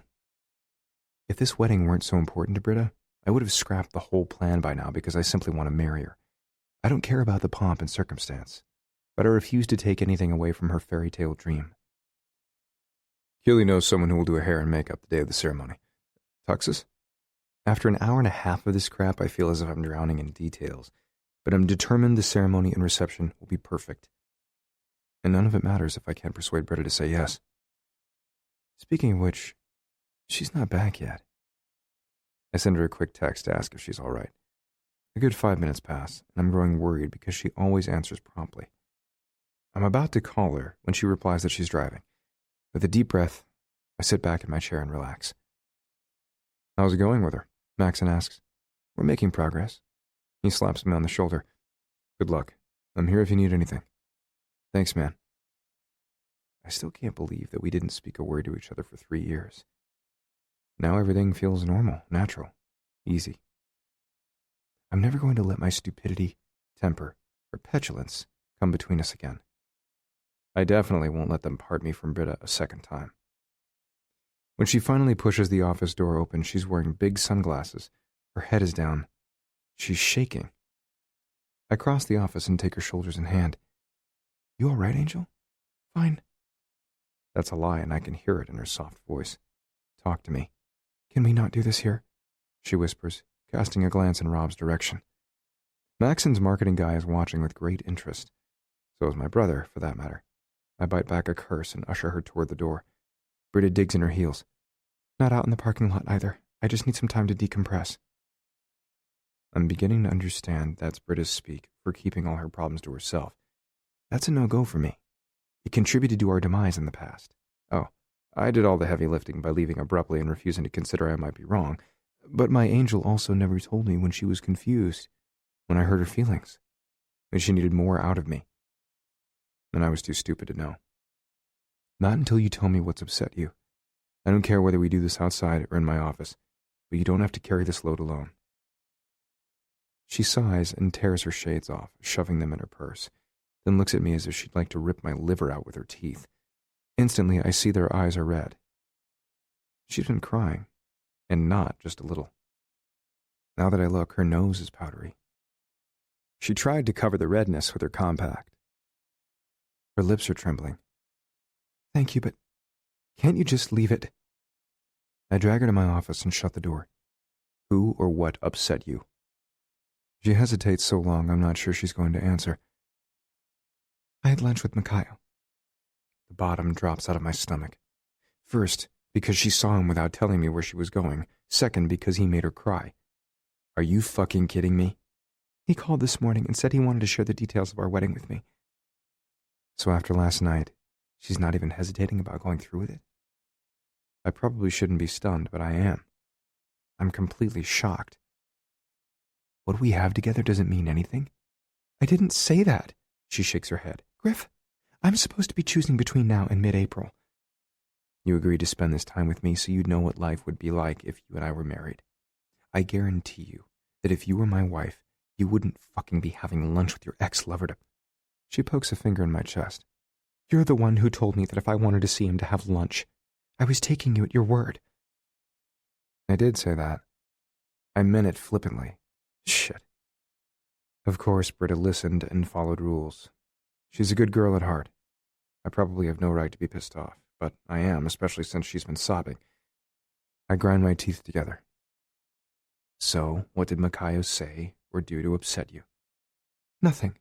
Except that he asked me a lot of pointed questions about you, and I didn't know how to answer because I feel goddamn guilty about how deep my feelings for you are. He left angry, and I'm giving him some space, which I'm sure makes you happy as a clam. I don't want to talk about him with you, and I don't need you squeezing me for answers, but you have to back off and stop being an asshole. Britta whirls on her coral-colored stilettos and, ass swishing in the off-white dress that hugs her every curve lovingly, she stomps her way out of my office. That may be the most direct and assertive Britta has ever been with me. It's a good sign that she's freely telling me how she feels. But I can't stand her slamming the door in my face. I definitely won't tolerate that prick screwing with her emotions. Come hell or high water, I'm going to shut this shit down with Makayo for good. Chapter 16. The old me would have paid Makayo Kale a visit and found out exactly what I could do to exit him from Britta's life. He doesn't deserve her if he's going to tear her apart. This me realizes that she has to willingly choose me as the man she wants to spend her life with. Of course, she's confused. This is a major life decision, and just because I know what choice she should make doesn't mean she does. If he's pressing her to commit now and making her cry, then I want to choose another tactic. I don't want to be that guy. I definitely don't want her lumping me in the asshole category again. It takes every ounce of my patience and self-restraint, but I back off. Focus on work and the wedding and making my relationship with Britta the strongest it can be. I try to push out everything I can control, like that prick she's still engaged to.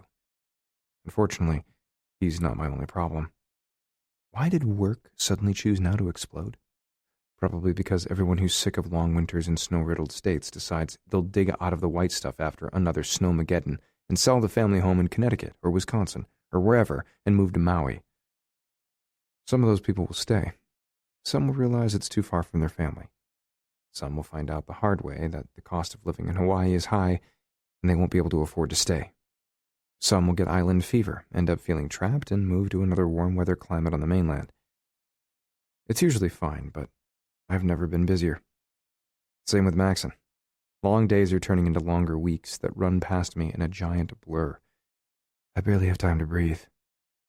Unfortunately, Britta is running every bit as ragged, taking on duties my brother and I are way too busy to complete. Rob can't help since he fell in the shower 2 weeks ago and had to have pins and rods inserted in his ankle. He's working from home, but since he has to elevate and do physical therapy, he can't meet and greet clients or coordinate all the other crap that makes a good listing happen. Evenings at home are short, with all the work on our plates and a toddler underfoot. I carve out time to give Jamie a bath every night. Then Britta and I read him stories together before we tuck him in. He needs that. After that's done, however, we're both exhausted. Thank God Harlow is around to play with Jamie and help with dinner. She's been a godsend from that perspective, and I can tell my sister loves my son. She'll be happy with a couple kids of her own, I suspect. With the little bit of spare time I have, I'm running wedding errands. I had a phone call with the officiant Keeley is going to use. He's a yoga teacher who performs non-denominational ceremonies as a side business. He's got a Zen vibe. Great, fine. As long as it's legal, I don't care. Britta has never professed any religious preference, so I'm hoping she'll agree with my choice.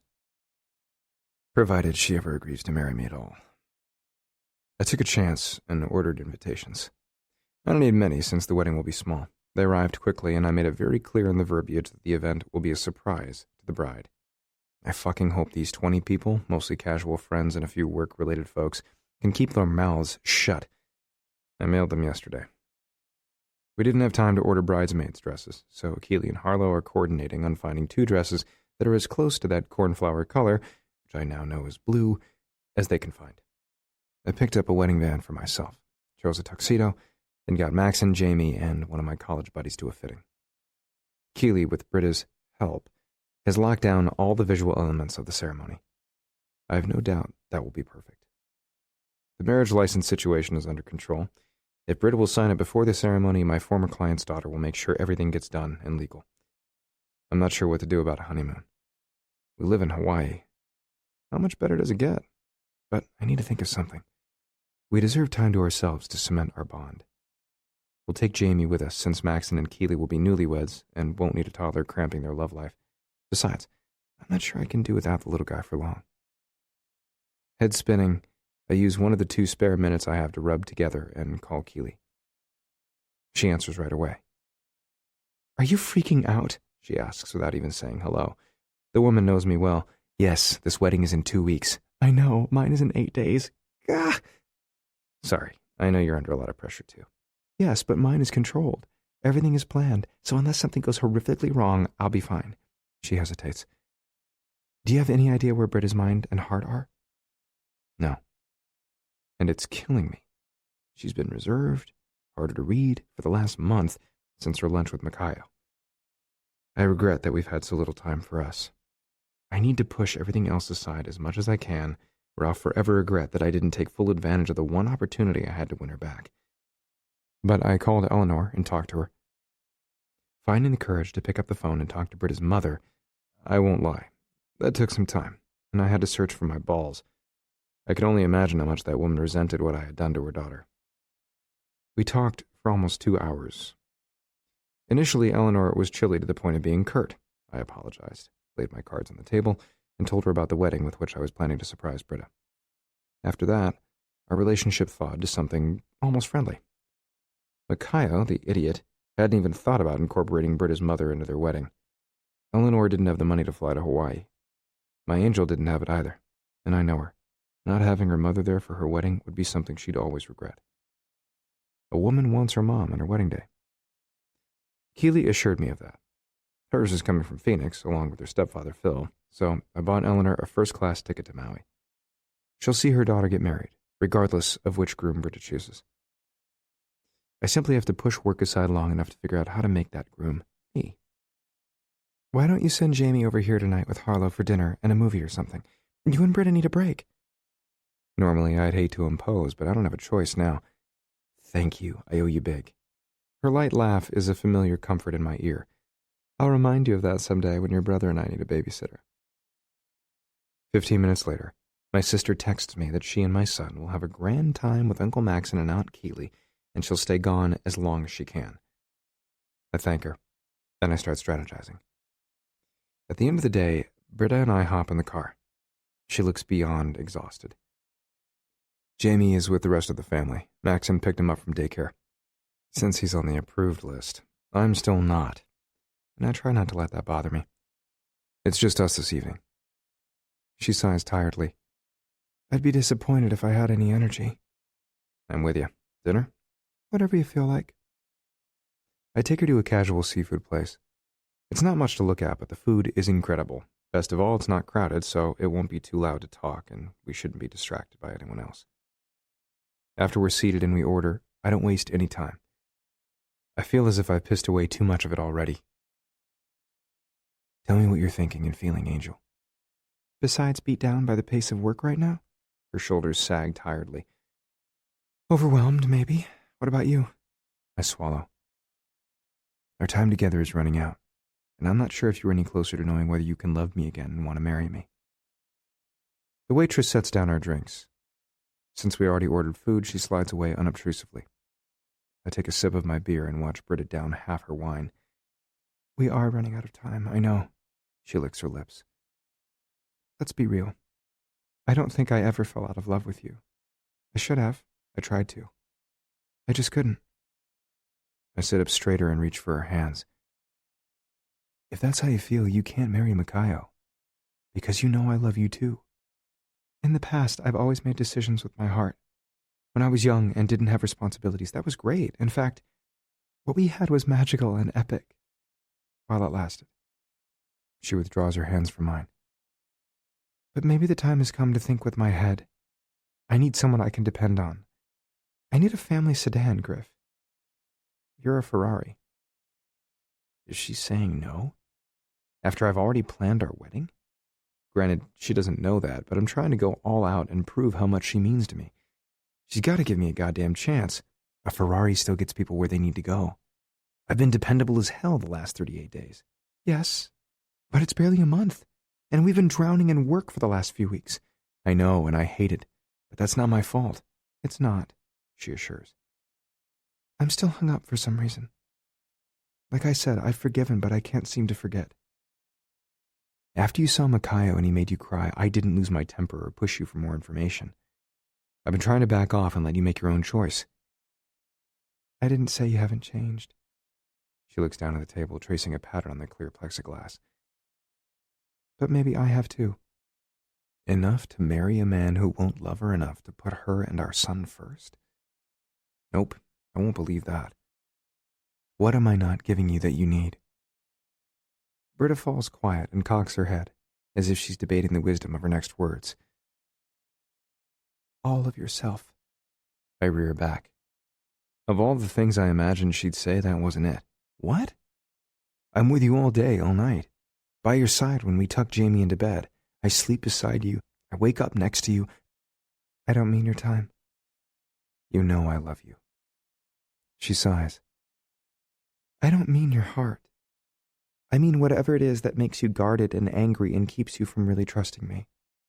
Despite all the time we've spent together, I'm not sure I know you any better now than I did 3 years ago. You know all about me, my life, my past. Since we moved into the Stowe estate, I've spent nearly every moment with you, risking everything to see if we could truly have a future. I've been thinking, hoping you would open up and erase my doubts. You haven't once offered to tell me what makes you tick. I sit back and stare, covering my shock with a swig of beer. She sees through me, despite how well I thought I'd recovered, or how thoroughly I've been hiding the decades-old crap. Britta isn't fooled. How much can I tell her without freaking her out? It's clear I have to say something, or she may walk out on me for good. Just before I turned 17, I had a relationship with an acquaintance of my mom's, Julia.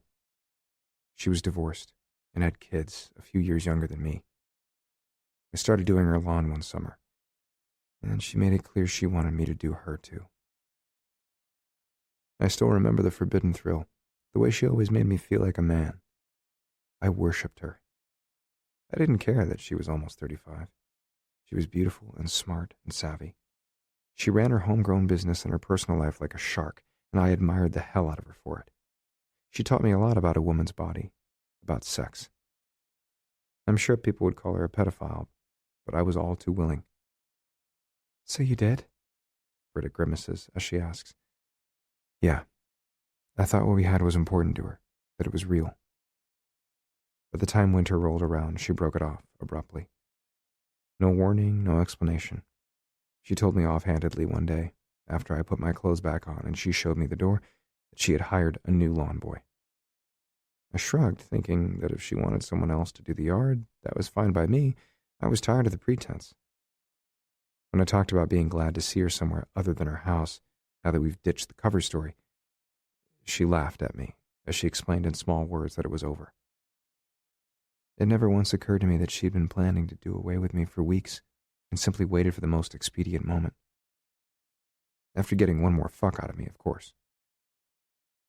That was the end. Well, not exactly, but the rest of the story won't shed more light. It will just make Britta pity me more and make me choke again. But I've given her enough to help her understand, and the sad empathy flitting across her face is already warming my heart. Griff, she hurt you. You were so young, and I learned a lot from the experience. I know now that I didn't love her, but at the time it felt a lot like heartbreak. Thank you for telling me, she murmurs softly, giving me a quick squeeze of my hand. Was it hard? Yes. I squeeze back. not wanting to relinquish her fingers. I've never told anyone, not even Maxon. Spent a lot of years being bitter. After that, I found myself questioning everything and everyone I'd always trusted. I decided that if I could just control the people and events in my life, I'd never get too attached to anyone again. I thought I'd be fine. And I was getting by. I blow out a ragged breath. It's hard to say this, but Britta deserves all I can give her. Then I met you. She blinks at me. I didn't want to challenge or hurt you. I just wanted to love you. I nod, and I couldn't control that, just like I couldn't control how quickly I fell for you. I told myself you were sweet and innocent, and that you would never go out of your way to rip my guts open. But you still scared the hell out of me. I spent so much of our time together waiting for the other shoe to drop. I was never going to betray you. I never would. Griff, you seem too good to be true. But I couldn't make my heart stop caring about you. I tried so hard to keep you at arm's length. But I seduced you because I couldn't stand not having you. I moved you in with me because I couldn't do without having you near me. Every day that passed, I began to think a little more that maybe you were real. Painting you with Julia's brush was unfair. Every day I let my guard down more. I wanted to tell you I loved you. I wanted to propose. By the fall, I believed you were everything I wanted and more. I made a plan. I was going to give you the grandest gesture of love I could think of. Then that morning, the listing agent on the Prince's Palatial Love Shack accidentally called me instead of Maxon, and I heard about the deal. I lost it. My brother and I had always been competitive. I chalked him up to being too much like Dad. I decided that I couldn't be in business with a sneaky fucker like that. But you... I couldn't handle believing you betrayed me to help him, that I meant so little to you. You meant everything, Britta sniffles. I loved you so much then I would have followed you to the ends of the earth. I would have stabbed Maxon if he'd intentionally been trying to cut you out of a deal. I would have married you, had your children, and held your hand forever, but you let go. Griff, I don't know what to do about that. I close my eyes. If I keep looking at her, I'm going to fucking get emotional.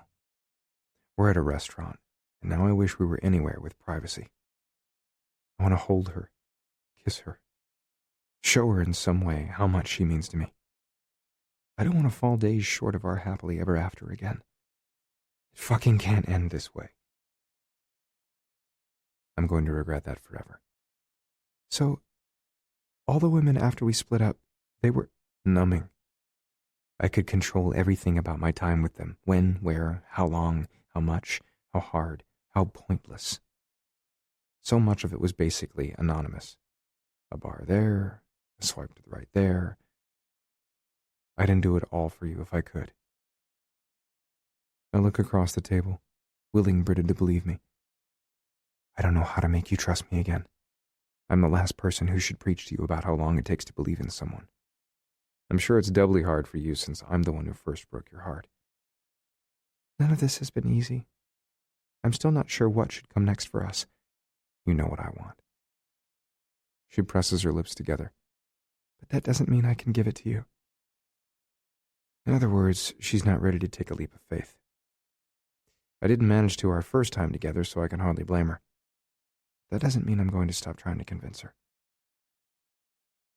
If you choose your head over your heart, Jesus, she simply can't. I know you. You'll be miserable. Maybe. But that's better than being broken. I want to argue that I'm not going to break her again. That will simply lead to a circular argument. I know better than anyone that wanting desperately to believe something doesn't mean you actually can. So where does that leave us? I challenge her. We have 2 more weeks to figure it out. I'll keep searching my soul until I have an answer. She shrugs. My mom always says that whatever is meant to be will be. Always thought she's right. It's not the answer I want, but I don't have any choice but to accept it. I destroyed us with one stupid act of fury and distrust. Now, I may have to live with the fact that our future is beyond my repair. She may wind up with a man who won't worship her the way I do. If that's the case, I will spend my life alone. Chapter 17. The day dawns beautiful. Britta and I drive out to Keeley and Maxon's new house, which will officially be a bed and breakfast next week. They started moving in 2 days ago, but tonight will be their first night to spend here. Also, their first as man and wife. As I drive closer, I hold Britta's hand. My pants and shirt swish inside a garment bag hanging in the back seat along with Britta's sundress. I'm not wearing a tie or a coat. Keeley wants a casual wedding. Hell, she even instituted a no-shoes rule. This will literally be a barefoot wedding. I would rib my ambitious, traditional, bordering on stuffy brother about that, but he seemed sublimely happy. I never imagined in a million years, when my best friend sought him out to see if he and I could behave like brothers again, that they would fall in love. But Keeley completes him, and that made all our lives come together perfectly. Well, almost. I glance at Britta. It's been just over a week since our last serious discussion. The following day was another explosion of work. When do we ever negotiate and sell 6 listings on the same day? Just insane. On Sunday, Britta and I caught up on paperwork while we took turns entertaining Jamie. Harlow breezed in late afternoon after meeting up with some of the friends from the private high school she once attended on the island. She waved our way, all smiles, then took a call and disappeared upstairs. After that, she glowered like a thunderstorm for the rest of the day and well into the following week. Jamie got a tummy virus midweek, so that occupied Britta for 2 days. I offered to spell her, but she insisted I had a full schedule of showings and closings that we couldn't miss. It sucks. Sometimes that's life. Wedding activities started in earnest on Thursday, and we all began pitching in to get the house set up for the big event. Ditto Friday. We finished less than 10 hours ago.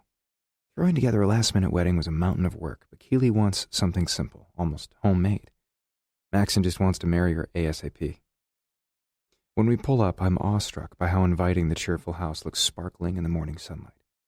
On the lawn, we laid a pair of crisp white sheets, sprinkled them with petals from all kinds of flowers we found on the grounds, and topped that with folding white chairs we managed to rent. Thankfully, we barely need more than a handful. There are white covers on the chairs, tied off with bows that match the ocean waters. Maxon found a tall lattice archway on the property, all but languishing in the garden. He and I moved it to this spot, overlooking the vast crystal blue Pacific that's calmly rolling onto the white sand. We painted it. Then everyone pitched in to decorate the arch with fragrant flowers that Keeley, Britta, and Harlow strung together. It looks perfect, like it's meant to be here. If everything works out for me and Britta, I'll be in this very spot next week, and staring down a similar setup, taking a deep breath before I, hopefully, slide my ring on her finger for good. We park. 2 seconds later, Keeley darts up, makeup half done, hand out for the punch bowl Britta rummaged from her kitchen this morning. Thanks. Do you need help unloading the car? I snatch the plastic bowl back. I got this. Go finish getting ready. Maxon and I can do the rest. Oh, please keep him occupied, she begs. The ceremony starts in 90 minutes, and he's asking me why we can't just start now. Laughing at that is unavoidable. My brother has never been patient. For that matter, neither have I, and I can only imagine how I'm going to feel in 7 days' time, surprising Britta with the wedding she envisioned, and wondering whether she'll finally say yes. Strolling inside, I set the bowl on the island and glance around at the covered dishes. The ladies cooked some last night. Maxon and I catered the rest, and the food in plastic dishes has already arrived. There's also a cake on a stand waiting in the dining room and champagne chilling for the 25 guests. Everything is heartfelt and beautifully simple for this momentous occasion. Maxon marches in, looking at his watch, obviously prepared to do next to nothing to keep busy, and stop himself from beating down Keeley's door. You look awfully impatient. You going to make it, man? I ask, brow raised. He scowls at me. Oh, the things I want to say to you right now. But he doesn't. Instead, his gaze flips over my shoulder, toward the folding glass doors that have been drawn open, to see Britta coming through, holding Jamie's hand and wearing a pensive expression. When she realizes my brother is looking her way, it quickly becomes a strained smile. Somehow I hold in my grimace. I haven't asked her if Micaiah still thinks she's marrying him. He doesn't faze me. She matters. Should find out if she still wants to be the Hawaiian banker's bride, but I'm afraid to hear her say yes. I still have 7 days to convince her to pick me. I'm going to use every moment I can to my advantage. Despite my brother giving me a hard time about how antsy I am with all the uncertainty in my personal life, I smile. But you can't right now, so sorry. He sends me a snarky glance. Fuck you. I laugh, then glance around and realize who's missing. Thanks for not inviting the parents. I'm sure it was a hard decision for you to get married without either Mom or Dad present. Probably not as much as it should have been, but after Keely overheard Dad rant at me a couple of weeks ago, despite how peace-loving and forgiving she is, she refused to have him around. And Mom, apparently Harlow told her I was getting married. She decided to head to Cabo with Marco so she could come back in a few weeks, all refreshed for our little sister's nuptials. I want to say how much her decision completely sucks, though I'm hardly surprised. But, Maxon goes on, I've got the people who are most important to me here. Thanks for standing up with me, man. He hands me a small flat box from inside his pants pocket. I open it to find a sleek, brushed silver keychain with my initials on one side. On the other, he engraved the words, "My brother, my friend." I'm choked up that, despite my stupidity, we somehow managed to pick up exactly where we left off. Very close. We exchange a manly hug, and I know that regardless of what happens with Britta, I'll always have Maxon and his lovely wife in my life. Thanks, man. I have something for you, too. I was going to give it to you next week, but this seems like the perfect time. I pull a business card holder from my pants pocket.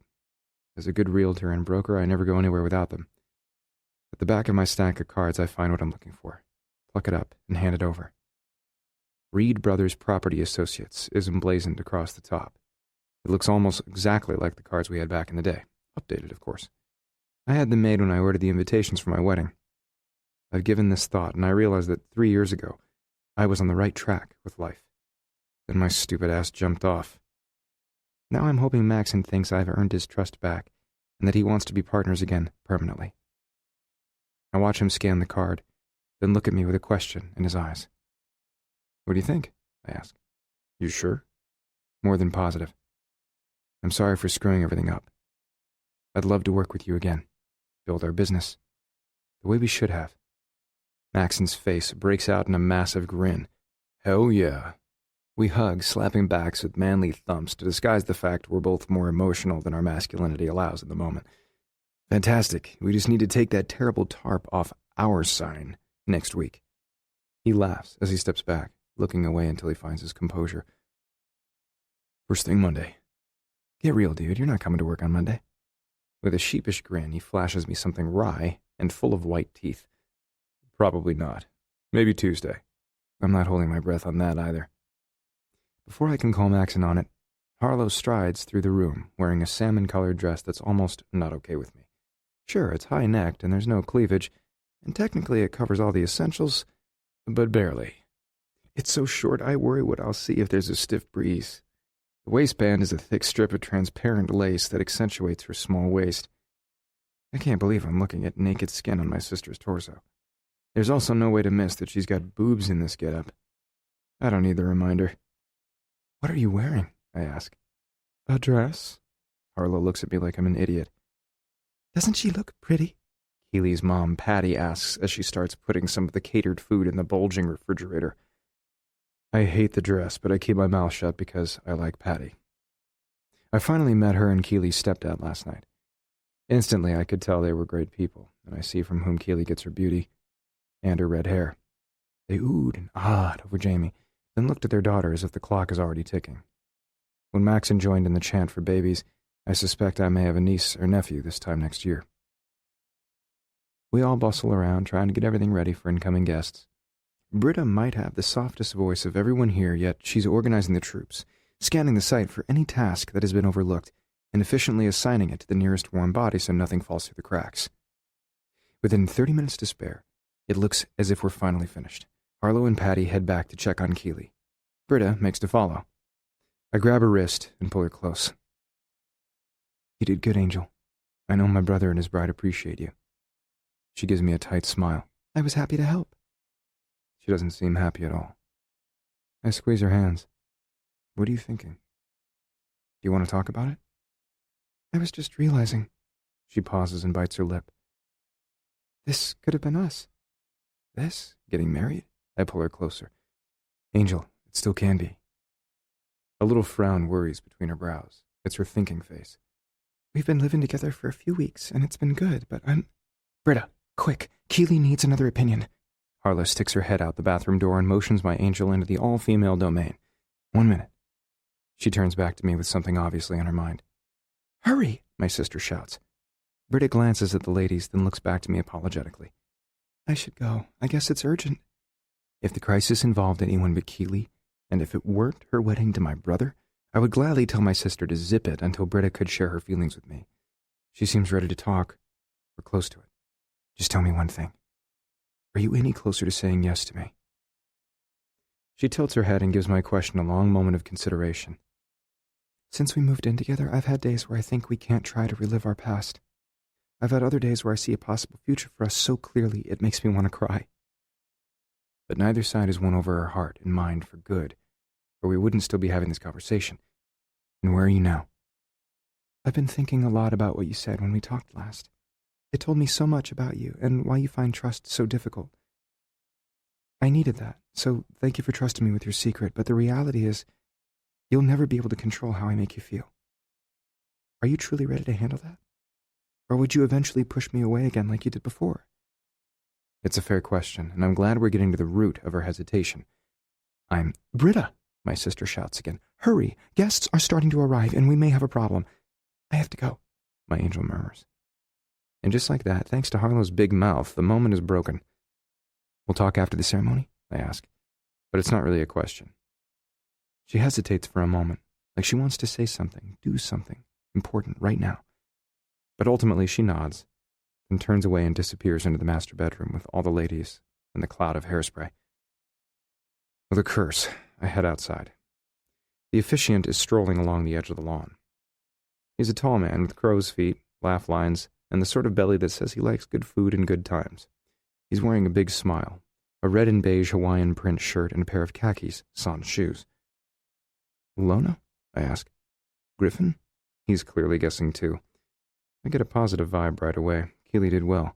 Yeah, just Griff. Normally I don't like when other people call me by my full name. It reminds me of my dad shouting at me as a kid to do better, be better, crush everyone. Even Maxon. Is your bride here? With the ladies. I try not to wince. She still doesn't know about our wedding. He shoots me a puzzled glance. Yeah, he thinks I'm a crazy bastard. I probably am. But instead of saying that, he cocks his head. Everything will work out. I have a sense for these things.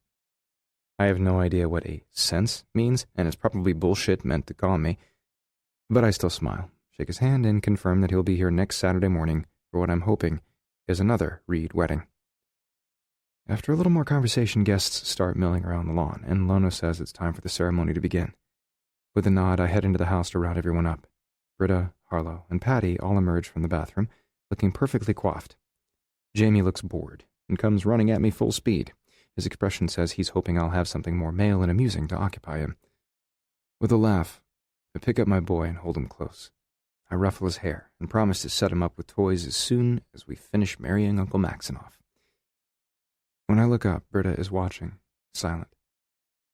She looks teary-eyed and moved. Love is all over her face, and I hope like hell some of that is for me.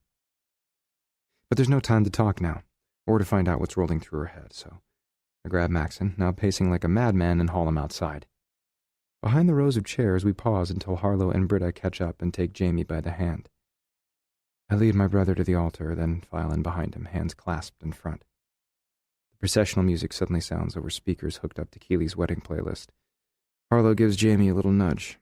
He's carrying a ring pillow with the bands tied in a bow at the top. We've coached him to walk in slow, measured steps to deliver the goods on a waiting table. But he's a boy, so he runs to the altar. When he realizes that everyone is looking at him, he tosses the pillow vaguely toward Maxon's feet and darts to the first familiar face he sees, Keeley's mom, and buries his head in her skirt. The small gathering laughs. With a grin of her own, Harlow starts down the aisle, clasping a simple bouquet of lilies, roses, and plumeria. Besides the brief, skin-showing dress, she looks lovely. I wonder if she's thinking about her own wedding just a few weeks away. Britta comes down the aisle next, carrying a similar bouquet. She's wearing roughly the same soft, peachy pink as Harlow, but her dress sits just off her narrow shoulders and has a thick strip of lace at the bottom. It's a little shorter than I'd like, and I glance around the gathering to see who among the male attendees might be checking out my woman. Thankfully, I don't see anyone I'll have to kill. Just a lot of smiling people and couples holding hands. Happiness floats everywhere. Finally, a slight breeze kicks up, and the music changes. The familiar strains of Andy Williams' version of Ke Kalineau, also known as the Hawaiian wedding song, fill the air. Yes, this is the moment. Leave it to Keely to choose a tune that's traditional yet offbeat.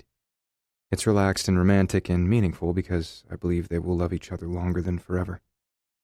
For them, this tune is perfect. Then Keely strolls toward us carrying a bouquet centered by a giant stargazer lily, ringed by soft pink plumeria and surrounded in white blooms. Her pristine, gauzy dress has spaghetti straps and a handkerchief hem that flirts with her shins and flows around her with every step of her bare feet like the most graceful hula dancers. The smile on her face beams with how blessed she feels. It's more profound than any expression I've ever seen on her, or possibly any bride. She might not have waited long for her day to come, but she knows she's marrying the right man. A glance at my brother floors me. I've rarely seen Maxon emotional about anything except maybe Super Bowl 42 when the Giants upset the Patriots. But he's wearing his naked love for Keely all over his face and looking at her as if he'd make a lay out of stars for her if he could. It might sound sappy, but the devotion flowing between them is a stunning sight to behold. Lono starts the ceremony quickly. Her mother gives her away. Keely and Maxon speak their vows, light candles, and stare into each other's eyes. It's funny how a few words can be so meaningful. Those same words spoken in another order in any other context would have a totally different meaning. But with a few sounds and syllables, bolstered by the feelings in their hearts, they tie themselves together forever. I'm really happy for them, and really fucking envious. I glance at Britta, wondering if I'll be full of joy or grief this time next week. I can't tell from looking at her face. She's teary. She's moved by the ceremony. When Lona pronounces Maxon and Keely husband and wife, they pause, stare at each other, as if they can hardly believe their dreams have come true, then move in for a soft kiss.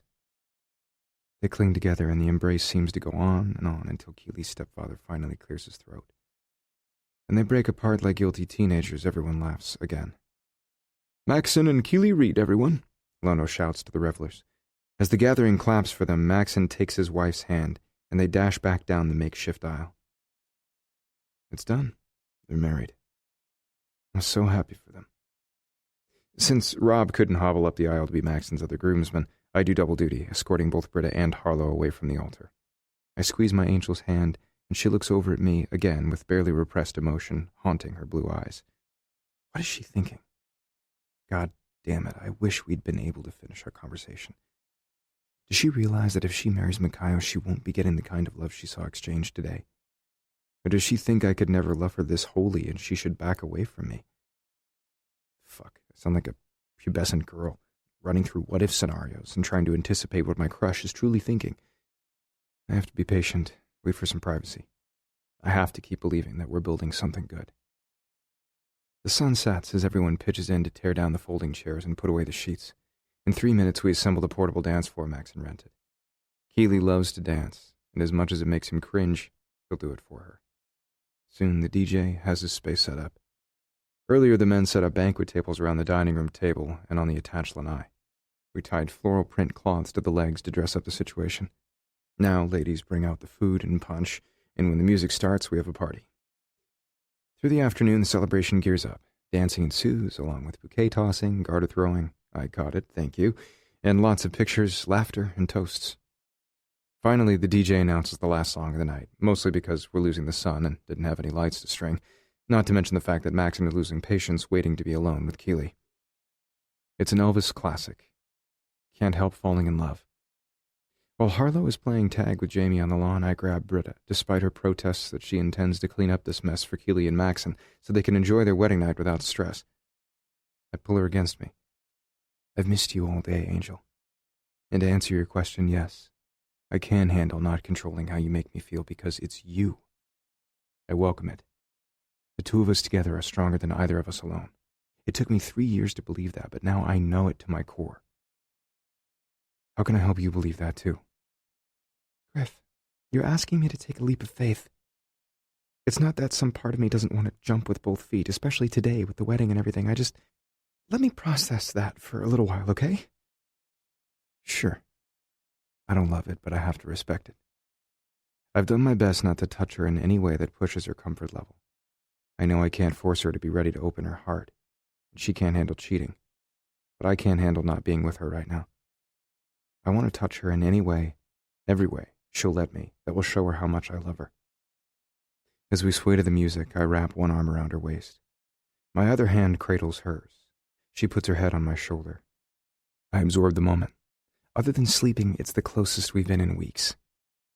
I'm loving the hell out of this. I miss her like mad. I want her so badly I can barely stand it. Britta? When she lifts her head and blinks up at me, lashes fluttering, our gazes fuse. She doesn't answer me, just stares, as into the moment as I am. I kiss her forehead, her cheeks, her temple. You're pushing me. What's new? I joke. Nothing.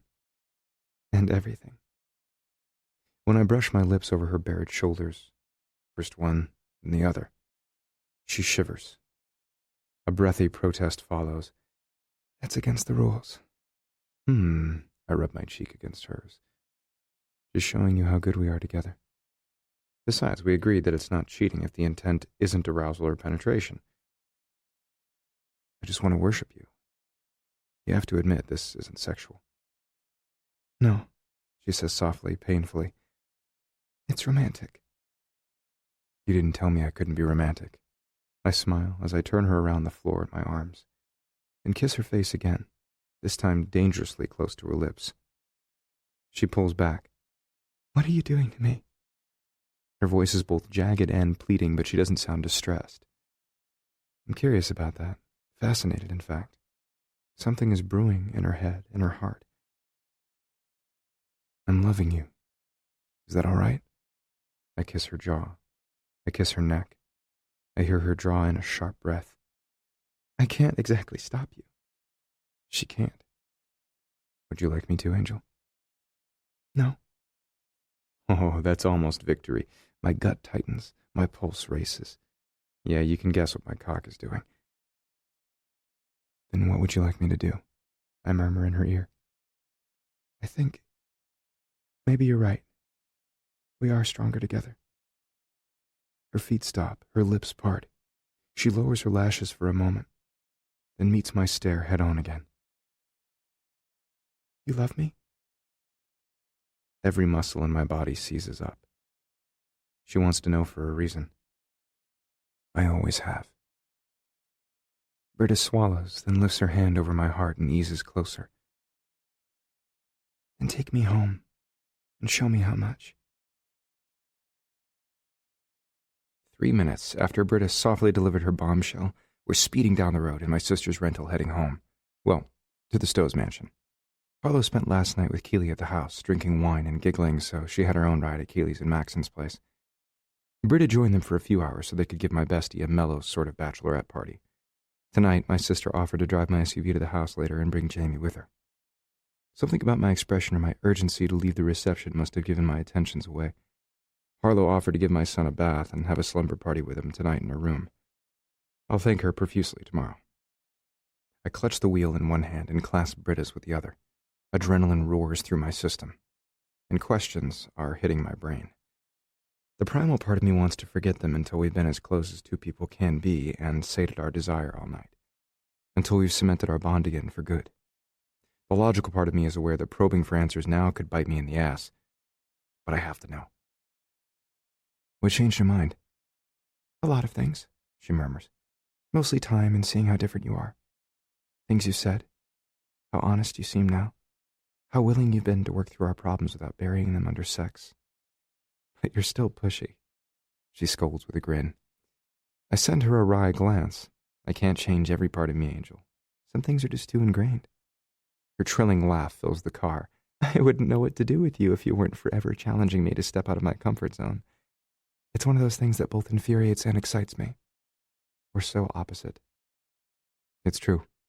I'm forever fascinated with how considerate and compromising she can be, while gently but firmly standing her ground.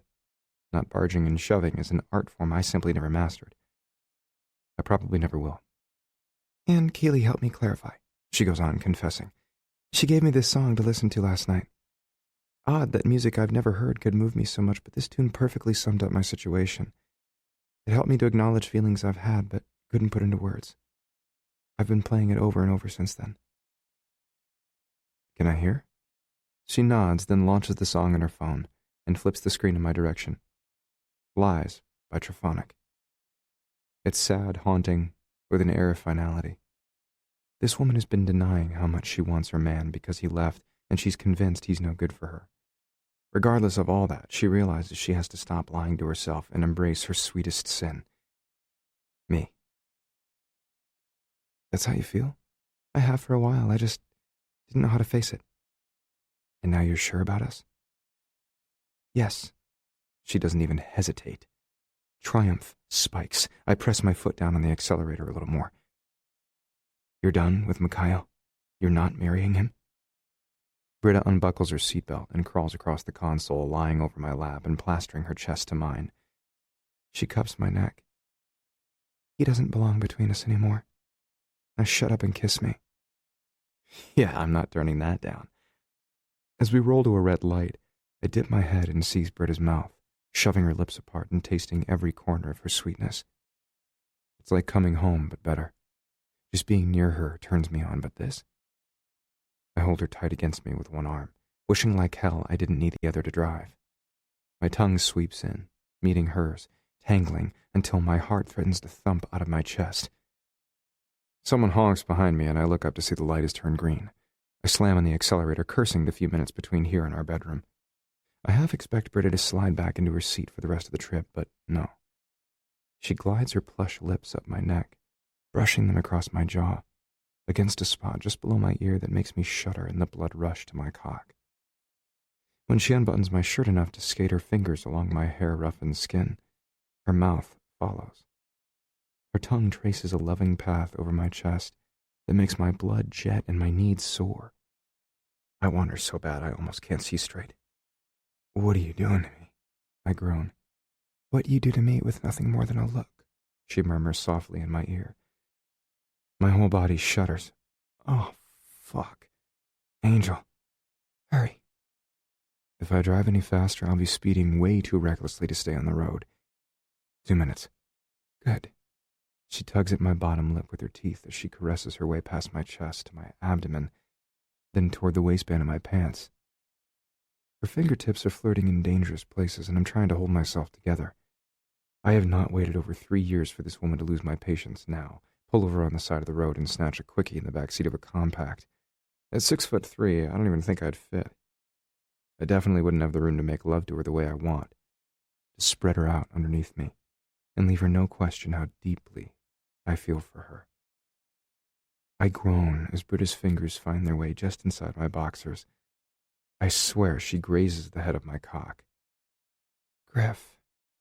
Her voice itself is a seduction as she presses her lips down my neck, then nips her way back up to my mouth, delving into me. I suck in a breath, try to keep my head on straight. Fuck yes. In every way, yes. With the jerk of the wheel, I careen into the driveway. I lift my hand and stop steering long enough to raise the garage door. I refuse to let go of Britta. Once I pull the car inside, I jam on the brakes. The vehicle lurches to a stop. We bounce back into the seat and I kill the engine. We stare, breaths coming hot and loud in the small space. I'm going to spend all night inside you, Angel. I was hoping you'd say that. Her answer makes my cock even harder. I didn't think such a thing was possible. When Britta cups my face again and leans in like she intends to kiss me, I grab her wrist to stave her off. Not here. I'm on the edge. It's been almost 50 days since I've had an orgasm. For any reason. I haven't gone that long without since I was 16, and I can't vouch for my self-restraint. Let's get inside the house. She blinks, frowns. Why? Why haven't I exercised my sex drive? She really has to ask? I take her face in my hands and will her to understand. I was waiting for you. I only want you. Britta melts against me softly, sweetly. I've been waiting for you too. I want to know how long it's been for her. Did she really not have sex with Micaiah when they went away for the weekend? But I don't ask. I refuse to have him in bed with us. In any way. Tonight. Or ever again. I manage to wedge my hand down enough to release my seatbelt and shove the car door open. Britta eases off my lap and makes it out the passenger's door. We leave everything else in the trunk. It will wait. When I hold out my hand, she takes it. I shove open the door to the house, and we enter the dark hallway. There's a soft light on over the top of the stove and another on a timer in the adjoining family room. I contemplate the sofa for a long minute, but Harlow won't be far behind us. I stifle my urge to be inside Britta right now in favor of having privacy all night. But everything between us needs to happen faster. My sanity won't last otherwise. Without a word, I turn and lift Britta into my arms, clutching her to my chest. She yelps in surprise, then winds her arms around my neck and locks her gaze with mine as I stomp my way up the heavy stairs. Griff, is my impatience upsetting her? I frown. I've got you. I'll take care of you. I know, she breathes. I was just going to point out that if you had let me walk, I could have gotten undressed at the same time. I love the way her mind works. I run double time until we're in the bedroom we've been sharing for the last month and kick the door shut. I immediately attack my shirt, unfastening one button after the other and quickly shucking it onto the floor. You could, but then you'd deprive me of unwrapping the perfect gift. How attached are you to that dress? She shakes her head, a slow smile spreading across her face as her eyes eat me up. Not at all. An answering grin curls up my lips. God, I love you.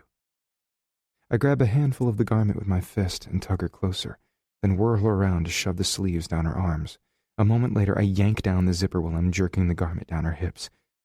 I'm hasty. I'm not even trying to be careful. The sounds of ripping fabric fill the air. The primal beast in me rejoices. Once the little pinkish garment is in a heap on the floor, I glide a palm down Britta's hip and use it to pull her against me. She must feel my erection prodding her back. She can't be surprised by the fact I'm aroused as fuck. The only thing that's keeping her from being completely naked is a pair of lacy, nude-colored panties barely covering her taut ass and a matching bra I can undo with one hand. Griff, I want her naked. I want that now. I want inside her too, but I want to make her ache every bit as badly as I do first. Yeah, Angel, I murmur in her ear as I wind my hand around her waist, down the flat of her belly, under the waistband of her little panties. I skate my fingers over her bare sex, slick and plump and ready. Touching her again is a beautiful agony. I wouldn't trade it for 100 anonymous women. I was being straight up honest when I said I only want her. When I walk my fingers between her folds and settle them over her clit, I have to grit my teeth to bite back a groan. Dragging my lips across her neck, I start rubbing her most sensitive spot slowly enough to ramp her up, but not nearly fast enough to provide relief. Her entire body stiffens. Her back arches. She tosses her head against my chest and grabs my thighs, fingers digging in. Like that, I croon. Yes. Want it? Need it. Yes, she pants. God, yes. I love hearing the desperation in her voice. She's always been responsive to me. Putty in my bed, but this is sweeter, somehow new all over again. Maybe in the back of my head, where I'm trying not to want to hunt down every guy she's ever fucked, I'm aware she finally has a point of comparison so she can be sure how good I make her feel, and this is what she wants. I've missed you like hell, Angel. 1,254 days without you felt like eternity. She stiffens in surprise. Yeah, I counted. Then she seems to melt against me again. I've missed you too, Griff. No one makes me feel the way you do. No one. Her confession pumps my blood, my need. Impatience to get inside her claws at my restraint, and I try to keep it together. This isn't about me. This isn't even merely about her. Sure, I could make her come in the next few seconds, then throw her on the bed and tear off those teasing undergarments before fixing my tongue to her sensitive clit and wring another orgasm from her 2 minutes later. Then I could start the process all over again. If there's one thing I've learned well in the last 15 years, it's my way around a woman's body. But I don't simply want to make Britta feel good. I want to make her mine. I want to make the two of us one again. You close? Why do you ask when you already know? Her tone pleads. She's reached the end of her restraint. I've reached mine, too. It's been too long. I want her too deeply. We have too much at stake.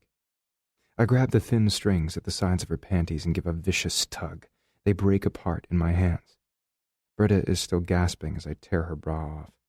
It's probably ruined beyond repair. I don't give a shit. As I cradle her naked breasts in my hands, I doubt she does either. I kiss my way up her neck.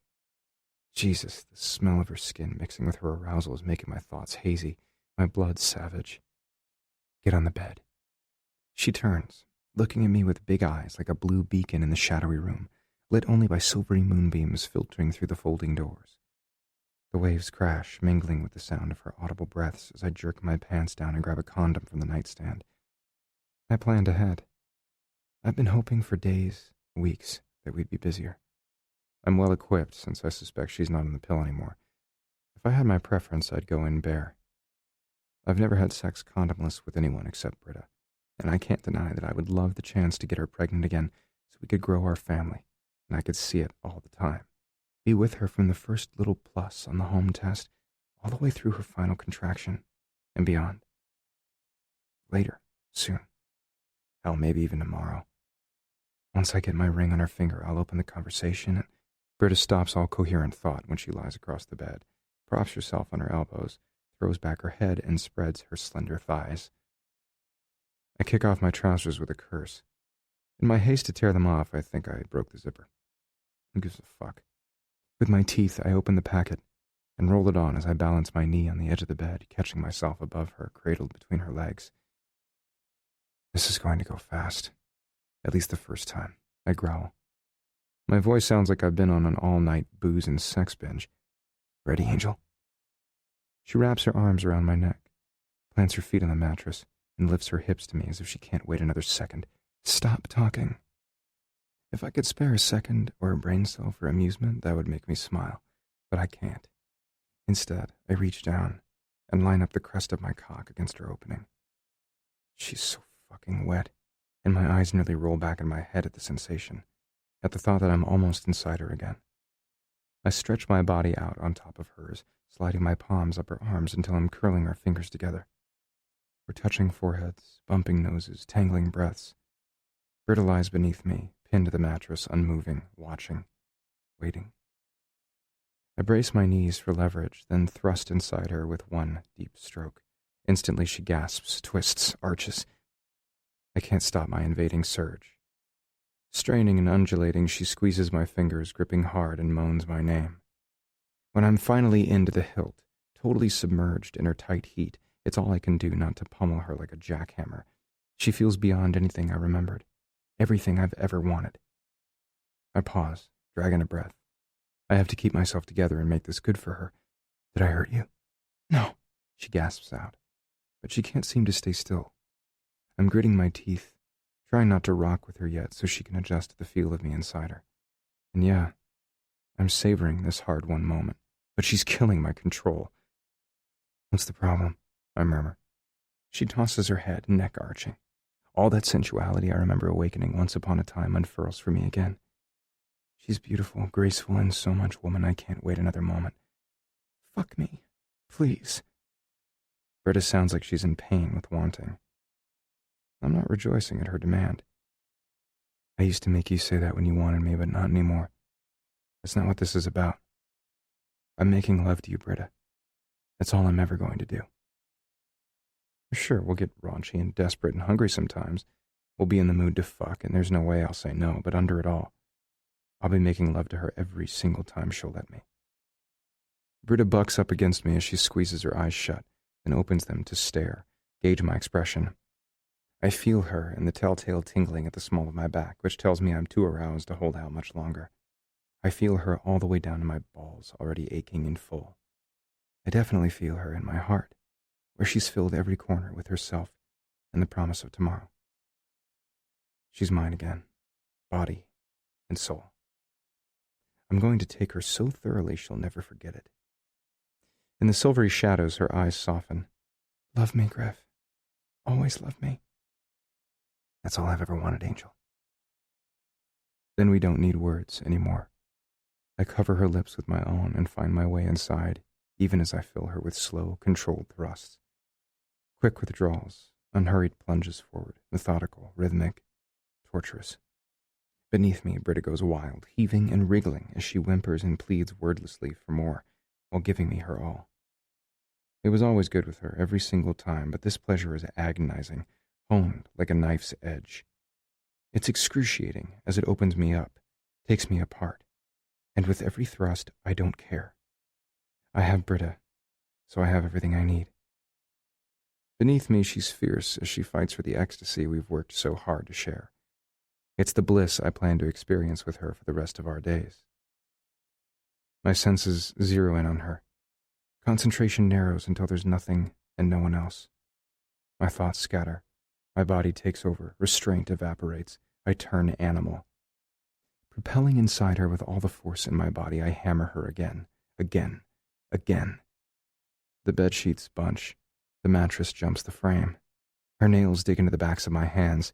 Her keening cries split the air. I feel her tightening. It's getting serious, dangerous, inevitable. Give everything to me, I demand. Give it now. Her body jolts, freezes, then bucks wildly as I feel her clamp down on me, seizing me, as she shouts out a climax that comes from deep inside her. Sweating, I push through, plunging in one stroke after another, as desire pools at the base of my cock. Heats until I swear she's burning me, then zips through my body in an explosion that not only staggers my libido, but destroys my soul. I've just lost everything to this woman, body, head, heart. It's all hers now. And forever. That makes me smile. My thrusts slow, along with our breathing. I finally release my harsh grip on her fingers and gather her up in my arms. I don't want to move. I just want to stay entwined with Britta, attached and attuned to her. But I'm probably crushing her. I prop up on my elbows and look down at her face, caressing the skeins of her fair hair away from her honeyed face, glowing with a supreme look of satisfaction. That was... I don't even have words to describe it. Beyond. And more. She nods with a suddenly shy smile. It was everything I wanted. I feel so close to you, like we've managed to work past the walls dividing us. A little frown that bothers me settles between her brows. I hope so. What else could there be? Sure, maybe we've both got some details we haven't shared, but they're not important now. We've taken the risk, found the courage, and held tight to one another again. I know so, Angel. We've been through a lot, but it was worth it. I love you. She smiles softly at me once more, and my whole heart flips over in my chest. Everything about being with her, minus any of my usual barriers, has scraped me red and raw. You're right. Now, can we do that again? Chapter 18. The sounds of waves crashing and the tapping of a keyboard wake me the next morning. I roll over and open my eyes with a scowl. I don't want to face the real world after such a delicious night with Britta, of being inside her over and over. We made love in bed, on the lanai, against the wall. I couldn't let her get 2 steps away from me without tangling myself up with her again. About midnight, I crept down the hall to make sure Harlow and Jamie made it back. They were both curled up in the queen-size bed. Jamie in a pair of Spider-Man pajamas we had in his diaper bag, sacked out. I don't hear noise now, so I bet they're sleeping in. We all should be. So why is Britta sitting across the room typing and clicking on her laptop? Angel, my voice cracks from lack of sleep. If I didn't wear you out enough, come over here so I can try again. She gives me a nervous giggle, then shoves her laptop away. Just taking care of a few last-minute things. But if you want to muss me up, I should shower first and give you the chance to do it right. When she rises, she's wearing a clinging white silk robe. Through it, I see the beads of her nipples, the cinch of her waist, the curves of her hips, the delta outline between her thighs. I already had morning wood, but now it's not a reflex. It's for real and ready. This woman does something to me every time I see her. Come here, I coax, crooking my finger and looking at her like I want to eat her for breakfast, lunch, and dinner. Actually, it's not a bad idea. She flushes sweetly but shakes her head. What if I play hard to get? What if I pin you down and fuck you again? What a bad man, always saying things to tempt me. She shakes her head, tisking. It's all playful, flirtatious, as she walks past me, casting a come-hither glance over her shoulder. I always will. I rise from the bed to follow her. I don't care that I'm stark-ass naked. My raging erection is like a divining rod following her wherever she goes. I should be sated. Hell, I should be sore. Nope. I just want Britta again. After my shower, she insists, batting her long lashes. You want me to smell good, don't you? She knows putting me off only makes me harder. We used to play this game. I called it One More Thing. She would invent a task she needed to complete before we could make love. Then another and another, until I held her down, tore her clothes, and fucked her breathless. I've missed this. I've ached to play with her. You smell fine now, like sex, like a woman, like I've been all over you. I told you to come here. She reaches into the walk-in shower and flips on the water, then doubles back with a ghost of a smile. You did. Oops. Oh, she's going to pay for that. The too innocent expression she's wearing tells me she knows it and is looking forward to it. But as I saunter toward her, I see something else I couldn't at a distance. The set of her eyes is taut. So is her mouth. She's nervous. Worried. The games can wait. I close the distance between us and take her hand. What's wrong? Nothing. The lie is too fast. Something is definitely troubling her. After the night we just shared, how could she possibly be upset? I rack my mental checklist. She knows I love her. We're great together. I gloved up every time. Jamie is fine, and if Britta was awake before me, I'm sure she checked on him. In my head, that only leaves our past, or our future.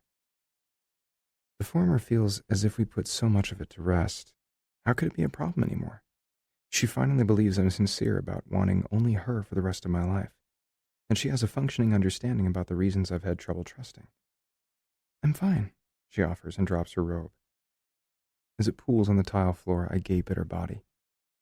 I don't mean to, it's just unavoidable. I see the girl who became a woman in my arms. I also see the changes in her body pregnancy wrought. Most of all, I see perfection. She scrambles my brain even more by leaning in and kissing me. It's not a simple peck. Her kiss is a long press filled with something I don't understand. Anxiety pours off her. Now I'm really worried. I pull back and take her shoulders. Britta? The smile she gives me is totally false. She's hiding tears as she cups my cheek. I love you, Griff. I stop, stunned, utterly silent. Is that what's unnerved her, telling me? I've waited nearly 2 months to hear her say that to me again. Oh, Angel. She wriggles gently from my grasp, gives me one last smile that isn't happy at all, then disappears into the shower. And she leaves me standing there so confused. I want to be thrilled right now. Fuck that, I should be exultant. But I can't feel anything except gnawing worry until I know what's troubling her. If it's not our past, it must be our future. Does she think that after last night there's any way I'm not putting that ring on her finger? I stride out of the bathroom and head straight toward my sock drawer. I can fix this, and I'm going to. The last thing I ever want is for her to worry again about the two of us. We're solid. I'm hers, and I'm beyond eager to make it legal. As I round the bed, I see the bright screen of her laptop shining in the shadowed corner. Did something she read upset her? What's on her screen is a hotel reservation. The Four Seasons. One phrase in big, bright text snags my attention. Honeymoon package. What the hell is she up to? I walk past it, turning the conundrum over in my head, and reach for the knob of the sock drawer. But those words keep poking my brain. Whose honeymoon? Maxon and Keeley have decided they would rather spend a few days alone in their new house than leave the island to enjoy their newly married bliss. Britta has no idea I've been planning a surprise wedding for us in 6 days, unless... I march across the room and snatch up my phone. Yes, I know Keeley and my brother just tied the knot yesterday. I'll make my intrusion short, and I'll do something deeply apologetic later. I dial Keeley. After a few rings, my bestie answers, sounding a little hoarse and breathless. Griff? Guilt hits me. I'm being selfish. I'm being an ass. Sometimes it's a reflex. Sorry, one question. Did you tell Britta what I had planned next week? No. Her answer is quick and emphatic. I swear. I believe her. Keeley is a lot of things, but a liar isn't one of them. Nothing slipped out? There's no way she might have guessed? Impossible. We mostly talked about the frogs we kissed before we met our princes. Hey, Maxon! I hear rustling, laughter, a growl. It's my cue. I have what I need anyway. I'll let you go, thanks. More rustling than something that sounds a lot like a male snarl. Hey, asshole. Piss off until I say otherwise, okay? Love you, bro. 3 beeps fill my ear, then silence. I shake my head. I can't not smile at Maxon's craziness. But this mystery is bugging the hell out of me. If Britta doesn't know about our wedding next weekend, what is she doing looking at honeymoon packages at a swanky hotel online? With a sharp glance back toward the bathroom, I see the steam still rising. I hear the water still running. Yeah, I'm a rat bastard when it comes to my woman, sue me. But I'm going to get to the bottom of this now. Stalking back to Britta's computer, I pry the lid open more and sink into the chair as I read her screen. She confirmed her reservation for the honeymoon suite at the Four Seasons next Saturday night. Why? I frown. She doesn't know she's marrying me next weekend. Keely just confirmed that. How does she know she needs a honeymoon suite for the night of the 15th? Unless she's still planning to marry Makayo that day, like she has been for months. Maybe the time has come to think with my head. I need someone I can depend on. I need a family sedan, Griff. You're a Ferrari. The bottom falls out of my gut. No, fuck no. She's not serious. She can't be. She spent all night with me. Together with me in every way. She finally told me she loves me. Maybe, dumbass. That was her way of saying goodbye. My head is buzzing with shock, but I can feel anger stretching, growing, rising like the pressure of a volcano about to spew lava. No, there must be some explanation. She wouldn't do this to me. Britta isn't the sort of woman to lead someone on. She's done with Makayo. She said so. He doesn't belong between us anymore. That's all she murmured when I asked if she was marrying the moron. I blink at the computer screen, stare, trying to wrap my brain around the obvious. She didn't actually say she was done with him. She certainly didn't confirm that she was marrying him. So what she really said was that Makayo doesn't belong between us anymore because she's going to surf off into the sunset with the Hawaiian banker and leave me for good. The water from the shower cuts off. The door opens. Griff, I forgot to grab my towel. Can you help me? I stand rooted in disbelief. How did the best night of my life become the worst morning ever? I get this slippery sense of déjà vu. I've been here. Britta is squeaky clean and dripping as I realize the enormity of her betrayal. But last time I was dead wrong. I was a flaming idiot who jumped to all kinds of conclusions. I roll through my logic again, but it all snaps together like snug pieces of a perfectly obvious puzzle. She never had any intention of not marrying Makayo. Oh, she took off his ring to humor me, but she refused to wear mine. She lived with me because I didn't give her a choice.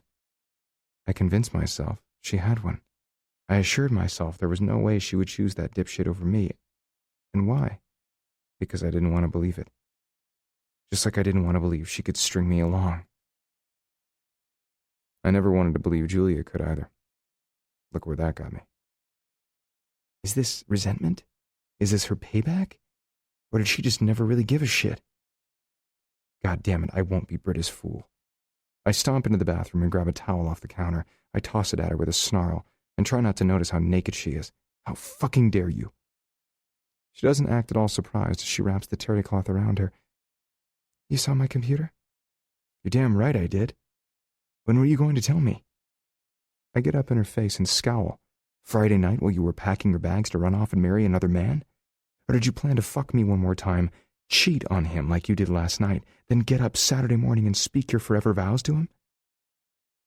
She doesn't say anything, just stares, lips pressed together like she can't speak. Well, I prod. Did you enjoy it? Did you laugh? Yeah, I'll bet you did. I made an ass out of myself. I turned both our lives upside down to be with you. I tried to open up and be romantic. All the things Keely said you needed from me. I fucking told you things I've never told anyone. I still can't believe it. She's stabbing me in the heart. For real this time, and it doesn't make any sense. Please explain it all away. Please tell me I'm wrong. Please. That's what you think? Tears well in her eyes, then fall down her freshly scrubbed face in silvery tracks. She looks so young. Hell, so innocent. What is happening here? What the fuck else do you want me to think? Britta, if I'm wrong, tell me I'm wrong. No.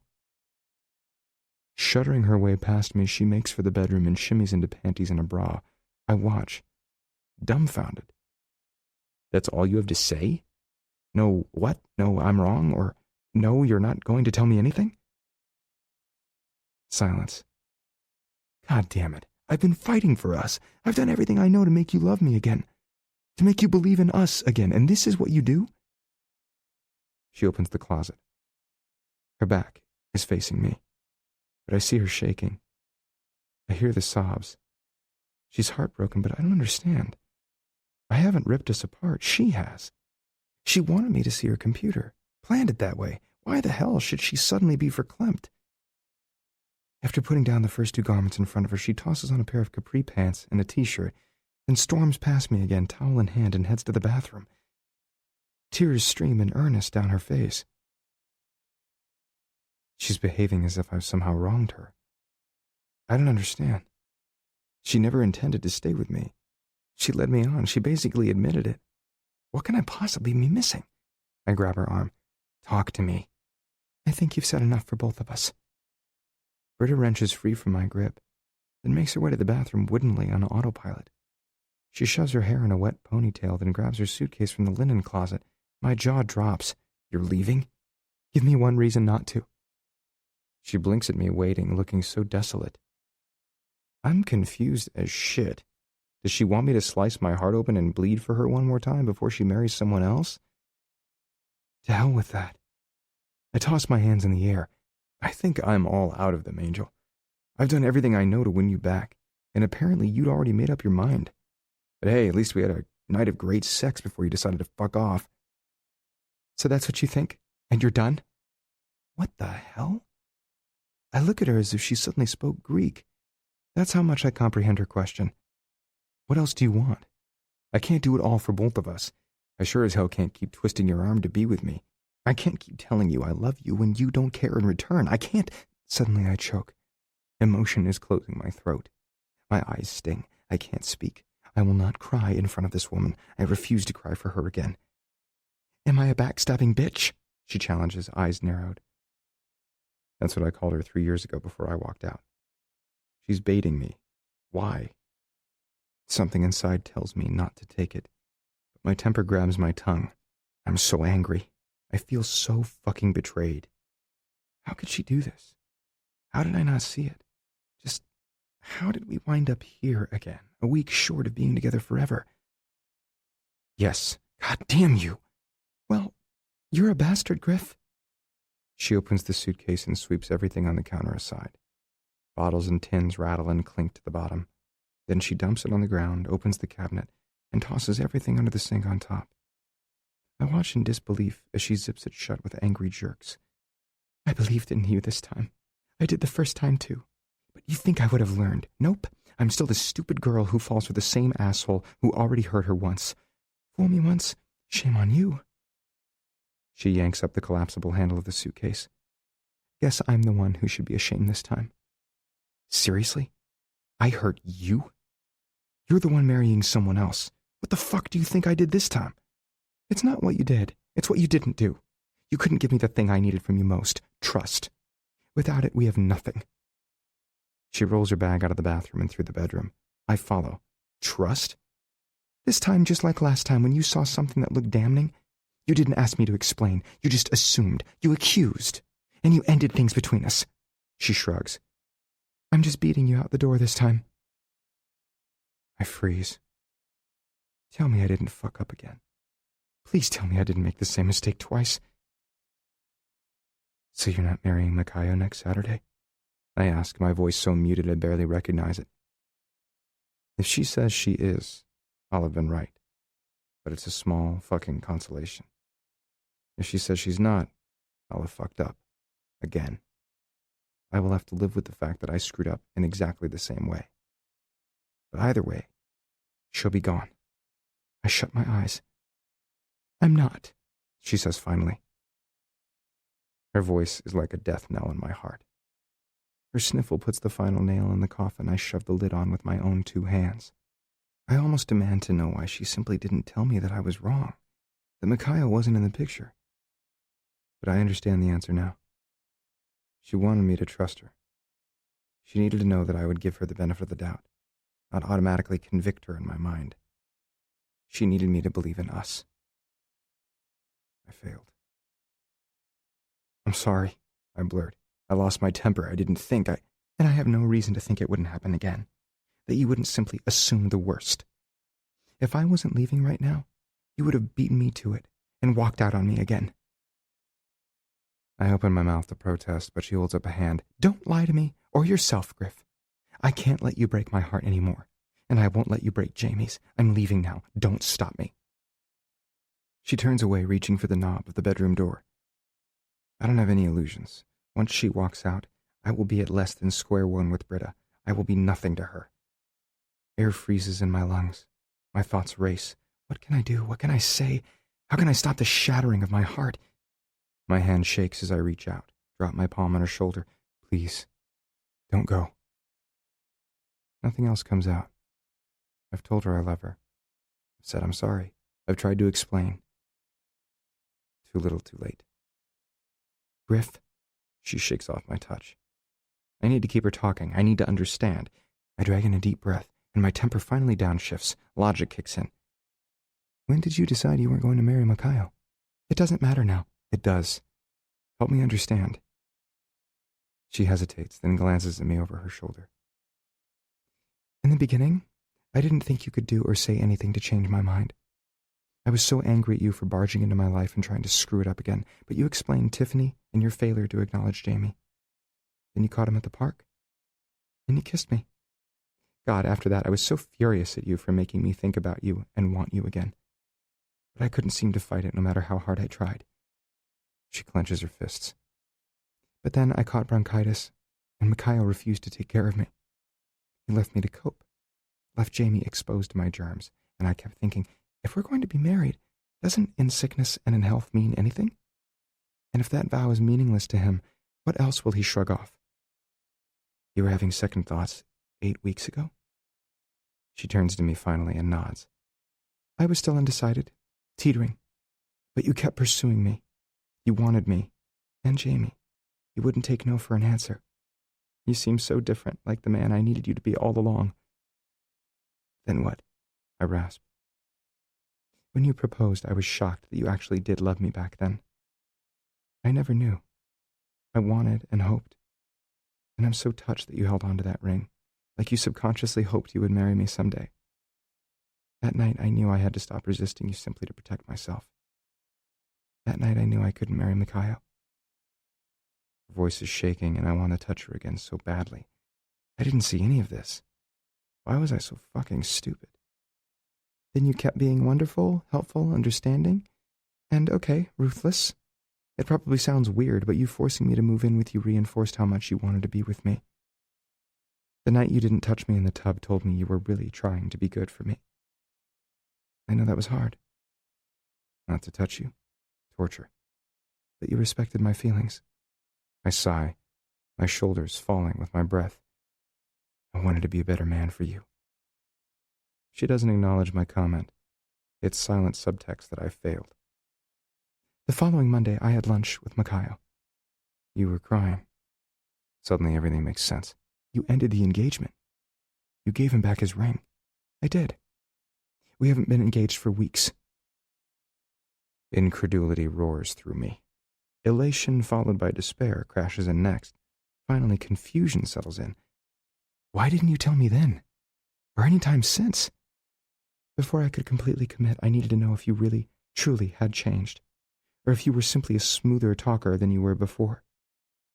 I needed you to understand how it felt to wonder if I loved you, even after you gave your all, even when we lived and worked together as a couple. I needed you to let all your barriers go and give yourself wholly without exception or hesitation. She casts her stare to the ceiling, and I know she's fighting fresh tears. I needed you to know how I felt 3 years ago so you wouldn't do it to me again, so you wouldn't hurt your own son. And you passed every test, one after the other. So I let myself hope. So I gave you every bit of myself last night and went to bed praying that... She breaks into a sob and hides her face in her hands. I bend to her, wrap her in my arms. Britta, Angel, no! She surges away from me. No. Keely told me last night that I should plan something special for us next Saturday night, so I did. But I woke up this morning so in love. and with so many niggling doubts. What if I was wrong? What if you left me again? So I left my laptop lit up to see what you would do. She chokes on a sob. Now I know. Her eyes look so bleak, inconsolable. Her world is falling apart. She didn't see it coming. She believed in me. God, I hate what I've done. Who I am right now. I won't ask what the fuck is wrong with me. I know the answer. I don't know what to say to Britta, but I know that saying I'm sorry won't mean a damn thing. I can't unbreak her heart. So what can I say? 1,000 thoughts blaze across my brain. I'll be better. I'll try harder. I'll love you more than any man ever will. Right now, with her emotions shattered all over the floor, none of that will matter to her. I'm going to grab Jamie and go. I'll make arrangements to get the rest of my things later. I'll call Maxon tomorrow and tell him I've resigned. Tell your sister and Keeley I said goodbye. Have my lawyer call yours to work out visitation. More tears fall down her cheeks. I hope someday you come to terms with whatever's haunting you. By the time I blink back a sting of wetness from my eyes, she's gone. Chapter 19. My life is over. Not literally, of course, but life as I dreamed of it? I doubt there's much I can do to revive that. It's been 5 days since Britta left me and the palatial paradise we shared, taking my son with her. As promised, she hired someone to retrieve the rest of her things, along with Jamie's clothes, toys, and necessities. The house has felt like over 10,000 square feet of pure emptiness since then. Sure, my sister is still here. She means well. She tries to talk to me, cheer me up. It's not helping. Nothing is. On Monday, Maxon lost his shit when Britta quit. I guess he didn't believe me when I forewarned him. In fact, he and Keeley spent most of the Sunday afternoon following Britta's departure with me. I'm sure dealing with my catastrophic breakup is not what they wanted to do on their first full day of marriage. But I'm grateful they came. I don't think what Britta did was fair to you, Harlow insisted just last night. She laid landmines in front of you, then got angry when you stepped on them. She set you up to fail. It's sweet that she wants to be so loyal and take my side, but she's wrong. I didn't see the landmines because I didn't even stop to look. I made the same mistake now that I did 3 years ago by treating Britta with distrust before love. And, righteously cloaked in all my wronged fury, I cut her because she made me bleed. I don't have the energy to argue with Harlow, or anyone. I haven't slept in days. I certainly can't lie in the bed Britta and I shared. I can't find any peace. Hell, I don't think I even deserve it. My phone buzzes in my pocket. I pry my eyes open and realize the sun is coming up at my back. I wince at the brightness of the cloudless dawn. I have a splitting headache, and my back is killing me. But drinking Lagavulin out of the bottle and falling asleep at 2 a.m. on a lounger splayed across the lanai will do that.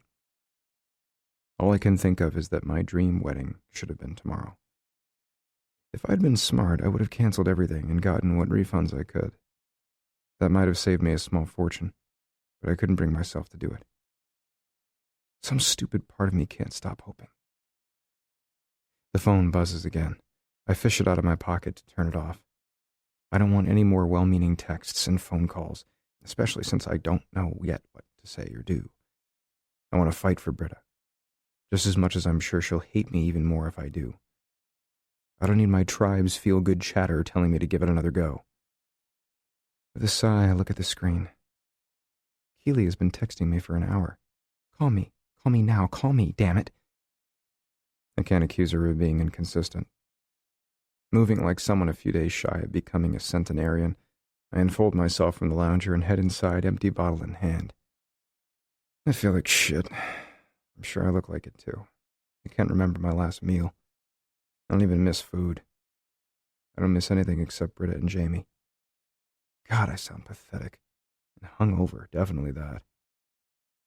When I walk in the house, Harlow is standing in the kitchen, coffee cup in hand. She watches as I toss the bottle in the trash. Shaking her head, she gives the steaming mug to me, regarding me with a disparaging glance. Yes, I'm sure I look sketchy. I probably smell it too. Want to talk yet? She asks, as I grab the cup and take a sip of the wickedly black brew. She makes Java unapologetically strong. Do I have a choice? I forced myself to swallow. That shit could acid wash the chrome off a bumper. Not really. Didn't think so. Is it just you or the whole intervention team? Just me for now. I don't ask for clarification. If Harlow can reason with me, she won't call for reinforcements. Got it. Can I shower first? Are you finally going to do something today besides drink, beat the shit out of the punching bag upstairs, and sulk? Gosh, Harlow, you really have to stop sparing my feelings. Just say what's on your mind. She laughs. Well, if your sarcasm is back, I hope that means the rest of you will be soon, too. Shower. I'll make you breakfast. You're going to eat it, then I need to decide whether I'm going to give up and be a miserable bastard the rest of my life or fight, again, for the woman who will always own my heart. Is that what you were going to say? I raise a brow at her. Her green eyes flare in surprise. Something like that. I sigh. There's no escaping her pep talk. I have to suck it up. And maybe it will be good for me to have another female's perspective. Though with a bastard of a father and 2 competitive older brothers, Harlow's feminine outlook on life ranks somewhere between auto mechanic and rugby player. I'll be back in 15. I head for the stairs. Make it 10, she shouts after me. I acknowledge her with a wave of my hand and find a bottle of ibuprofen in the medicine cabinet. As I start the shower, I try not to look at Britta's empty counter. I remember her swiping everything in her suitcase as, tears rolling, she left me for good. I'm not very successful. After a punishingly hot shower and a few more sips of caffeine, I feel marginally better. My brain even starts to kick in again, what-ifing and unfolding scenarios. How much will I always regret it if I give Britta the moral victory and simply leave her alone? How shitty will I feel? A lot. Terribly. But this isn't about me. How unloved will Britta feel if I don't even try? How bitter. What about Jamie? He needs a father. And I can't leave everyone shattered because I didn't have the balls to try again. Harlow is shouting that my time is up when I toss on a pair of clean shorts and a t-shirt, then run my electric razor vaguely over my stubble. I slide into flip-flops and run down the stairs. My headache protests, pounding until it feels as if my brain is trying to push my eyes out of their sockets. I grimace and cradle my head as I enter the kitchen. Maybe that will teach you to stop substituting scotch for dinner. I glare her way. A beacon of compassion. What did I ever do to deserve such a wonderful sister? That makes her laugh. I am wonderful. I'm going to straighten your shit out. She shakes her head. Men are so dumb. She's plating eggs as I toss myself onto a stool at the breakfast bar and nurse more coffee. I'll ask you what that means only because you'll tell me whether I want to know or not. Harlow pauses, hand on hip. Stop being snarky. Sorry. Predictably, I'm not in a great mood, but yes, I know I need to do something today. I know I can't walk away forever and prove to Britta once and for all that I'm an incredible shithead. I was going to say dumbass, but the rest of the speech is about right. She flips a couple of pancakes onto my plate and slams butter and syrup down in front of me. You weren't an asshole, Griff. You were stupid. I still stand by my statement that she set you up. But given your history together, I would have needed some proof to take back the dirtbag who crushed me once, too. This is a heap of complicated. Yep. I shovel in some eggs because I know I'm going to need energy later. I don't know how to simplify that. This is why men are so stupid. She shakes her head. There's a reason you keep doing the impulsively idiotic thing. Something makes you believe the worst. Do you do that to all people or just women? You don't even have to tell me, but you need to tell Britta. Whatever it is, no matter how ugly, unless you come clean, she will never understand you. If you don't, and she gives you another chance, you will be doomed to repeat this cycle again. Leave it to brutally honest Harlow to cut through 5 days of my confusion and lay it all out in a few sentences while forking in some pancakes. Granted, I'd somewhat arrived at this conclusion last night in my scotch-induced stupor. But it sucks. Telling Britta about Julia gave her the power to hurt me. Telling her the rest, she could utterly destroy me. Then again, can't she already simply by not being with me? I know. Then why are you sitting here with me? Because you told me to, I remind her, and because I'm actually hungry. At that, my sister smiles, whipping a mass of dark curls off her shoulder and behind her back. Glad to hear it. You need to go get your woman back. And you need to convince her to marry you tomorrow. Because that won't be challenging at all, I smirk at Harlow. Thanks, Doc. I'll send you my bill later. If you're so damn smart, why are you marrying a man you don't love? She freezes, fork filled with eggs halfway to her mouth. Slowly, she lowers it. We're compatible. Simon is easy to get along with and easy on the eyes. We both want kids. He'll never demand attention if I'm busy working. He's a logical choice. But his behavior just before the wedding, he's utterly ignoring her. Doesn't she care? $20 says he's cheating on you. Harlow tries to shrug but falters. I know he probably does when he's on the road. But is that really the most important thing in a marriage? He's kind. He'll never do half the shit Dad did to Mom, and I won't fall in love with him so he can't break me. I stare at her like she's lost her mind. So the most he has to recommend is that he won't be asshole enough to hurt you, but you won't care because he's not interesting enough to fall for? Why get married at all? My sister glares at me and scoops up her plate. I don't want to be alone. Simon is fine. It will be fine. Fine? A pretty day is fine. Vanilla ice cream is fine. Flowers are fine. Love should be more than that. I'm not looking for it. I'm glad that you and Maxon found it, but... She dumps her plate in the sink with most of her food still on it. Yeah, that shit's not for me. I'm going to... When she seems to search for words, I swallow my next bite and try to help her. Run on the elliptical? Take a shower?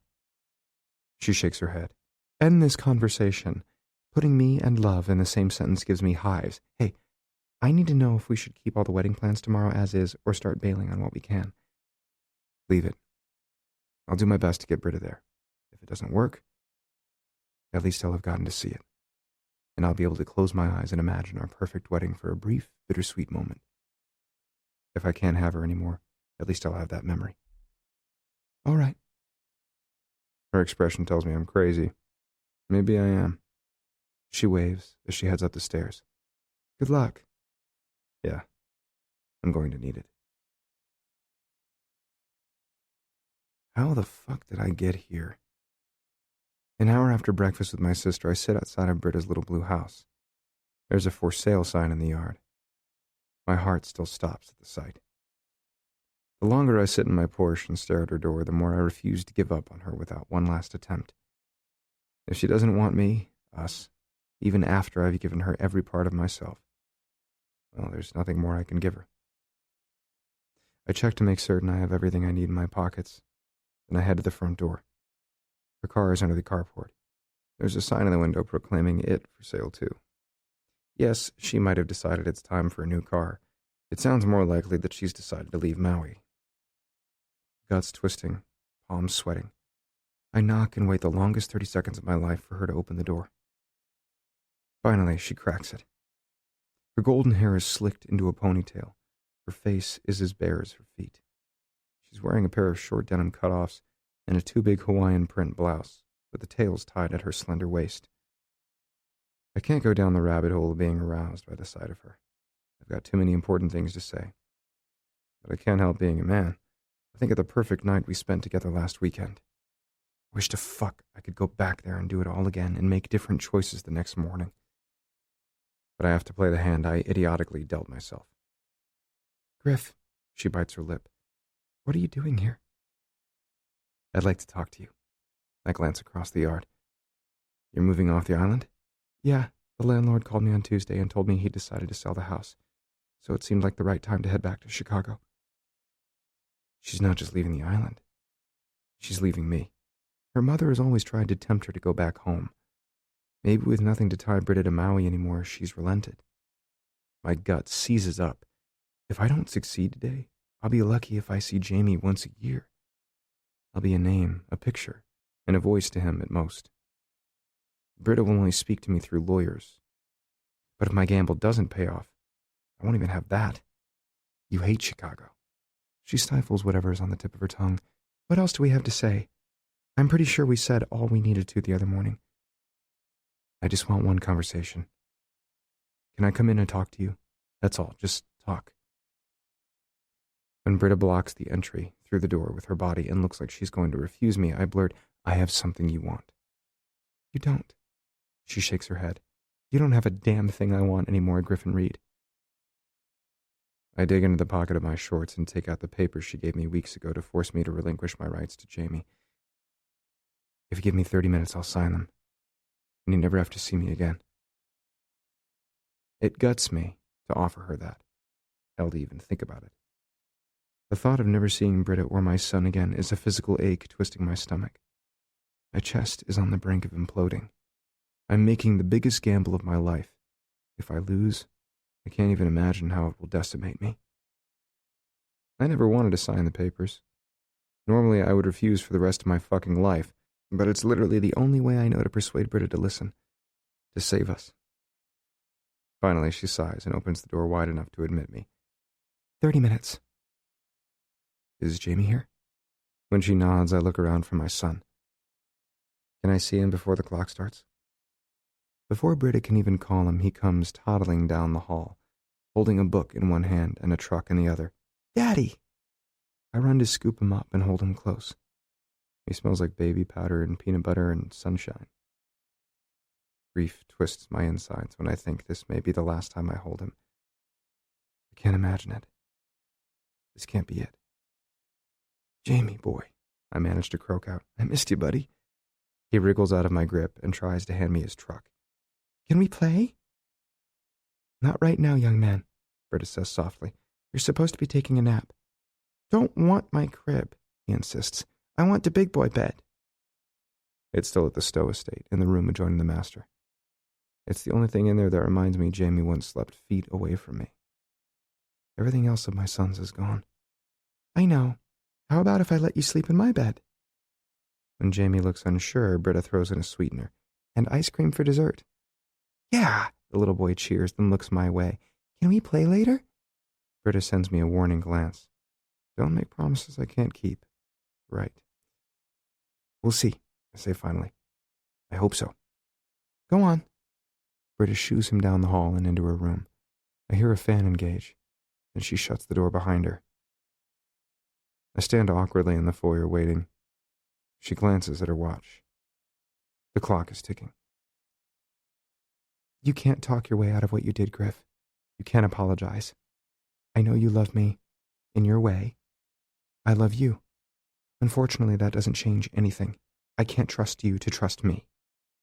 She meanders to the sofa and sits with a heavy sigh. You're broken, and if I stay, you'll break me as well. I follow and sit beside her on the couch, gripping my thighs so I don't give in to the urge to touch her. That's what I want to talk to you about. I want you to understand why. Even if it doesn't change anything between us, at least you'll know the reason I broke us apart twice. And maybe you'll see that I never meant to hurt you. She crosses her legs away from me, arms wrapped around her waist. Everything about her body language screams at me to keep my distance. I'm on my end of the sofa, doing my best to respect that. I'm listening, she murmurs. I told you about Julia. She nods. I know she hurt you, but she wasn't the problem, just the final straw.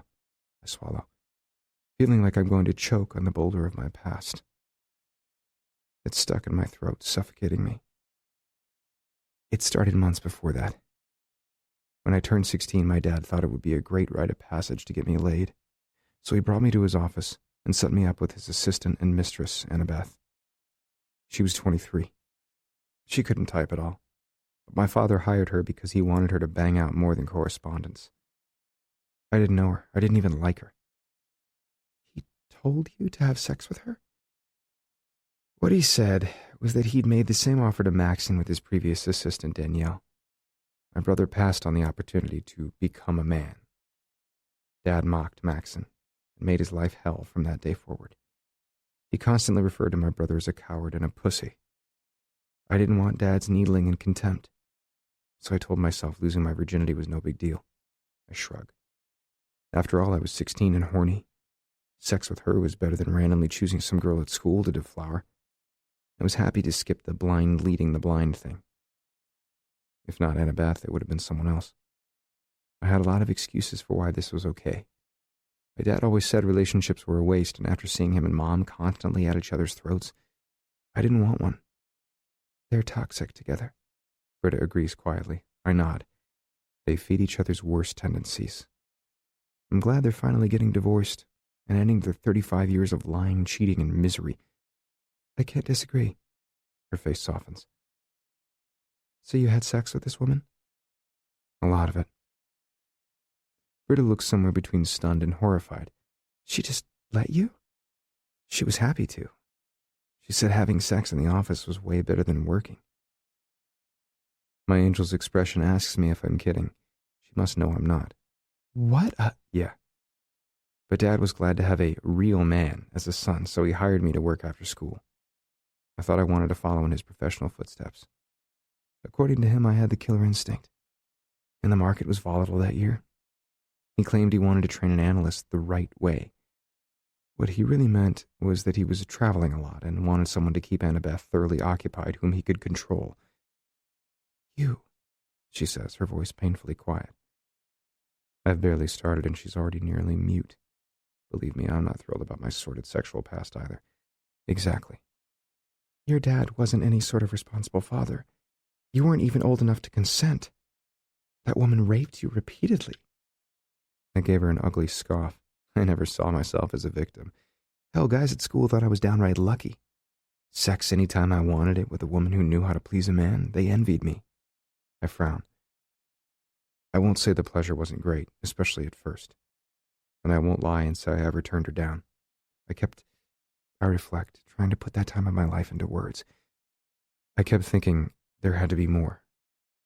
Physically, it was fine, great, but every time we did it, I felt less for her and more, I don't know.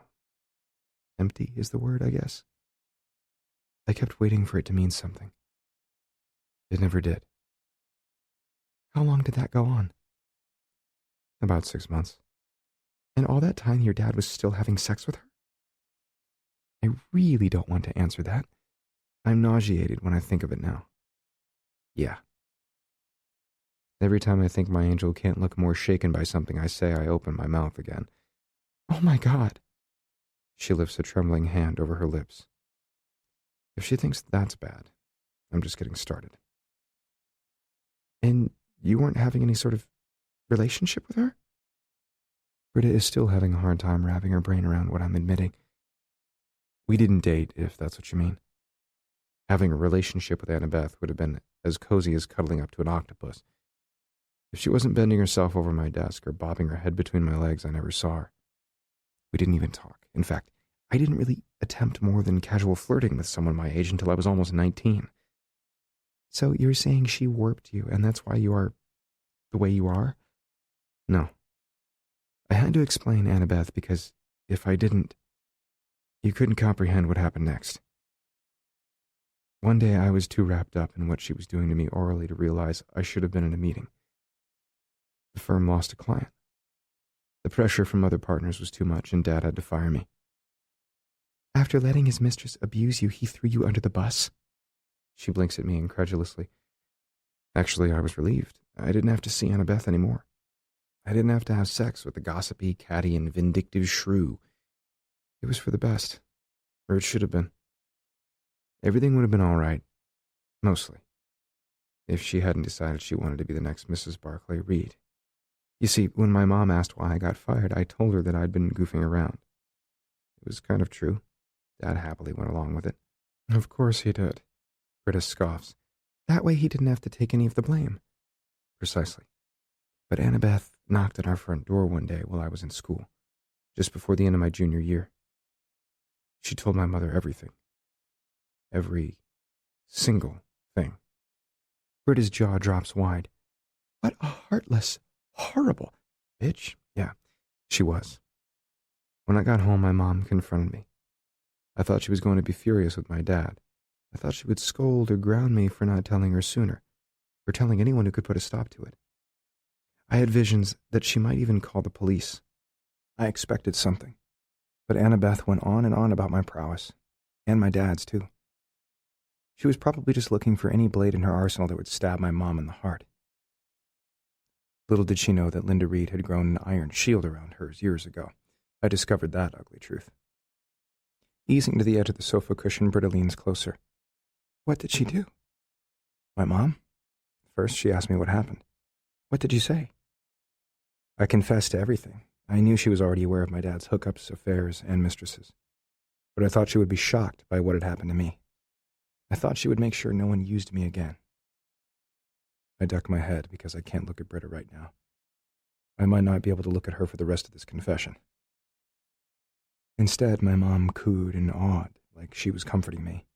Then, once I'd gotten my emotions under control, she asked me if I would help her get voted onto the country club's social committee, a really prestigious honor in her eyes. According to her, she'd always been snubbed because she came from a dirt-poor Nebraska farm, and that made her blood less blue. Britta drops her hand on my knee. I didn't realize she'd come that close. I had no idea she was going to touch me again. I jolt when her warmth seeps into my skin. It's as if I'm alive again. I find the guts to lift my head and meet her stare. Is this the last time I'll ever be this close to love? To her? What did she mean?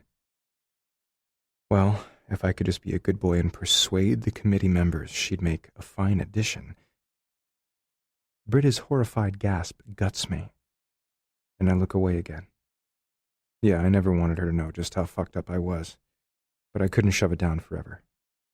One way or another, my damage was going to ruin us. At least now she doesn't have to wonder if she somehow contributed to our problems. She wanted you to sleep with them? I nod. I didn't know that at first. She simply told me to visit them. I had better manners than Maxon, you see. Once they met me, of course, they would understand how she could add to their community. But what she meant was scratch their itch until they were convinced to let your mom onto the committee? Britta looks outraged. Or is that disgusted? I think blackmailed would be a better term. Oh my God. She's your mother. I don't say this lightly, but she's a self-serving bitch.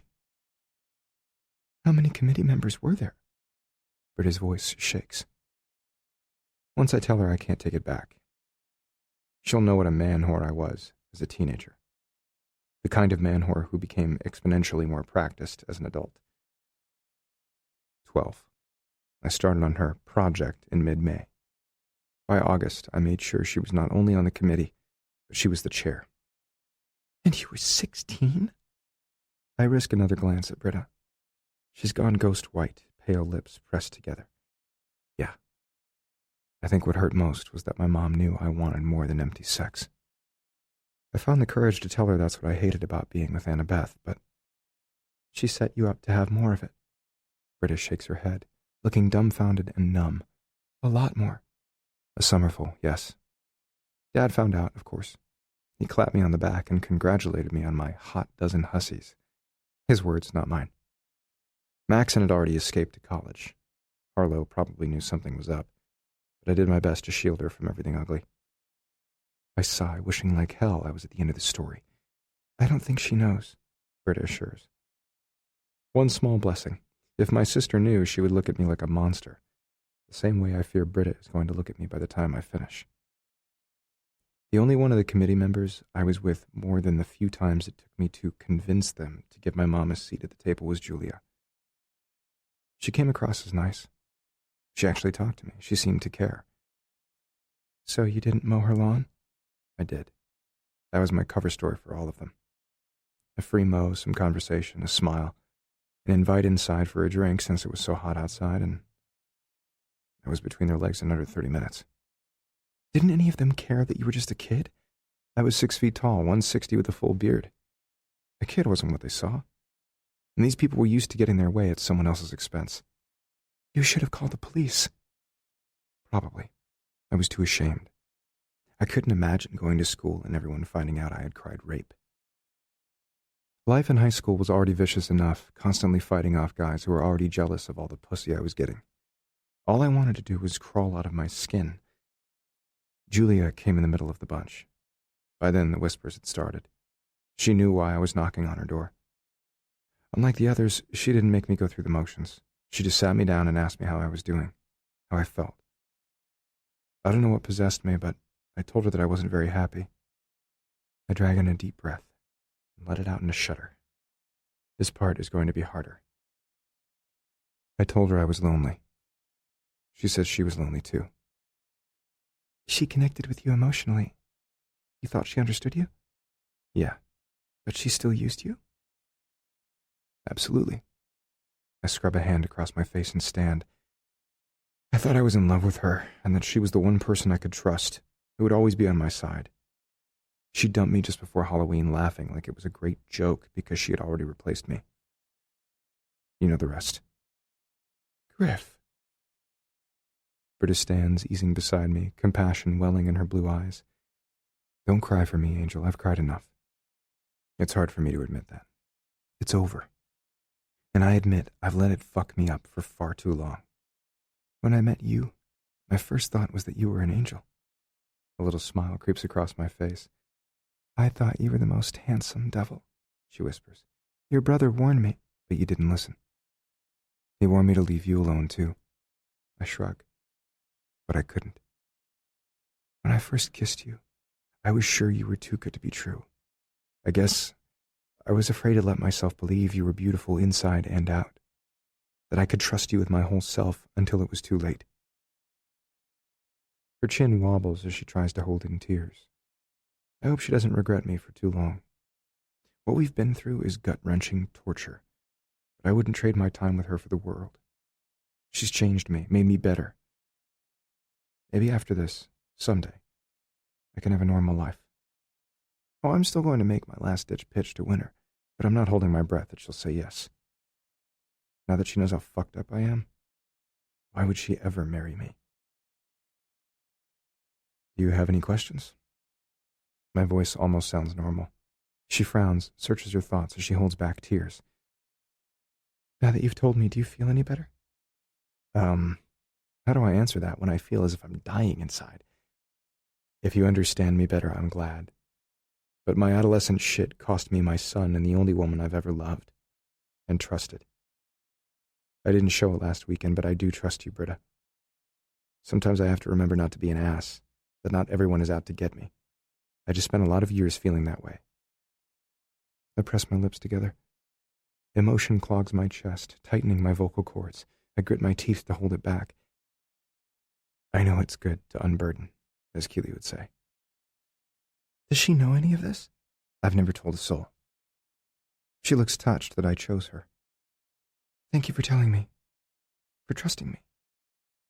I can't imagine ever telling anyone else. I know it's a lot to digest.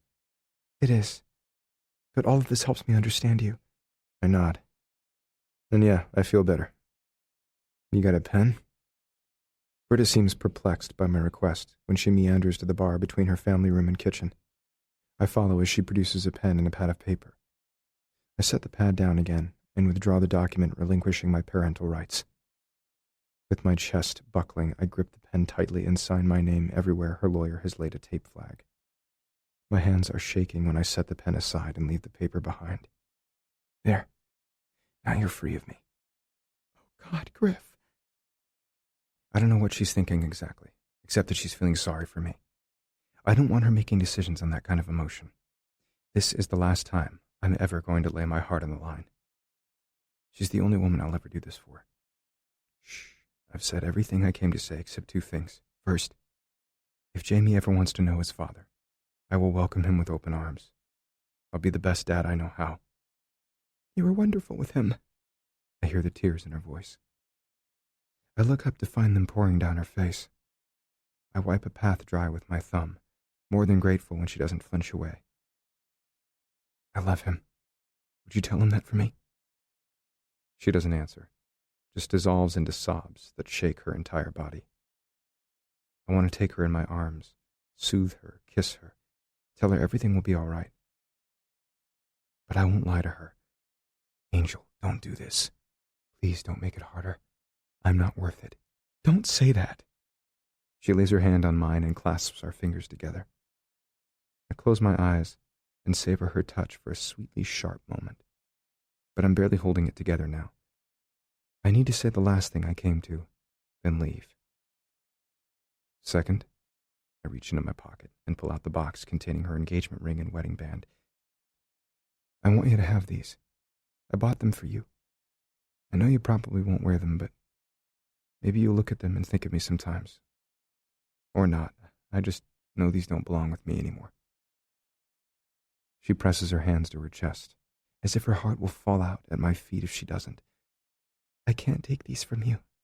Not like this. Hey, I'd love to insist that you wear them for real, but unless you want to marry me, I don't have that right. My offer still stands, though. I would marry you tomorrow. I will, if you want that. When she opens her mouth, I press a finger over her lips. Don't answer me now. I want you to think. Without me here, without my interference, I want you to comb through everything I've said and everything we've been through. I've never been an easy man to live with. I know that. If you still want me, come to Max and Achilles' house tomorrow about noon. If you can't spend your life with me, if this is goodbye, then it's been my pleasure and my honor. I lean in to kiss her cheek softly, working my jaw to hold myself together. And I will love you, always. Chapter 20. Britta. The day begins with a hushed anticipation I can't shake. I'm not even sure what I'm waiting for. To see Griff again? Sometimes I think I look forward to that more than I should when we just hurt each other so much. At least I finally know why. Now that the truth is between us, can we stop it from happening again? I roll down the car window. The trade winds are gentle, the skies are clear. I wish I could say the same for my mind. Gripping the steering wheel, I head north. I'm not exactly sure what I'm going to say. Griff gave me so much to think about yesterday. I spent most of the night turning his confession over and over. I finally fell asleep about 4 this morning, still shocked. When I woke, only 2 things were clear to me. I've spent so much time wrapped up in my own anger and hurt, carting around my own baggage, that I never stopped to ask myself what 1,000-pound monkey Griff might be carrying on his back. I regret that utterly. His behavior about so many things makes perfect sense to me. Initially, we dated for months before we had sex. Sure, some of the way was navigating office etiquette, but he kept asking me to be sure, really sure, before we took that step. He always said he didn't want me to have regrets. I'm guessing he didn't sleep with Tiffany for months because she reminded him too much of one of the country club women. Shallow, self-absorbed, completely unconcerned for anyone's feelings but our own. It also explains why he might have taken her to bed once in a moment of loneliness or weakness, then resolved to never do it again. Griffin Reed has been looking his whole life for love, acceptance. Someone he could trust. I feel so terrible that I didn't give it to him when he needed me most. The second thing I know for sure? When I tried to force him out of my heart, I found it impossible. I will always love him too. Tears pool in my eyes again. I've been crying off and on for hours. For what he's survived, for how it's shaped him, for how it's torn us apart. For the turmoil of not knowing exactly what to do next. But at least I know now what I want. Last night I stared at the engagement ring and wedding band he left me for at least an hour. I took them out of the box, put them back inside. I imagined wearing them for the rest of my life. I considered what life would be like if I never once put them on my finger. "Mama, you crying?" Jamie asks from the back seat. "I'll be all right." I wipe away a stray tear that falls down my cheek. He frowns. "You got a boo-boo?" Yes, a gigantic one, breaking my chest in half at the thought of all Griff has been through. At all the ways he tried to overcome his past, to learn to love me like I wanted him to. At the thought of never being with him again. I'll be fine. Maybe. I hope. My phone rings in my purse. Is it Griff? Wanting to know if I'm coming to see him? I admit it, I have 1,000 questions. Yet, what's really left to hash out between us? Everyone who should have protected him as a kid warped his innocence and broke his trust. I want to understand more about how he felt, how he coped. But that's me trying to fill in my head with the details so I can empathize the best way possible. For him, answering would probably only be another twist of the knife. When the cell trills again, I pull myself from my thoughts and rummage through my purse for the device. I glance at the screen. Keely. She's called every day for the past week. I haven't answered. I know she only wants to help, but I don't know what to say. Maxon is lucky to have a wife who's both soft enough to give him all the feels and strong enough to make that difficult man toe the line. They're perfect together. I'm happy for them. The device rings a third time. I silence it. She wants to do whatever she can to help her best friend be happy, and I commend that. But I have to be the one to tell Griff what I'm thinking, not whisper it to his pal to pass on to him like 7th grade gossip. I pull off the highway and turn up the radio, hoping it will occupy my mind. All I get is talk and commercials, so I turn it off again. In the silence, broken only by Jamie's gurgling truck noises, my thoughts wander again. My son looks so much like his father, more every day, in fact. Sometimes I used to resent the way just looking at my son would remind me of Griff. Now, it touches my heart. I'll protect Jamie the way Linda Reed never sheltered Griff. I already know he's the kind of father who would never let anything happen to our boy. I'm pretty sure I know what kind of stepfather Micaiah would have been, logical and slightly removed. It's how he treated everyone, even me. He would never have become a roaring beast the moment anyone tried to harm my child, or any others we had together. He would have been all wrong. I've known that for weeks. I'm glad Griff finally made me admit that to myself. If he hadn't walked back in my life, I would be putting on a flowering white tent of a dress that Micaiah's mother picked out and listening to the wail of conch shells as I headed toward the altar to marry a man I respected, but didn't love. Whatever else Griff and I say to each other today, I have to thank him for saving me. A few minutes and a few turns later, I pull up in front of Keely and Maxon's big sunny house. As I stop and put the car in park, I see the front lawn is set up for another wedding, very much like last weekend's. Vaguely, I wonder who's getting married today, but I'm way more focused on making sure everything I need is in my purse. I grab the straps and sling them over my shoulder, and climb out and reach in the back seat for Jamie. My heart is pounding so hard, I'm sure it's going to bruise the insides of my ribs. It gets worse once I stand up, cradling my son, and see Griff prowling toward me in ground-eating steps, a silent question shouting across his face. I close the car door, lock it. I can't take my eyes off him. He's everything. He always has been. A glance tells me he hasn't slept. His eyes are red-rimmed, he looks pale and unshaven, and still unbearably handsome. I can't take away the agony he's survived, but maybe, if he'll let me, I can help crowd it out with devotion and love. He came. He cups my cheek, then abruptly jerks his hand away. He covers the gesture by ruffling Jamie's hair. The boy smiles. Daddy! I'm not sure if Griff uttered those words because he's talking to me or reassuring himself. It doesn't matter. He allowed me to make this decision. The man who spent the last 15 years controlling everything so that no one could ever hurt him again gave me total dominion over our future. I'm going to set it right. I had to. I thought about everything you said yesterday. I ache for everything you told me. I admire who you've become. He flinches. I'm hardly perfect.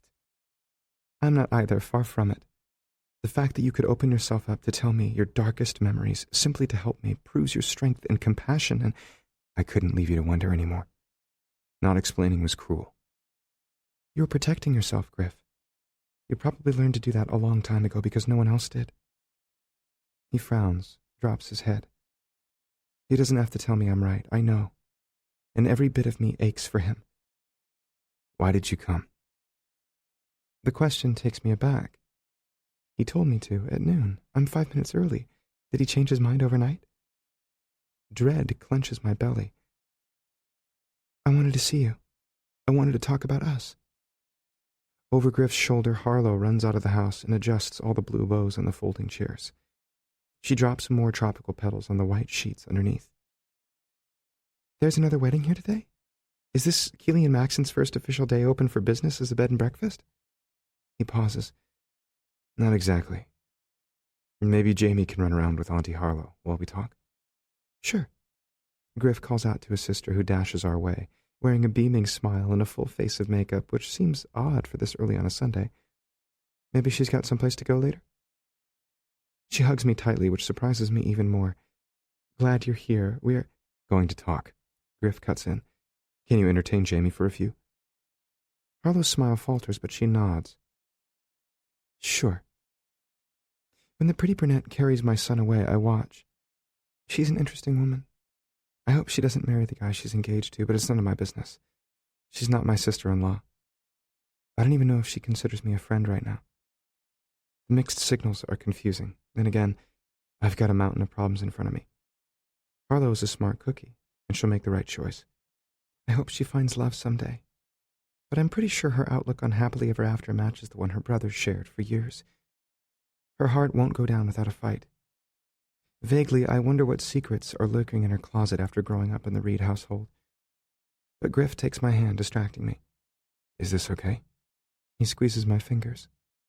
To touch you like this? Of course, Griff. I'm here because I love you. And I'm here because I don't want this. I extricate my hand from his and reach into my purse for a small manila envelope, then pass it his way. He scowls at it. What's in here? Look inside. Prying open the lip, he stares down into the contents. Is that confetti? It is now. It was the papers you signed yesterday relinquishing your parental rights. I can't keep you from your son any more than I can bear to stay away from you myself. What you told me changed my outlook and mind about everything between us. You told me your past because you wanted me to understand your behavior, but what you really needed was for me to understand you. So I could be with you. So we wouldn't repeat this terrible cycle again. So we could commit to each other with whole hearts. I swallow nervously. Am I wrong? He crushes the envelope in his fist, then shoves it in his pocket. No, you're right. So right about everything. His voice isn't quite steady, and I'm touched down to the soul. This man has walked through fire and stripped himself bare for me.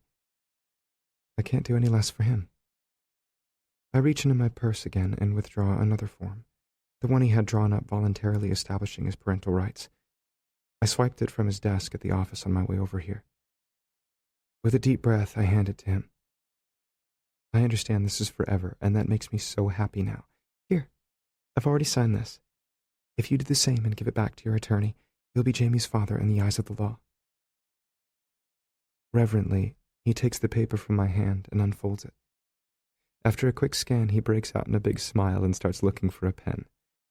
Luckily, I come prepared and hand him one out of my purse. He smooths out the form against the car and adds his name in all the places marked Father. Then it's done. My heart feels lighter already. Thank you, really. That means the world to me. I shake my head. You don't have to thank me. You're his father. And I know you'll be a great one. I dig into my purse again. I also brought you something else. After a little searching, I finally find the black box containing the rings he bought me so early in our relationship and held on to because he couldn't let me go. I put the velvety square in his hand.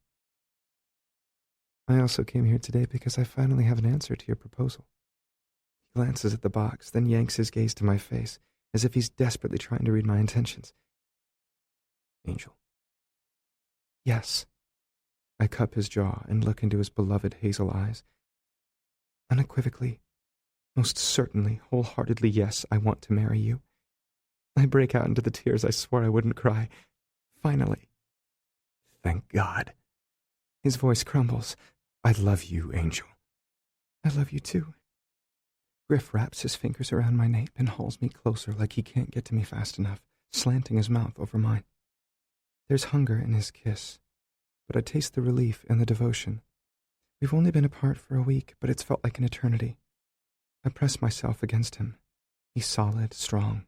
His heart beats against mine. This feels right. We feel right.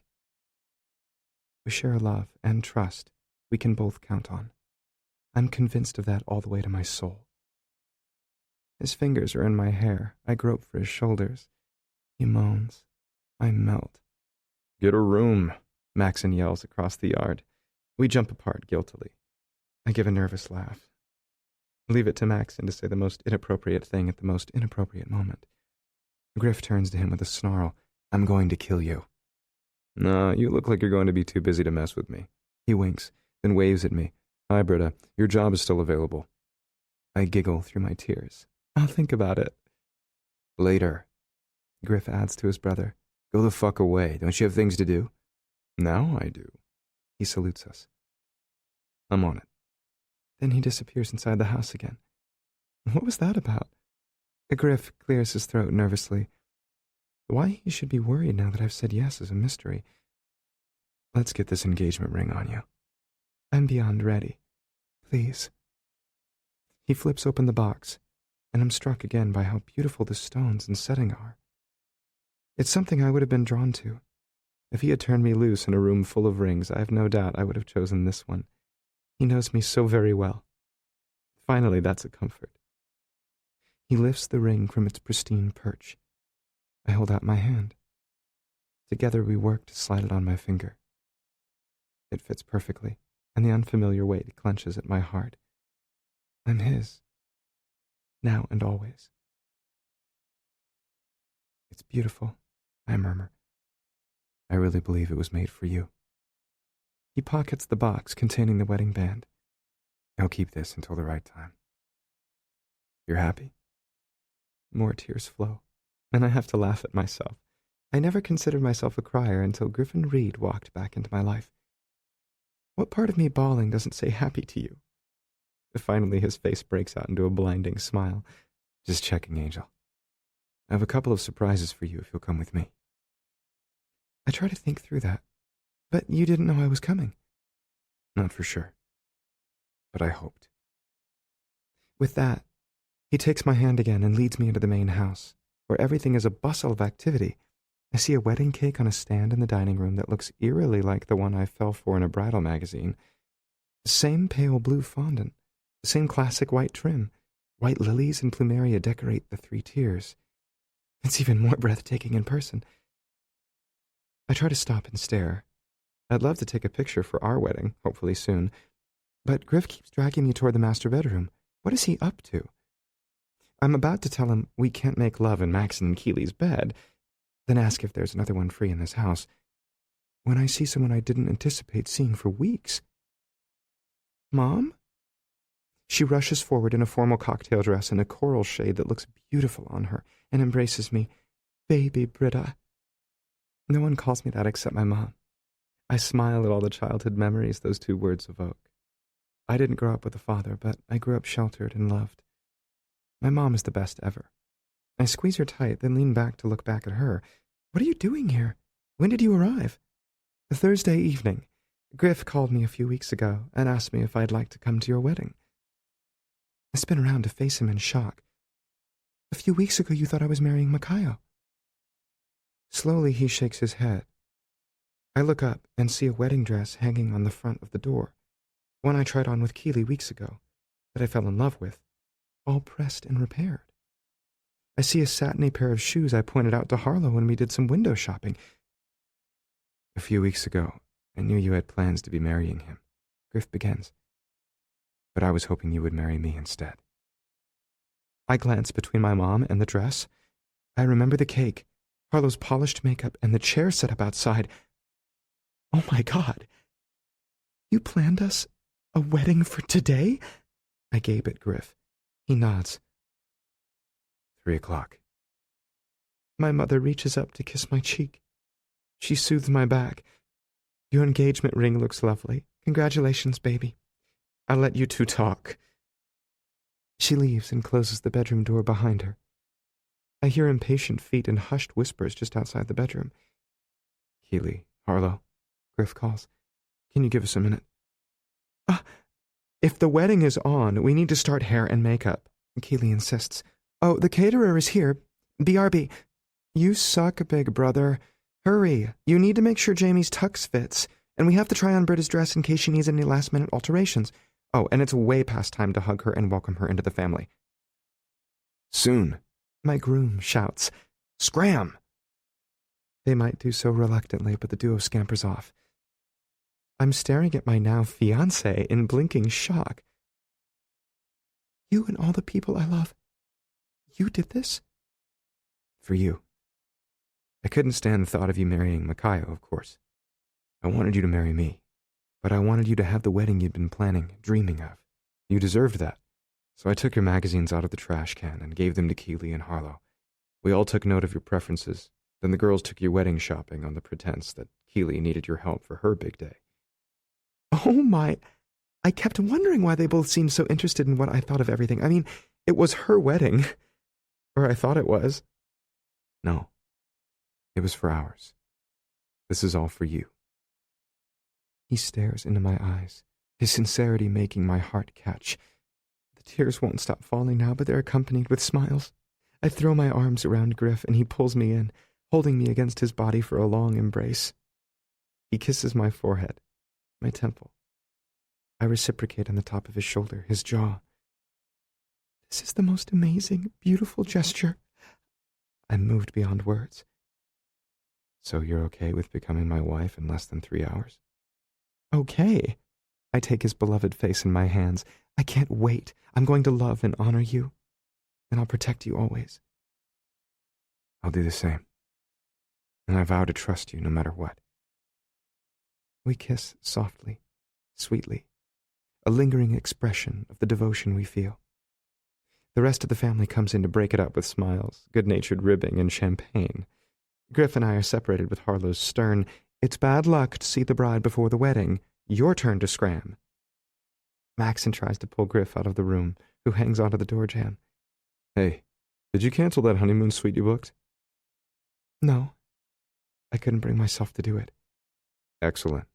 Maybe we'll have some freaking privacy tonight, he shouts as his brother tugs him out of the room. See you at the altar. I giggle. See you then. The next 2 hours are a whirlwind of preparations. I get 3 seconds alone for a hot shower, then the hair and makeup artist pounces. Finally, my sisters-to-be, now dressed in beautiful cornflower blue dresses, just like I pictured, help me into my wedding dress, which fits perfectly. A woman tiptoes in and asks me to sign the marriage license. Griff has already put his bold scrawl on the groom line, so I add my signature where it says bride. It's real now. We're truly getting married. I tear up again at the enormity of all he's done for me, but I don't want to destroy my face. The poor woman who fixed it already spent a lot of time trying to make me look as if I slept great last night and haven't cried a tear. Luckily, she's talented. I can't remember a time I looked more radiant. The girls shepherd me to the dining room to line up for the ceremony. At the open door to the lanai, Jamie is waiting for me in his precious tux, along with his Uncle Maxon. I bite my lip to hold in those pesky tears. I'm about to pledge my life to the man I love, to join together with my son's father into the most beautiful group of siblings and friends. I'm beyond blessed. You two look so handsome, I tell them. Of course. This gorgeous redhead I know tells me every day how hot I am. Keely rolls her eyes with a laugh. Maybe I won't tell you that today. Maybe I'll make you pay later. He growls. Ew, TMI, guys. Harlow scowls, then points at Jamie. Young ears in the room. Hey, buddy, it's you and me tonight. Got any movie requests? How to train your dragon, he shouts. It's on my iPad at the house, I assure Harlow. She nods and looks down at her nephew. Got you covered, pal. Twaining dragons it is. We all laugh. Then Keely hugs me. Don't be nervous. Oddly, I'm not at all. Everything is beautiful. I picked out the perfect song for your wedding. Wrapped in Your Arms by Fireflight is an unconventional choice, but it's about once walking alone and finding home with your love, and if you chose it, I'm sure it's perfect. I couldn't be more thrilled. Thank you to all of you so much. You can repay us by babysitting, Maxon quips. Hey, I'm not even pregnant. Keely gapes at her new husband. Yet. Everyone laughs until my mom comes bustling out of the kitchen carrying 2 things. She hands me my bouquet, all white and spilling almost to the ground. It's still cold from the refrigerator. I grip the handle. I feel like a bride. Thanks, Mom. She nods, then walks behind me and settles a pearl pendant around my throat. This is the one gift I have from your father. I'm sorry he won't be here, and he doesn't know what a beautiful woman you've become, but I want you to have this and be happy. And don't ever think about moving to Chicago again. I touch the pearl dangling at my throat. It's already been an emotional day, and I know there's more to come. I drag in a deep breath to keep myself together. If I peek around Maxon, I see Griff pacing around the altar.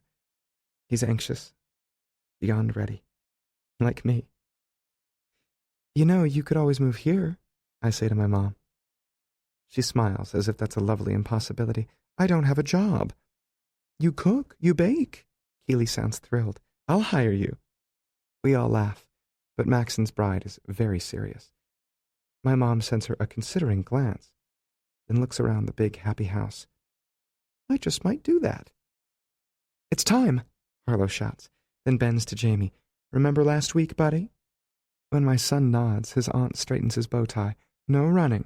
Just carry the pillow calmly to the table next to Daddy. He'll do the rest, okay? Okay. He turns to me and opens his arms for a hug. It might wrinkle my dress, but I don't care. I bend to hold him close, rejoicing that we're going to complete our family circle. Pretty, Mommy. He pats my back. Thank you, Jamie. I'm going to go marry your daddy now, okay? Yeah. He skips around. Maxon joins his brother at the altar. I see the officiant waiting. The bridesmaids begin their trek down the aisle. Then the swell of music starts, and that's my cue to begin my future with Griffin Reed. After I float down the aisle, hearing a soft voice swear that nothing can separate us, we grip hands and exchange vows that have me near tears again. Finally, we slip wedding bands onto each other's fingers. The words and symbols are meaningful, but it's our kiss that seals our forever. My heart fills with joy and certainty, because I know we'll spend every day for the rest of our lives totally in love. Look for the continuation.